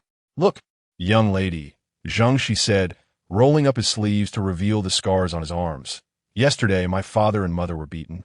If you wish to continue harming me, then keep shoving money into my hands. Ling Qingyu gazed at the swollen marks left by the bamboo strips. She had forgotten that Zheng Mama and Zheng Laopai were quintessentially loyal servants. Even though they had long been returned their contracts of servitude, they still regarded themselves as mere possessions of their master. They consider small amounts of money as rewards, but such a substantial sum would instead become an unbearable burden for them. It reminded her of those relatives who professed to share blood ties yet could kill for money. Very well, I shall consider you a 20% stakeholder, Ling Qingyu replied with a smile. That is unacceptable, absolutely unacceptable, Zheng Dong urged anxiously. They work for the master, receive wages, enjoy respectable jobs, and possess free identities. This is an immense favor. How can it be? It is quite acceptable, Ling Qingyu reassured him. Even if he does not take this money, I intended to grant him shares. Your family has aided me greatly, and you are now my last remaining kin. If I were to refuse again, it would be an affront. Moreover, these shares are not so easily acquired. If losses occur, I shall seek accountability. If you are willing, we can account for our shop in Wu County and the acquisition of mulberry silk in the same manner. That cannot be, Zheng Dong replied. Rest assured, young lady, I will certainly fulfill your instructions and will not jeopardize your matters. In that case, Ling Qingyu still pushed the banknotes toward Zheng Shi, saying, Take this as reserve funds. Perhaps the Lin family's land will soon be sold. Zheng Shi was taken aback, perceiving the sharp glint in Ling Qingyu's eyes. He carefully stored the 40,000 away and said, Understood, young lady. You may rest assured. I shall return to Hangzhou first. This matter will be entrusted to you, she said, patting the swollen mark on Zheng Shi's arm as she stood up with a smile. As she exited, Ling Qingyu handed 200 taels of banknotes to Zheng Mama, who refused, saying, The young lady has already bestowed much upon this old servant. This is not appropriate. I am aware that I have already reclaimed the 10,000 taels from Zheng Shi. This money, Ling Qingyu whispered in Zheng Mama's ear, is a wedding gift for the two brothers, as they have now grown up. When they formally wed, I shall also present congratulatory gifts. You child. Zheng Mama lightly tapped her, but she no longer declined. To refuse further would be insincere. It was better to accept the young lady's kindness and encourage her sons to work diligently. Chapter 37. Requisition the carriage traversed the official road beneath the sweltering heat. And Ling Qingyu, feeling irritable within the stifling confines, opted to ascend to the driver's seat beside Yin San. With great grace comes great enmity, Yin San suddenly mused, his voice laced with a somber tone. Ling Qingyu paused, momentarily lost in contemplation. Indeed, had she been too entrenched in her previous notions? The principle of mutual benefit was the cornerstone of cooperation, essential to incite the greatest enthusiasm. However, in modern times, the absence of class oppression leads individuals to pursue wealth relentlessly, each striving for maximal personal gain amidst the myriad of unspoken rules of commercial warfare. Yet, this realm was distinct. It possessed a loyalty unknown in contemporary society, one not solely sustained by monetary means. Here, feudal bonds and employment relationships thrived within an agrarian economy. Excessive distribution of benefits could precipitate complications, bestowing rice as a favor and grain as a grudge. Whether ancient or modern, the essence remained unchanged. Benefits must be conferred, as they are the primal force driving all endeavors. However, moderation is crucial. Excess breeds unwarranted ambition. Had her own approach indeed crossed a line? Appropriately granting benefits while maintaining hierarchical relationships through established rules was undoubtedly a demanding task in management, regardless of the era. Once my vendetta is avenged, I shall seek a serene refuge amidst nature, erect a grand estate, and indulge in the simple pleasures of life. Ling Qingyu reclined back, expressing her thoughts. Observing the fluctuations in her expression, from sighs to deep contemplation, Yin-san could not help but sigh, acknowledging the fortune of having encountered a loyal servant. Had you met a treacherous slave, you might have been sold without realizing it. This idealistic sentiment was not unfamiliar. He too had once pondered similarly. With a crack of his whip, the horse quickened its pace. Then why did you not pursue it? Yishi inquired, peeking curiously from the window. Because I'm not a fool, Yin-san retorted. The hills by Taihu gradually faded from view as the carriage exited Wuxian's borders. Upon reaching Hangzhou, Ling Qingyu felt utterly exhausted and decided to return to the inn for some rest. She had not relinquished the small courtyard she had previously rented, which still housed Kai Jingfang. As Ling Qingyu entered the courtyard, massaging her shoulders, she was met by Kai Jingfang, who was frantically pacing like a headless fly. "Madam, you have finally returned," he exclaimed. "I have only been gone for 3 days." Ling Qingyu, tugging at her nearly dislodged sleeve, replied, "Kai, what is our guiding principle? Calmness. There is always a solution to every problem." Kai Jingfang lamented, his face etched with despair. "But, my lady, our ship has been detained." Ling Qingyu was taken aback. Had retaliation arrived so swiftly? "You mean to say you have detained that ship?" Zhao Pu incredulously gazed at his subordinate. "Indeed, as per your orders, we have seized the vessel. However, it is too deep in the water to enter the port and must remain offshore. The crew has been confined aboard," the subordinate responded. "Is there anyone among you qualified to navigate that ship?" Zhao Pu regarded his subordinate as one might gaze upon a simpleton. This, of course, was unacceptable. To navigate a grand vessel of such size, one would be hard-pressed to find a handful of capable individuals within the entire Hangzhou prefecture, and those few who might be qualified likely perished in last year's tempest. Under Zhao Pu's scrutinizing gaze, his subordinate broke into a cold sweat, pondering whether the message relayed by Master Zhao regarding the urgent need for the ship had been miscommunicated. "You cannot steer that vessel. What does it mean to detain the ship and imprison its crew?" Zhao Pu, rather than displaying anger, responded with a sardonic smile. "Does the ship intend to deliver provisions to me on its own? A band of fools." In his frustration, Zhao Pu delivered a swift kick to the subordinate. Furthermore, the laws of the Great Zhou were exceedingly stringent. Seizing a merchant vessel without just cause could lead to dire consequences should his political adversaries take note.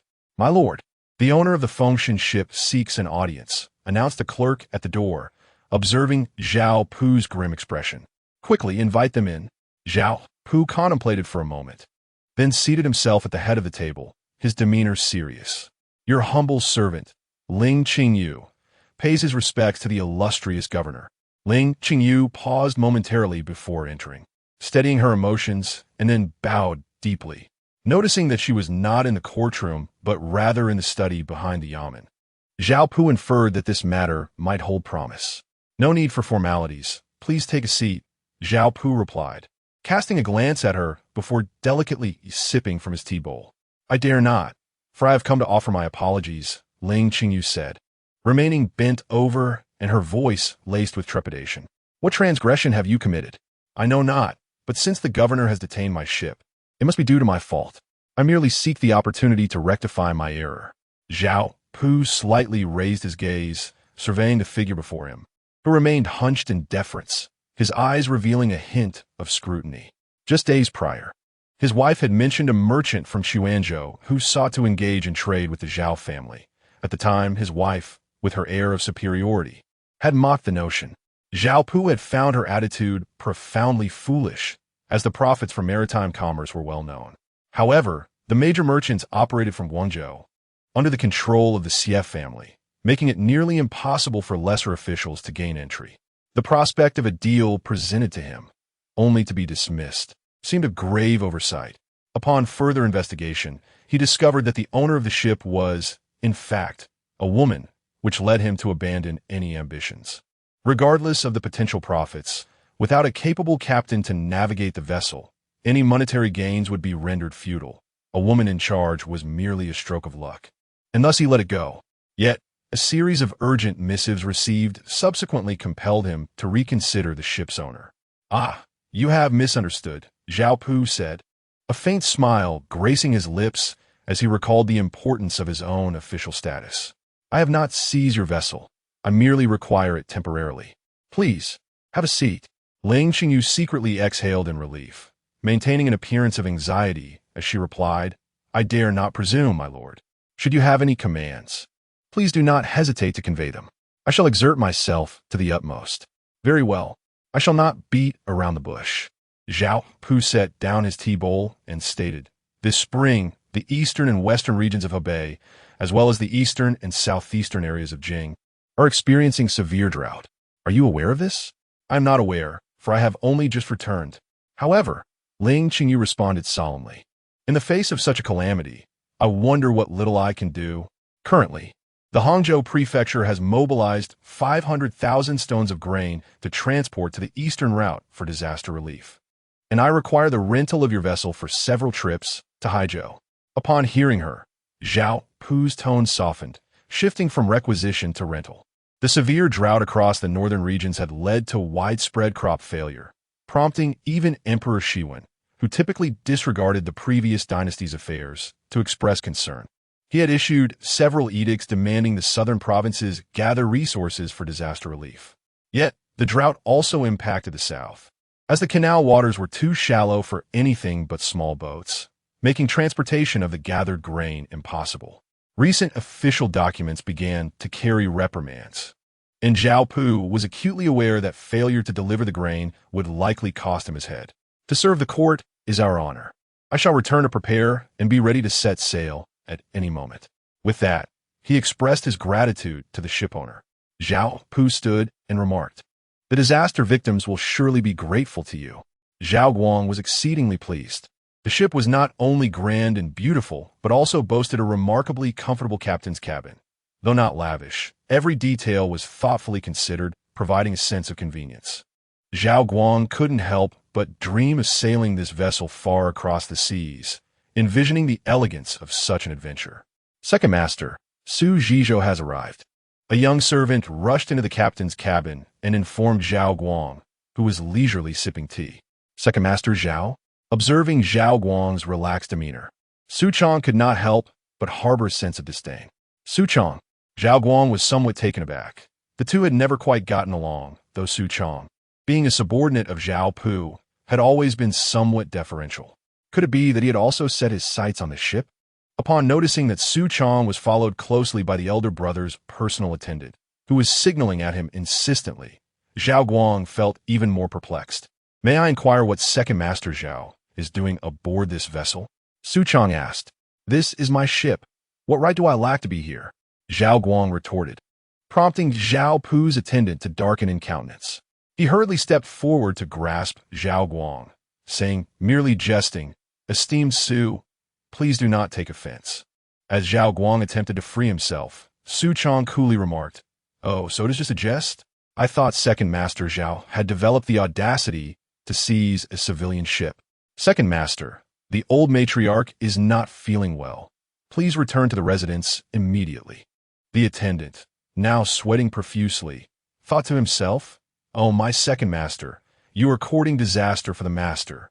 If he were reported for allowing family members to forcibly seize a civilian vessel, thus preventing timely delivery of disaster relief grain, it would surely lead to a complete annihilation of the family. Before Zhao Guang could respond, he was dragged away. "Esteemed Su, we can bring the ship closer by 3 miles, but any nearer and we cannot proceed. Could you possibly send additional small boats? We can clear the cargo hold immediately and prepare to load the grain." Ling Qingyu glanced at the still cursing Zhao Guang as he was pulled away and bowed to Su Chong. On the way here, Ling Qingyu had learned that Zhao Pu was not the governor of Hangzhou, but rather the transport commissioner of the 2 Zhejiang provinces.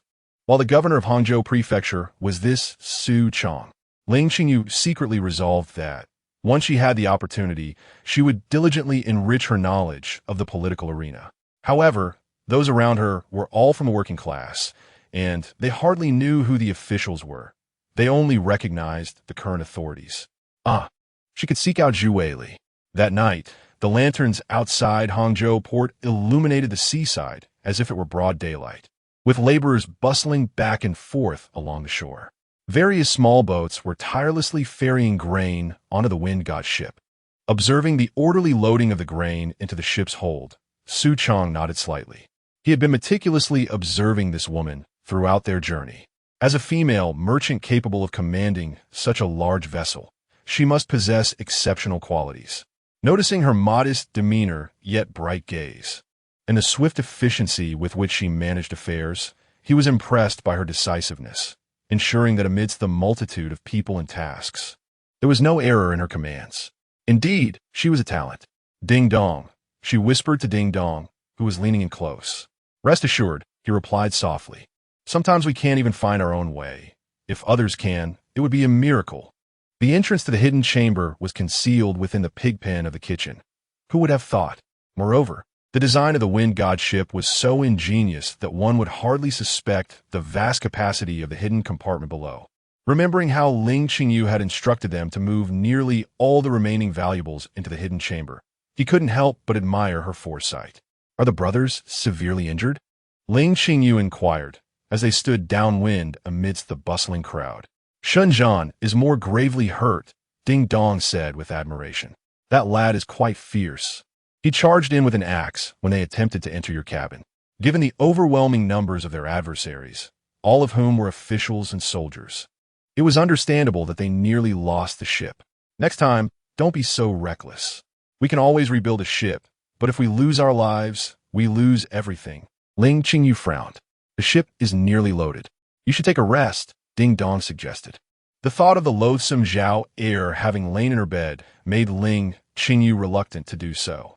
Sister, Yi Shi and Kai Jingfang arrived in a small boat and climbed aboard the wind god ship. How did it go? Ling Qingyu asked. According to Yin San, she had prepared the task instructions in Wu County, and upon arriving in Hangzhou, Yi Shi had volunteered to accompany Yin San to submit the task instructions, bypassing the inn entirely. However, Yin San later returned to retrieve the silver note, as the Red Chamber operated on a pay-before-service policy. Encountering Ling Qingyu on her way to find Zhao Pu, she sent Kai Jingfang to locate Shi, while Yin San went to the yamen. Yes, Yi Shi said, a hint of excitement in his voice.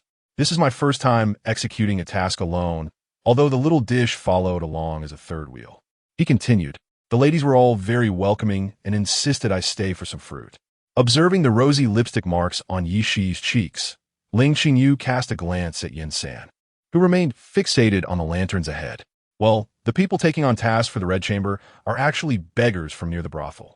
However, they can't get too close to the Red Chamber's territory, which is why they approached Yi Shi. That fool. All he had to do was drop his purse to the beggar. Why did he have to get dragged into this? By dawn, the ship had been filled to capacity, holding a total of 20,000 stones of grain.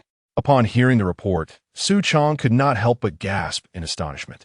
If several more vessels of such magnitude were to traverse back and forth, a substantial portion of grain could be transported. After verifying the documents and accompanied by the grain-transporting soldiers, the Fengshan ship set sail. The water was rather deep.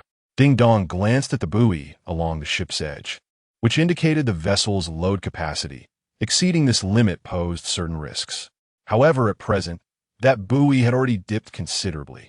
Indeed, I have procured additional grain, stored in the kitchen as a reserve, Ling Qingyu remarked, watching Hangzhou gradually recede into the distance. The Jingdong East Road, equivalent to the territory of Shandong, experiences relatively less drought due to its coastal proximity. It has come to my attention that this year the drought has spread extensively and with great severity, even reaching the drought emergency level in Jingdong East Road. Could this be a consequence of the climatic changes triggered by last year's catastrophic outbreak? Be it Xuanzhou or Hangzhou, both cities present a vibrant scene of harmony and prosperity, while the severity of the drought afflicting distant lands remains a topic scarcely mentioned by many. Chapter 38. The refugees from Hangzhou to Haizhou The winds were favorable, yet the vessel was laden too heavily for Ling Qingyu to dare set all sails. Even so, they reached the offshore of Haizhou in merely 3 days. However, despite Haizhou's proximity to the sea, it lacked a substantial harbor. They could only lower a small boat and send an accompanying official along with several soldiers on horseback to make contact with the local authorities and devise a plan for unloading the ship. After waiting a day, the small boat had yet to return. By midday on the second day, with still no sign of them, the official aboard began to feel a sense of urgency. Nevertheless, he bore the responsibility of guarding the provisions and could not spare anyone to go ashore. So he sought Ling Qingyu's assistance, hoping she would send someone to investigate the matter. After careful consideration, Ling Qingyu resolved to go with Yin San, stipulating that they would only scout Haizhou and not venture further. Ding Dong and the others lowered the small boat and, along with a few sailors, escorted the two onto the shore. The kind official even offered her a horse for transportation. Thus, Ling Qingyu instructed Yin San to bring as much food as possible. Upon reaching the shore, they found a vessel anchored in the bay. The sailors reported that the contingent of soldiers had safely disembarked, yet they had received no further news. Ling Qingyu commanded one boat to remain and wait, while the other would return to the function. Then she and Yin San set foot on land, carefully examining a map drawn by the official, ultimately determining that a narrow path should lead to Haizhou County. Yin San helped Ling Qingyu mount the horse, then led forward. Shortly after leaving the bay, they encountered a vast plain crisscrossed by waterways, most of which were now parched, with only a few muddy patches remaining. The land was severely cracked, and what once were fertile fields had been reduced to swirling yellow dust.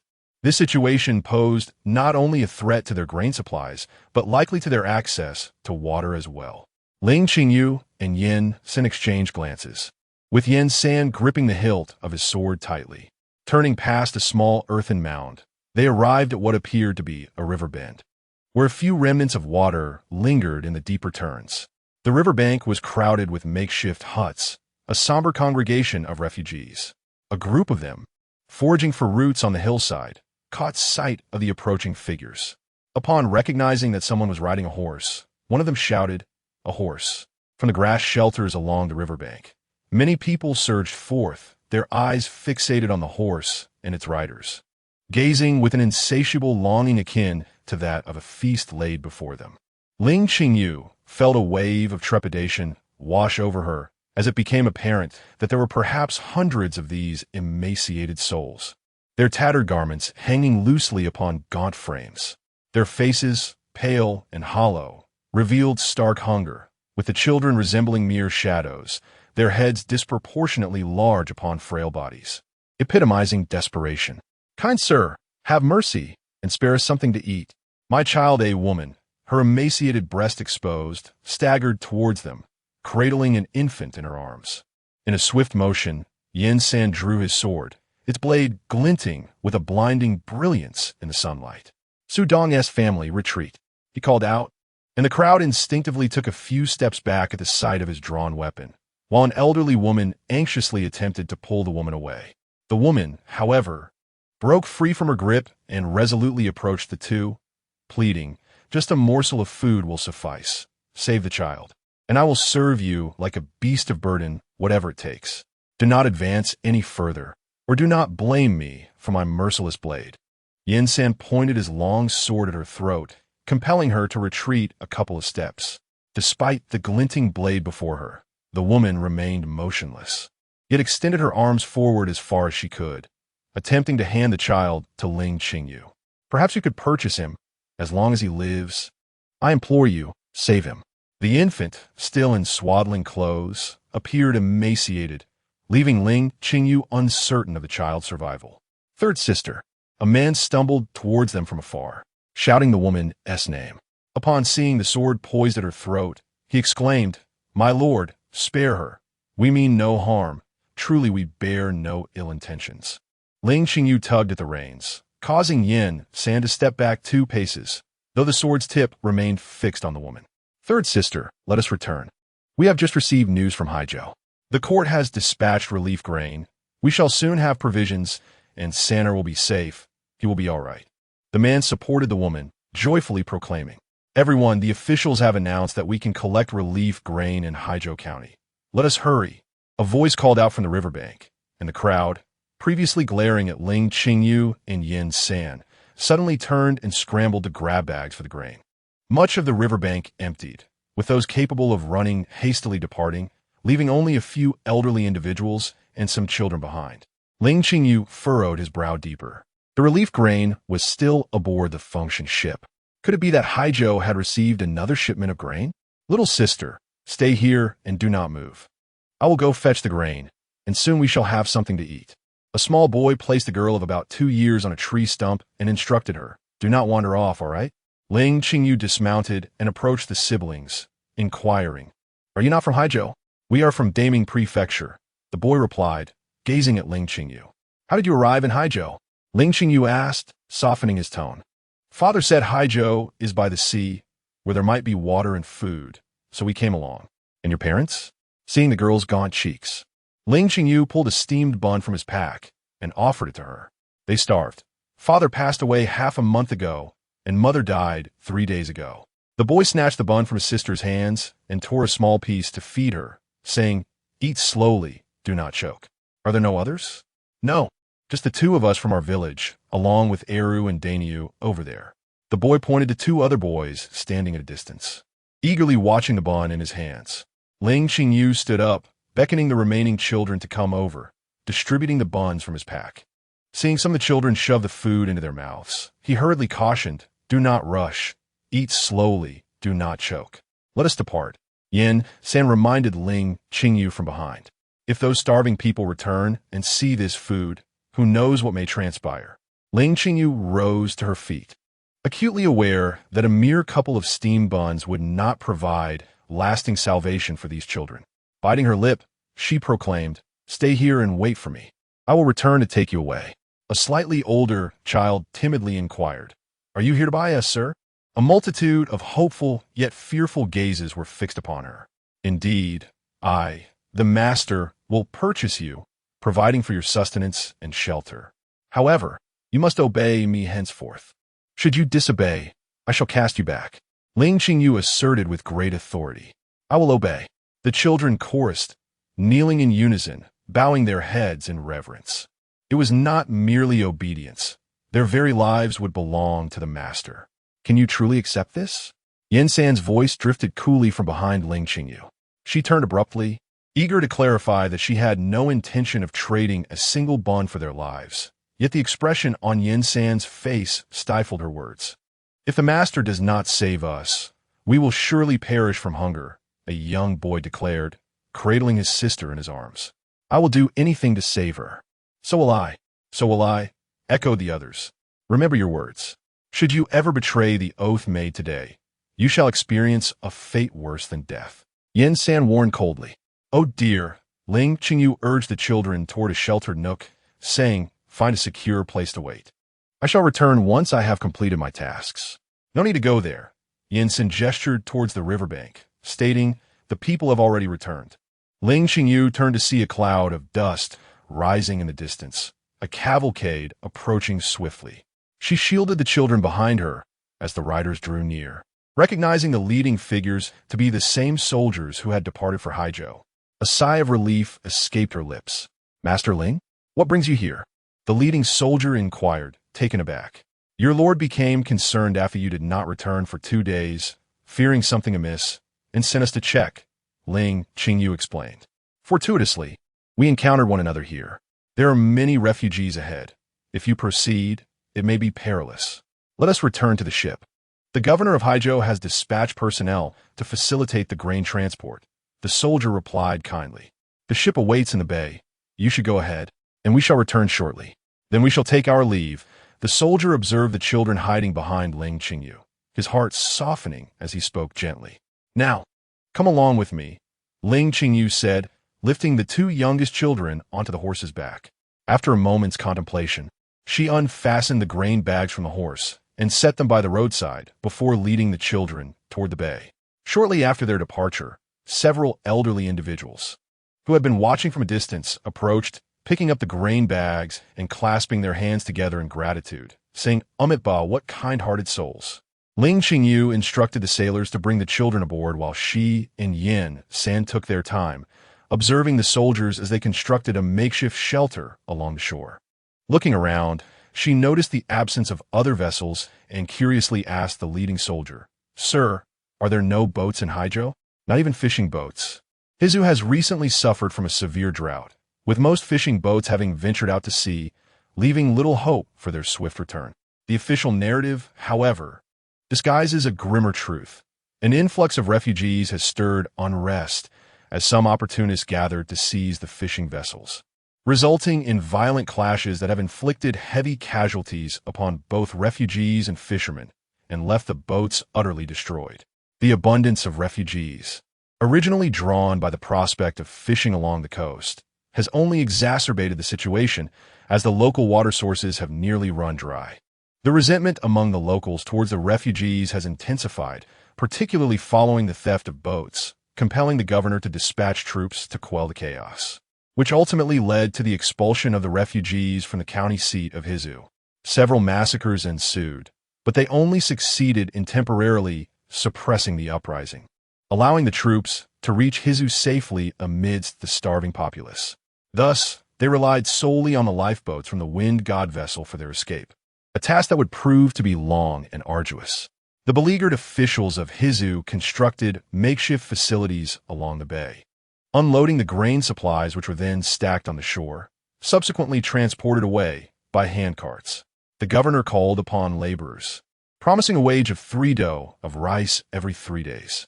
Nevertheless, the number of refugees continued to swell as they gathered outside in search of work for food. Sir! Just as Ling Qingyu settled on a nearby rocky outcrop to rest, a man unexpectedly emerged below and prostrated himself before her. "Speak your business.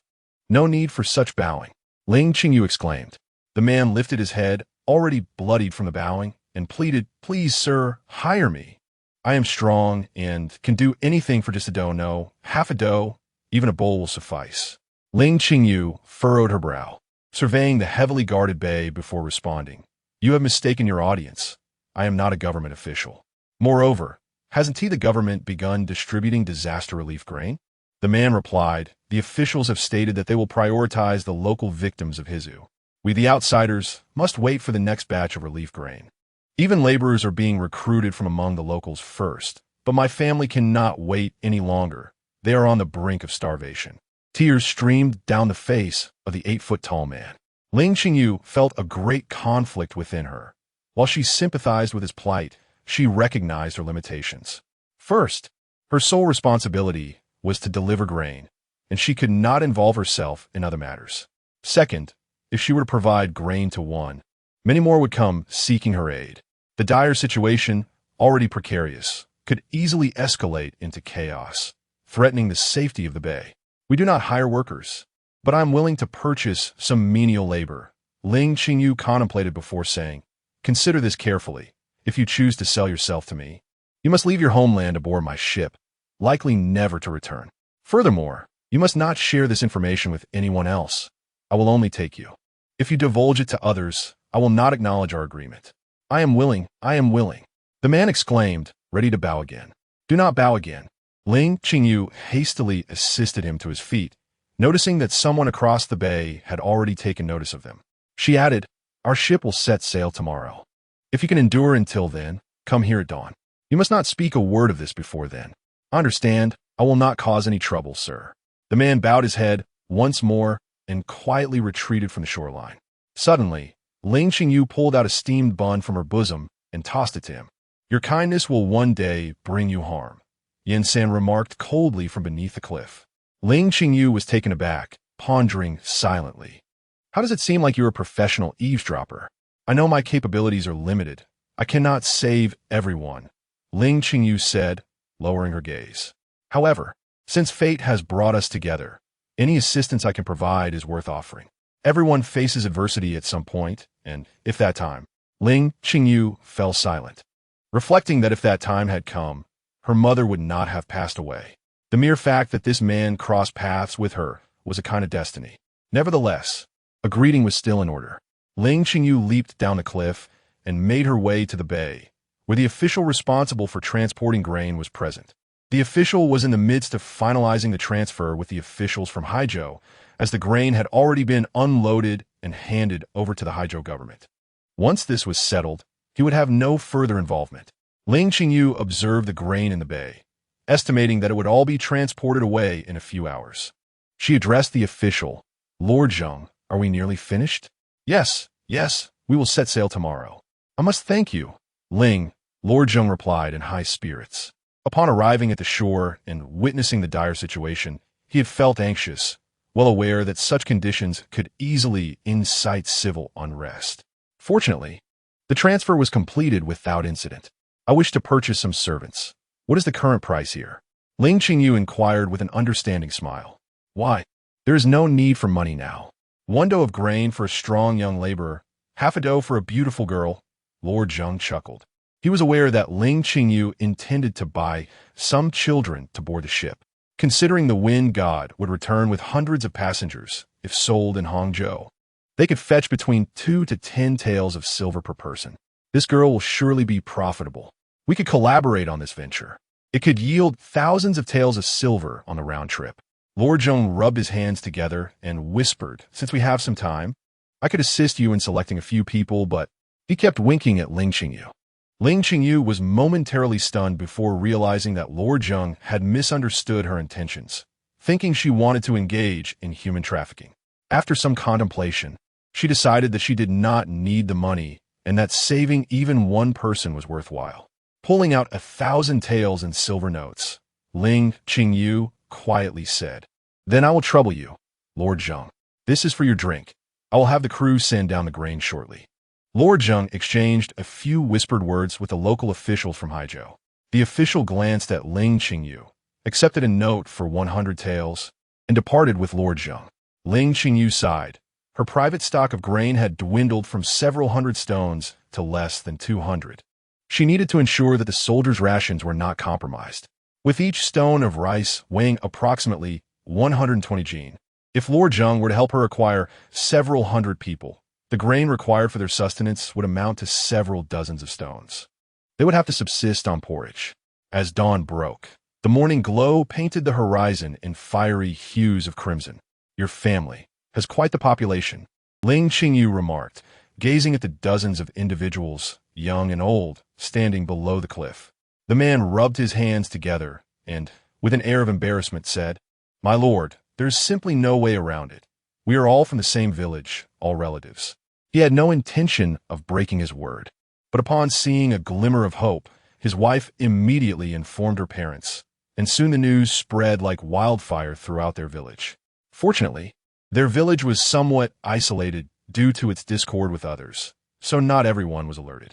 Yin-san observed with amusement as he noticed the slight twitch at the corner of Ling Qingyu's eye, thinking to himself how fortunate it was that he had previously instructed she to stealthily stash away a good deal of provisions in his cabin. After leading the villagers onto the ship, the soldiers approached with news that Lord Zheng and his men had returned. "Ding dong, bring them into the cargo hold. And be vigilant. Those with enmity should not be housed together." Ling Qingyu felt quite vexed, yet the deed was done, and there was no point in lamenting it now. He simply had to remain cautious, for with so many people aboard, one could never predict what troubles might arise. A middle-aged man with a long beard, who had followed the other man, approached Ling Qingyu and declared, "I hold a degree. I demand to reside with my family," pointing towards the cabin. He added, "And we have our clan leader. Ding dong. Throw everyone off the ship who has not signed a servitude contract." Ling Qingyu instructed decisively, "Do not dawdle. Take them to the cargo hold and lock the door for me. A degree means nothing to me. You cannot treat us this way. I possess a degree, and I shall appeal to the court." The middle-aged man shouted. A soldier leaned over to Ling Qingyu and said, "My lord, the court stipulates that a scholar cannot be sold. Can a scholar travel for free?" Then Ling Qingyu shot back, his eyes wide with incredulity. "Certainly not," the soldier chuckled. Taking a step back, "My lord, please show mercy," the man implored, trying to drag the middle-aged man away while bowing repeatedly. "I beg you, do not cast them off the ship." As the middle-aged man attempted to protest, Lord Zheng's purchased individuals began to board the ship in succession, each bound and treated like livestock, which silenced him. He followed the man toward the cargo hold in silence. Ding Dong, exasperated with them, shoved them into the darkest corner and warned, "Do not think to cause trouble. Our master may be soft-hearted, but we brothers are not so benevolent. Be careful. You may end up drowning in the sea before you starve." The man could not help but curse the deceased scholar to himself. After all, he had saved them. Yet here they were, causing trouble and endangering the entire village. Lord Zheng had purchased a total of 600 individuals, all carefully selected, strong young men and beautiful young women, along with a number of striking boys and girls. Ling Qingyu glanced at Yin San, pondering whether these were intended for sale to brothels. Noticing some scholars in tattered long robes among them, Ling Qingyu inquired of Lord Zheng, "Those individuals cannot possibly hold degrees, can they?" Lord Zheng hesitated for a moment before replying, "I am not certain. Regardless, they have all signed servitude contracts, and the Haizhou office has issued documentation. Scholars can indeed become servants." "What a talent!" Ling Qingyu silently commended, then addressed Lord Zheng. "I wish to establish some shops in Linen Prefecture. Might you have any suggestions?" "That would be splendid. You have come to the right person for this matter. What are your thoughts on the West Market?"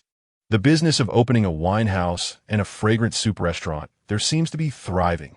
He gestured towards the refugees and said to Zheng Jin, "It's fortunate that you possess excellent goods. Alas, your standing among the courtesans of linen is not quite favorable. Otherwise, there would be no need to seek anyone else. Then I must trouble Lord Zheng for assistance. Once the wine house and fragrant soup restaurant are established, they will rely on your oversight. Perhaps you might consider investing a share as well." Ling Qingyu raised an eyebrow and smiled. "Ha, your kind offer is appreciated. However, my official rank is rather humble, and I can only invest a modest 10% at the most. In essence, this translates to, you are quite astute, yet my position is lowly, and I will likely need to attend to others. Hence, I can only accept a 10% share of the profits." Agreed. Chapter 39. The whale. The journey commenced with a favorable breeze, yet the return was met with a contrary wind. The vessel, however, was not laden to its full capacity. Ling Qingyu commanded the sails to be raised, steering away from the coastline and navigating along the periphery of the shipping lane. The number of people aboard suddenly surged, and the first issue that arose was the insufficiency of personnel in the kitchen. The newcomers, separated by gender, found the children placed with the women, many of whom were families. Upon entering the cabin, bound by ropes, they could only sit down momentarily while calling out to their loved ones, yearning to ascertain each other's well-being. If a response was received, tears would inevitably flow. Upon entering the women's quarters, Ling Qingyu was met with this chaotic scene. "Cease your weeping," Shun Zhan bellowed, and an immediate hush fell over the cabin, with most gazing nervously at the figure standing in the doorway. Ling Qingyu gently patted Xinjiang. She had wished for him to continue resting, yet upon witnessing the situation aboard, he refused to remain idle. With the ship now underway, it was imperative for Shun Zhan to assist, so Ling Qingyu guided him down to the cabin. "I need to find some cooks, those skilled in preparing palatable meals. Please raise your hands," Ling Qingyu announced with a smile. However, after being prodded by Yin San, she promptly cleared her throat and assumed a serious demeanor, declaring loudly, "Those capable of cooking, please stand up." A multitude rose to their feet, some hastily, while others, slower to react, remained still momentarily, bound by the ropes. A few stumbled and fell into a heap. As the initial chaos subsided, Ling Qingyu's keen gaze scanned the room, and she pointed to several women, saying, "You few. Accompany him to the kitchen." Lu Zhan stepped forward to take the ropes of the selected women and led them away. "Mama," a small child cried, wrapping his arms around the leg of a woman as she passed. "Be good. Mama will return shortly," the woman replied softly, gently extricating herself from the child's grasp to follow the others. Noticing that Ling Qingyu had chosen those who had remained upright and assisted others during the commotion, Yin San contemplated for a moment, then made his way among the children. He assessed a few of them, untied the ropes of those he found promising, and instructed them, "Come with me." Having called forth a handful, Yin San scanned the cabin, observing the expressions of the crowd. Noting that none appeared concerned, He surmised they too were likely orphans and led the children out of the cabin. Ling Qingyu had brought 13 orphans aboard, who were promptly settled by Ding Dong in the sailors' quarters. Upon boarding, despite their hunger rendering them faint, the children were awestruck by the sheer size of the vessel. Subsequently, Ding Dong entrusted them to Lu Zhan for indoctrination. On this ship, the most esteemed and formidable individual is the captain. Loyalty to the captain is paramount, even unto death. There are 3 unyielding rules aboard. First, the captain is always right. Second, any orders from the captain must be executed without fail. Third, should any mistakes occur, refer back to the first 2 rules. Should one betray or fail to act efficiently, they shall be cast overboard to feed the sharks. The children were terrified by Lu Zhan and the other sailors, and when Ling Qingyu finally boarded, each trembled at her presence. However, Ling Qingyu believed that they were still fearful of starving to death, so she offered gentle reassurances, lulled the youngest children to sleep, and even took the trouble to prepare meat porridge for them. Then, she was promptly dismissed by Yin San, who took over the training. Ling Qingyu felt aggrieved for 2 days, and only after the 600 individuals boarded the ship did she begin to comprehend Yin San's intentions. In this era, there is no equality. Once a bond of servitude is signed, one becomes a family slave, a commodity valued in gold, belonging entirely to the master. To instill too much hope in these servants might not be beneficial for them. Ling Qingyu stood on the terrace of the helmsman's room, observing the bustling children on the deck, some scrubbing the deck, others assisting sailors in coiling ropes, and a few resting against the ship's rail, arms extended, balancing 2 water buckets while squatting in a horse stance. Meanwhile, Yin San lay asleep on a nearby rope spool. A boy spotted Ling Qingyu and smiled at her, to which she returned the smile. However, upon noticing Yin San's gaze sweep over, she huffed and retreated inside the helmsman's room. Yin San closed his eyes again. Understanding her feelings, she genuinely cared for these children and wished to assist the disaster-stricken as much as possible. Despite having encountered the most cunning and malicious aspects of human nature, she maintained a benevolent heart. Yet, having grown up in a carefree environment without the worry of sustenance, she did not grasp the distinction between offering a single bun and a bag of rice when faced with starvation. Providing a bun would foster gratitude, while a bag of rice could incite a desire to seize everything one possesses. Not everyone is worthy of her sacrifices, and she cannot bear the weight of so many destinies. It is essential for these individuals to recognize that survival comes at a cost and to understand their place. Subordinates must embody the demeanor of subordinates. You are fortunate, she thought, as Yin San's scabbard struck the outstretched arm of a young boy. You have encountered a kind-hearted savior and a benevolent master like me. Due to the scarcity of food, Ling Qingyu instructed the kitchen to prepare a thick porridge for the starving populace below with the intention of preventing digestive issues. However, she underestimated the appetites of these young individuals who had been hungry for countless days. Thus, on the morning of the 3rd day, Shenzhan reported that the food supplies were running low. The cabin had already been requisitioned by the officers, and Ling Qingyu, feeling disheartened, set up a makeshift bed in the helmsman's room. Just as she awoke to this news, she felt a heavy burden of pressure. Sea monster! Look, there's a sea monster! I don't want to die. A sudden uproar erupted on the deck. Every 2 hours, Ling Qingyu would allow Shenzhan and others to bring a group of people out for fresh air, but noise was strictly prohibited. It was time for the first group to come up for air. Irritated, Ling Qingyu pushed open the door and saw a young man quietly holding a rope on one side of the deck, while the villagers on the other side were shouting toward the sea. Ling Qingyu peered into the water and halted Shenzhan, who was about to scold them, exclaiming, "By the heavens, it's a whale. Launch the small boat and grab the harpoons." Upon realizing this, Shenzhan immediately began calling for help. Ling Qingyu had already secured her clothing and tied her hair neatly before she dashed down the deck. At that moment, several whales frolicked upon the surface of the sea, sending up towering jets of water into the sky, their massive bodies soaring over 10 meters in length. "What is happening?" Zheng Jin, donning an outer garment, inquired anxiously. "Nothing to worry about, Lord Zheng. I am treating you to a grand feast this afternoon," Ling Qingyu replied with a smile. before leaping into a small boat where sailors armed with harpoons were already seated. "Wait, don't go!" Yin San exclaimed, playfully restraining Ling Qingyu. "Those creatures in the sea are enormous. Is this a task suited for a woman?" "That one T do," Ling Qingyu whispered gently in his ear. "Firstly, your swimming skills are inadequate. Secondly, we must not let them realize." Her gaze darted towards Zheng Jin, who was watching with keen interest. It was imperative they remained unaware of the expert aboard the ship. "Besides, you have witnessed us capturing sharks, which is far more perilous." Ling Qingyu chuckled, then instructed the sailors, "Only take one. Do not kill more, and avoid harming the others. Whaling is indeed a cruel endeavor, yet in light of the ship's food crisis, it had become a necessity." "Understood, Captain." The two small boats were lowered, and the whales continued to play, oblivious to the impending danger. As the boats circled around several whales, Ling Qingyu set her sights on an elderly whale, estimating that even if it were not hunted, its time was limited. The boats maneuvered around the group of whales, inadvertently separating the old whale from the others.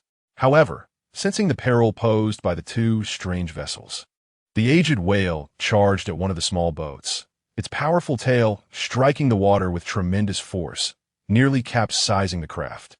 "Throw!" Ling Qingyu shouted as the whale surged forward. She took control of the helm, and the prepared sailors hurled their harpoons towards the exposed head and neck of the whale. The harpoons embedded deeply into the whale's flesh, crimson blood bursting forth and staining the sea. In agony, the whale twisted violently and plunged beneath the waves. The harpoons were tethered with ropes, and the sailors aboard the boat strained with all their might to pull back. But with the whale measuring 15 meters in length and weighing over 6 tons, its frantic thrashing was beyond the strength of just a few men. The great fish thrashed in the water, dragging the small boat up and down, causing the crew to tumble in disarray. Gasps of astonishment erupted from those observing aboard the Fengshan. Yin San attempted to leap overboard, but Ding Dong pulled him back, saying, "Wait, third master. Relax. Let the rope loose," Ling Qingyu called out, wiping the seawater from her face. As the rope slackened, the whale dove into the depths, while several nearby whales sensed the disturbance and began to turn back towards them. Ling Qingyu commanded the sailors to steer the boat back alongside the Fengshan and called out to Ding Dong, "Drop it." "All right," Ding Dong replied, releasing several harpoons from the boat. The ends of these harpoons were secured with ropes, which connected to the capstan on the deck of the Fengshan. Shenzhen seized the harpoon and swiftly turned the small boat back, while another vessel drew the attention of several whales. Ling Qingyu leaned over the side of the boat, keenly observing the trajectory of the bloodstains. Whales must surface to breathe. They cannot remain submerged indefinitely. And with the presence of its companions and the numerous wounds adorning its body, it was certain to rise. As the blood began to pool, a chill crept down Ling Qingyu's spine, and she warned, "Be cautious. It is coming up." Suddenly, the whale surged from beneath the small boat, capsizing it and sending everyone aboard tumbling into the sea.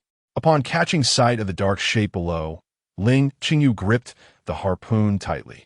As the vessel was tossed into the air, she had already pinpointed the whale's trajectory. Ever since consuming the serpent's essence, her reflexes and stamina had been greatly enhanced. Thus, when the whale's head burst through the surface, it appeared to her as if in slow motion. Without hesitation, she thrust the harpoon into the creature's lower jaw. The whale emitted a mournful cry, a sound filled with anguish.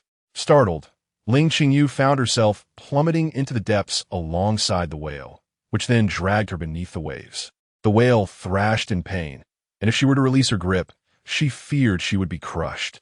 Clinging desperately to the harpoon, Ling Qingyu pressed her body against the whale, moving with its undulating motions as it ascended and descended in the water. Chapter 40.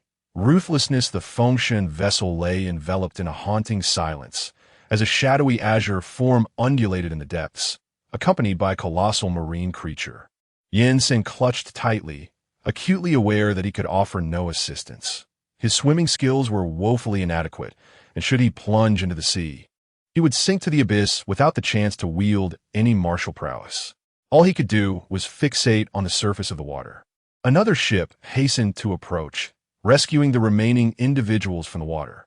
Shunjan, having grasped a handful of water, bellowed at Ding Dong. What are you waiting for? Pull.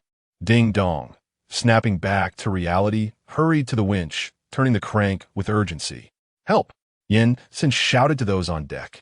Several young individuals immediately rushed to assist Ding Dong in the effort. Shunjan's gaze remained locked on the water surface, and as the great fish resurfaced once more, he hurled his harpoon with ferocity. The harpoon grazed the whale's hide, plummeting into the water below. Seizing a harpoon from a nearby companion, Shunjan leaped onto the massive fish, driving the harpoon into its tail. The whale, in agony, lashed its tail violently, sending him crashing into the sea. Ling Qingyu, catching sight of Shunjan's fall, felt a pang of concern. She thought to herself, that must hurt terribly, and gripped the harpoon even tighter, her resolve unwavering. The harpoon he had lodged was tethered to another winch. Yin San, upon noticing this, swiftly maneuvered to the winch, turning the crank with all his might. The young man, without needing further urging, joined in the effort. The harpoon's barbs had embedded deeply into the flesh, and Ding Dong directed the group as if fishing, instructing them to pull the rope taut, then ease it slightly. Gradually, the enormous fish was drawn from the depths.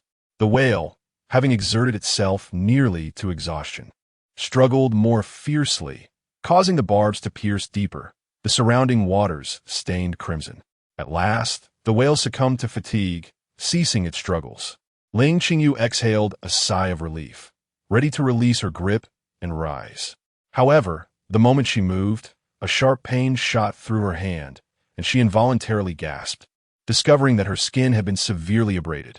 Captain, Shunjan, having been hoisted back aboard, called out. Hearing his voice, Ling Qingyu gritted her teeth and released her hold, unsteadily standing to wave at Yin San and Ding Dong by the ship's rail. Captain is magnificent, someone initiated, and soon the crew on deck echoed in unison. Yin San stepped back, slowly regaining his composure, thinking, this girl is becoming increasingly reckless. This is more nerve-wracking than facing 100 masters. If this continues, I shall surely be frightened to death. The crew cast off the heavy ropes, binding them to the whale's head, body, and tail, before lowering the winch for the small boat, securing the whale. A shout rang out, and everyone exerted their strength to hoist the whale upwards. As the whale ascended slowly, Ling Qingyu directed the boat towards the pod of whales that had been circling and lamenting nearby. The pod, sensing the approach of the small vessel, instinctively swam away in terror, but Ling Qingyu did not order a pursuit. Instead, she leaned over the bow, dipping her injured hand into the sea, softly humming a melody. The melody of this piece was once sung by Norwegian fishermen as they attempted to thwart the hunting of whales, a song resonating with gratitude for the sustenance provided, promising to perpetuate their lives in a union of existence, not death but rebirth. The tune unfolded like a chant, gradually softening, as the mournful cries of the whale pod ebbed away, swimming slowly after circling a few times. When Ling Qingyu and her companions boarded the vessel, they were met with cheers akin to those reserved for heroes, the children's eyes shining with excitement. How disgraceful! How disgraceful! A piercing scream shattered the jubilant atmosphere, as a middle-aged scholar, supporting a trembling old man with a white beard, approached. The elder stomped his foot and exclaimed, "A woman, so shameless, deserves to be cast into the depths. Cast her into the depths." The crowd fell silent, only then realizing Ling Qingyu was entangled with the whale. Her attire was tattered in several places, exposing her calves and arms, her drenched clothing accentuating her delicate figure. Yet in a fleeting moment, a cloak was swiftly draped over her, concealing her shoulders and form. How could such an indecent and shameless woman remain aboard? She should be executed immediately. The scholar, sensing the silence around him, raised his voice further. The stillness deepened. With a soft chuckle, Zheng Jin yawned and turned to lead the others back to their quarters. The man felt a bitter taste in his mouth, wishing to shrink into a corner, unseen. He had married into the village, and this scholar was a distant cousin of his wife, the son of the clan leader. In their village, learned individuals were scarce, and after the scholar achieved his status, he considered himself superior, demanding the entire village to cater to him. Even during their escape from famine, the provisions brought along were primarily consumed by him. While many villagers perished from hunger, yet this scholar insisted on being well-fed each day. "Ha! You wish to cast me into the depths?" Ling Qingyu, with a radiant smile, inquired. At that moment, the whale remained suspended above, and all eyes on the deck were fixed upon her. "In our grand dynasty of propriety, how can we tolerate such a base individual?" The middle-aged scholar felt a chill, yet he reminded himself of his esteemed status, believing he deserved the finest offerings on the ship. A mere merchant had the audacity to relegate him to a dark corner, providing him with the least sustenance. And now she had committed this shameless act. He resolved to seize this opportunity to ensure, if not her life, then at least her position would be relinquished. 30 lashes. Ding dong. Ling Qingyu replied with a serene smile. Yishi had already dashed into the cabin to retrieve the dragon-entwined 18 whips bestowed upon him by Lu Yao, handing it to Ding Dong with a firm directive. "Brother Ding, apply more force." "What are you doing? I'm a scholar. I do not even need to bow before the county magistrate. You dare strike me?" he protested. With a sharp crack, Ding Dong swung the whip, leaving a bloody mark upon the scholar's skin. The scholar gasped in shock, retreating from the elder, while those nearby instinctively stepped aside, exposing him in the center. Initially, the scholar uttered various threats amidst the lashes, but as the blows intensified, each stroke heavier than the last, he began to plead for mercy, until eventually, he could no longer produce a sound. "Do not strike, do not strike," an elder with a white beard implored, squeezing himself beside Ling Qingyu. "You must command him to cease." The 30 lashes were soon completed, leaving the scholar bloodied and unconscious upon the ground. Ling Qingyu leisurely approached his side and remarked, "Having taken from me, do you still wish for my demise?" In the face of drought in Jingdong, our Fengshan ship delivered relief grain to Haizhou and subsequently returned with 600 people. Turning to Zheng Jin, who was peering out from the upper deck, she inquired with a smile, "Do we bring anyone else back?" "Certainly not," Zheng Jin replied from within, promptly securing the door. "Cast them away," Ling Qingyu commanded coldly. The sailors, fierce as wolves, seized the family and dragged them forth, capturing every villager without exception. "We have no connection to them. We have sold ourselves to you, master. We are not associated with them," a man cried out, prompting others to echo him, pushing the scholar and the village chief as family forward. Thus, the group split into 2 factions, one led by the man, comprising a dozen individuals, and the other, the terrified family of the scholar and the chief. "Whatever you say, I shall believe." Ling Qingyu maintained her smile, fixing her gaze on the man.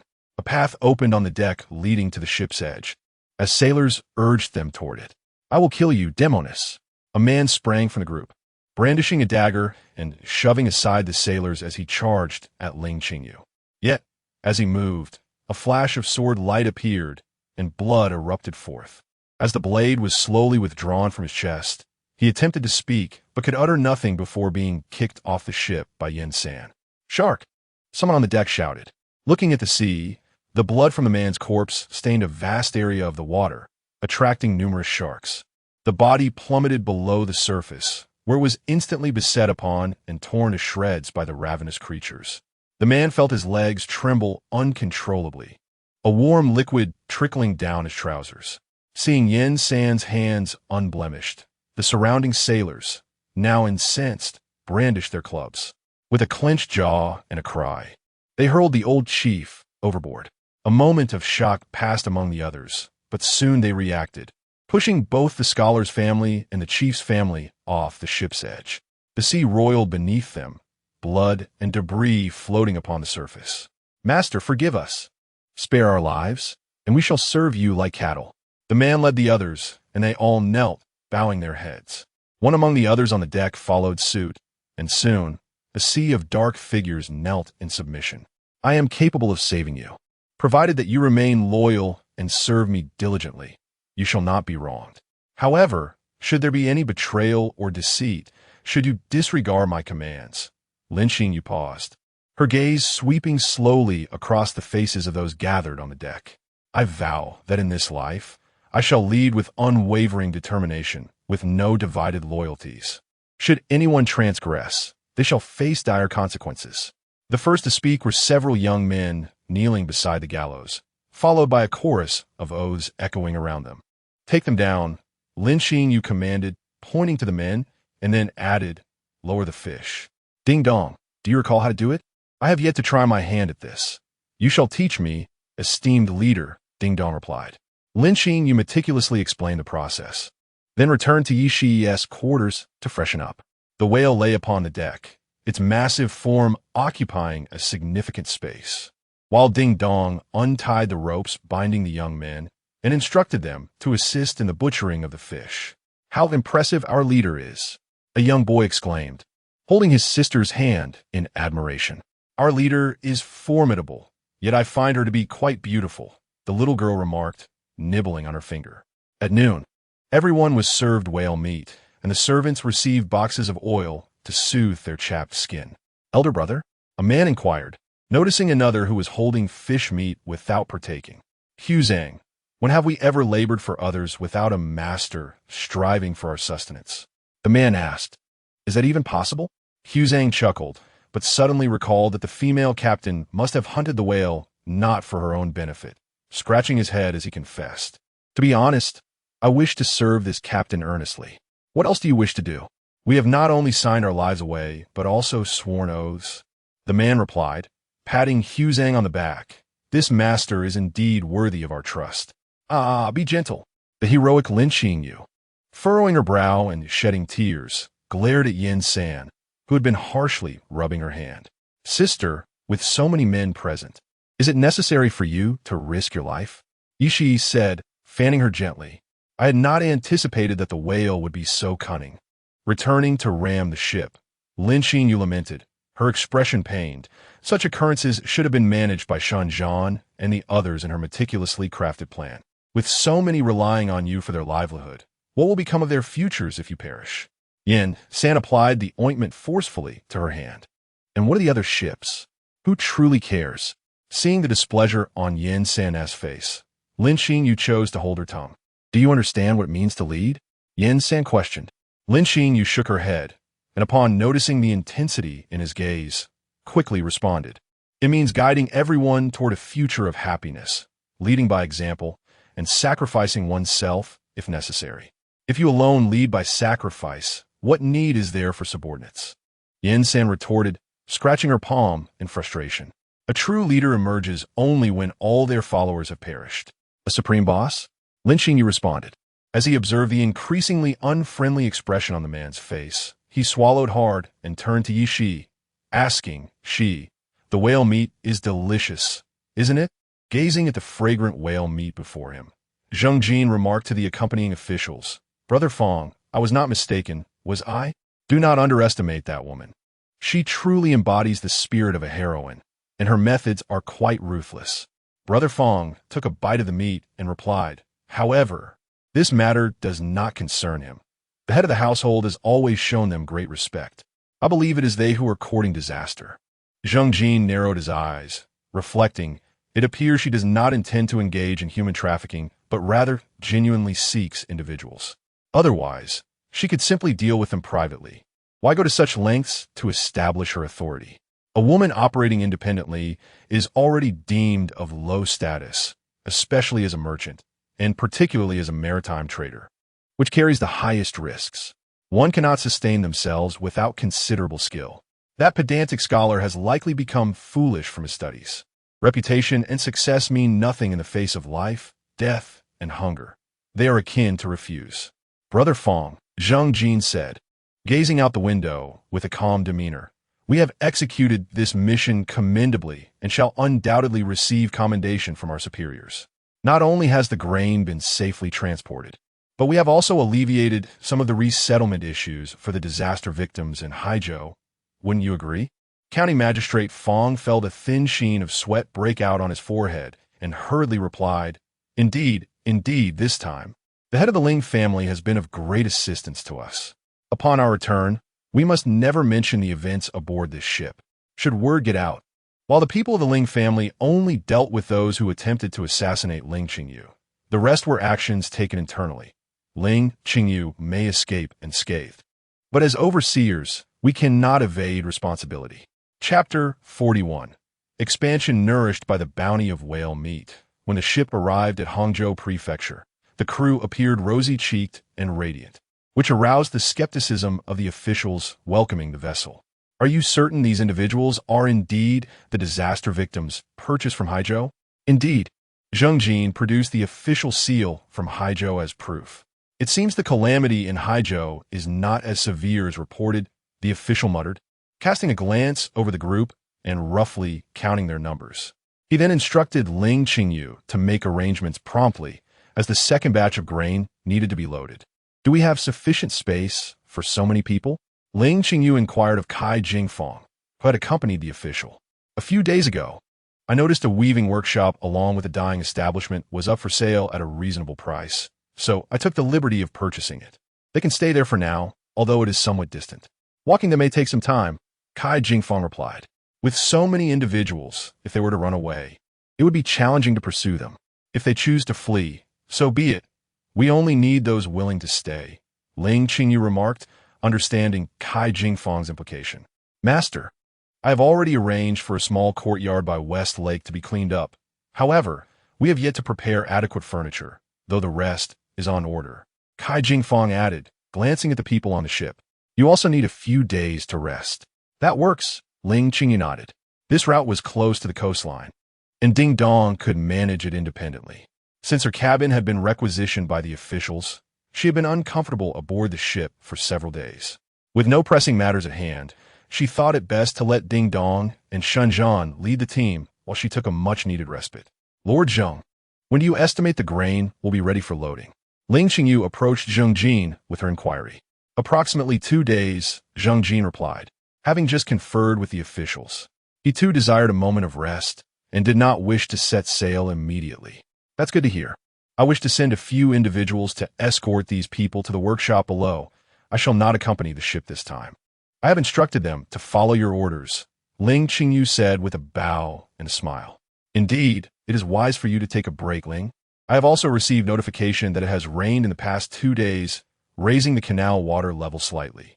We have already transported some grain via the canal, and I estimate we can make a couple more trips to fulfill our obligations, Zheng Jin remarked. He instructed several sailors to escort the 500 individuals and the villagers towards Longjing Mountain, while Ling Qingyu, accompanied by Yan San and 11 children, proceeded to the 5-entry courtyard by West Lake. Upon arriving at the courtyard, Ling Qingyu finally comprehended what Cai Jingfang meant by the 5,000 taels being a bargain. It was not merely 5 entries, but rather a layout of 2 southern and 5 northern entries. The front courtyard was majestic and spacious, while the rear courtyard was exquisitely elegant, with winding corridors and serene passageways. However, it appeared to have been long abandoned, with broken doors and windows. The courtyards were separated by gardens, now overgrown with weeds, yet the innermost area contained 3 courtyards surrounding a garden adjacent to West Lake, where a profusion of summer lotus flowers flourished, their shadows dancing upon the water, creating an enchanting spectacle. This estate, along with the garden, spans over 30 acres, comprising 56 rooms in the buildings and 88 in the single-story structures, Cai Jingfang declared with pride. This courtyard was once the retreat of a high-ranking official in the capital. Yet now, as the family fortunes have dwindled and the place stands desolate, the descendants of that dignitary have resolved to sell the property. In their urgency for funds, they accepted a significantly reduced price. Cai Jingfang brought Ling Qingyu to a lakeside courtyard, which had been tidied up, unlike other dilapidated residences. However, due to the pressing timeline, the interior furnishings remained sparse. 11. Please guide them in tidying their rooms, Ling Qingyu instructed Yishi, who was curiously surveying the surroundings. Let's make do with a night's rest for now. We shall see what else we need tomorrow. The master, do you think we should procure additional maidservants? Cai Jingfang inquired, noting that with Ling Qingyu's considerable wealth, it seemed incongruous for her to handle everything herself. Let's not rush. We should first assess how many individuals arrive at the weaving workshop, Ling Qingyu replied, having brought along only the children she purchased and a few orphans that Yan San had taken a liking to, while the others had joined the main group. She also instructed the sailor guiding them to untie all their ropes, indicating that if anyone attempted to flee, there was no need to pursue. They would simply observe how many remained in the end. Did you really acquire the weaving and dyeing workshops? Ling Qingyu inquired as she settled into a chair and rubbed her neck. Before her departure, she had left Kai Jingfong with 50,000 taels. Am I truly so incapable? Kai Jingfong declared, thumping his chest as he produced his sandalwood abacus and account book. Look here, there's a bookstore near Linen where we've already negotiated a price, and the transfer will occur in a couple of days. The spice shop and herbal store have been successfully handed over, and after a few more days of cleanup, we can commence operations. Additionally, I plan to lease out several shops in the East Market until we find a suitable business to reclaim them. There is a prominent tavern by West Lake that has always flourished, yet the owner seeks immediate cash and wishes to transfer it, albeit at a rather steep price of 30,000 taels. This decision rests with you. I also believe a shop in the West Market would be well suited for silk, complementing our existing weaving workshop and allowing us to engage in local trade. Ling Qingyu nodded, recognizing the business acumen of Kai Jingfong. He possessed a keen insight, precise judgment, and a shrewdness in transactions, demonstrating remarkable financial acuity. She had merely shared her thoughts with him prior to leaving, yet he had adeptly connected the dots. Silk, porcelain, and books were the most coveted commodities from the outer regions, and the goods brought back were primarily spices and medicinal treasures. Historically, taverns have served as the swiftest conduits for information. With the establishment of the weaving workshop, dyeing workshop, and bookstore, a reliable supply chain for goods from the outer regions was now assured. Perhaps we should also consider acquiring a winery. Such ventures yield profit in the outer regions, though. I had contemplated a winery, yet alas, the wines from Hangzhou are rather mild compared to the robust varieties from the north, and the brewers guard their secret recipes closely. As for land, I have been searching diligently, but given Hangzhou's affluence, most of the land for sale is merely 1 or 2 acres, far too fragmented for our needs. The 50,000 taels you provided have already covered the cost for this courtyard, the spice shop, the herbal store, and several other miscellaneous establishments. The weaving and dyeing workshops, along with the adjacent 300 acres of mulberry forest, amount to a total of 3,800 taels. The bookstore, which includes the nearby water source and the river reed area of 100 acres, totals 1,000 taels. The renovation of the spice shop and the herbal medicine shop cost 58 taels. The original managers of those 2 shops, as well as the attending physician, are willing to stay on as per your directive and have signed the contract. As for the tavern, I did not dare to finalize it, but I placed a deposit of 1,000 taels. The repair costs for the courtyard are 200 taels, and the storefront for the silk shop is not expensive. There are also 2 small courtyards behind it, totaling 800 taels. The grand total is 6,858 taels.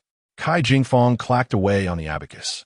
During their time on the ship, Ling Qingyu had taught him Arabic numerals and modern accounting methods, solidifying his determination to follow her. Moreover, Ling Qingyu granted him a 1/10 stake in the business and shops he would manage. Observing Kai Jingfong deftly calculating with the abacus while simultaneously recording accounts, Ling Qingyu couldn't help but marvel at his talent. Indeed, there are always geniuses among us. Kai Jingfong, who dared to set sail with just a mere 2 taels of silver, exhibited remarkable aptitude in arithmetic, swiftly grasping Arabic numerals and accounting methods, even devising his own approach to calculating sales profits. With such a capable individual, she could confidently establish a foundation in Hangzhou while she set out to sea. If there are some individuals among them who prove useful, the weaving and dyeing workshops can commence operations swiftly, and you should secure the tavern while the silk shop can also open first. Little Kai, with so many shops launching simultaneously, your burden is quite heavy. Ling Qingyu remarked with a smile at Kai Jingfong. Fear not, it is merely the role of the head. The herbal medicine and spice shops are manageable since we have our own goods here, which yield high profits. However, the other shops, particularly the tavern, may only manage to break even for a while. Profits will be hard to come by, Kai Jingfong replied, slightly furrowing his brow. This was also the reason he had only placed a deposit on the tavern without fully committing. Although the tavern currently thrives, Its success hinges on the chef's skill and connections. While the chef can be persuaded to stay, the tavern originally belonged to a prominent family in Hangzhou, whose head has since ascended to an official position in the capital, taking the entire family with him to Bienlian. Many patrons frequented the tavern for the owner's reputation, a factor that is difficult to reclaim. Newly opened shops often incur losses for the first half year, but that is not a concern. What? Is there something else amiss with the tavern? Ling Qingyu inquired, observing Kai Jingfang's expression. Kai Jingfang pondered for a moment before detailing the tavern's specific circumstances. Upon hearing this, Ling Qingyu understood immediately. In the culturally rich and esteemed region of the Great Zhou, where talented and charismatic individuals are revered, the picturesque Westlake is particularly known for its appreciation of distinguished scholars. The original owner's official position may be less significant, but he undoubtedly was a person of repute. Ultimately, this is a matter of celebrity effect, which indeed poses some challenges. Scholars generally look down upon merchants, especially female merchants. If word spreads that this tavern is under her ownership, it may deter patrons from coming. No need to rush. Let us secure it first, and we shall find a solution. Ling Qingyu contemplated and stated, there are not many taverns in prime locations. It is wise to occupy this advantageous position. As for attracting customers, there will always be a way. Indeed, the location is indeed splendid, surrounded by lakes on all sides, with an official road leading directly to the city and not too far away. Kai Jingfang nodded in agreement, believing that securing such a place would be advantageous. Even if a tavern were not established, it could serve as a precious retreat for personal study or leisure. Surrounded by lakes, the famous Lu Wai Lu? Ling Qingyu inquired. Intrigued, could it be that renowned Lu Wai Lu, famed for its delectable beggar's chicken? The name Lu Wai Lu is quite appealing. Perhaps we should adopt it. Kai Jingfang suggested, his eyes brightening. The original name of the tavern, though elegant, was rather difficult to remember. By using Lu Wai Lu, it would be more memorable and could attract a broader clientele. Once this realization dawned upon him, Kai Jingfang's face lit up with a cheerful expression as he remarked, with the tavern's remaining funds totaling 29,000 taels, we are left with 12,142 taels. Indeed, reserve that for working capital. And if there are any larger plots of land available, we should consider purchasing some. Among those brought back from Haizhou, there are several literate individuals and some young men. Ling Qingyu remarked with a wry smile. Zheng Jin believed those were intended for the brothel, seeking only charming and handsome youths, all of whom come from respectable backgrounds. If they are willing to stay, it would not hurt to offer them a way forward. He continued, tomorrow, select a few and bring them along to train. We must cultivate our own trusted aides. Chapter 42. The subordinates, speaking of which, why did you grant them the opportunity to escape? Gai Jingfang in Gui. I require individuals who are willingly committed. If they feel coerced or believe they have better prospects elsewhere, I lack the time to nurture or manage them. Ling Qingyu replied with a calm demeanor. In ancient times, the class system ensured loyalty far surpassed that of modernity. However, Ling Qingyu maintained that human nature was paramount. If one is unwilling, no matter how stringent the system, it cannot control a heart that seeks freedom. Kai Jingfang regarded Ling Qingyu with renewed interest. The more time he spent with this young woman, the more he discovered her unique qualities, partly rooted in novel knowledge, and partly derived from ideas that clashed with the prevailing norms of her era. Once a servant had sold themselves, they belonged entirely to their master. If they proved useful, the master would bestow rewards and opportunities. If not, they could be punished or sold at will, and in some harsh cases, killed without fear of government intervention. Only a true master would consider their fates so thoroughly. What plans do you have for those who have arrived? Kai Jingfang asked. I have instructed Old Wu to construct several new ships in Xuanzhou. Although we lack a formidable fleet and can only navigate the coast, we still require sailors. There are some promising individuals among them, whom Ding Dong has taken a liking to. If they do not escape this time, they can directly assist Ding Dong and Shenzhen. By the way, there are a few women on board who are excellent cooks. We might consider them for the tavern. It would be even better if we could find women skilled in weaving, as we need to expand the textile workshop. I hope that by the time I return next year, you in Zhengxi silk will meet my demands. As for the others, We should have them fill out their skills and preferences when we visit tomorrow, so we can allocate tasks accordingly. Ling Qingyu stated while lightly tapping her fingers on the table. Are you not considering requesting some for yourself? Gai Fang in Guit. Once Ding Dong's ships return, we will set sail immediately. It is too burdensome for the women aboard to accompany me through such hardships. However, regarding this residence, Ling Qingyu glanced around and smiled.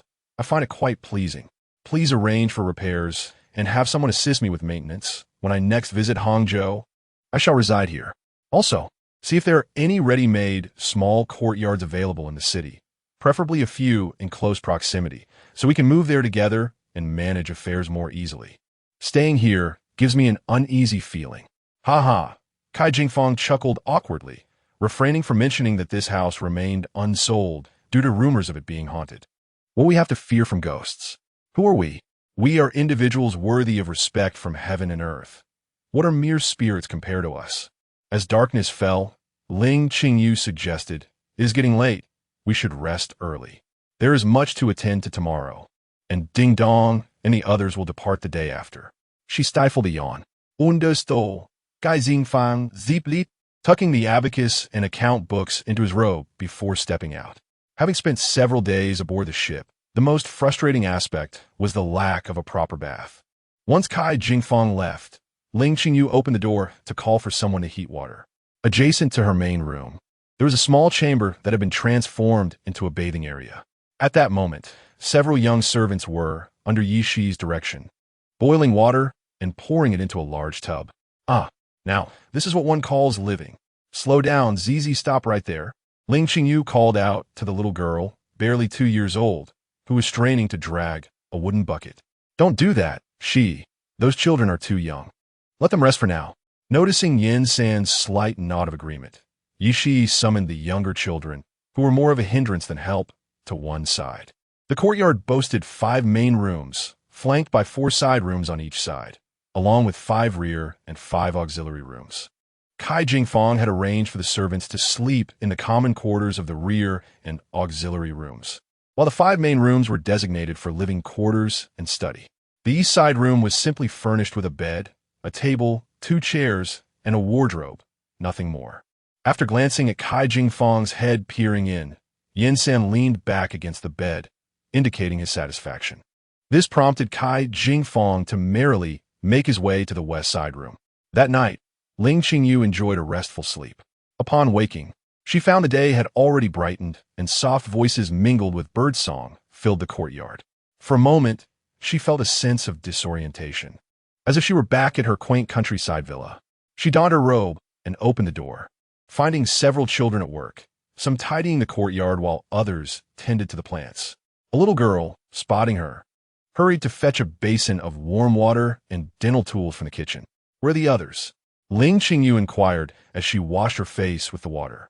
1, 2, 3, for went with Manager Kai to buy supplies, and 7, 8, 9, 10 followed San Yi, the girl replied, handing her a towel with a cheerful tone. 1, 2, 3, 4. Ling Qingyu regarded her with confusion. Manager Kai said we should wait for the master to name us, so for now, we are called that. I am 5, the girl said with bright eyes and a smile. How convenient. Ling Qingyu mused, contemplating whether to leave it as is. However, seeing the eager glint in the girl's eyes, she repressed her thoughts and replied, naming is an important matter. Let me think it over. The children taken by Yin San were likely off practicing their skills. Given Yin San's demeanor, does he intend to cultivate a group of assassins for me? Is he genuinely so benevolent? The master is awake, Kai Jingfang announced, as he pushed open the courtyard door, spotting Ling Qingyu. These children are delightful. Please grant me 2. Ling Qingyu observed his empty hands, then glanced at the children behind him, their arms overflowing with supplies, and couldn't help but laugh. They are still so young. Do not be too hard on them. I will take good care of them, Kai Jingfang replied, turning to the children with a smile. Right, 1, 2, 3, 4? Yes. They responded in unison. By the way, Master, the water is here, Kai Jingfang said, stepping aside for a sailor named Qing Shui, who approached with a pained expression. Laden with goods. Last night, the people arrived at the weaving workshop but only 378 made it. The rest have fled, including those who pushed people into the sea, Qing Shui reported as he set down the items. Can there be that many left? Ling Qingyu expressed her surprise. In such a prosperous place as Hangzhou, even a random job would be preferable to servitude. Those who remained must be quite capable. On that day, the 100 individuals aboard the vessel remained behind. By the way, there were a few scholars among them. What is to become of the head of the household now? Clear water road. We shall make our way there now. Wait for me to disembark. Ling Qingyu entered the room to change into a clean outfit. Wu-Na took her toiletries and followed her in. As Ling Qingyu brushed her teeth using the water in Wu-Na's hands, she instructed, "Please prepare some food for yourselves. And when Yin-san returns, inform him that we are heading to the weaving workshop." "I have returned." Before Ling Qingyu's words could fully resonate, Yin-san's voice echoed from the doorway. Ling Qingyu glanced behind him but saw no one, leading her to inquire in surprise, "Where are 11 and those 7, 8, and 9? 11 is practicing," Yin-san replied nonchalantly. As they stepped out of the courtyard, Ling Qingyu instinctively cast a glance towards the lotus pond, then turned back to scrutinize it closely. Indeed, several heads emerged beneath the lotus leaves. The weaving workshop, located beneath Longjing Mountain, several miles from Hangzhou, resembled a small village, surrounded by mulberry trees and tea gardens, with a meandering brook flowing through its midst. Upon entering the main gate, those who had been idly scattered around instantly rose to their feet. Ling Qingyu's gaze swept across the scene, landing on a group of scholars dressed in long robes. She had inquired about them while aboard the ship, and indeed, a few had attained the status of a scholar. Turning to Kai Jingfong, she said, "Please speak with those scholars and request their assistance in taking notes, while also observing their work ethic and habits." Kai Jingfong, having a background as a scholar himself, possessed some understanding of their demeanor. He acknowledged her request and approached the scholars to convey her intentions, subsequently having several tables carried out from the building. They arranged the ink, brushes, and paper on the tables, and then sat down with the scholars at their respective tables. Ling Qingyu stood on the stone steps before the hall and addressed the gathering below. "Esteemed guests, first and foremost, we welcome you to join the Ling family business. Now, please line up to speak with these gentlemen, providing your names, hometowns, family situations, previous occupations, areas of expertise, and the kind of work you wish to pursue. Make sure to clearly articulate your self-assessment. Let us commence. There is no need to rush. Take your time, and do not forget to express your special skills." The crowd initially fell silent, then began to murmur in confusion amongst themselves. Some individuals, however, without hesitation, directly seated themselves at the tables and began to share their stories. One by one, observing the formation of a queue, Ling Qingyu made her way to the back of the courtyard to meticulously inspect the weaving workshop. The workshop occupied a considerable area, aside from the main courtyard, which could accommodate nearly 400 individuals with ample space. There were also dozens of connected single-story houses at the back. However, the weaving room itself was relatively small, housing about 20 weaving machines. The empty storage area was quite expansive, with a large open ground scattered with bamboo baskets used for silkworms, surrounded by a dense mulberry grove, where some withered fruits still hung from the branches. It appeared that this workshop and the mulberry fields had fallen into neglect for some time. To expand the weaving room, additional silkworm houses would need to be constructed, and there was still plenty of space that could be thoughtfully planned out. Ling Qingyu wandered through the mulberry grove, where distant melodies of song intertwined with the laughter of farmers, infusing the sweltering summer day with a joyous spirit. She extended her arms and splayed her fingers, allowing the sunlight to cascade through the gaps, creating a mesmerizing dance of light that dazzled her eyes. "Yin-san, do you have any wishes?" Yin-san, leaning against a tree and feeling drowsy, paused to inquire. "Don't you ever dream of washing your hands of toil, marrying a devoted wife, raising a few children, and living a leisurely pastoral life?" Ling Qingyu leaned closer to him, her curiosity piqued. "Have you been sunstruck?" Yin-san teased, reaching out to touch her head gently. "Do you truly not have any?" Ling Qingyu raised her gaze toward the distant fields and replied, "I do. I was unable to realize it in the past. But this time, I'm certain it will come to fruition. Marry a devoted wife. Do you truly believe you can?" Yin San remarked nonchalantly. Chapter 43. Han Yi. As noon approached, Kai Jingfang summoned the two individuals to inform them that the recordings were complete. Ling Qingyu returned to the front courtyard and entered the main hall, where Kai Jingfang had already organized the recorded papers. Once Ling Qingyu was seated, he spoke. It appears we have a rough outline. The majority hails from the eastern part of the capital, with some for the eastern road as well. There are over 100 women skilled in weaving, and more than 40 of them are from Qingzhou. The silk produced in Qingzhou is renowned for its quality, so the weaving workshop should have no trouble finding workers. These individuals seem to be the ones you mentioned that Ding Dong has his eye on. They're all young men eager to venture out to sea, and among them are a few who are physically robust and possess some martial skills. Possess some martial skills? Yet they are selling themselves? Ling Qingyu inquired, taking the stack of papers. It is indeed a desperate situation. In order to provide a means of survival for their families. It was said that when Lord Zheng was selecting candidates, he sought only young and strong men. These few, well, they were already alone and truly could find no sustenance, which is why they resorted to selling themselves, Kai Jingfang explained. Very well. Make a note of these individuals and have Ding Dong look for their families when he goes this time, Ling Qingyu suggested, selecting some of the profiles. Here are a few who originally worked in a tavern. When a famine struck, their establishment was looted and the owner was killed, leaving them no choice but to flee. What do you think? Should we consider opening a tavern ourselves? And these skilled farmers, several of them, used to cultivate peonies in Luoyang. Ah, you will surely appreciate these. They are adept at cooking. Ling Qingyu cast him a sideways glance as he continued. Several claim to possess excellent embroidery skills, while others can read and calculate. One mentions that the vegetables they grow are exceptionally delicious, and another offers expertise in pickling. These women assert their strength and capability for any labor required. Moreover, there are over 20 children here, most of whom are orphans, with a few accompanying their parents, all of whom sold themselves as a family. Additionally, there are more than 30 young lads and maidens, all quite handsome.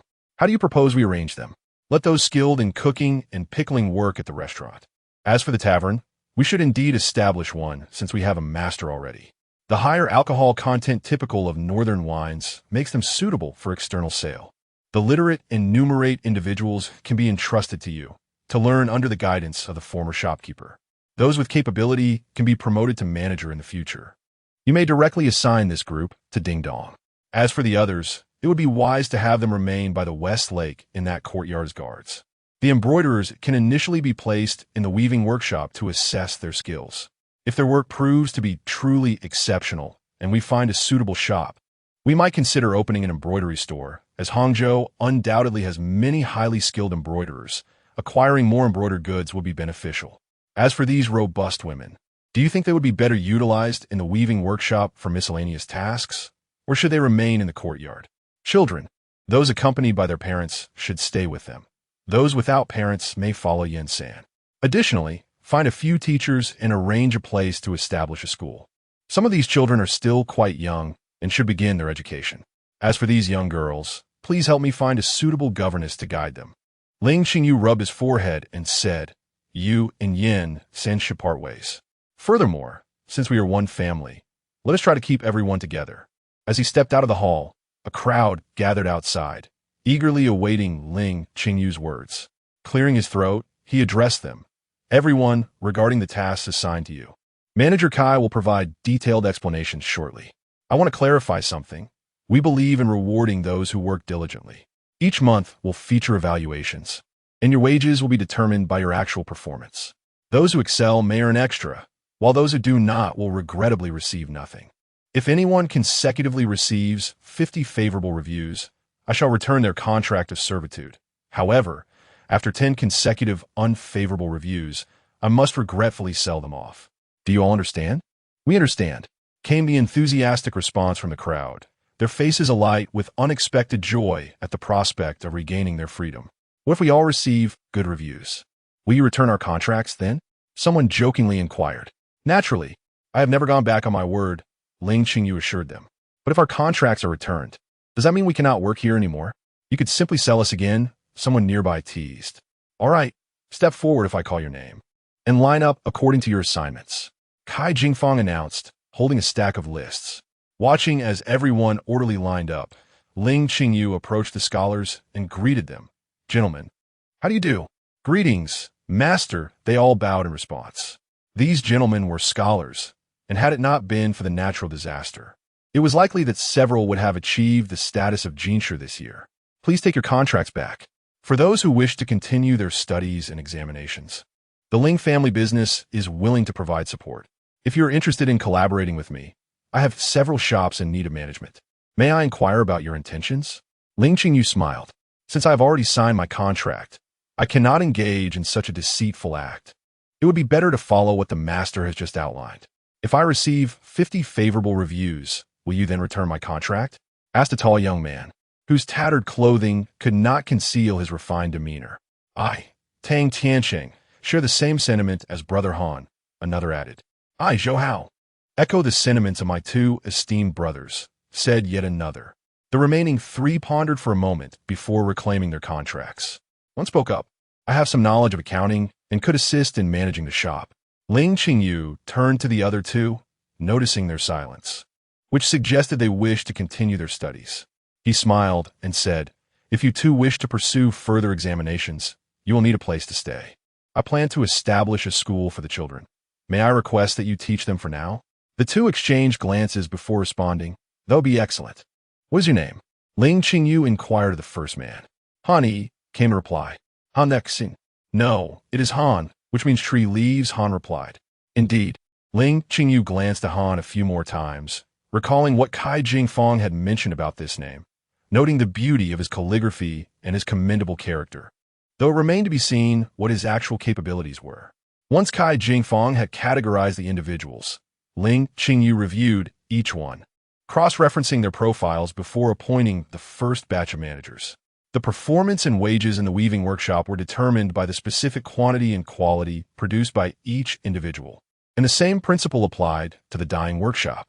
The restaurant was divided into several departments with respective managers, along with other shops. Ling Qingyu assigned Tang Tiansheng, Zhou Hao, and the scholar Qi Chong, who was reputed to be proficient in arithmetic, as accountants for different shops, tasked with overseeing the flow of materials, price calculations, labor assessments, and inspections. Upon informing everyone that the children could attend school at the Ling family's trading house, and that a teacher had already been engaged, the parents of the children fell to their knees in gratitude. Over 80 young men expressed their willingness to board the ship, and Ling Qingyu noticed a few who were retching on board. She approached them and inquired, "Actually, we need manpower on land as well, if you're to run errands. The storms are far worse than those coming from Haizhou." The men chuckled sheepishly, rubbing their hands together. "We know, but we can adapt." As they continued to vomit, they found it became less distressing. Among them were about 20 robust individuals with martial arts training willing to serve as guards, and Ling Qingyu appointed the leader, Shang-Chi, as captain. After an eventful day, by evening, most arrangements had been made, and the sailors returned to the ship. Thus, they prepared a fire for cooking and settled the accommodations. Kai Jingfong gathered the heads of the shops and courtyards to brief them on the addresses, instructing them to bring people over tomorrow, as he would organize them individually. On the way back, Kai Jingfong was so exhausted that he fell asleep in the carriage. Han sat quietly in the carriage, observing Ling Qingyu, who had not assigned him any tasks but had called upon him as they departed. "Han, Xiao Kai cannot manage alone. I would like to ask for your assistance. I also wish to purchase some fields and mulberry groves, and I would like you to oversee these matters. Is that agreeable?" Ling Qingyu said, gazing at Han. "Certainly," Han replied with a slight smile. Coming from a farming family with a modest amount of land and being their only son, he had been educated yet never neglected the agricultural work. Last autumn, he was set to participate in the imperial examination, but tragically, his parents fell ill and passed away unexpectedly. He returned home to mourn, only to face a severe drought. Han distributed the stored grain to the villagers, eventually fleeing to Haizhou out of desperation, where he could no longer endure starvation, resorting to selling himself to survive, even giving away the food he had obtained from selling himself. There is another matter to consider. Those children represent our future hopes. I do not wish for our school to be merely perfunctory. Brother Han, I entrust the management of the school to you. Ling Qingyu paused and continued. As for those two scholars, let them hold the fort for now. I estimate they will not be able to teach for long. However, our school is not intended to prepare children for the imperial examinations. Rather, I aspire to cultivate individuals who acquire practical knowledge. For instance, knowledge that enables one to run a shop profitably. Kai Jingfong opened one eye and remarked, "For that, it is you, the head of the household, who should teach. When it comes to deceiving others, you rank second to none.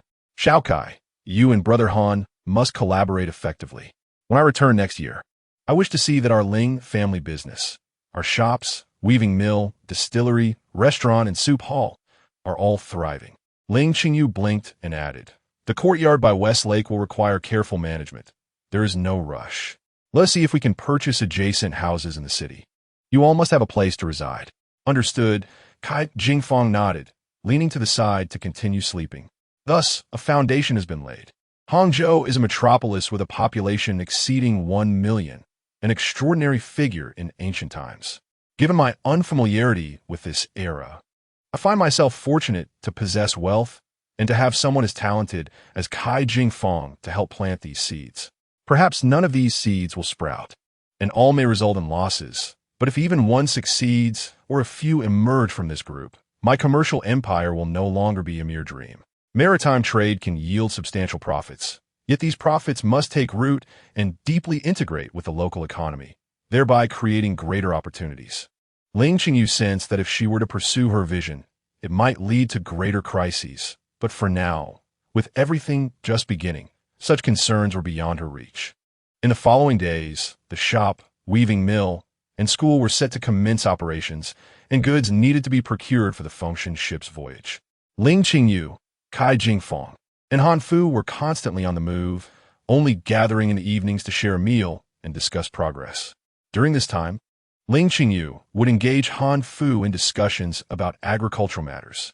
She was astonished by Han Fu's familiarity with farming, prompting her to share modern techniques she had observed, such as improvements in paddy fields and the cultivation of fast-growing forests. These concepts were already budding in the Great Zhou, but had yet to be vigorously promoted. Additionally, she would converse with Kai Jingfong regarding shop management, control of raw material usage, enhancement of production, and the dynamics of product circulation and the formation of monopolies. Ling Qingyu spoke freely, allowing her thoughts to flow as they came to her. In time, Han Fu and Kai Jingfong began to carry a notebook, jotting down any insights that resonated with them. Chapter 44. Spring in the palace. Amidst the bustling activities, the Fengshan ship returned once more, bringing back some family members of the servants who could be located, yet many others remained entirely untraceable. This recent drought had not only struck the Great Zhou, but had also ravaged the Khitan region. Shortly after Ling Qingyu and his companions returned, Khitan forces crossed the border into the eastern territories of Jingdong, even reaching Haizhou, resulting in countless fatalities. Are they truly Khitan? Ling Qingyu inquired with a hint of confusion. They're quite distant from Haizhou. How could they have attacked there? This is what the officials assert, Ding Dong replied. However, during my search, I came across some corpses that did not appear to bear the marks of Khitan weaponry. I did not inquire further into the specifics. Well, since the government wishes to suppress this information, there is no need for us to pry.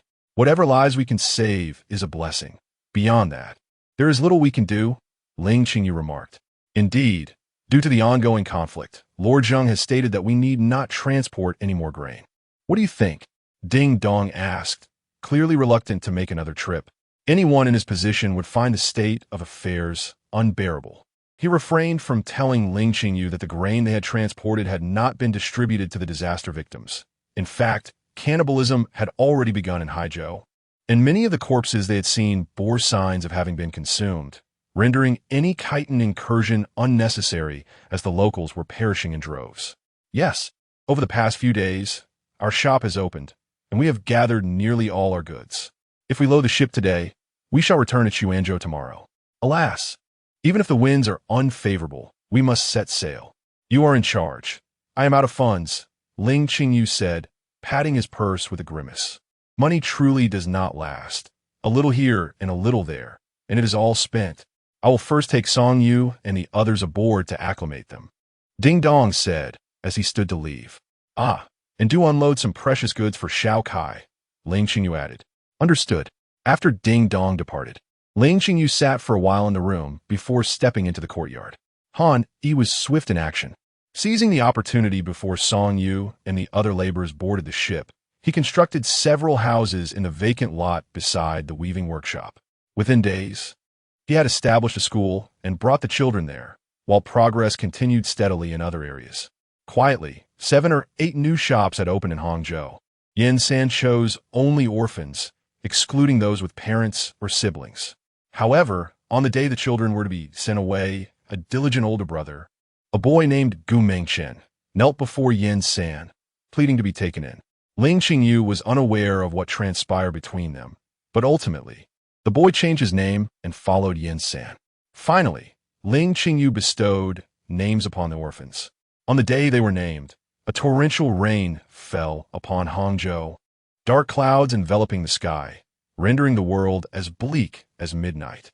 The downpour drenched the medicinal herbs that were to be packaged in the apothecary, prompting Ling Qingyu to sigh repeatedly.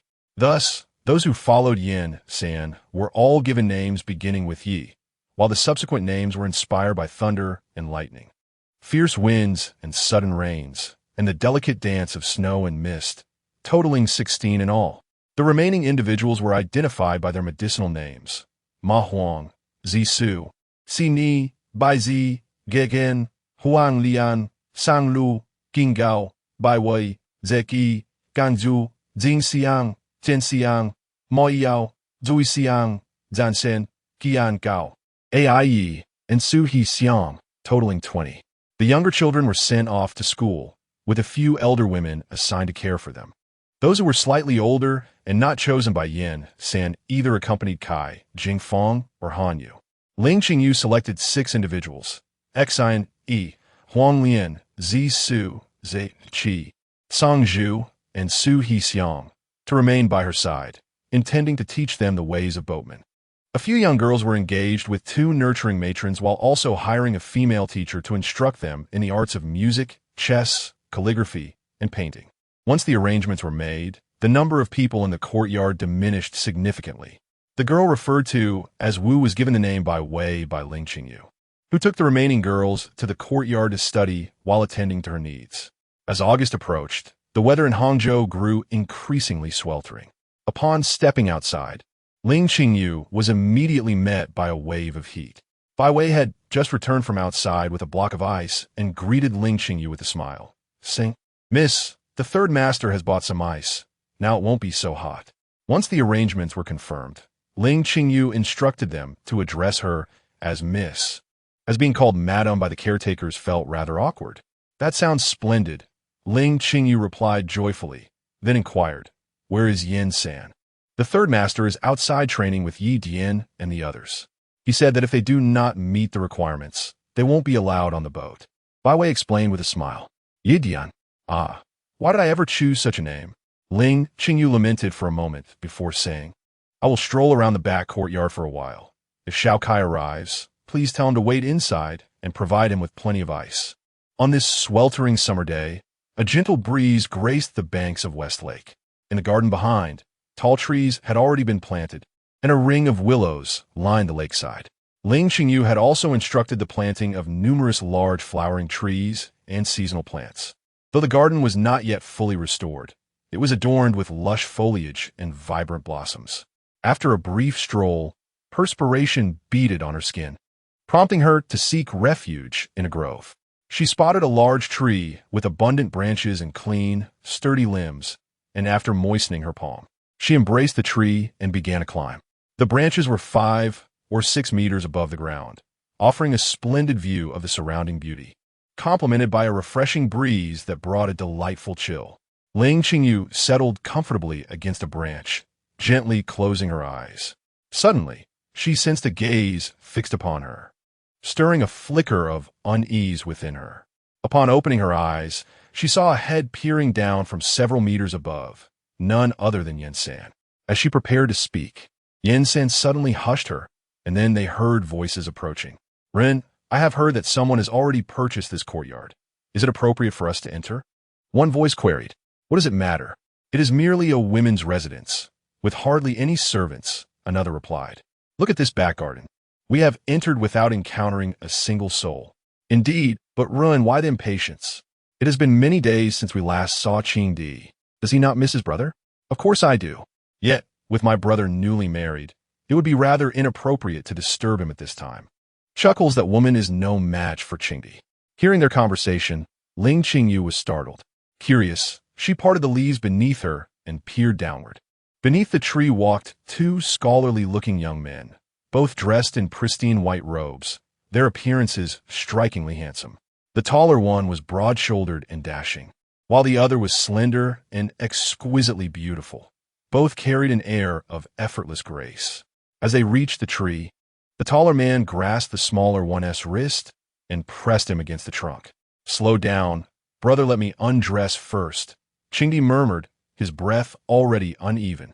Allow me, the one called Rinxiong replied with a smirk, loosening Qingdi's sash and stripping away his garments, tossing them carelessly onto the grass. Summer robes were thin beneath his outer layer. Qingdi wore only a sheer undergarment, which Rinxiong swiftly removed, leaving him bare. His skin was flawless like polished jade, his slender frame unexpectedly toned, a narrow waist defined by 6 firm ridges of muscle, his legs long and sculpted with elegant strength. Once Qingdi was bare, Rinxiong hastily shed his own robes. Though his outward appearance was refined, beneath lay a body softened by indulgence, his skin slack from excess. Ling Qingyu felt heat rush to her head. She wanted to retreat, to unsee this spectacle, but any movement would alert them. Trapped, she squeezed her eyes shut, only for the sounds below to sharpen in her ears. Brother, ah, good brother. Qingdi's voice turned honeyed, laced with breathless gasps. What does my brother want? Rinxiong teased, his words muffled around the flushed, swelling flesh between Qingdi's thighs. Inside, ah, I need you, then beg properly. Please, brother, ah. There, behind the wet. Obscene sounds of fingers working into Qingdi mingled with his increasingly wanton moans, painting a vivid, lurid scene in Ling Qingyu's mind. Her throat dried. A familiar heat coiled low in her belly. Closing her eyes only heightened the sensations, so she opened them again, just in time to see Rinxiong crouched behind Qingdi. A sigh escaped her. Such a tempting body, such a sweet voice, why must you prefer men?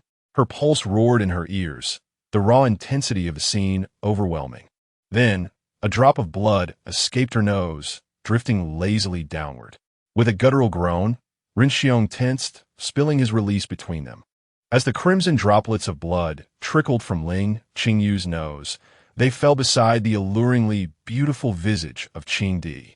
Ling Qingyu finally allowed her anxious heart to settle, only to witness the once closed eyes of Qingdi suddenly springing open, glinting with a spark of brilliance, as a playful smile graced her lips, directed towards Ling Qingyu.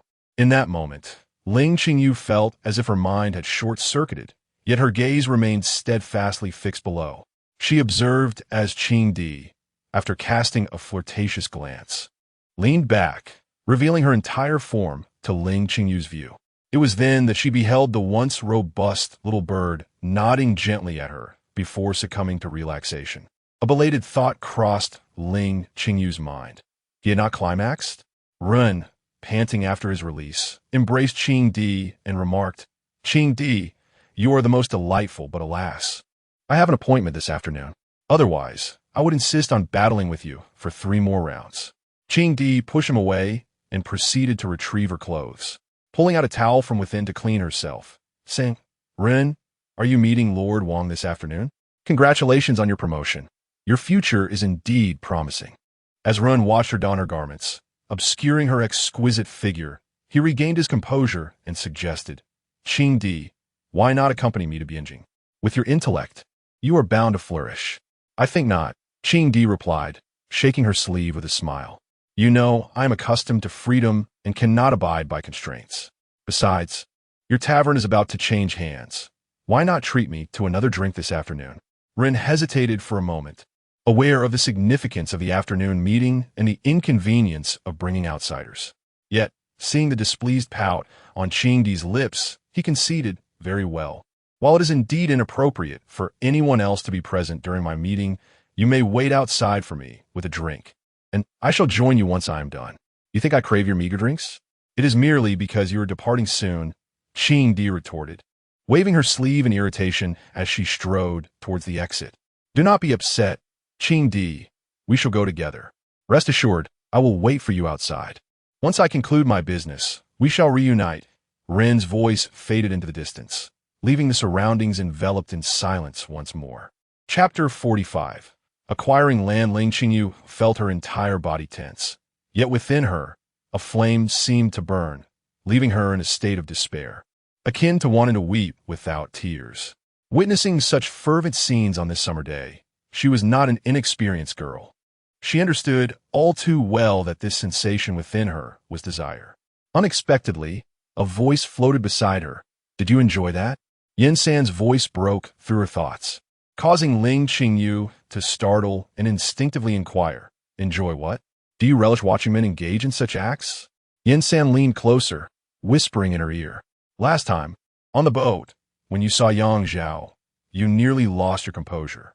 "Preposterous!" Ling Qingyu shot up in protest, only to lose her balance while climbing the tree and tumble down.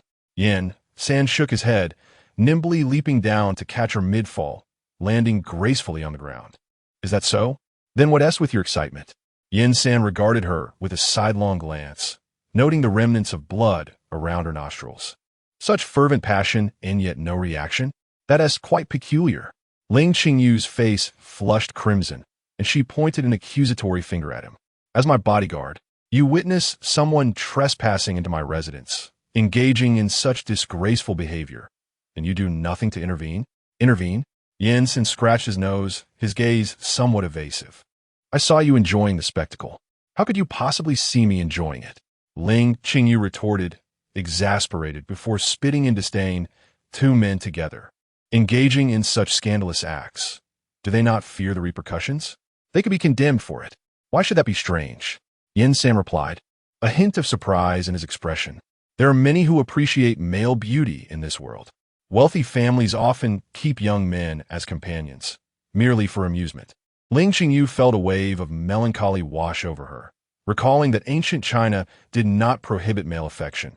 The intimacy between men was regarded as a refined pastime.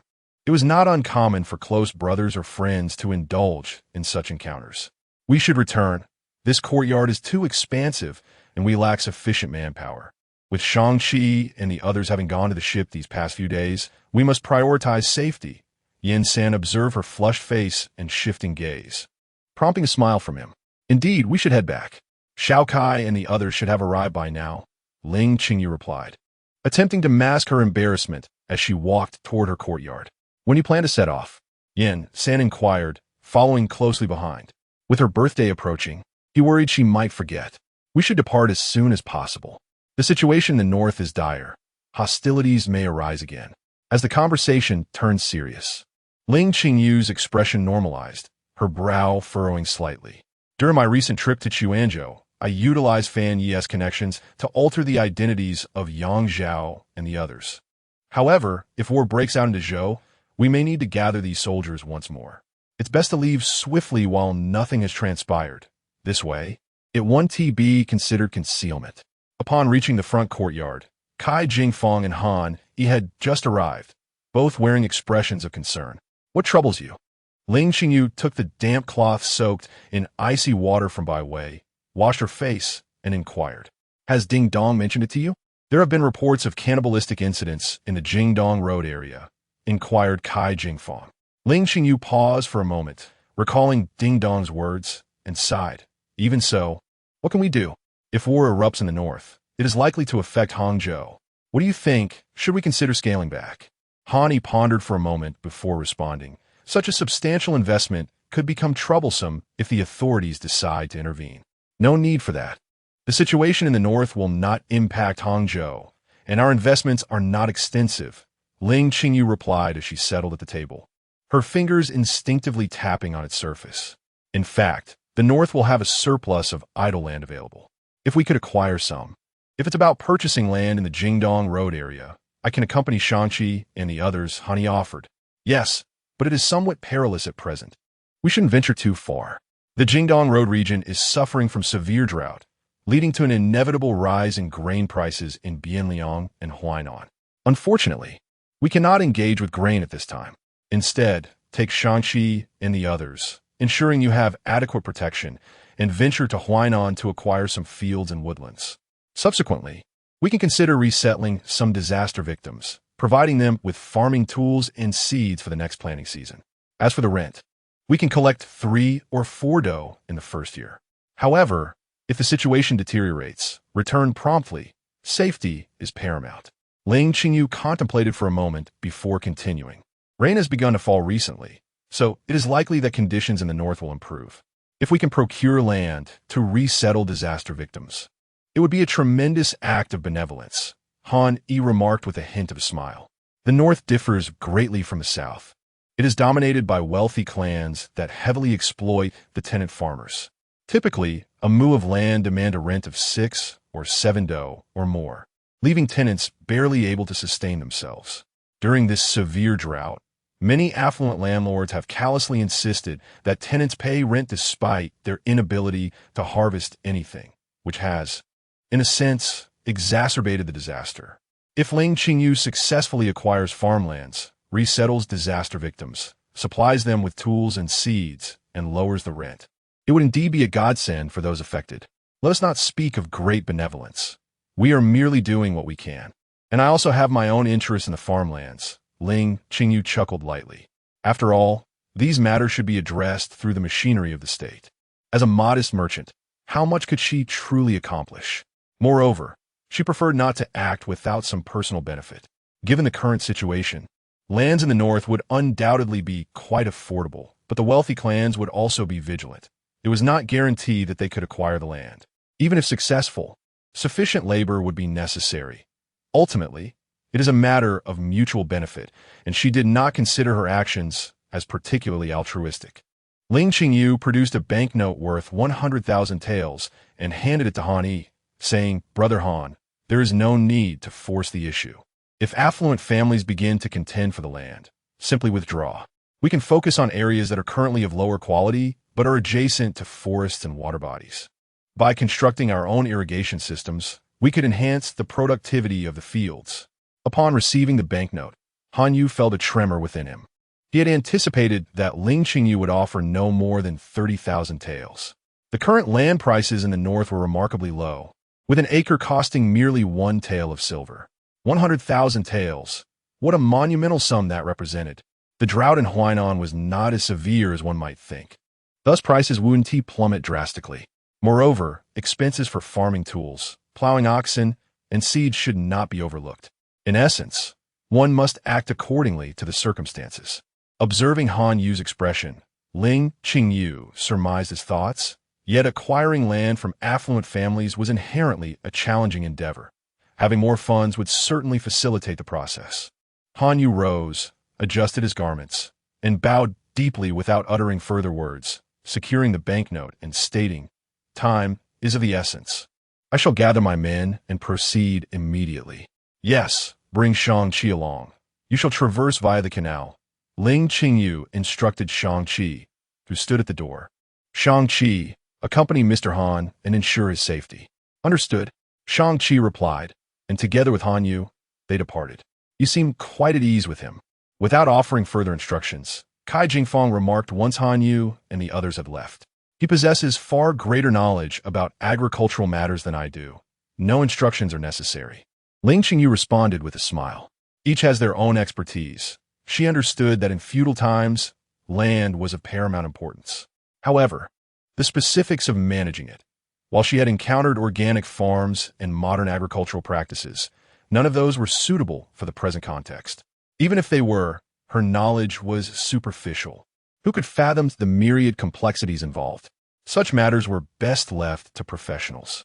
It was estimated that the cargo would be fully loaded onto the ship by tomorrow. This shipment included 20,000 bolts of silk, totaling 25,000 taels, 15,000 bolts of gauze, amounting to 30,000 taels, 5,000 bolts of high-quality silk, summing to 25,000 taels, 8,000 bolts of medium-quality silk, amounting to 15,000 taels, and 2,000 bolts of patterned silk, which are quite expensive at 20 taels each, totaling 40,000 taels. 500 bolts of red silk, priced at 100 taels each, amounted to 50,000 taels. 10,000 bolts of satin, totaling 24,000 taels. 5,000 bolts of brocade, summing to 25,000 taels, and 20,000 pieces of porcelain, totaling 6,000 taels. Additionally, there were some books, and coincidentally, a merchant from Yangzhou was bringing over a batch of lacquerware at a reasonable price, which she decided to procure, along with some embroidered goods. Cai Jingfang spread open the account book and began to calculate with an abacus, producing a series of rapid clicks. In total, it amounts to 250,000 taels. The last shipment of coral, pearls, tortoise shell, and a small box of gemstones sold for 23,000 taels. Since most of the silk and porcelain were purchased from a Xiao family, and the precious goods were also sold to them, our actual expenditure this time was merely 20,000 taels. The Xiao family has indeed been quite generous. They have rendered us significant assistance. Without their support, we would not have received such a substantial shipment, Ling Qingyu acknowledged with a nod. However, Cai Jingfang pouted, saying, "Yet, the manager Xiao is rather cunning. I have heard that most of this batch was originally intended for the CF family's shipping business. Due to the CF family's severe losses last year, they have not come to collect their goods, which is why it was given to us at a higher price than what was offered to the CF family. While you believe he has aided us, he might very well be laughing behind our backs. Moreover, the prices of those precious goods were considerably lower than elsewhere. Each time I encounter that old fox, I feel quite vexed." "Take it easy," Ling Qingyu smiled as she comforted him. "After all, they have resolved our supply issues this time. If you're truly vexed, then focus on expanding the weaving workshop. It would also be wise to establish connections with various sources of exquisite materials. If we could acquire more varieties of luxurious goods like red silk, it would be splendid. Yes, I will make the necessary preparations. The finest silk comes from Dongzhou," she continued. "As for the shoe brocade and baishi fabrics from Chengdu, and the wulou from Wuzhou, it is unfortunate that the production of Qingrong from Maizhou and temple silk is too limited, especially since they are tribute items. Otherwise, if we could take them to foreign markets, it would be immensely profitable." Cai Jingfang remarked, "However, this time the ship is not fully loaded. We can only take so much porcelain from here. Do not worry about the porcelain.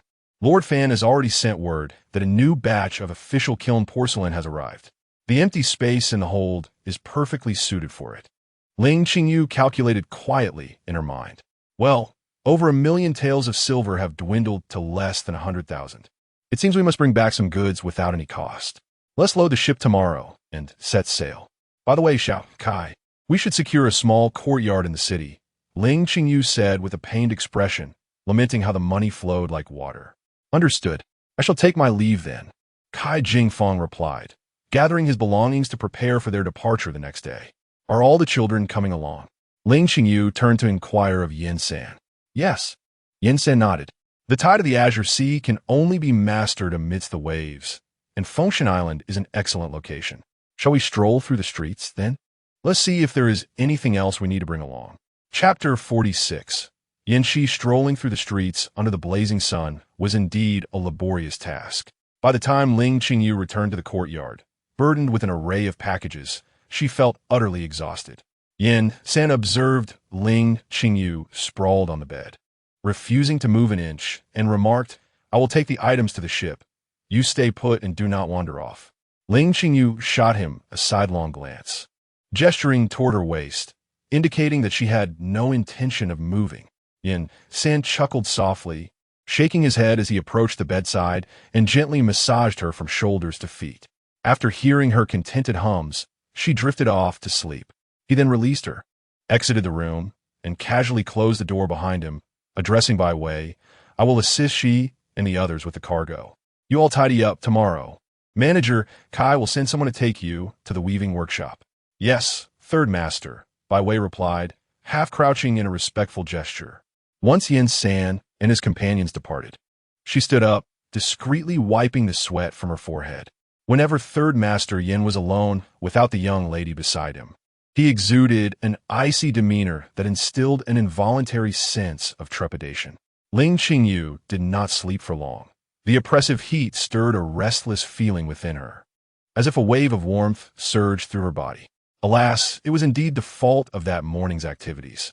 She had thought that fatigue from shopping would help her forget, but who would have expected that sleep would bring forth dreams of it? Ever since arriving in Hangzhou, her body had felt peculiar. Logically, this body was merely 17, far from experiencing such fervent desires. Yet, Ling Qingyu could distinctly sense that several times she had been beset by overwhelming urges. Today's vivid encounter had made it all the more apparent. Feeling a dampness below, Ling Qingyu contemplated calling Bai Wei to prepare some water for a bath. Bai Wei, she called out a couple of times, but received no reply. Rising, she pushed open the door and stepped outside, only to find Bai Wei and a few other young girls sprawled on the ground, exchanging furtive glances in her direction. Startled, Ling Qingyu instinctively turned to retreat, but was abruptly shoved back inside, the door slamming shut behind her. Spare me, great hero, if it's money you seek. There are riches in that box over there. Our courtyard is filled with children, and I possess no allure. Surely, you wouldn't fancy me. Why not take the silver and visit the Wanshan Lu across the street? Ling Qingyu tumbled to the floor, her words tumbling out in a rush. A low chuckle emanated from behind her, followed by a deep voice. How do you know I do not fancy you? After a brief moment of contemplation, Ling Qingyu turned on her side, draping one leg over the other, and raised her hand to tilt her head slightly, exclaiming, "Is that so? Great hero! I am truly delighted." Yet, her expression froze upon seeing the figure before her, leaning against the door. One hand pressed to his abdomen and the other gripping a bloodied sword. He was clad in damp green attire, droplets of blood trickling down. The setting sun cast a warm glow through the window, illuminating his pale, yet strikingly beautiful face with a hint of crimson. "Qingudi," Ling Qingyu blurted out, immediately covering her mouth in shock. The man, noticing the shift in her expression, could not help but chuckle softly. He coughed lightly, wiping the blood from the corner of his mouth with the hand that held the sword, and smiled. "Did you enjoy the spectacle this morning, my lady?" Ling Qingyu's eyes darted around, tinged with embarrassment as she stammered, "Well, about this matter, you see, I won't hold you accountable for barging into my residence and disturbing my slumber.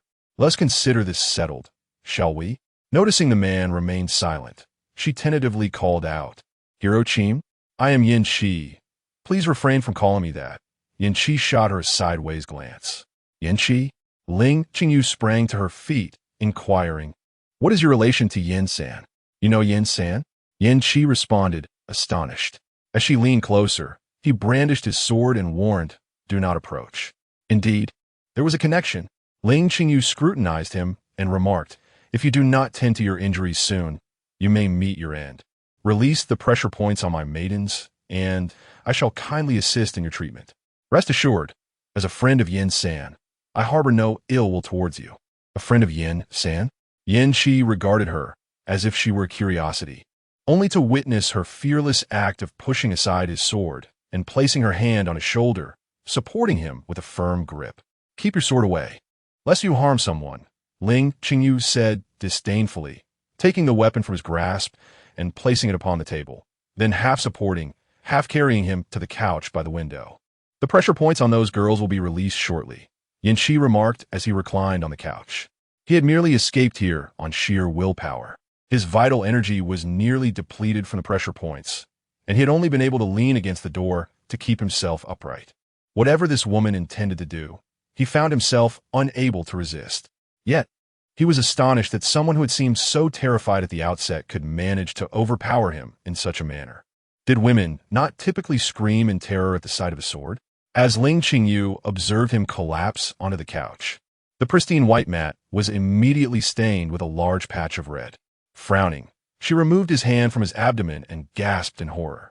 The delicate yet strong abdomen she had seen earlier now bore a gaping wound. Though it had been hastily bound with a strip of cloth, it had loosened, and with his hand removed, the wound gaped open, blood oozing forth, with some intestines spilling out. "Ugh!" Yin Qi groaned in pain, his complexion growing increasingly pallid. Glancing at the wound, he despondently said, Mississippi. Do not concern yourself with me. You should take the children and leave. Are there pursuers after you? Ling Qingyu gazed helplessly at the wound, acutely aware that if it remained untreated, he would either bleed to death or succumb to internal infection. Yes, ugh. They will likely arrive shortly. Yin Qi pressed his hand against the wound, the release of tension exacerbating his pain, his voice trembling as he urged. You must leave. Once they see my corpse, they will cease their pursuit. Ling Qingyu thought to herself. Then why did you flee here in the first place? Observing the concern etched on her face, Yin Qi apologetically murmured, I am sorry. Mississippi. I merely wish to die here. Sighing, Ling Qingyu rushed to her room, rummaging through her chest until she unearthed the medicine given to her by He Fong. She then dashed to the kitchen to retrieve a bottle of liquor. Passing through the courtyard as she called out to by way, after you awaken, do not make a sound. Close the outer doors, clean up the blood, and prepare a bucket of hot water for me. With a bottle of wine in hand, Ling Qingyu stood before the bed, steadying her racing heart. Are you ready? This will hurt, she remarked. Yin Qi cast a glance at her and replied, There's no need to, Ling Qingyu, uninterested in his incomplete words, poured the wine directly onto the wound. Yin Qi let out a pained cry, biting his lip fiercely, his body trembling like a brush.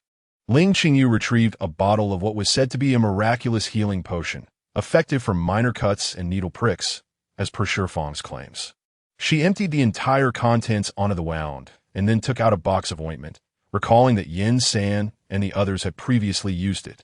She scooped a generous amount and applied it to the injury. Having completed these tasks with remarkable efficiency, she felt a surge of satisfaction as the bleeding seemed to subside. Though she noted Yin Qi's complexion had turned as pale as paper, his lips bloodied from his bite, his hands gripping the edge of the bed tightly, his body quaking yet silent. What a man! Ling Qingyu silently praised, rummaging through a chest for a clean sheet, which she tore with vigor before wrapping it around his wound. She had deftly bound the bandages, and upon noticing his clothing was an impediment, she tore it open. Beneath, she discovered not only a large gash on his abdomen, but also 2 arrowheads embedded above it. The extent of blood staining the sheet suggested his back bore considerable wounds as well. While Yang Zhao, Yin San, and Lu Yao had all sustained injuries, none had been so severe, and with He Fong absent, Ling Qingyu felt uncertain about how to proceed. The best chance for survival might be that red fruit. Yet recalling Yin San's caution about it being a life-saving remedy not to be used lightly, she hesitated. Desperate times call for desperate measures. Let us see if your vitality is strong enough. Ling Qingyu tucked the small pouch back into her bosom. Supporting him upright, she confirmed the presence of several deep gashes on his back, stark against his fair skin. I've used all the medicine on you. He Fong will certainly scold me for this. Yin Qi, you must hold on. She splashed a mouthful of white liquor onto the wounds, liberally sprinkling the powder as if it were of no cost, and secured the makeshift bandages. The man in her arms trembled violently, the sound of his teeth chattering clear. Yet he remained utterly silent. Miss, just as Ling Qingyu finished bandaging his wounds, Bai Wei entered, her face blanching at the sight of blood splattered across the floor. Clean up the blood outside. If anyone comes looking, tell them we are women and cannot allow anyone in. Is the water ready? Ling Qingyu instructed in quick succession, then lifted Yin Qi, carrying him into her innermost chamber. Miss Yin Qi's lips quivered as he called out, Don't speak. If you do, I might truly flee. Ling Qingyu interrupted, noting the man was not particularly short in stature, but surprisingly light, a testament to his slender frame coupled with solid muscles. Gently placing Yin Qi upon his own bed, Ling Qingyu reached for a nearby cloth to wipe the sweat from his brow, saying, You must endure. Do not entertain thoughts of death so readily. Since you have chosen to linger in this abode, it is clear that there are unfulfilled wishes yet to be realized. Therefore, hold on for my sake, and do not betray my heartfelt intentions. Yin Qi gazed at her for an extended moment before slowly nodding in agreement. Ling Qingyu then beamed with renewed vigor, exclaiming, Have a little faith in yourself. If you do not wish to depart, even the king of hell cannot claim you. Though the young maidens were not of great age, they were remarkably adept in their tasks. Before long, they had tidied the surroundings, discarding soiled garments and linens into the fire to be consumed. Bai Wei even brought in a basin of warm water. Chapter 47. Yin Qi Ling Qingyu skillfully undressed Yin Qi, meticulously cleansing his body with a towel while checking for any additional injuries. The 2 arrows lodged in his abdomen were left untouched. She feared that if she attempted to remove them, any barbs could prove fatal. Having performed such tasks numerous times, Ling Qingyu felt no discomfort, carefully avoiding his wounds as she devoted herself to cleaning him. Completely oblivious to the flush on Bai Wei's cheeks and the faint color on Yin Qi's pallid face. "Miss, the outside has been tidied up as well," Bai Wei remarked, glancing at Yin Qi before lowering her gaze. This valiant gentleman left no trace upon his arrival. "Did you swim here?" Ling Qingyu surmised, realizing that the courtyard faced the lake, making it plausible that Yin Qi had traversed from the West Lake. "Go prepare dinner and inform the others to keep quiet. We have no outsiders here," she instructed Bai Wei, who nodded in compliance. "Yin San and the others will return soon. Have someone wait at the main gate." "Understood," Bai Wei replied, gathering the basin and towel before departing. "Yin San?" Yin Qi questioned, a look of confusion etched on his face. "Isn't he already dead?" Sir, we only have the young lady here, truly just the young lady." A commotion suddenly erupted outside the courtyard. Ling Qingyu swiftly draped a thin blanket over Yin Qi, loosening his hair to cascade over his shoulders. Noticing the bloodstains on her clothes, she hastily removed them and tucked them away at the bottom of the wardrobe, then retrieved another garment to change into. After a moment as thought, she picked up the long sword from the table and handed it to him. "Do not make a sound. If they enter, you must act as if you're merely a young lady awakened unexpectedly," she advised, tucking the blanket around him before turning to leave. "Miss," Yin Qi attempted to rise, but upon catching Ling Qingyu's reassuring smile as she exited, he settled back down. Realizing her steadfast determination to protect him, he closed his eyes, placing the sword beside him, quietly regulating his breath to gather a modicum of internal energy, contemplating the possibility of feigning a hostage scenario to ensure his demise if the situation turned dire. As Ling Qingyu stepped outside, she discovered several maidservants arguing with a group of officials at the entrance. Raising her voice, she called out, "Bai Wei, what is the matter? Please do not disturb the young lady's rest."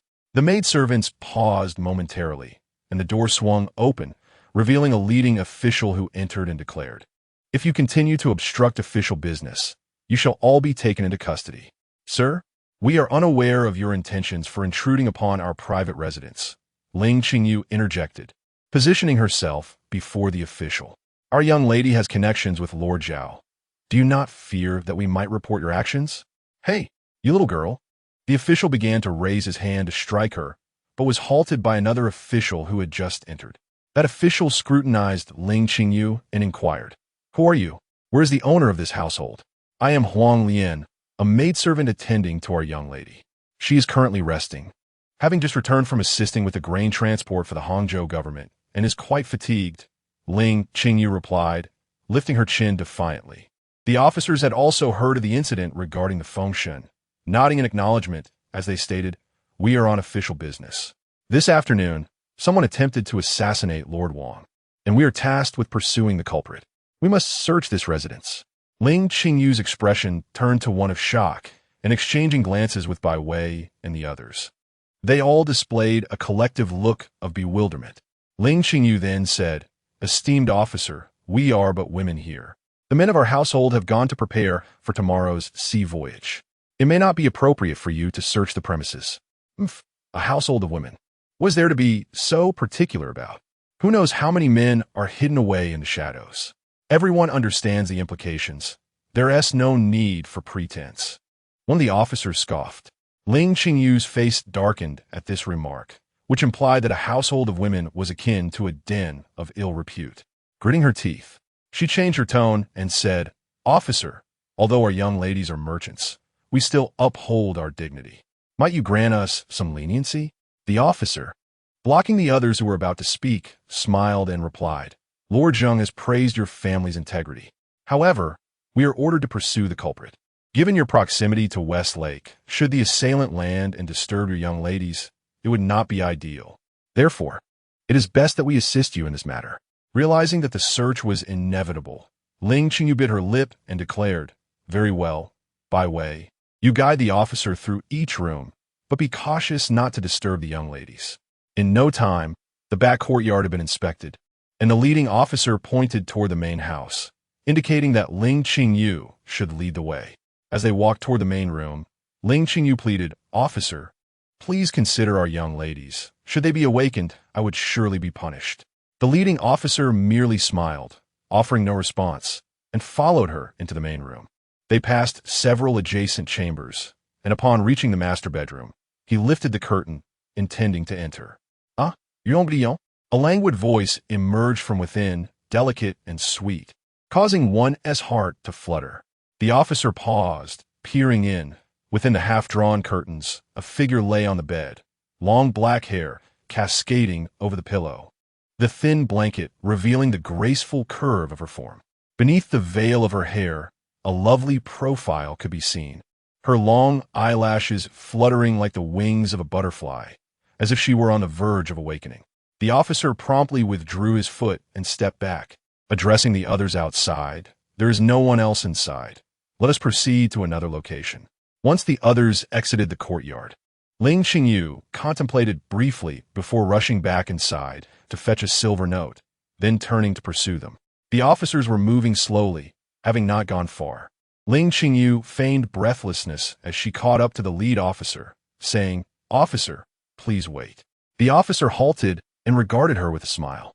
"My lady instructed me to express her gratitude for your hard work on such a sweltering day," Ling Qingyu said, placing the silver note into the officer's outstretched hand. "We hope you might extend us a favor on behalf of our young ladies." The leading officer examined the amount on the note, his smile broadening as he replied, "Thank you." Ling Qingyu performed a respectful bow and turned to leave. "Brother, how much did we get?" As soon as Ling Qingyu departed, several soldiers approached closely. The leader of the soldiers unfurled a banknote for the others to see and declared, "Come, let us disperse." "Indeed, as my elder brother said, this household is prosperous." They handed over 500 taels, "So each of us will receive 100 taels." One soldier chuckled, "However, brother, how did you know that the master of the house would part with his money? It is said that the assassin is gravely injured, and we are quite a distance from the fragrant pavilion. Can that assassin possibly make it here?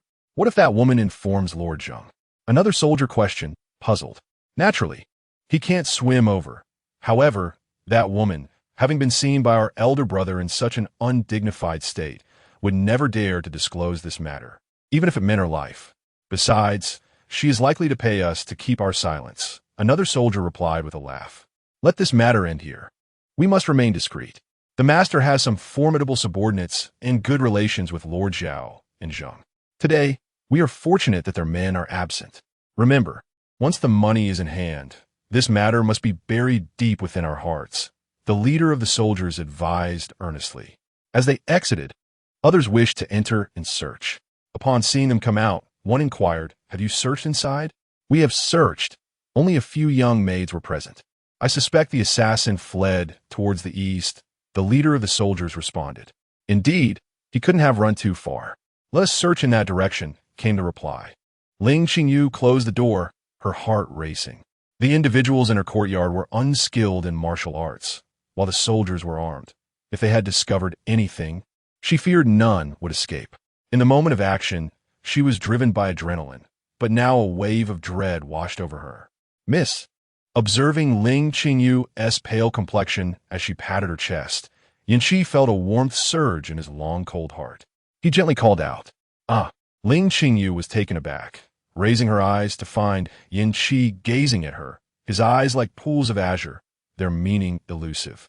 Despite his disheveled hair and ashen face, his ethereal beauty remained unblemished, prompting her to smile and say, "Yanqi, your words just now were truly enchanting. Why not teach me? What do you say?" Yanqi's expression darkened, and he turned his head away. "It seems the entire city is now in search of you." Ling Qingyu approached the bed and noticed that the sheets beneath him were stained crimson once more, her brow furrowing as she remarked, with Shi Fang absent. It is difficult to find another physician. Third master, a voice from outside called out in surprise, and before Ling Qingyu could react, a figure flashed beside her.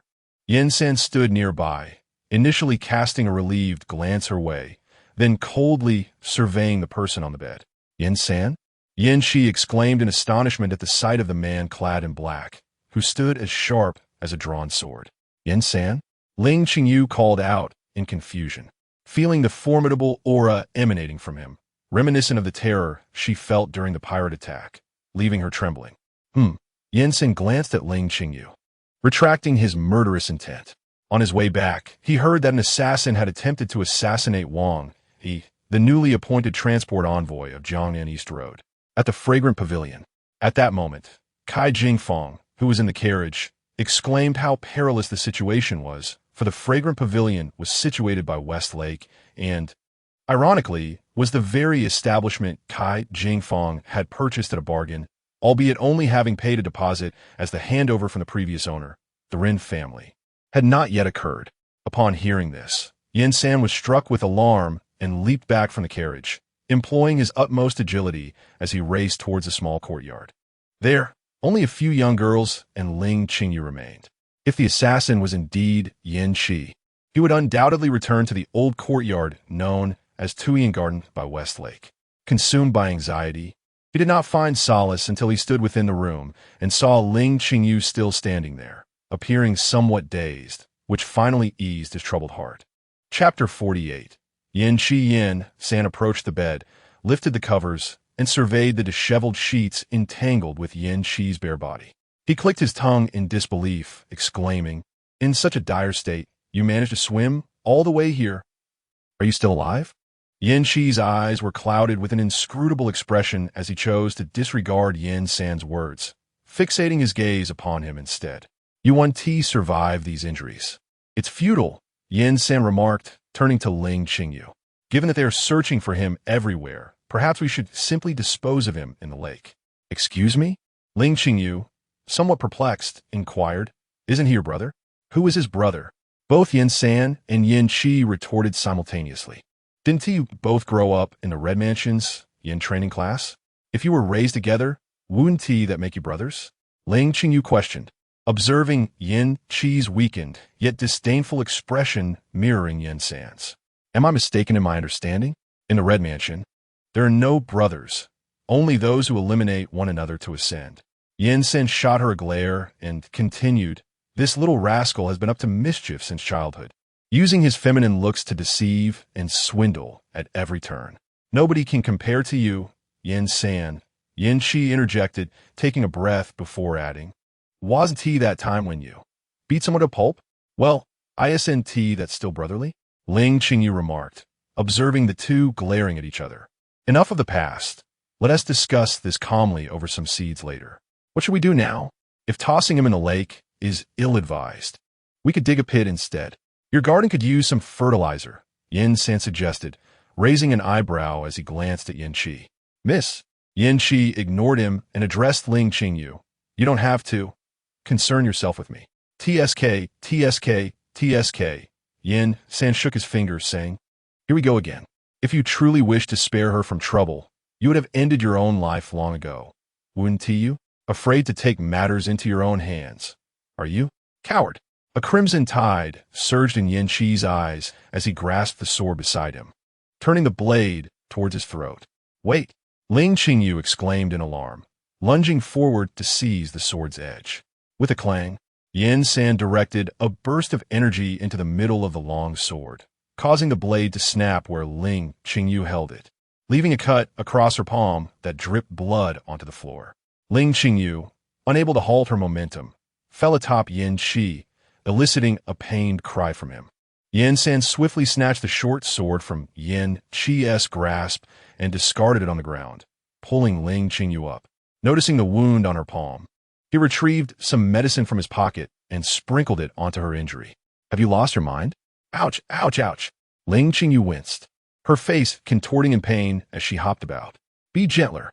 Once the medicine had been applied, easing the pain somewhat, she leaned closer to Yin Shi and said, I risked so much to save you.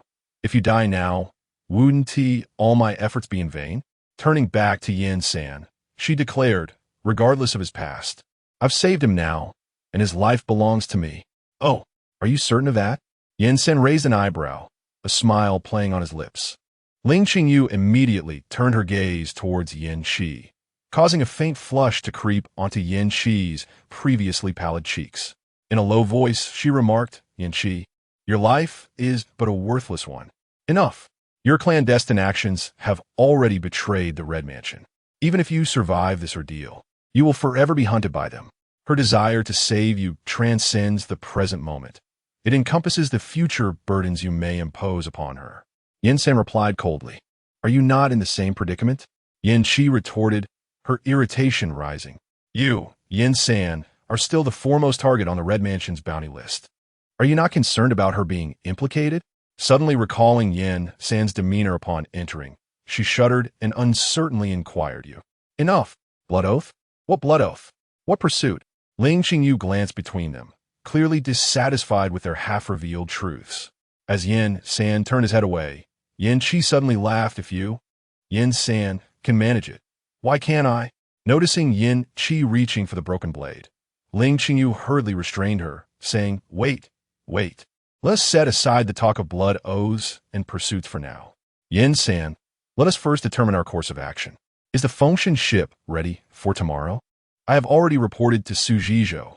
There will be no issues for tomorrow, Yin San responded. As long as we reach Xuanzhou, with Shifeng present, things will be manageable.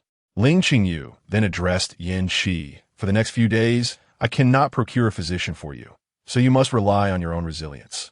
I shall see if I can find any medicinal herbs to prepare some remedies for you. Ling Qingyu stood up and headed outside, casting one last scrutinizing glance at Yin San. Upon seeing Yin San's awkward expression yet acquiescent nod, she felt reassured to leave. How many bottles of medicine did she prepare for you? Yin San inquired while seated on the chair beside the bed, leaning back against it nonchalantly. That medicine was concocted by Shifeng. It is an exceptional healing remedy, containing several herbs that are not found at all in the Great Zhou. Yin Shi remained silent for a moment, having recognized the efficacy of the medicine provided by that girl. Although his wound continued to bleed, a soothing coolness enveloped it, calming the previously fiery pain.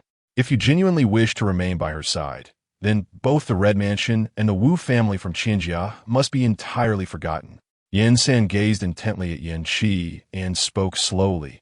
If you sincerely assist her, she will offer you a sense of belonging. Yin Shi exhaled deeply, staring at the ceiling, his voice low and deliberate. My clandestine actions have already rendered me irreconcilable with the Red Mansion, and by slaying Wang Yi, I have provided my final account here. Yin San, why do you pledge a blood oath to her? You will come to understand in time. Yin San replied as he rose, approaching Yin Shi. With a swift motion, he struck down, dislodging the arrowhead still embedded in Yin Shi's abdomen. Then, with fingers like lightning, he pressed on the acupoint, opened the wound, extracted the barbed tip, applied the medicine, and bandaged it all in one fluid motion. We hail from the Red Mansion, perpetually traversing through shadows and solitude, devoid of trust and reliance, without a home or safe haven. Yin Shi, once you experience that sense of peace and warmth, the freedom to sleep and laugh without reservation, you will never wish to forsake that rising sun. Having pressed the acupoint of Yin Shi, Yin San gazed at his pallid face, inwardly reflecting that in time, he would prove to be even more tenacious. For he was among the few with a conscience in the realm of the Red Chamber. Ling Qingyu managed to locate the original prescription penned by Shifeng, and after dispatching Bai Wei and the others to gather the medicinal herbs, a flurry of chaotic activity ensued before the concoction was finally brewed. Just then, Kai Jingfeng returned, and upon hearing Bai Wei's embellished account of the official's deeds, his face turned ashen. He rushed into the kitchen and pulled the soot-covered Ling Qingyu out, surveying the surroundings as if to ascertain that all was well. He declared, Rest assured, my dear, by the time you return next, I shall ensure that not even a bird can enter this courtyard. It's nothing of great concern, Ling Qingyu replied. By the way, you're in a few large carts. We must finalize our route to the dock for tomorrow to avoid any mishaps. Understood, Kai Jingfang said, casting a glance towards the main house. We are oblivious to all matters, as that person is one of our guardians. Ling Qingyu scanned the individuals in the courtyard and remarked, Are we truly unaware? Indeed, Bai Wei and several young maids hurriedly bowed their heads in acknowledgement, well aware that this matter must remain confidential. However, Kai Jingfang pondered aloud. Renting cars now would be rather conspicuous. Could we not utilize our own vehicles instead? This matter requires utmost caution, if discovered. It could implicate the entire shipping and trading enterprise. Nevertheless, since Ling Qingyu has deemed it necessary, I shall ensure that no issues arise. Quite right. Let us make our original vehicles more comfortable. Ling Qingyu nodded. We will wait until dawn to depart.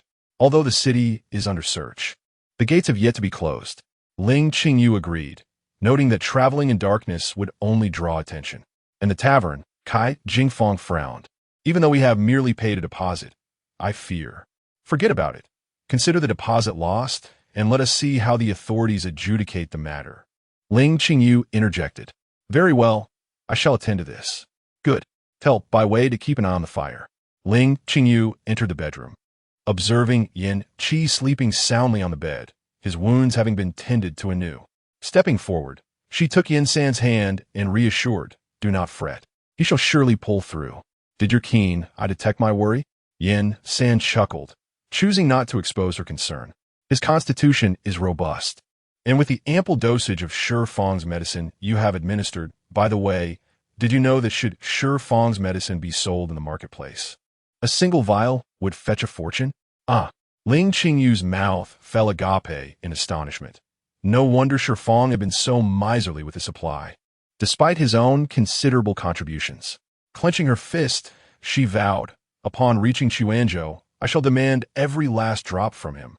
As dawn broke, Hangzhou was already alive with a cacophony of activity. The morning market had dispersed, and shopkeepers had opened their doors to commence business. The street vendors bustled with patrons, and a myriad of gossip circulated amongst the crowd. Alas, we were kept in turmoil all night. They say someone assassinated a high-ranking official? Indeed, but who knows if the assassin was apprehended? Is it not said that the assassin hails from the Red Chamber? However, it appears otherwise. It was the high official who sought to take liberties with a scholar, only to be inadvertently slain by that very scholar. My good fellow, you seem unaware that the victim was none other than the newly appointed transport minister, Lord Wang. He is a seasoned martial artist, originally trained under the Songzhan sect. After achieving great merit by eliminating the descendants of the Qian family from Wu and Yu, he was recognized as a kin by Chancellor Wang, and for several years, he has enjoyed a prosperous official career. Now, he has been appointed as the transport minister for the eastern Jiangnan route. Do you comprehend the magnitude of this lucrative position? How could a mere scholar mistakenly bring such a master to his demise? Could be due to that? Someone pointed skyward. Who can say? Just yesterday, the situation was so dire. Yet today, we see that Lord Su has not sealed the city gates. Come, let us have some tea. Ah, old Wu, have you concluded your errands? Would you care for a bowl of porridge? Yes, and 2 more buns, please. I must inquire, old Wu, what truly transpired yesterday? Matters of the officials should not be pried into.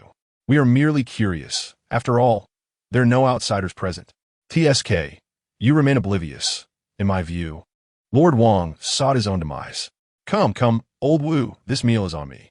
Innkeeper, bring another pot of tea. No, make it a pot of wine. And 2 pounds of pig knuckles. You see, Lord Wang has a penchant for male companionship, and he craves bloodshed. The scholar was initially scheduled to meet someone at the Fragrant Breeze Pavilion, but upon being spotted by him, he was beckoned inside. In a fit of passion, he seized a sword and thrust it into the man's abdomen. The scholar, undeterred, retaliated, though his own belly was cut. He managed to wrest the sword away and fatally stab Lord Wang. Haute vous, Yuyist. Is not Lord Wang a formidable fighter? How could he be bested by a mere scholar? Huh, you know not the circumstances. At that moment, Lord Wang was still within the confines of the scholar's domain, unable to escape, and was pierced through the heart by a single blade. Was it not said that the assassin fled? Yet now, with Lord Wang deceased, how do you possess such clarity on the matter? Ah, but you remain uninformed. There was another present, a talented scholar by the name of Rin Dongqing, who was engaged to the chancellor's niece and is renowned throughout Hangzhou. He was right there, frozen in shock when we accompanied Lord Su. All of this was revealed to us, piece by piece, by Lord Su himself. Enough of this chatter. It bears no relevance to us. Let's focus on our meal. Indeed, the weather is delightful today. I have heard that several fine shops have opened in the West Market. Shall we take a stroll? The Ling family's carriage moved slowly along the main street, guarded by 4 attendants, while Yishi rode behind on horseback, accompanied by several youths. Yin San sat atop the carriage, rhythmically tapping the horse's flank to maintain a steady pace. Amidst the clamor of the crowd, Yin San could still discern every voice and its source, and he caught wind of the discussions from the street vendors. So, it is. Yin Qi truly is ruthless towards himself. Ever since Wang Yi slaughtered his entire family, he has been accompanied by masters from the Songzhan sect. Even Yin San, I fear, would struggle to hold his own against those formidable foes. It appears Yin Qi has resorted to such measures. The decision not to eliminate the man named Ren seems to be a ploy to drag him into the mire as well. The Ren family, I fear, is at a loss as to how to explain this to the Wang family. This young man harbors a multitude of nefarious thoughts, always plotting in indirect ways. Yin San lightly raised his riding whip, quickening the pace of the carriage. The soldiers at the city gate had been prepped by Kai Jingfang, and upon seeing the carriage of the Ling family, they conducted a cursory inspection. After glancing at Ling Qingyu, who was reclining inside, they waved them through. Upon reaching the dock, the cargo of the Fengshen had been loaded overnight. Shun Zhan awaited on a small boat at the edge of the dock, accompanied by several sailors. They unloaded the large trunks from the carriage and loaded them, along with other belongings, onto the small boat for transport to the Fengshen. Once aboard the Fengshen, Ling Qingyu opened her large trunk in her cabin and, seeing Yin Qi still in a deep slumber, breathed a sigh of relief.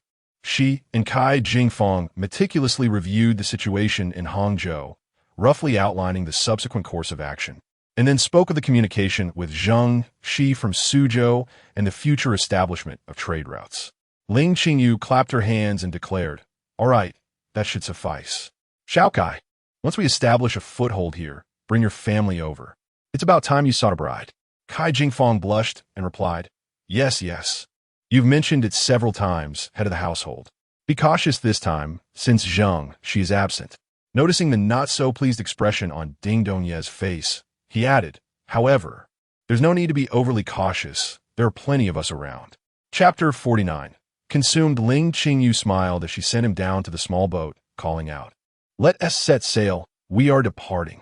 Gazing at the gradually receding prosperous city, with faint wisps of smoke rising amidst the verdant mountains and waters, she addressed her companions on board, "Brothers, a broader world awaits us. Hoist the sails." The sails were raised. The sails were raised. After a few days at sea, the Fengshen arrived in Xuanzhou. Ding Budong had received notification and had prepared the cargo in advance. As soon as the Fengshen docked, the loading commenced. Ling Qingyu stayed in Xuanzhou for only 3 days. On the first day, she arranged for Shi Fang to board the ship. On the second day, she inspected 2 newly constructed ships by Wu Daxin.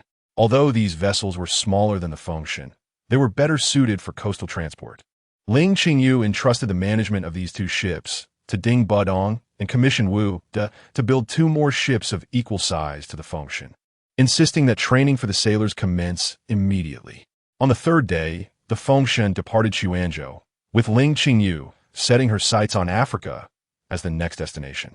However, before heading there, they would first stop at Fengshen Island to collect Yang Zhao and the others. As the ship sailed across the Pacific, surrounded by the boundless ocean, where the sea and sky melded together, it offered a sense of serenity. "Yin San, your brother is tougher than you," Shi Fang remarked from the bedside, examining Yin Qi's wounds with astonishment. By the time he took over, the young man's injuries were several days old, while the other wounds appeared manageable. The gash on his abdomen was quite severe. Ling Qingyu and Yin San had merely applied ointment to it without stitching it up. Remarkably, there was neither inflammation nor infection. Shi Fang could not help but praise the medicine he had concocted as he stitched the wound, though he still felt uncertain. He had not anticipated that this young man would endure so well. The danger has now passed. All that remains is to recuperate. Shifeng stroked his beard as he surveyed the cabin, casting a glance at Yin San. If he did not extricate himself from peril soon, Yin San would hold him accountable. In truth, he felt quite aggrieved. It was the master who had seized Yin San's cabin, not he, the doctor. Yet Yin Qi's gaze was fixed outside the window, where he could see Ling Qingyu standing atop the mast, peering into the distance. He realized he understood Yin San's intentions. On this vessel, that woman endeavored to provide everyone with a sense of belonging, not solely for him, but for all those aboard who had once lost everything. What lies beyond the vast sea? Follow me, and let us embark on an adventure. Treasures, beauty, fine wine, everything awaits us. In the distance, the steep stone steps of Fengshan Island's wharf and the tiered houses on the mountain came into view. Yang Zhao stood at the very front of the wharf. Clad in white, his figure as slender as bamboo. Upon seeing him, Ling Qingyu could not help but smile broadly, waving a Zhao. With a splash, several individuals from the Fengshan ship tumbled into the sea. A smile gradually spread across Yang Zhao's face as he noticed Ling Qingyu's small boat drawing near. With a swift motion, he leapt onto the boat and enveloped her in his embrace. This embrace, imbued with a subtle fragrance, was both substantial and warm. Ling Qingyu felt her heart soften. She looked up, wrapped her arms around his neck, and pressed her lips to his soft and rosy ones. What began as a light kiss soon ignited like oil poured on a fire. Yang Zhao felt the worries and longings of recent days ignite within him, and he fervently captured her tender lips in a passionate kiss, oblivious to the onlookers nearby who were frozen in shock. "Isn't she your woman?" Yin Qi pointed at the couple entwined in the small boat, wide-eyed, and stiffly turned to Yin San. Yin San's eyes shimmered with a deep, scattered light, a faint smile gracing his lips. "Naturally not." Yin Qi's mind raced, a thought emerging. He then heard Yin San's calm voice continue. "However, I am her man." In an agile leap, Yin San soared toward the small boat, landing on it with a deft step before darting onto the wharf. A chorus of cheers erupted alongside the sound of the small boat capsizing and spilling into the sea. That wretched Yin San. Submerged in the water, Ling Qingyu splashed furiously, only to sink once more. The water was pleasantly warm, yet could not quell the heat coursing through her body. Ever since arriving in Hangzhou, particularly after Lu Yao's departure that night, she had been in a heightened state of sensitivity. This had been true when she encountered Yin Qi, and it was the same now. That deep kiss seemed to awaken something suppressed within her, and even submerged in water, she could not extinguish the fire within her. Gasping for air, Ling Qingyu broke the surface, exhaling deeply as she muttered to herself, "What a disaster! It feels as if I have consumed something utterly intoxicating." Knock, knock, knock. A series of raps echoed at the door, startling Ling Qingyu, who had been wallowing in self-pity. Her foot slipped, and with a splash, she tumbled back into the water. "Master," hearing the loud splash from inside, Yang Zhao outside the door called out before barging in. "Ugh, it's nothing." Just as Ling Qingyu rubbed her ankle and stood up, their eyes met. "Sorry." Yang Zhao's face instantly burned crimson, and he turned to retreat. "Don't go." As if possessed, Ling Qingyu called out. Seeing Yang Zhao freeze for a moment, then close the door with a flushed face, he stood with his back to her, utterly flustered. A fire surged through Ling Qingyu's body. Stepping out of the tub, without bothering to dry herself, she wrapped her arms around Yang Zhao's waist from behind, pressing her leg against the small of his back. Sure enough, a telltale tint rose in front. "Ah Zhao," Ling Qingyu murmured, then startled at how sweet and seductive her own voice sounded. "Damn, did I really take some kind of aphrodisiac? This isn't me. This absolutely isn't me." Her inner self wept, yet her hands moved of their own accord. She had teased him before, but this time was different. In the past, it wasn't tease so much desire as it was amusement at his reactions. But now, her breath scorched the nape of his neck, her body pressed against his, radiating heat. Yang Zhao turned his head and saw Ling Qingyu's flushed face, her lips lush and inviting, her eyes misty with unmistakable hunger. "Are you sure?" Yang Zhao held her arms, but made no move to stop her frantic fingers from loosening his sash. "Damn it, why ask now? Can't you see my hands are out of control? Brother, you've been touched by me before. Don't you dare spout nonsense about propriety or ruining my virtue at a time like this." Reading her expression, Yang Zhao suddenly grinned. He tore open the robes her trembling hands had struggled with, lifted her, carried her to the inner chamber, and laid her on the bed before claiming her lips in a deep kiss. Beneath him, his arousal was iron-hard. The woman in his arms was the one he had longed for, and his body, accustomed to her teasing, had been primed for this moment. She had always been so cruel, rousing him only to leave him wanting, watching from the sidelines. Yet even that torment had been sweet to him. Now, with her consent, she lay beneath him, soft and pliant, her breath hitching in quiet gasps. But for all his yearning, he hesitated. What came next? Kissing? Yes, he was already doing that. Touching her below? But she didn't have what he had. When she had teased him to the point of pain, it had thrilled him, but the thought of hurting her was unbearable. Should he do as those men had done to him? No, that was revolting. Yet she had touched him there before, and it hadn't disgusted her. Was that the way? As the man above her devoured her lips, his wandering hands ventured lower. Oh, hell no, not there. With a swift motion, she pinned Yang Zhao beneath her, her fingers tracing the contours of his chest before playfully flicking the already taut member. A faint, breathy moan escaped Yang Zhao's lips. Ling Qingyu chuckled softly, leaning down to gaze into his eyes as she murmured, "General Yang, have you never touched a woman before?" Yang Zhao's face flushed crimson, as red as a monkey's backside. His mother had died in childbirth, and he had grown up following his father on the frontier. After his father fell in battle, he was taken in by the Yang family in the capital, where he trained under the old general. By the age of 13, he had already returned to the battlefield, and a number of women he had encountered could be counted on one hand, never so much as holding a woman's hand. Ling Qingyu's own cheeks burned in realization. He had accepted her so naturally before, always composed in their encounters. Who would have thought he was? What kind of fate is this? She inwardly lamented. Any woman with experience knew that an untrained man in bed was a laborious and painful affair. And here she was, her first time. Forgive this fool, for she had entirely forgotten her past with Yen San. But the heat of their bodies and the insistent hunger within her left no room for regret. Guiding him to her entrance, she steeled herself and sank down. The fullness inside her, the tightness enveloping him, both gasped in pleasure. The absence of the expected sharp pain flickered briefly in Ling Qingyu's mind before being drowned in waves of ecstasy. Their bodies tangled fiercely, colliding in unrestrained passion. Cries spilling freely. Everything was natural. Everything was bliss.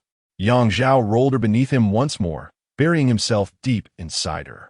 The heat, the tightness, the maddening pull, this man, usually so composed, now burned like wildfire, consumed by the need to merge with her, flesh and blood, never to part. Ling Qingyu clung to his back, nails scoring red lines into his skin as pleasure crested higher and higher, until she shattered, only to soar again. The night was endless, their passion boundless. Chapter 50.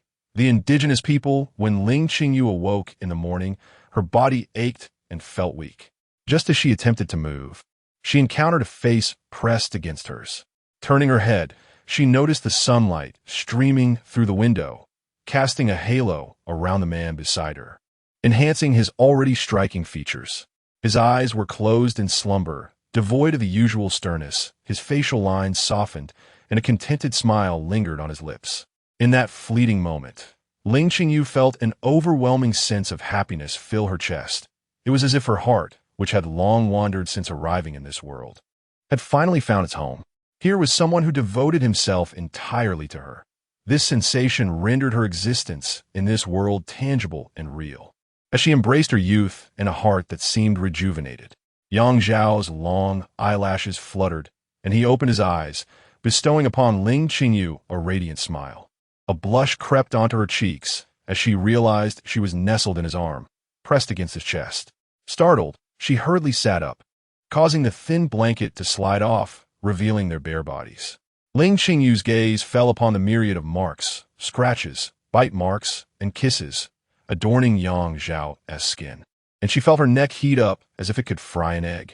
With a light chuckle, Yang Zhao pulled her back down, his lips brushing against hers as he remarked, "I like it very much." Knock, knock, knock. A cool voice echoed from outside the door. Head of the household. "Everyone is waiting for you in the hall." "Wait a moment."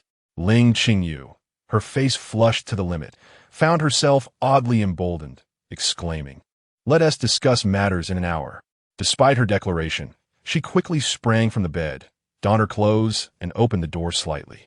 Finding no one outside her small courtyard, she saw a basin of warm water on the doorstep and hurriedly brought it inside to wash her face and brush her teeth.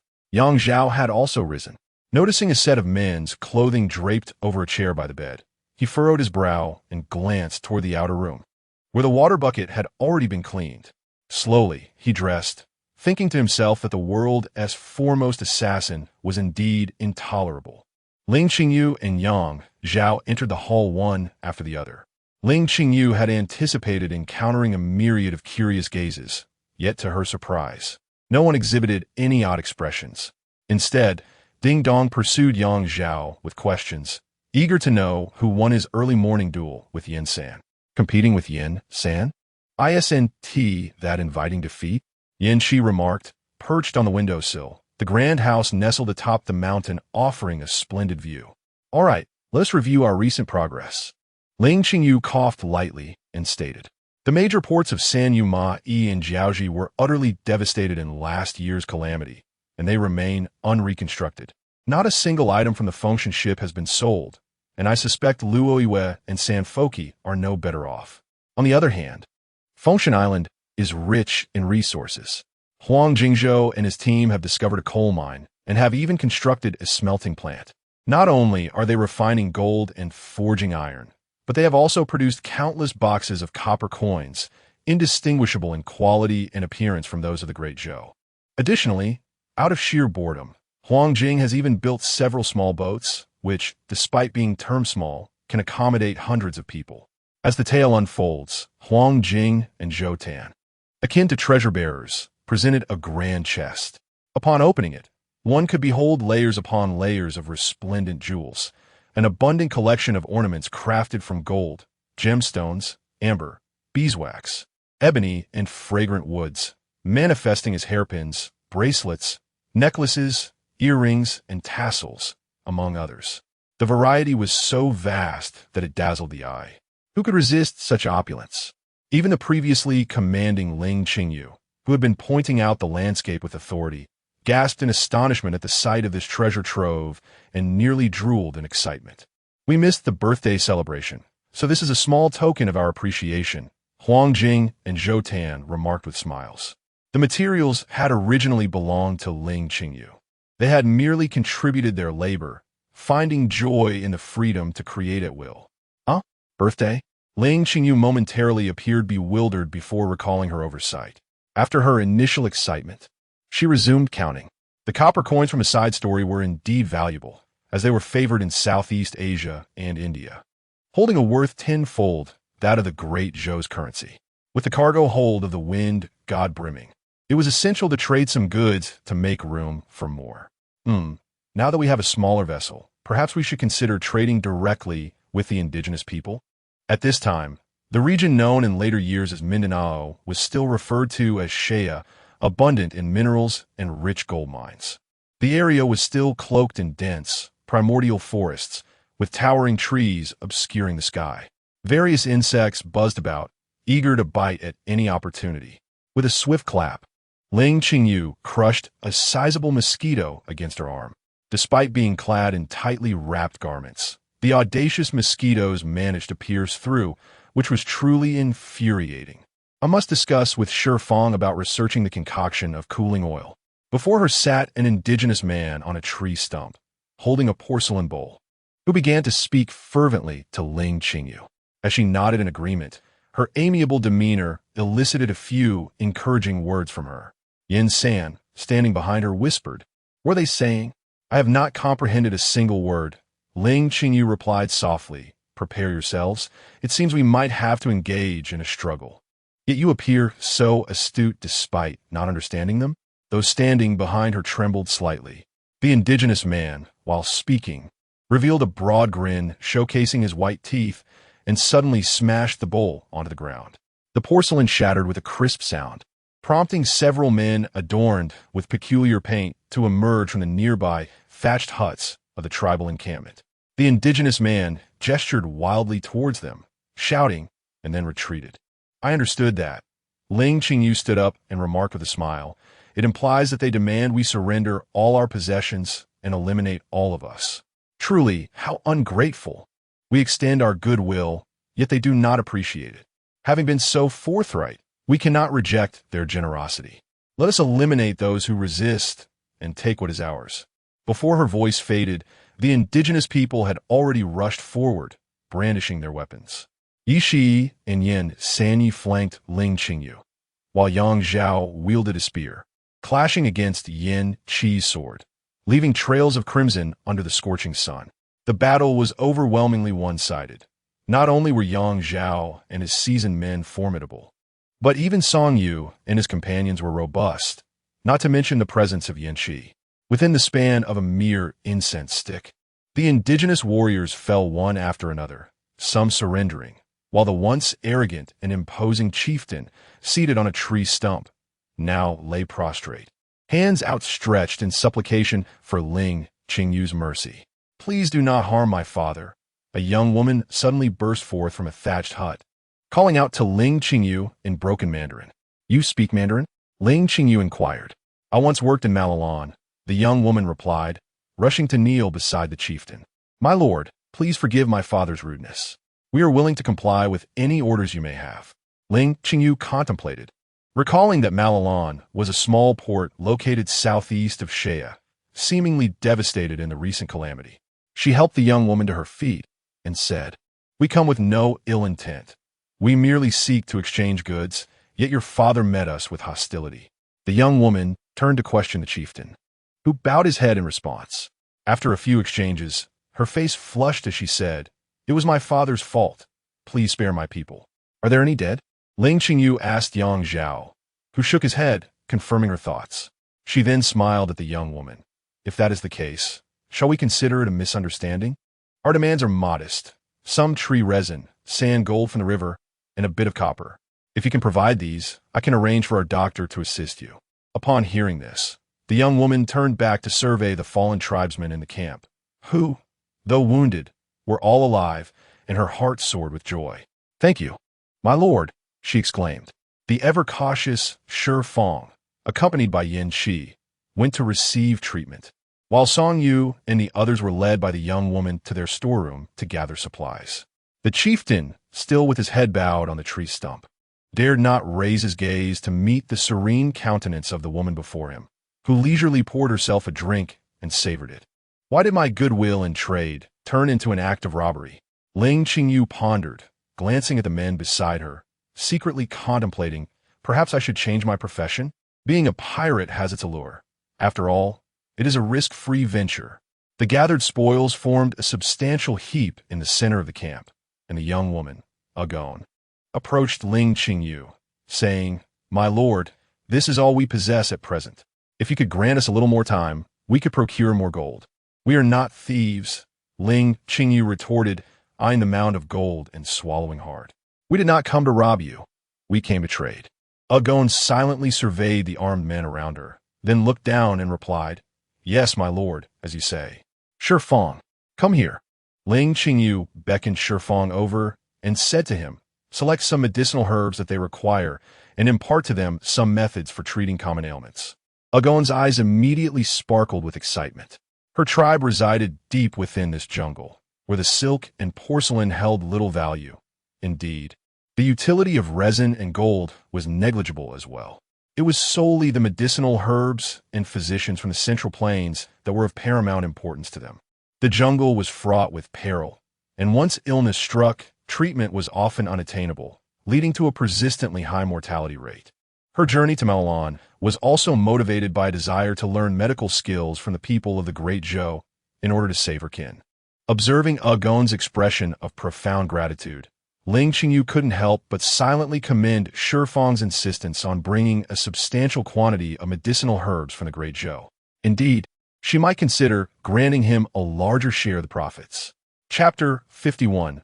Ula Ula with a deep breath. Ling Qingyu swatted another mosquito. My lord, Agon said after a lengthy discussion with the chieftain, beyond this mountain and across that great river lies the Ula Ula tribe. Their numbers are considerable, and they are formidable warriors, often raiding the smaller tribes around us. Their storages are filled with gold and resin. If you desire, I can guide you to trade with them. Is this incitement to continue our plundering? Ling Qingyu regarded Agon in silence. The reason for approaching this tribe was their proximity to the seashore and their relatively small population.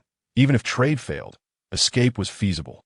Ling Qingyu recalled that Magellan had perished at the hands of the natives in the Philippines, who delighted in cannibalism.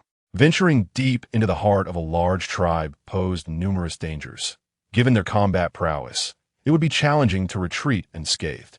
We all harbor hatred for Ula Ula. If you can conquer them, my lord, the surrounding tribes would willingly submit to you. Agon prostrated himself, his forehead touching the ground. Your submission offers me no advantage. I have no intention of risking my comrades' lives for such a cause, Ling Qingyu replied coldly. He then cast an inquiring glance at Yang Zhao, who nodded and departed to check on the progress of the stonework. If it was completed, they would leave with their supplies. Please, I beg you. Agon crawled a few paces forward, clutching Ling Qingyu's leg and weeping. If you do not intervene, they will come and devour us all.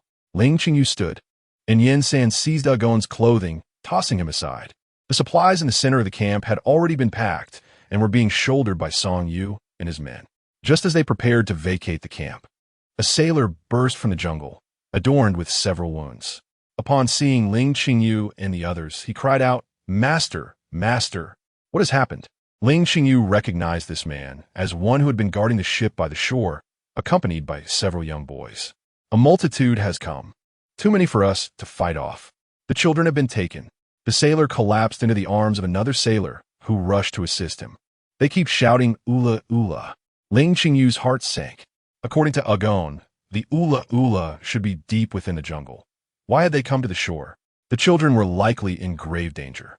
Suddenly, a dark-skinned man leaped from the jungle. Upon witnessing the state of the camp, he quickly retreated behind a large tree. Peeking out cautiously, spotting Agon, he shouted urgently, My lord. Agon hastily crawled over, but halted at Yen San's icy glare, saying, The Ula Ula have destroyed the nearby Walla Walla tribe and are now returning with captives. So it was a coordinated effort. Ling Qingyu pondered for a moment and instructed Song Yu, select a few clever individuals to follow. The rest should escort the injured and the stonework back to the ship and secure it.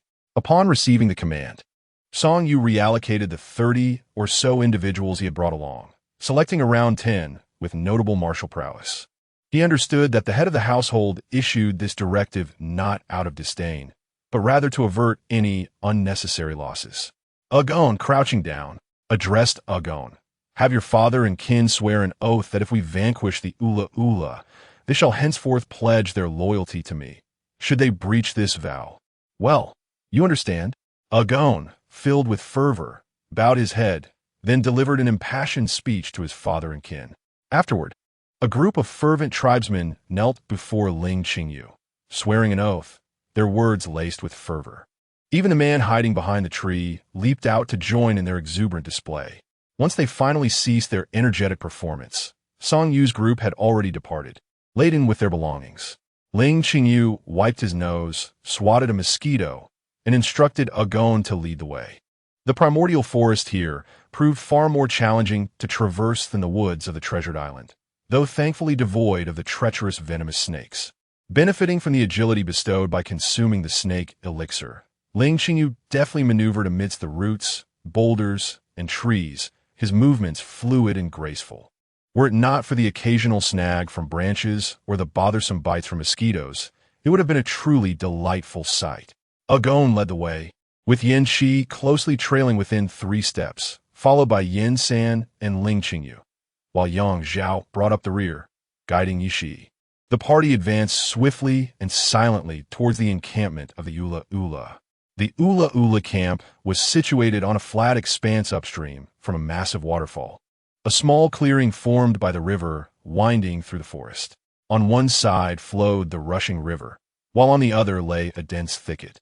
The camp comprised tree houses nestled among the branches and thatched huts upon the grass. At this moment, a large bonfire blazed at the center of the camp, with women busily attending to the spoils brought back by the warriors. Night departure, night wind, night soul, night mist, and night rain were bound together and discarded beside the fire. They observed as an indigenous person was tied to a stake, being prepared for sacrifice, his body being eviscerated for the flames. The youngest, Night Mist, trembled and whispered, "Will we be eaten too?" Night Departure's face paled, yet he strove to maintain a calm demeanor, saying, "Do not fear. It is merely death. The head of the household will come to rescue us." Night Wind turned away, unable to bear the gruesome sight. "Let us hope he doesn't come." Night Soul scanned their surroundings, noting the presence of hundreds of individuals in the camp, and recalled the poisoned blow darts employed during their capture, as well as the myriad traps laid along their path. Should the head of the household come, even with Yin San and Yin Qi's formidable skills, they would be at a disadvantage. Indeed, Night Departure, Night Mist, Night Wind, and Night Rain recognized the perilous nature of their situation. Should Ling Qingyu and the others arrive, their chances of survival would be slim. The wisest choice would be to abandon hope. "We were initially meant to be rescued by the head of the household." Night's Soul glanced at the four and admonished, "Do not be so despondent. What did Third Master teach us?" Third Master once said, "When the time comes to face death, one must not even blink." Night Rain held back the tears welling in her eyes and stated, "We are to safeguard the safety of the leader in the future. We must always be prepared. As long as you understand, I will be the first to step forward." Night Shadow adjusted his position, shielding Night Fae. Meanwhile, 5 children fervently engaged in mental fortitude, while the rescue team approached at a gallop, encountering a series of perils. They deftly maneuvered around the flying stakes hanging from trees, evaded the traps on the ground, sidestepped snares hidden among fallen leaves, and dodged arrows shot from branches, as well as sharp stakes concealed beneath thick foliage. Upon entering the territory of Ula Ula, an array of traps lay in wait, forcing the group to slow their pace and proceed cautiously, step by step. "Big brother, how did you know there were so many traps in Ula Ula?" A gong, filled with admiration, asked Ling Qingyu. "Even she has only discovered a third of them." Ling Qingyu silently scoffed. "I could tell you that I learned this from engaging in deep conversation with the indigenous descendants while visiting the Historical Museum of Mindanao. My sister knows everything." Yishi proudly answered Gong on her behalf.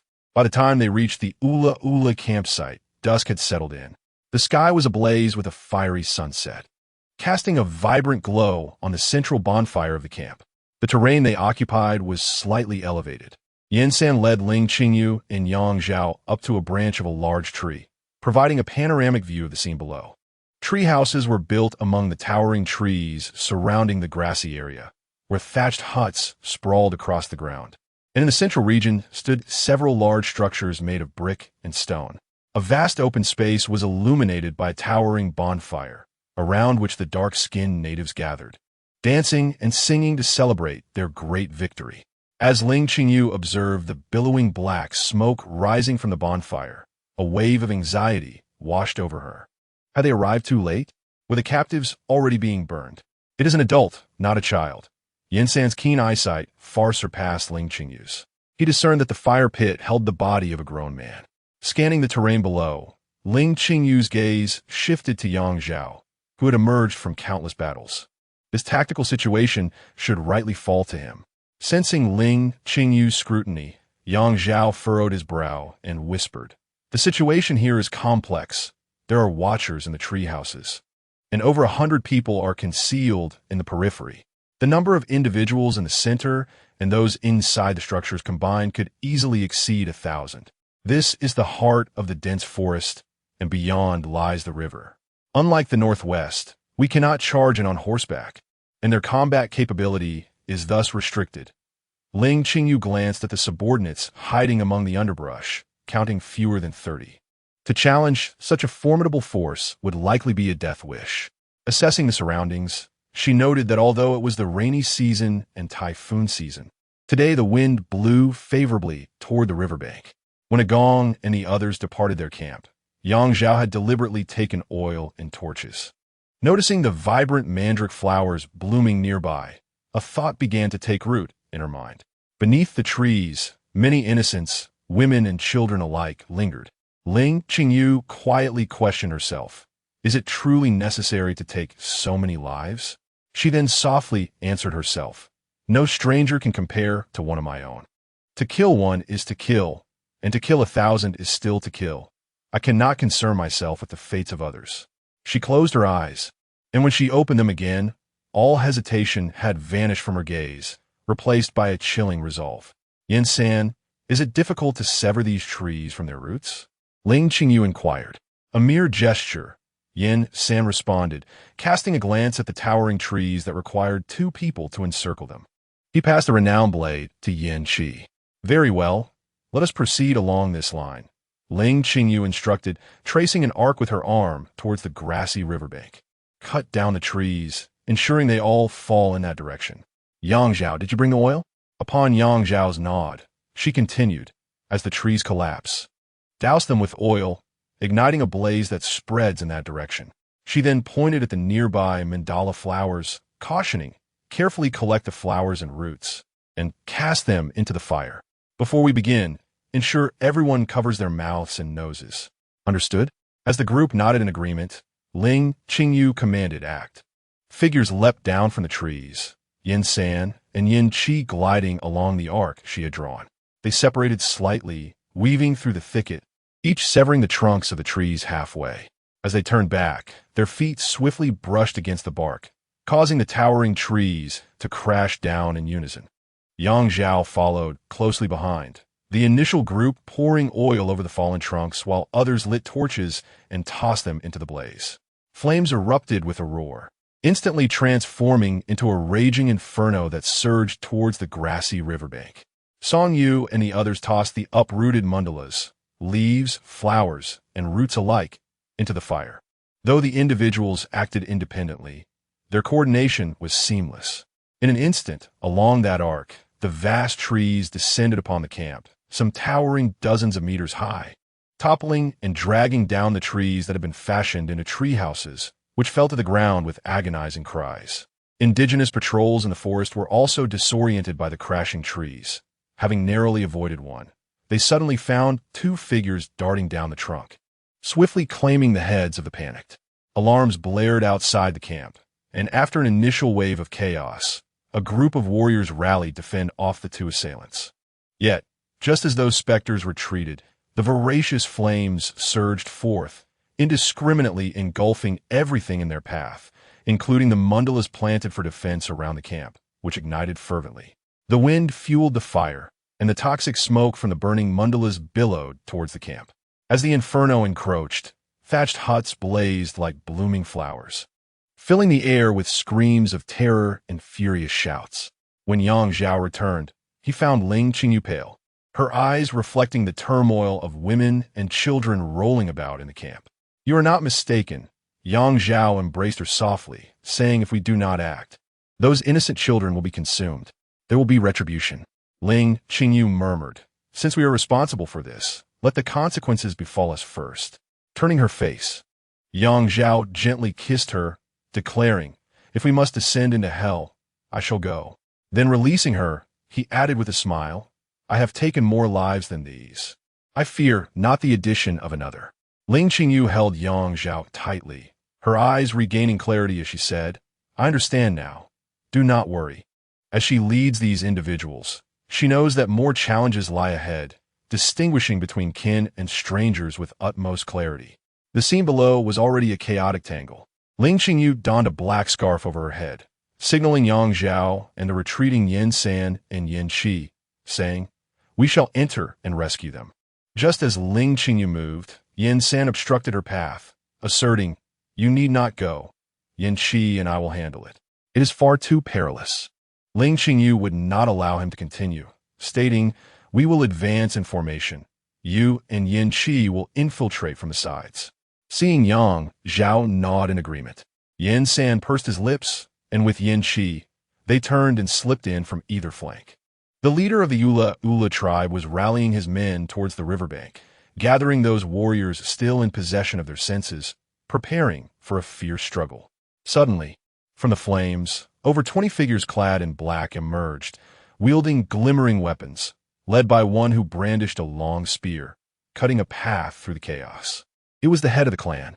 Night Shadow was bound upon a stone altar, stripped of clothing, with the shaman poised to strike but having fled, leaving behind a stone knife that now lay precariously at his neck.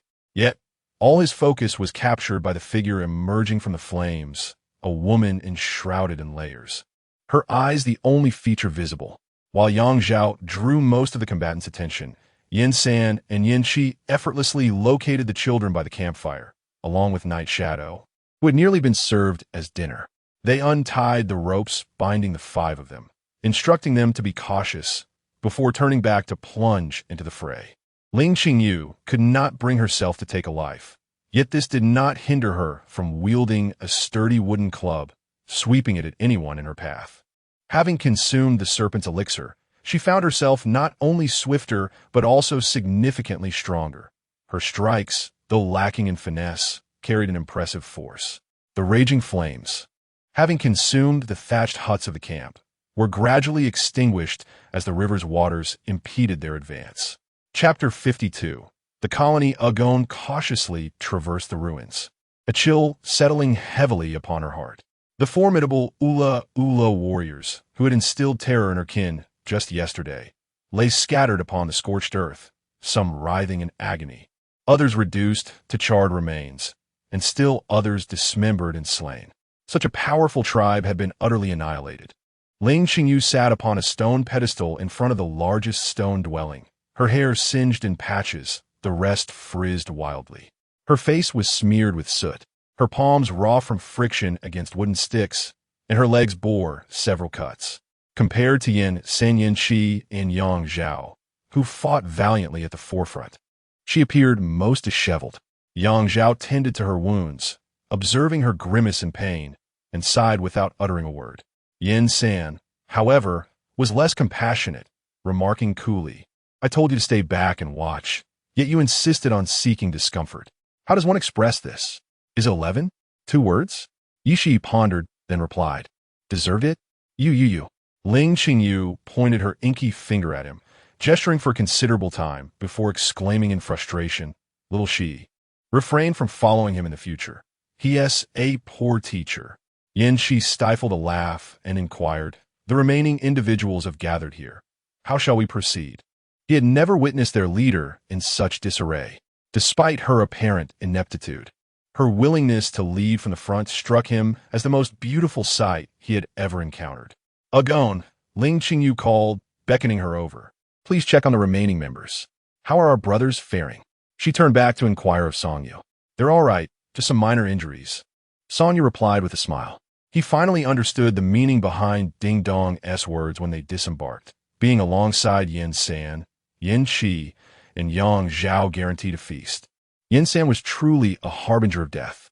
"That's a relief," Ling Qingyu sighed, then turned to the 5 Yeshiao, saying, "Are you all well? You can boast about your near miss of becoming braised pork. Not everyone has such an experience." She chuckled. "Look at that delicate little body. It must be quite delectable.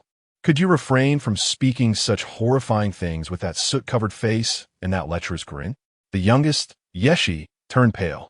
Ling Qingyu laughed, lifting him onto her lap and gently patting his back, saying there, "Don't be afraid. No one shall feast upon our little Yeshi. Your sister One T allow it. Be good." Her soft voice soothed Yeshi, who, at just 6 years old, unconsciously leaned against her chest. Alas, this brief moment of comfort was interrupted when Yin San pulled him away to discipline the 5, while Yang Zhao commenced clearing the scene. Ling Qingyu rose, finally grasping the condition of the encampment. The scene before her was one of utter chaos.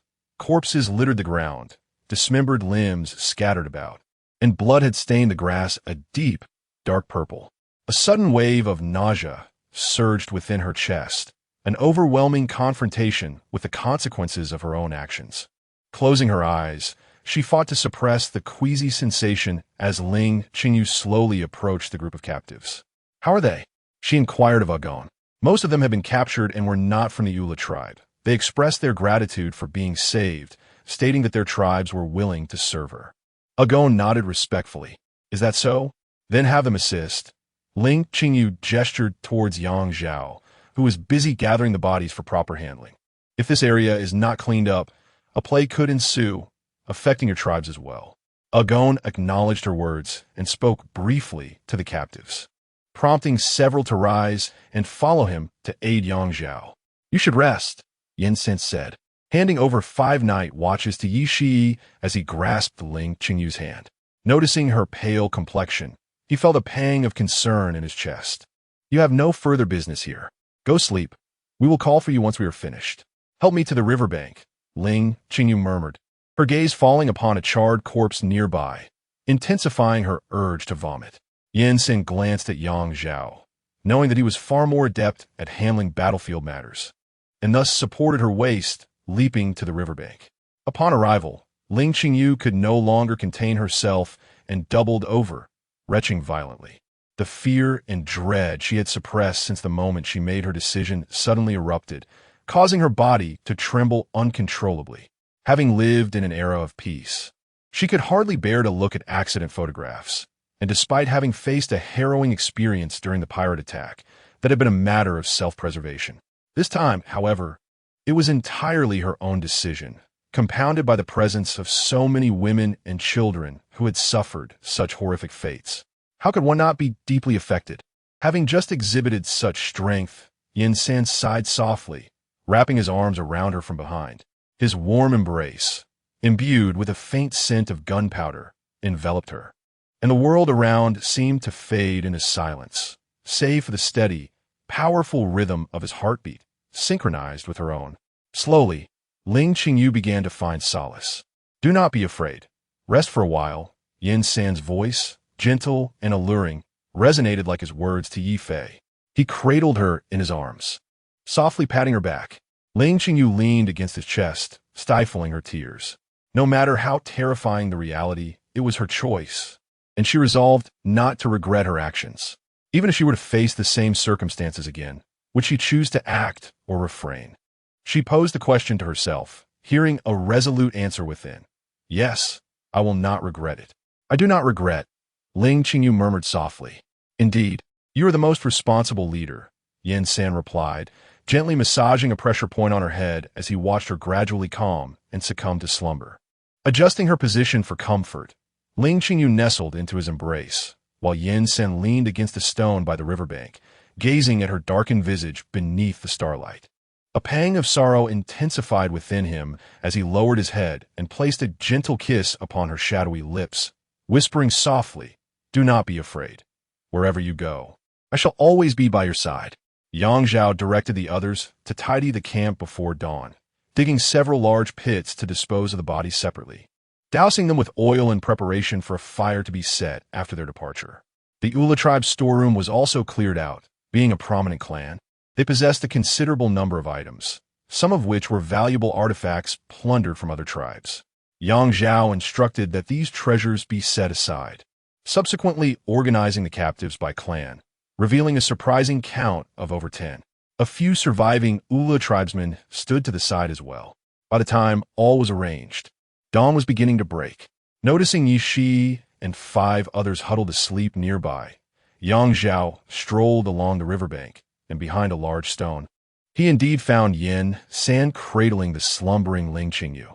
"Is everything ready?" Yin San inquired upon seeing him. "Nearly," Yang Zhao responded, settling beside Yin San and tenderly smoothing Ling Qingyu's singed locks. "She is not suited for this. She is learning to adapt," Yin San remarked, casting a glance at Yang Zhao. "Did Ding Dong speak to you?" "Yes, the war in the north is imminent, but for now, the emperor will not think of us so swiftly," Yang Zhao replied with a cold smirk. "Once he does, what will happen?" "One must strive for prominence," Yang Zhao said, eyeing Ling Qingyu. "We cannot allow her to suffer indignities. She is not the type to hide away in a backyard. At the very least, she should have some means of protection, ensuring that not even a constable could intrude upon her quarters." Yin San's pupils narrowed as he regarded him with a frosty glare. It was not her who said it. By way informed she, and she conveyed it, Yang Zhao retorted defiantly, returning his gaze. "Your people require more rigorous training." Just then, Ling Qingyu rubbed her eyes, awakening to the faint light of dawn, the morning star shining brilliantly in the sky. She allowed a soft gasp, instinctively pointing at the heavens like a naive 16-year-old, exclaiming, "Ah, stars." Upon noticing the grim expressions on either side of her, she conceded, "All right, I am no longer a young maiden. Let's not be whimsical. Let us tidy up and prepare to depart," Yin San urged, pushing her toward Yang Zhao as he stood up. Even without knowing the prior circumstances, Ling Qingyu sensed the tension between the two and quickly pulled Yang Zhao to his feet, saying, "The sky is brightening. We must descend and return for some rest." As the members of various tribes swore allegiance to her by invoking their deities, Ling Qingyu consented to their release, stipulating that the tribes must unite and refrain from internal conflict.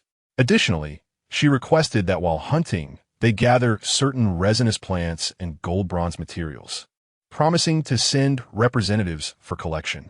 She also assured them that if they paid tribute regularly, she would send individuals to teach them medicinal practices and agricultural knowledge. The island of Mindanao also boasts vast coastal plains and low-lying riverine areas, all of which could be transformed into fertile fields and plantations. Upon hearing Ling Qingyu's offer of a piece of arable land, sparing them the perilous ventures within the jungle, a portion of the indigenous people, much like Agon, became exceedingly exhilarated and eagerly volunteered to assist in transporting their belongings, inquiring if they could be taken there post-haste. After consulting Agon, Ling Qingyu learned that these individuals had been captured and, even if they returned to their tribe, would be relegated to the status of inferiors. Therefore, the prospect of cultivating the land was far more appealing. Agon had brought them here, and the fleeing Ula would undoubtedly seek retribution. Hence, a collective relocation offered a chance for a fresh beginning. Meanwhile, those who were reluctant to leave their tribe also expressed their willingness to aid in transporting goods. As the group descended to the seaside, they spotted the wind spirit anchored in the distance, likely sent by Ding Dong, concerned by their prolonged absence. This was fortuitous. After loading their possessions aboard, Ling Qingyu retained a few small boats for Agon's kin and directed the wind spirit towards the coastal plains. Agon's people acted with remarkable swiftness, understanding that most of their savings had already been taken and that the threat of Ula retaliation left no room for delay. Additionally, hearing from the returning individuals about the fertile land, several other tribes also brought their families to beseech Ling Qingyu for sanctuary. By the third day, nearly 1,000 indigenous people had been transported to the coastal plains by Ling Qingyu. Song Yu and the others, upon beholding the bounteous and expansive land, salivated with anticipation while diligently following Ling Qingyu's instructions to utilize the provisions from their ships as seeds to teach the natives the art of agriculture. Zhou Tan fashioned various farming tools, and the indigenous people rounded up several elephants from the forest to serve as laborers. Within less than a month, the field began to take shape. During this time, Ling Qingyu instructed Agon not only in the cultivation of rice, but also in other cash crops. The indigenous people, pointing toward the heavens and swearing an oath to their deities, proclaimed that this land and the advanced techniques were gifts bestowed upon them by Ling Qingyu, the celestial maiden, promising to maintain a reverent spirit in present offerings. Thus, when all was settled, Ling Qingyu, in a moment of realization, discovered that she had unwittingly acquired a colony. Chapter 53. Myanmar. The plunder acquired on Mindanao was not brought aboard the ship, but was instead left on Fengshan Island, alongside the island's inhabitants. The Fengshan sailed towards the Indian subcontinent. Seagulls soared across the horizon, and flying fish leaped from the sea, creating shimmering splashes. With its sails fully unfurled and billowing in the wind, the Fengshan glided across the Malacca Strait, entering the vast expanse of the Indian Ocean. The Malacca Strait, known for its narrowness, had historically been a haven for pirates. The crew remained exceedingly cautious, and fortuitously, they passed through unscathed. The forests and marshes lining the strait gradually faded from sight as Ling Qingyu turned her gaze forward toward the new subcontinent, India, unexplored by Ding Dong and the others. Beyond lay Africa. In the distance, a bustling port came into view, filled with throngs of people and a plethora of flat-roofed houses, while individuals clad in peculiar attire moved about incessantly. This was the future Myanmar, in the present day known as the Kingdom of Bagan, with the port city of Dagwang established at the confluence of the Yangon River. Due to the ship's deep draft, it could not enter the inner harbor and anchored a short distance from the port. The massive vessel loomed on the horizon, prompting a cacophony at the port as several small boats hastily approached. Let us disembark and see this place. Its jade is renowned worldwide, and we must procure some fine pieces, Ling Qingyu remarked with a smile to Yishi, who stood beside her.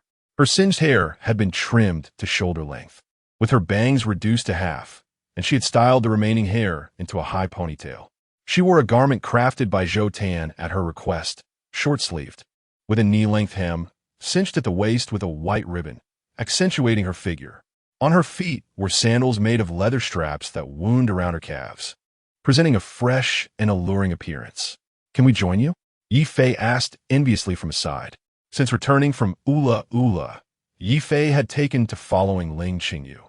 Enchanted by her tales and the local legends, she shared at every stop. Of course, Ling Qingyu replied generously, nodding.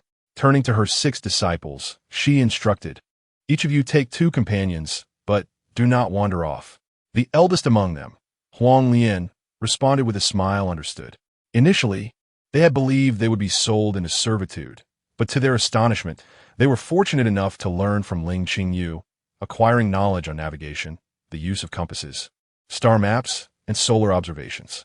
Ling Qingyu imparted her wisdom without reservation. What once seemed like a grim fate had suddenly unfolded into a vibrant panorama, revealing a world so vast and intoxicating. "Jade? Is it that exotic stone?" Zhou Tan inquired as he stepped closer. "Indeed, it is exceedingly beautiful. Mr. Zhou, you shall soon see for yourself," Ling Qingyu replied, her smile radiant. Remembering that jade was yet to become widespread, she grinned broadly. "If it's not widespread, it must be quite affordable at this time. Are you merchants from the Great Zhou?" A small boat approached the Fengshan, and a middle-aged man aboard, surveying the attire of those at the bow, asked uncertainly. These individuals bear the visage of the Great Zhou, yet their attire diverges from the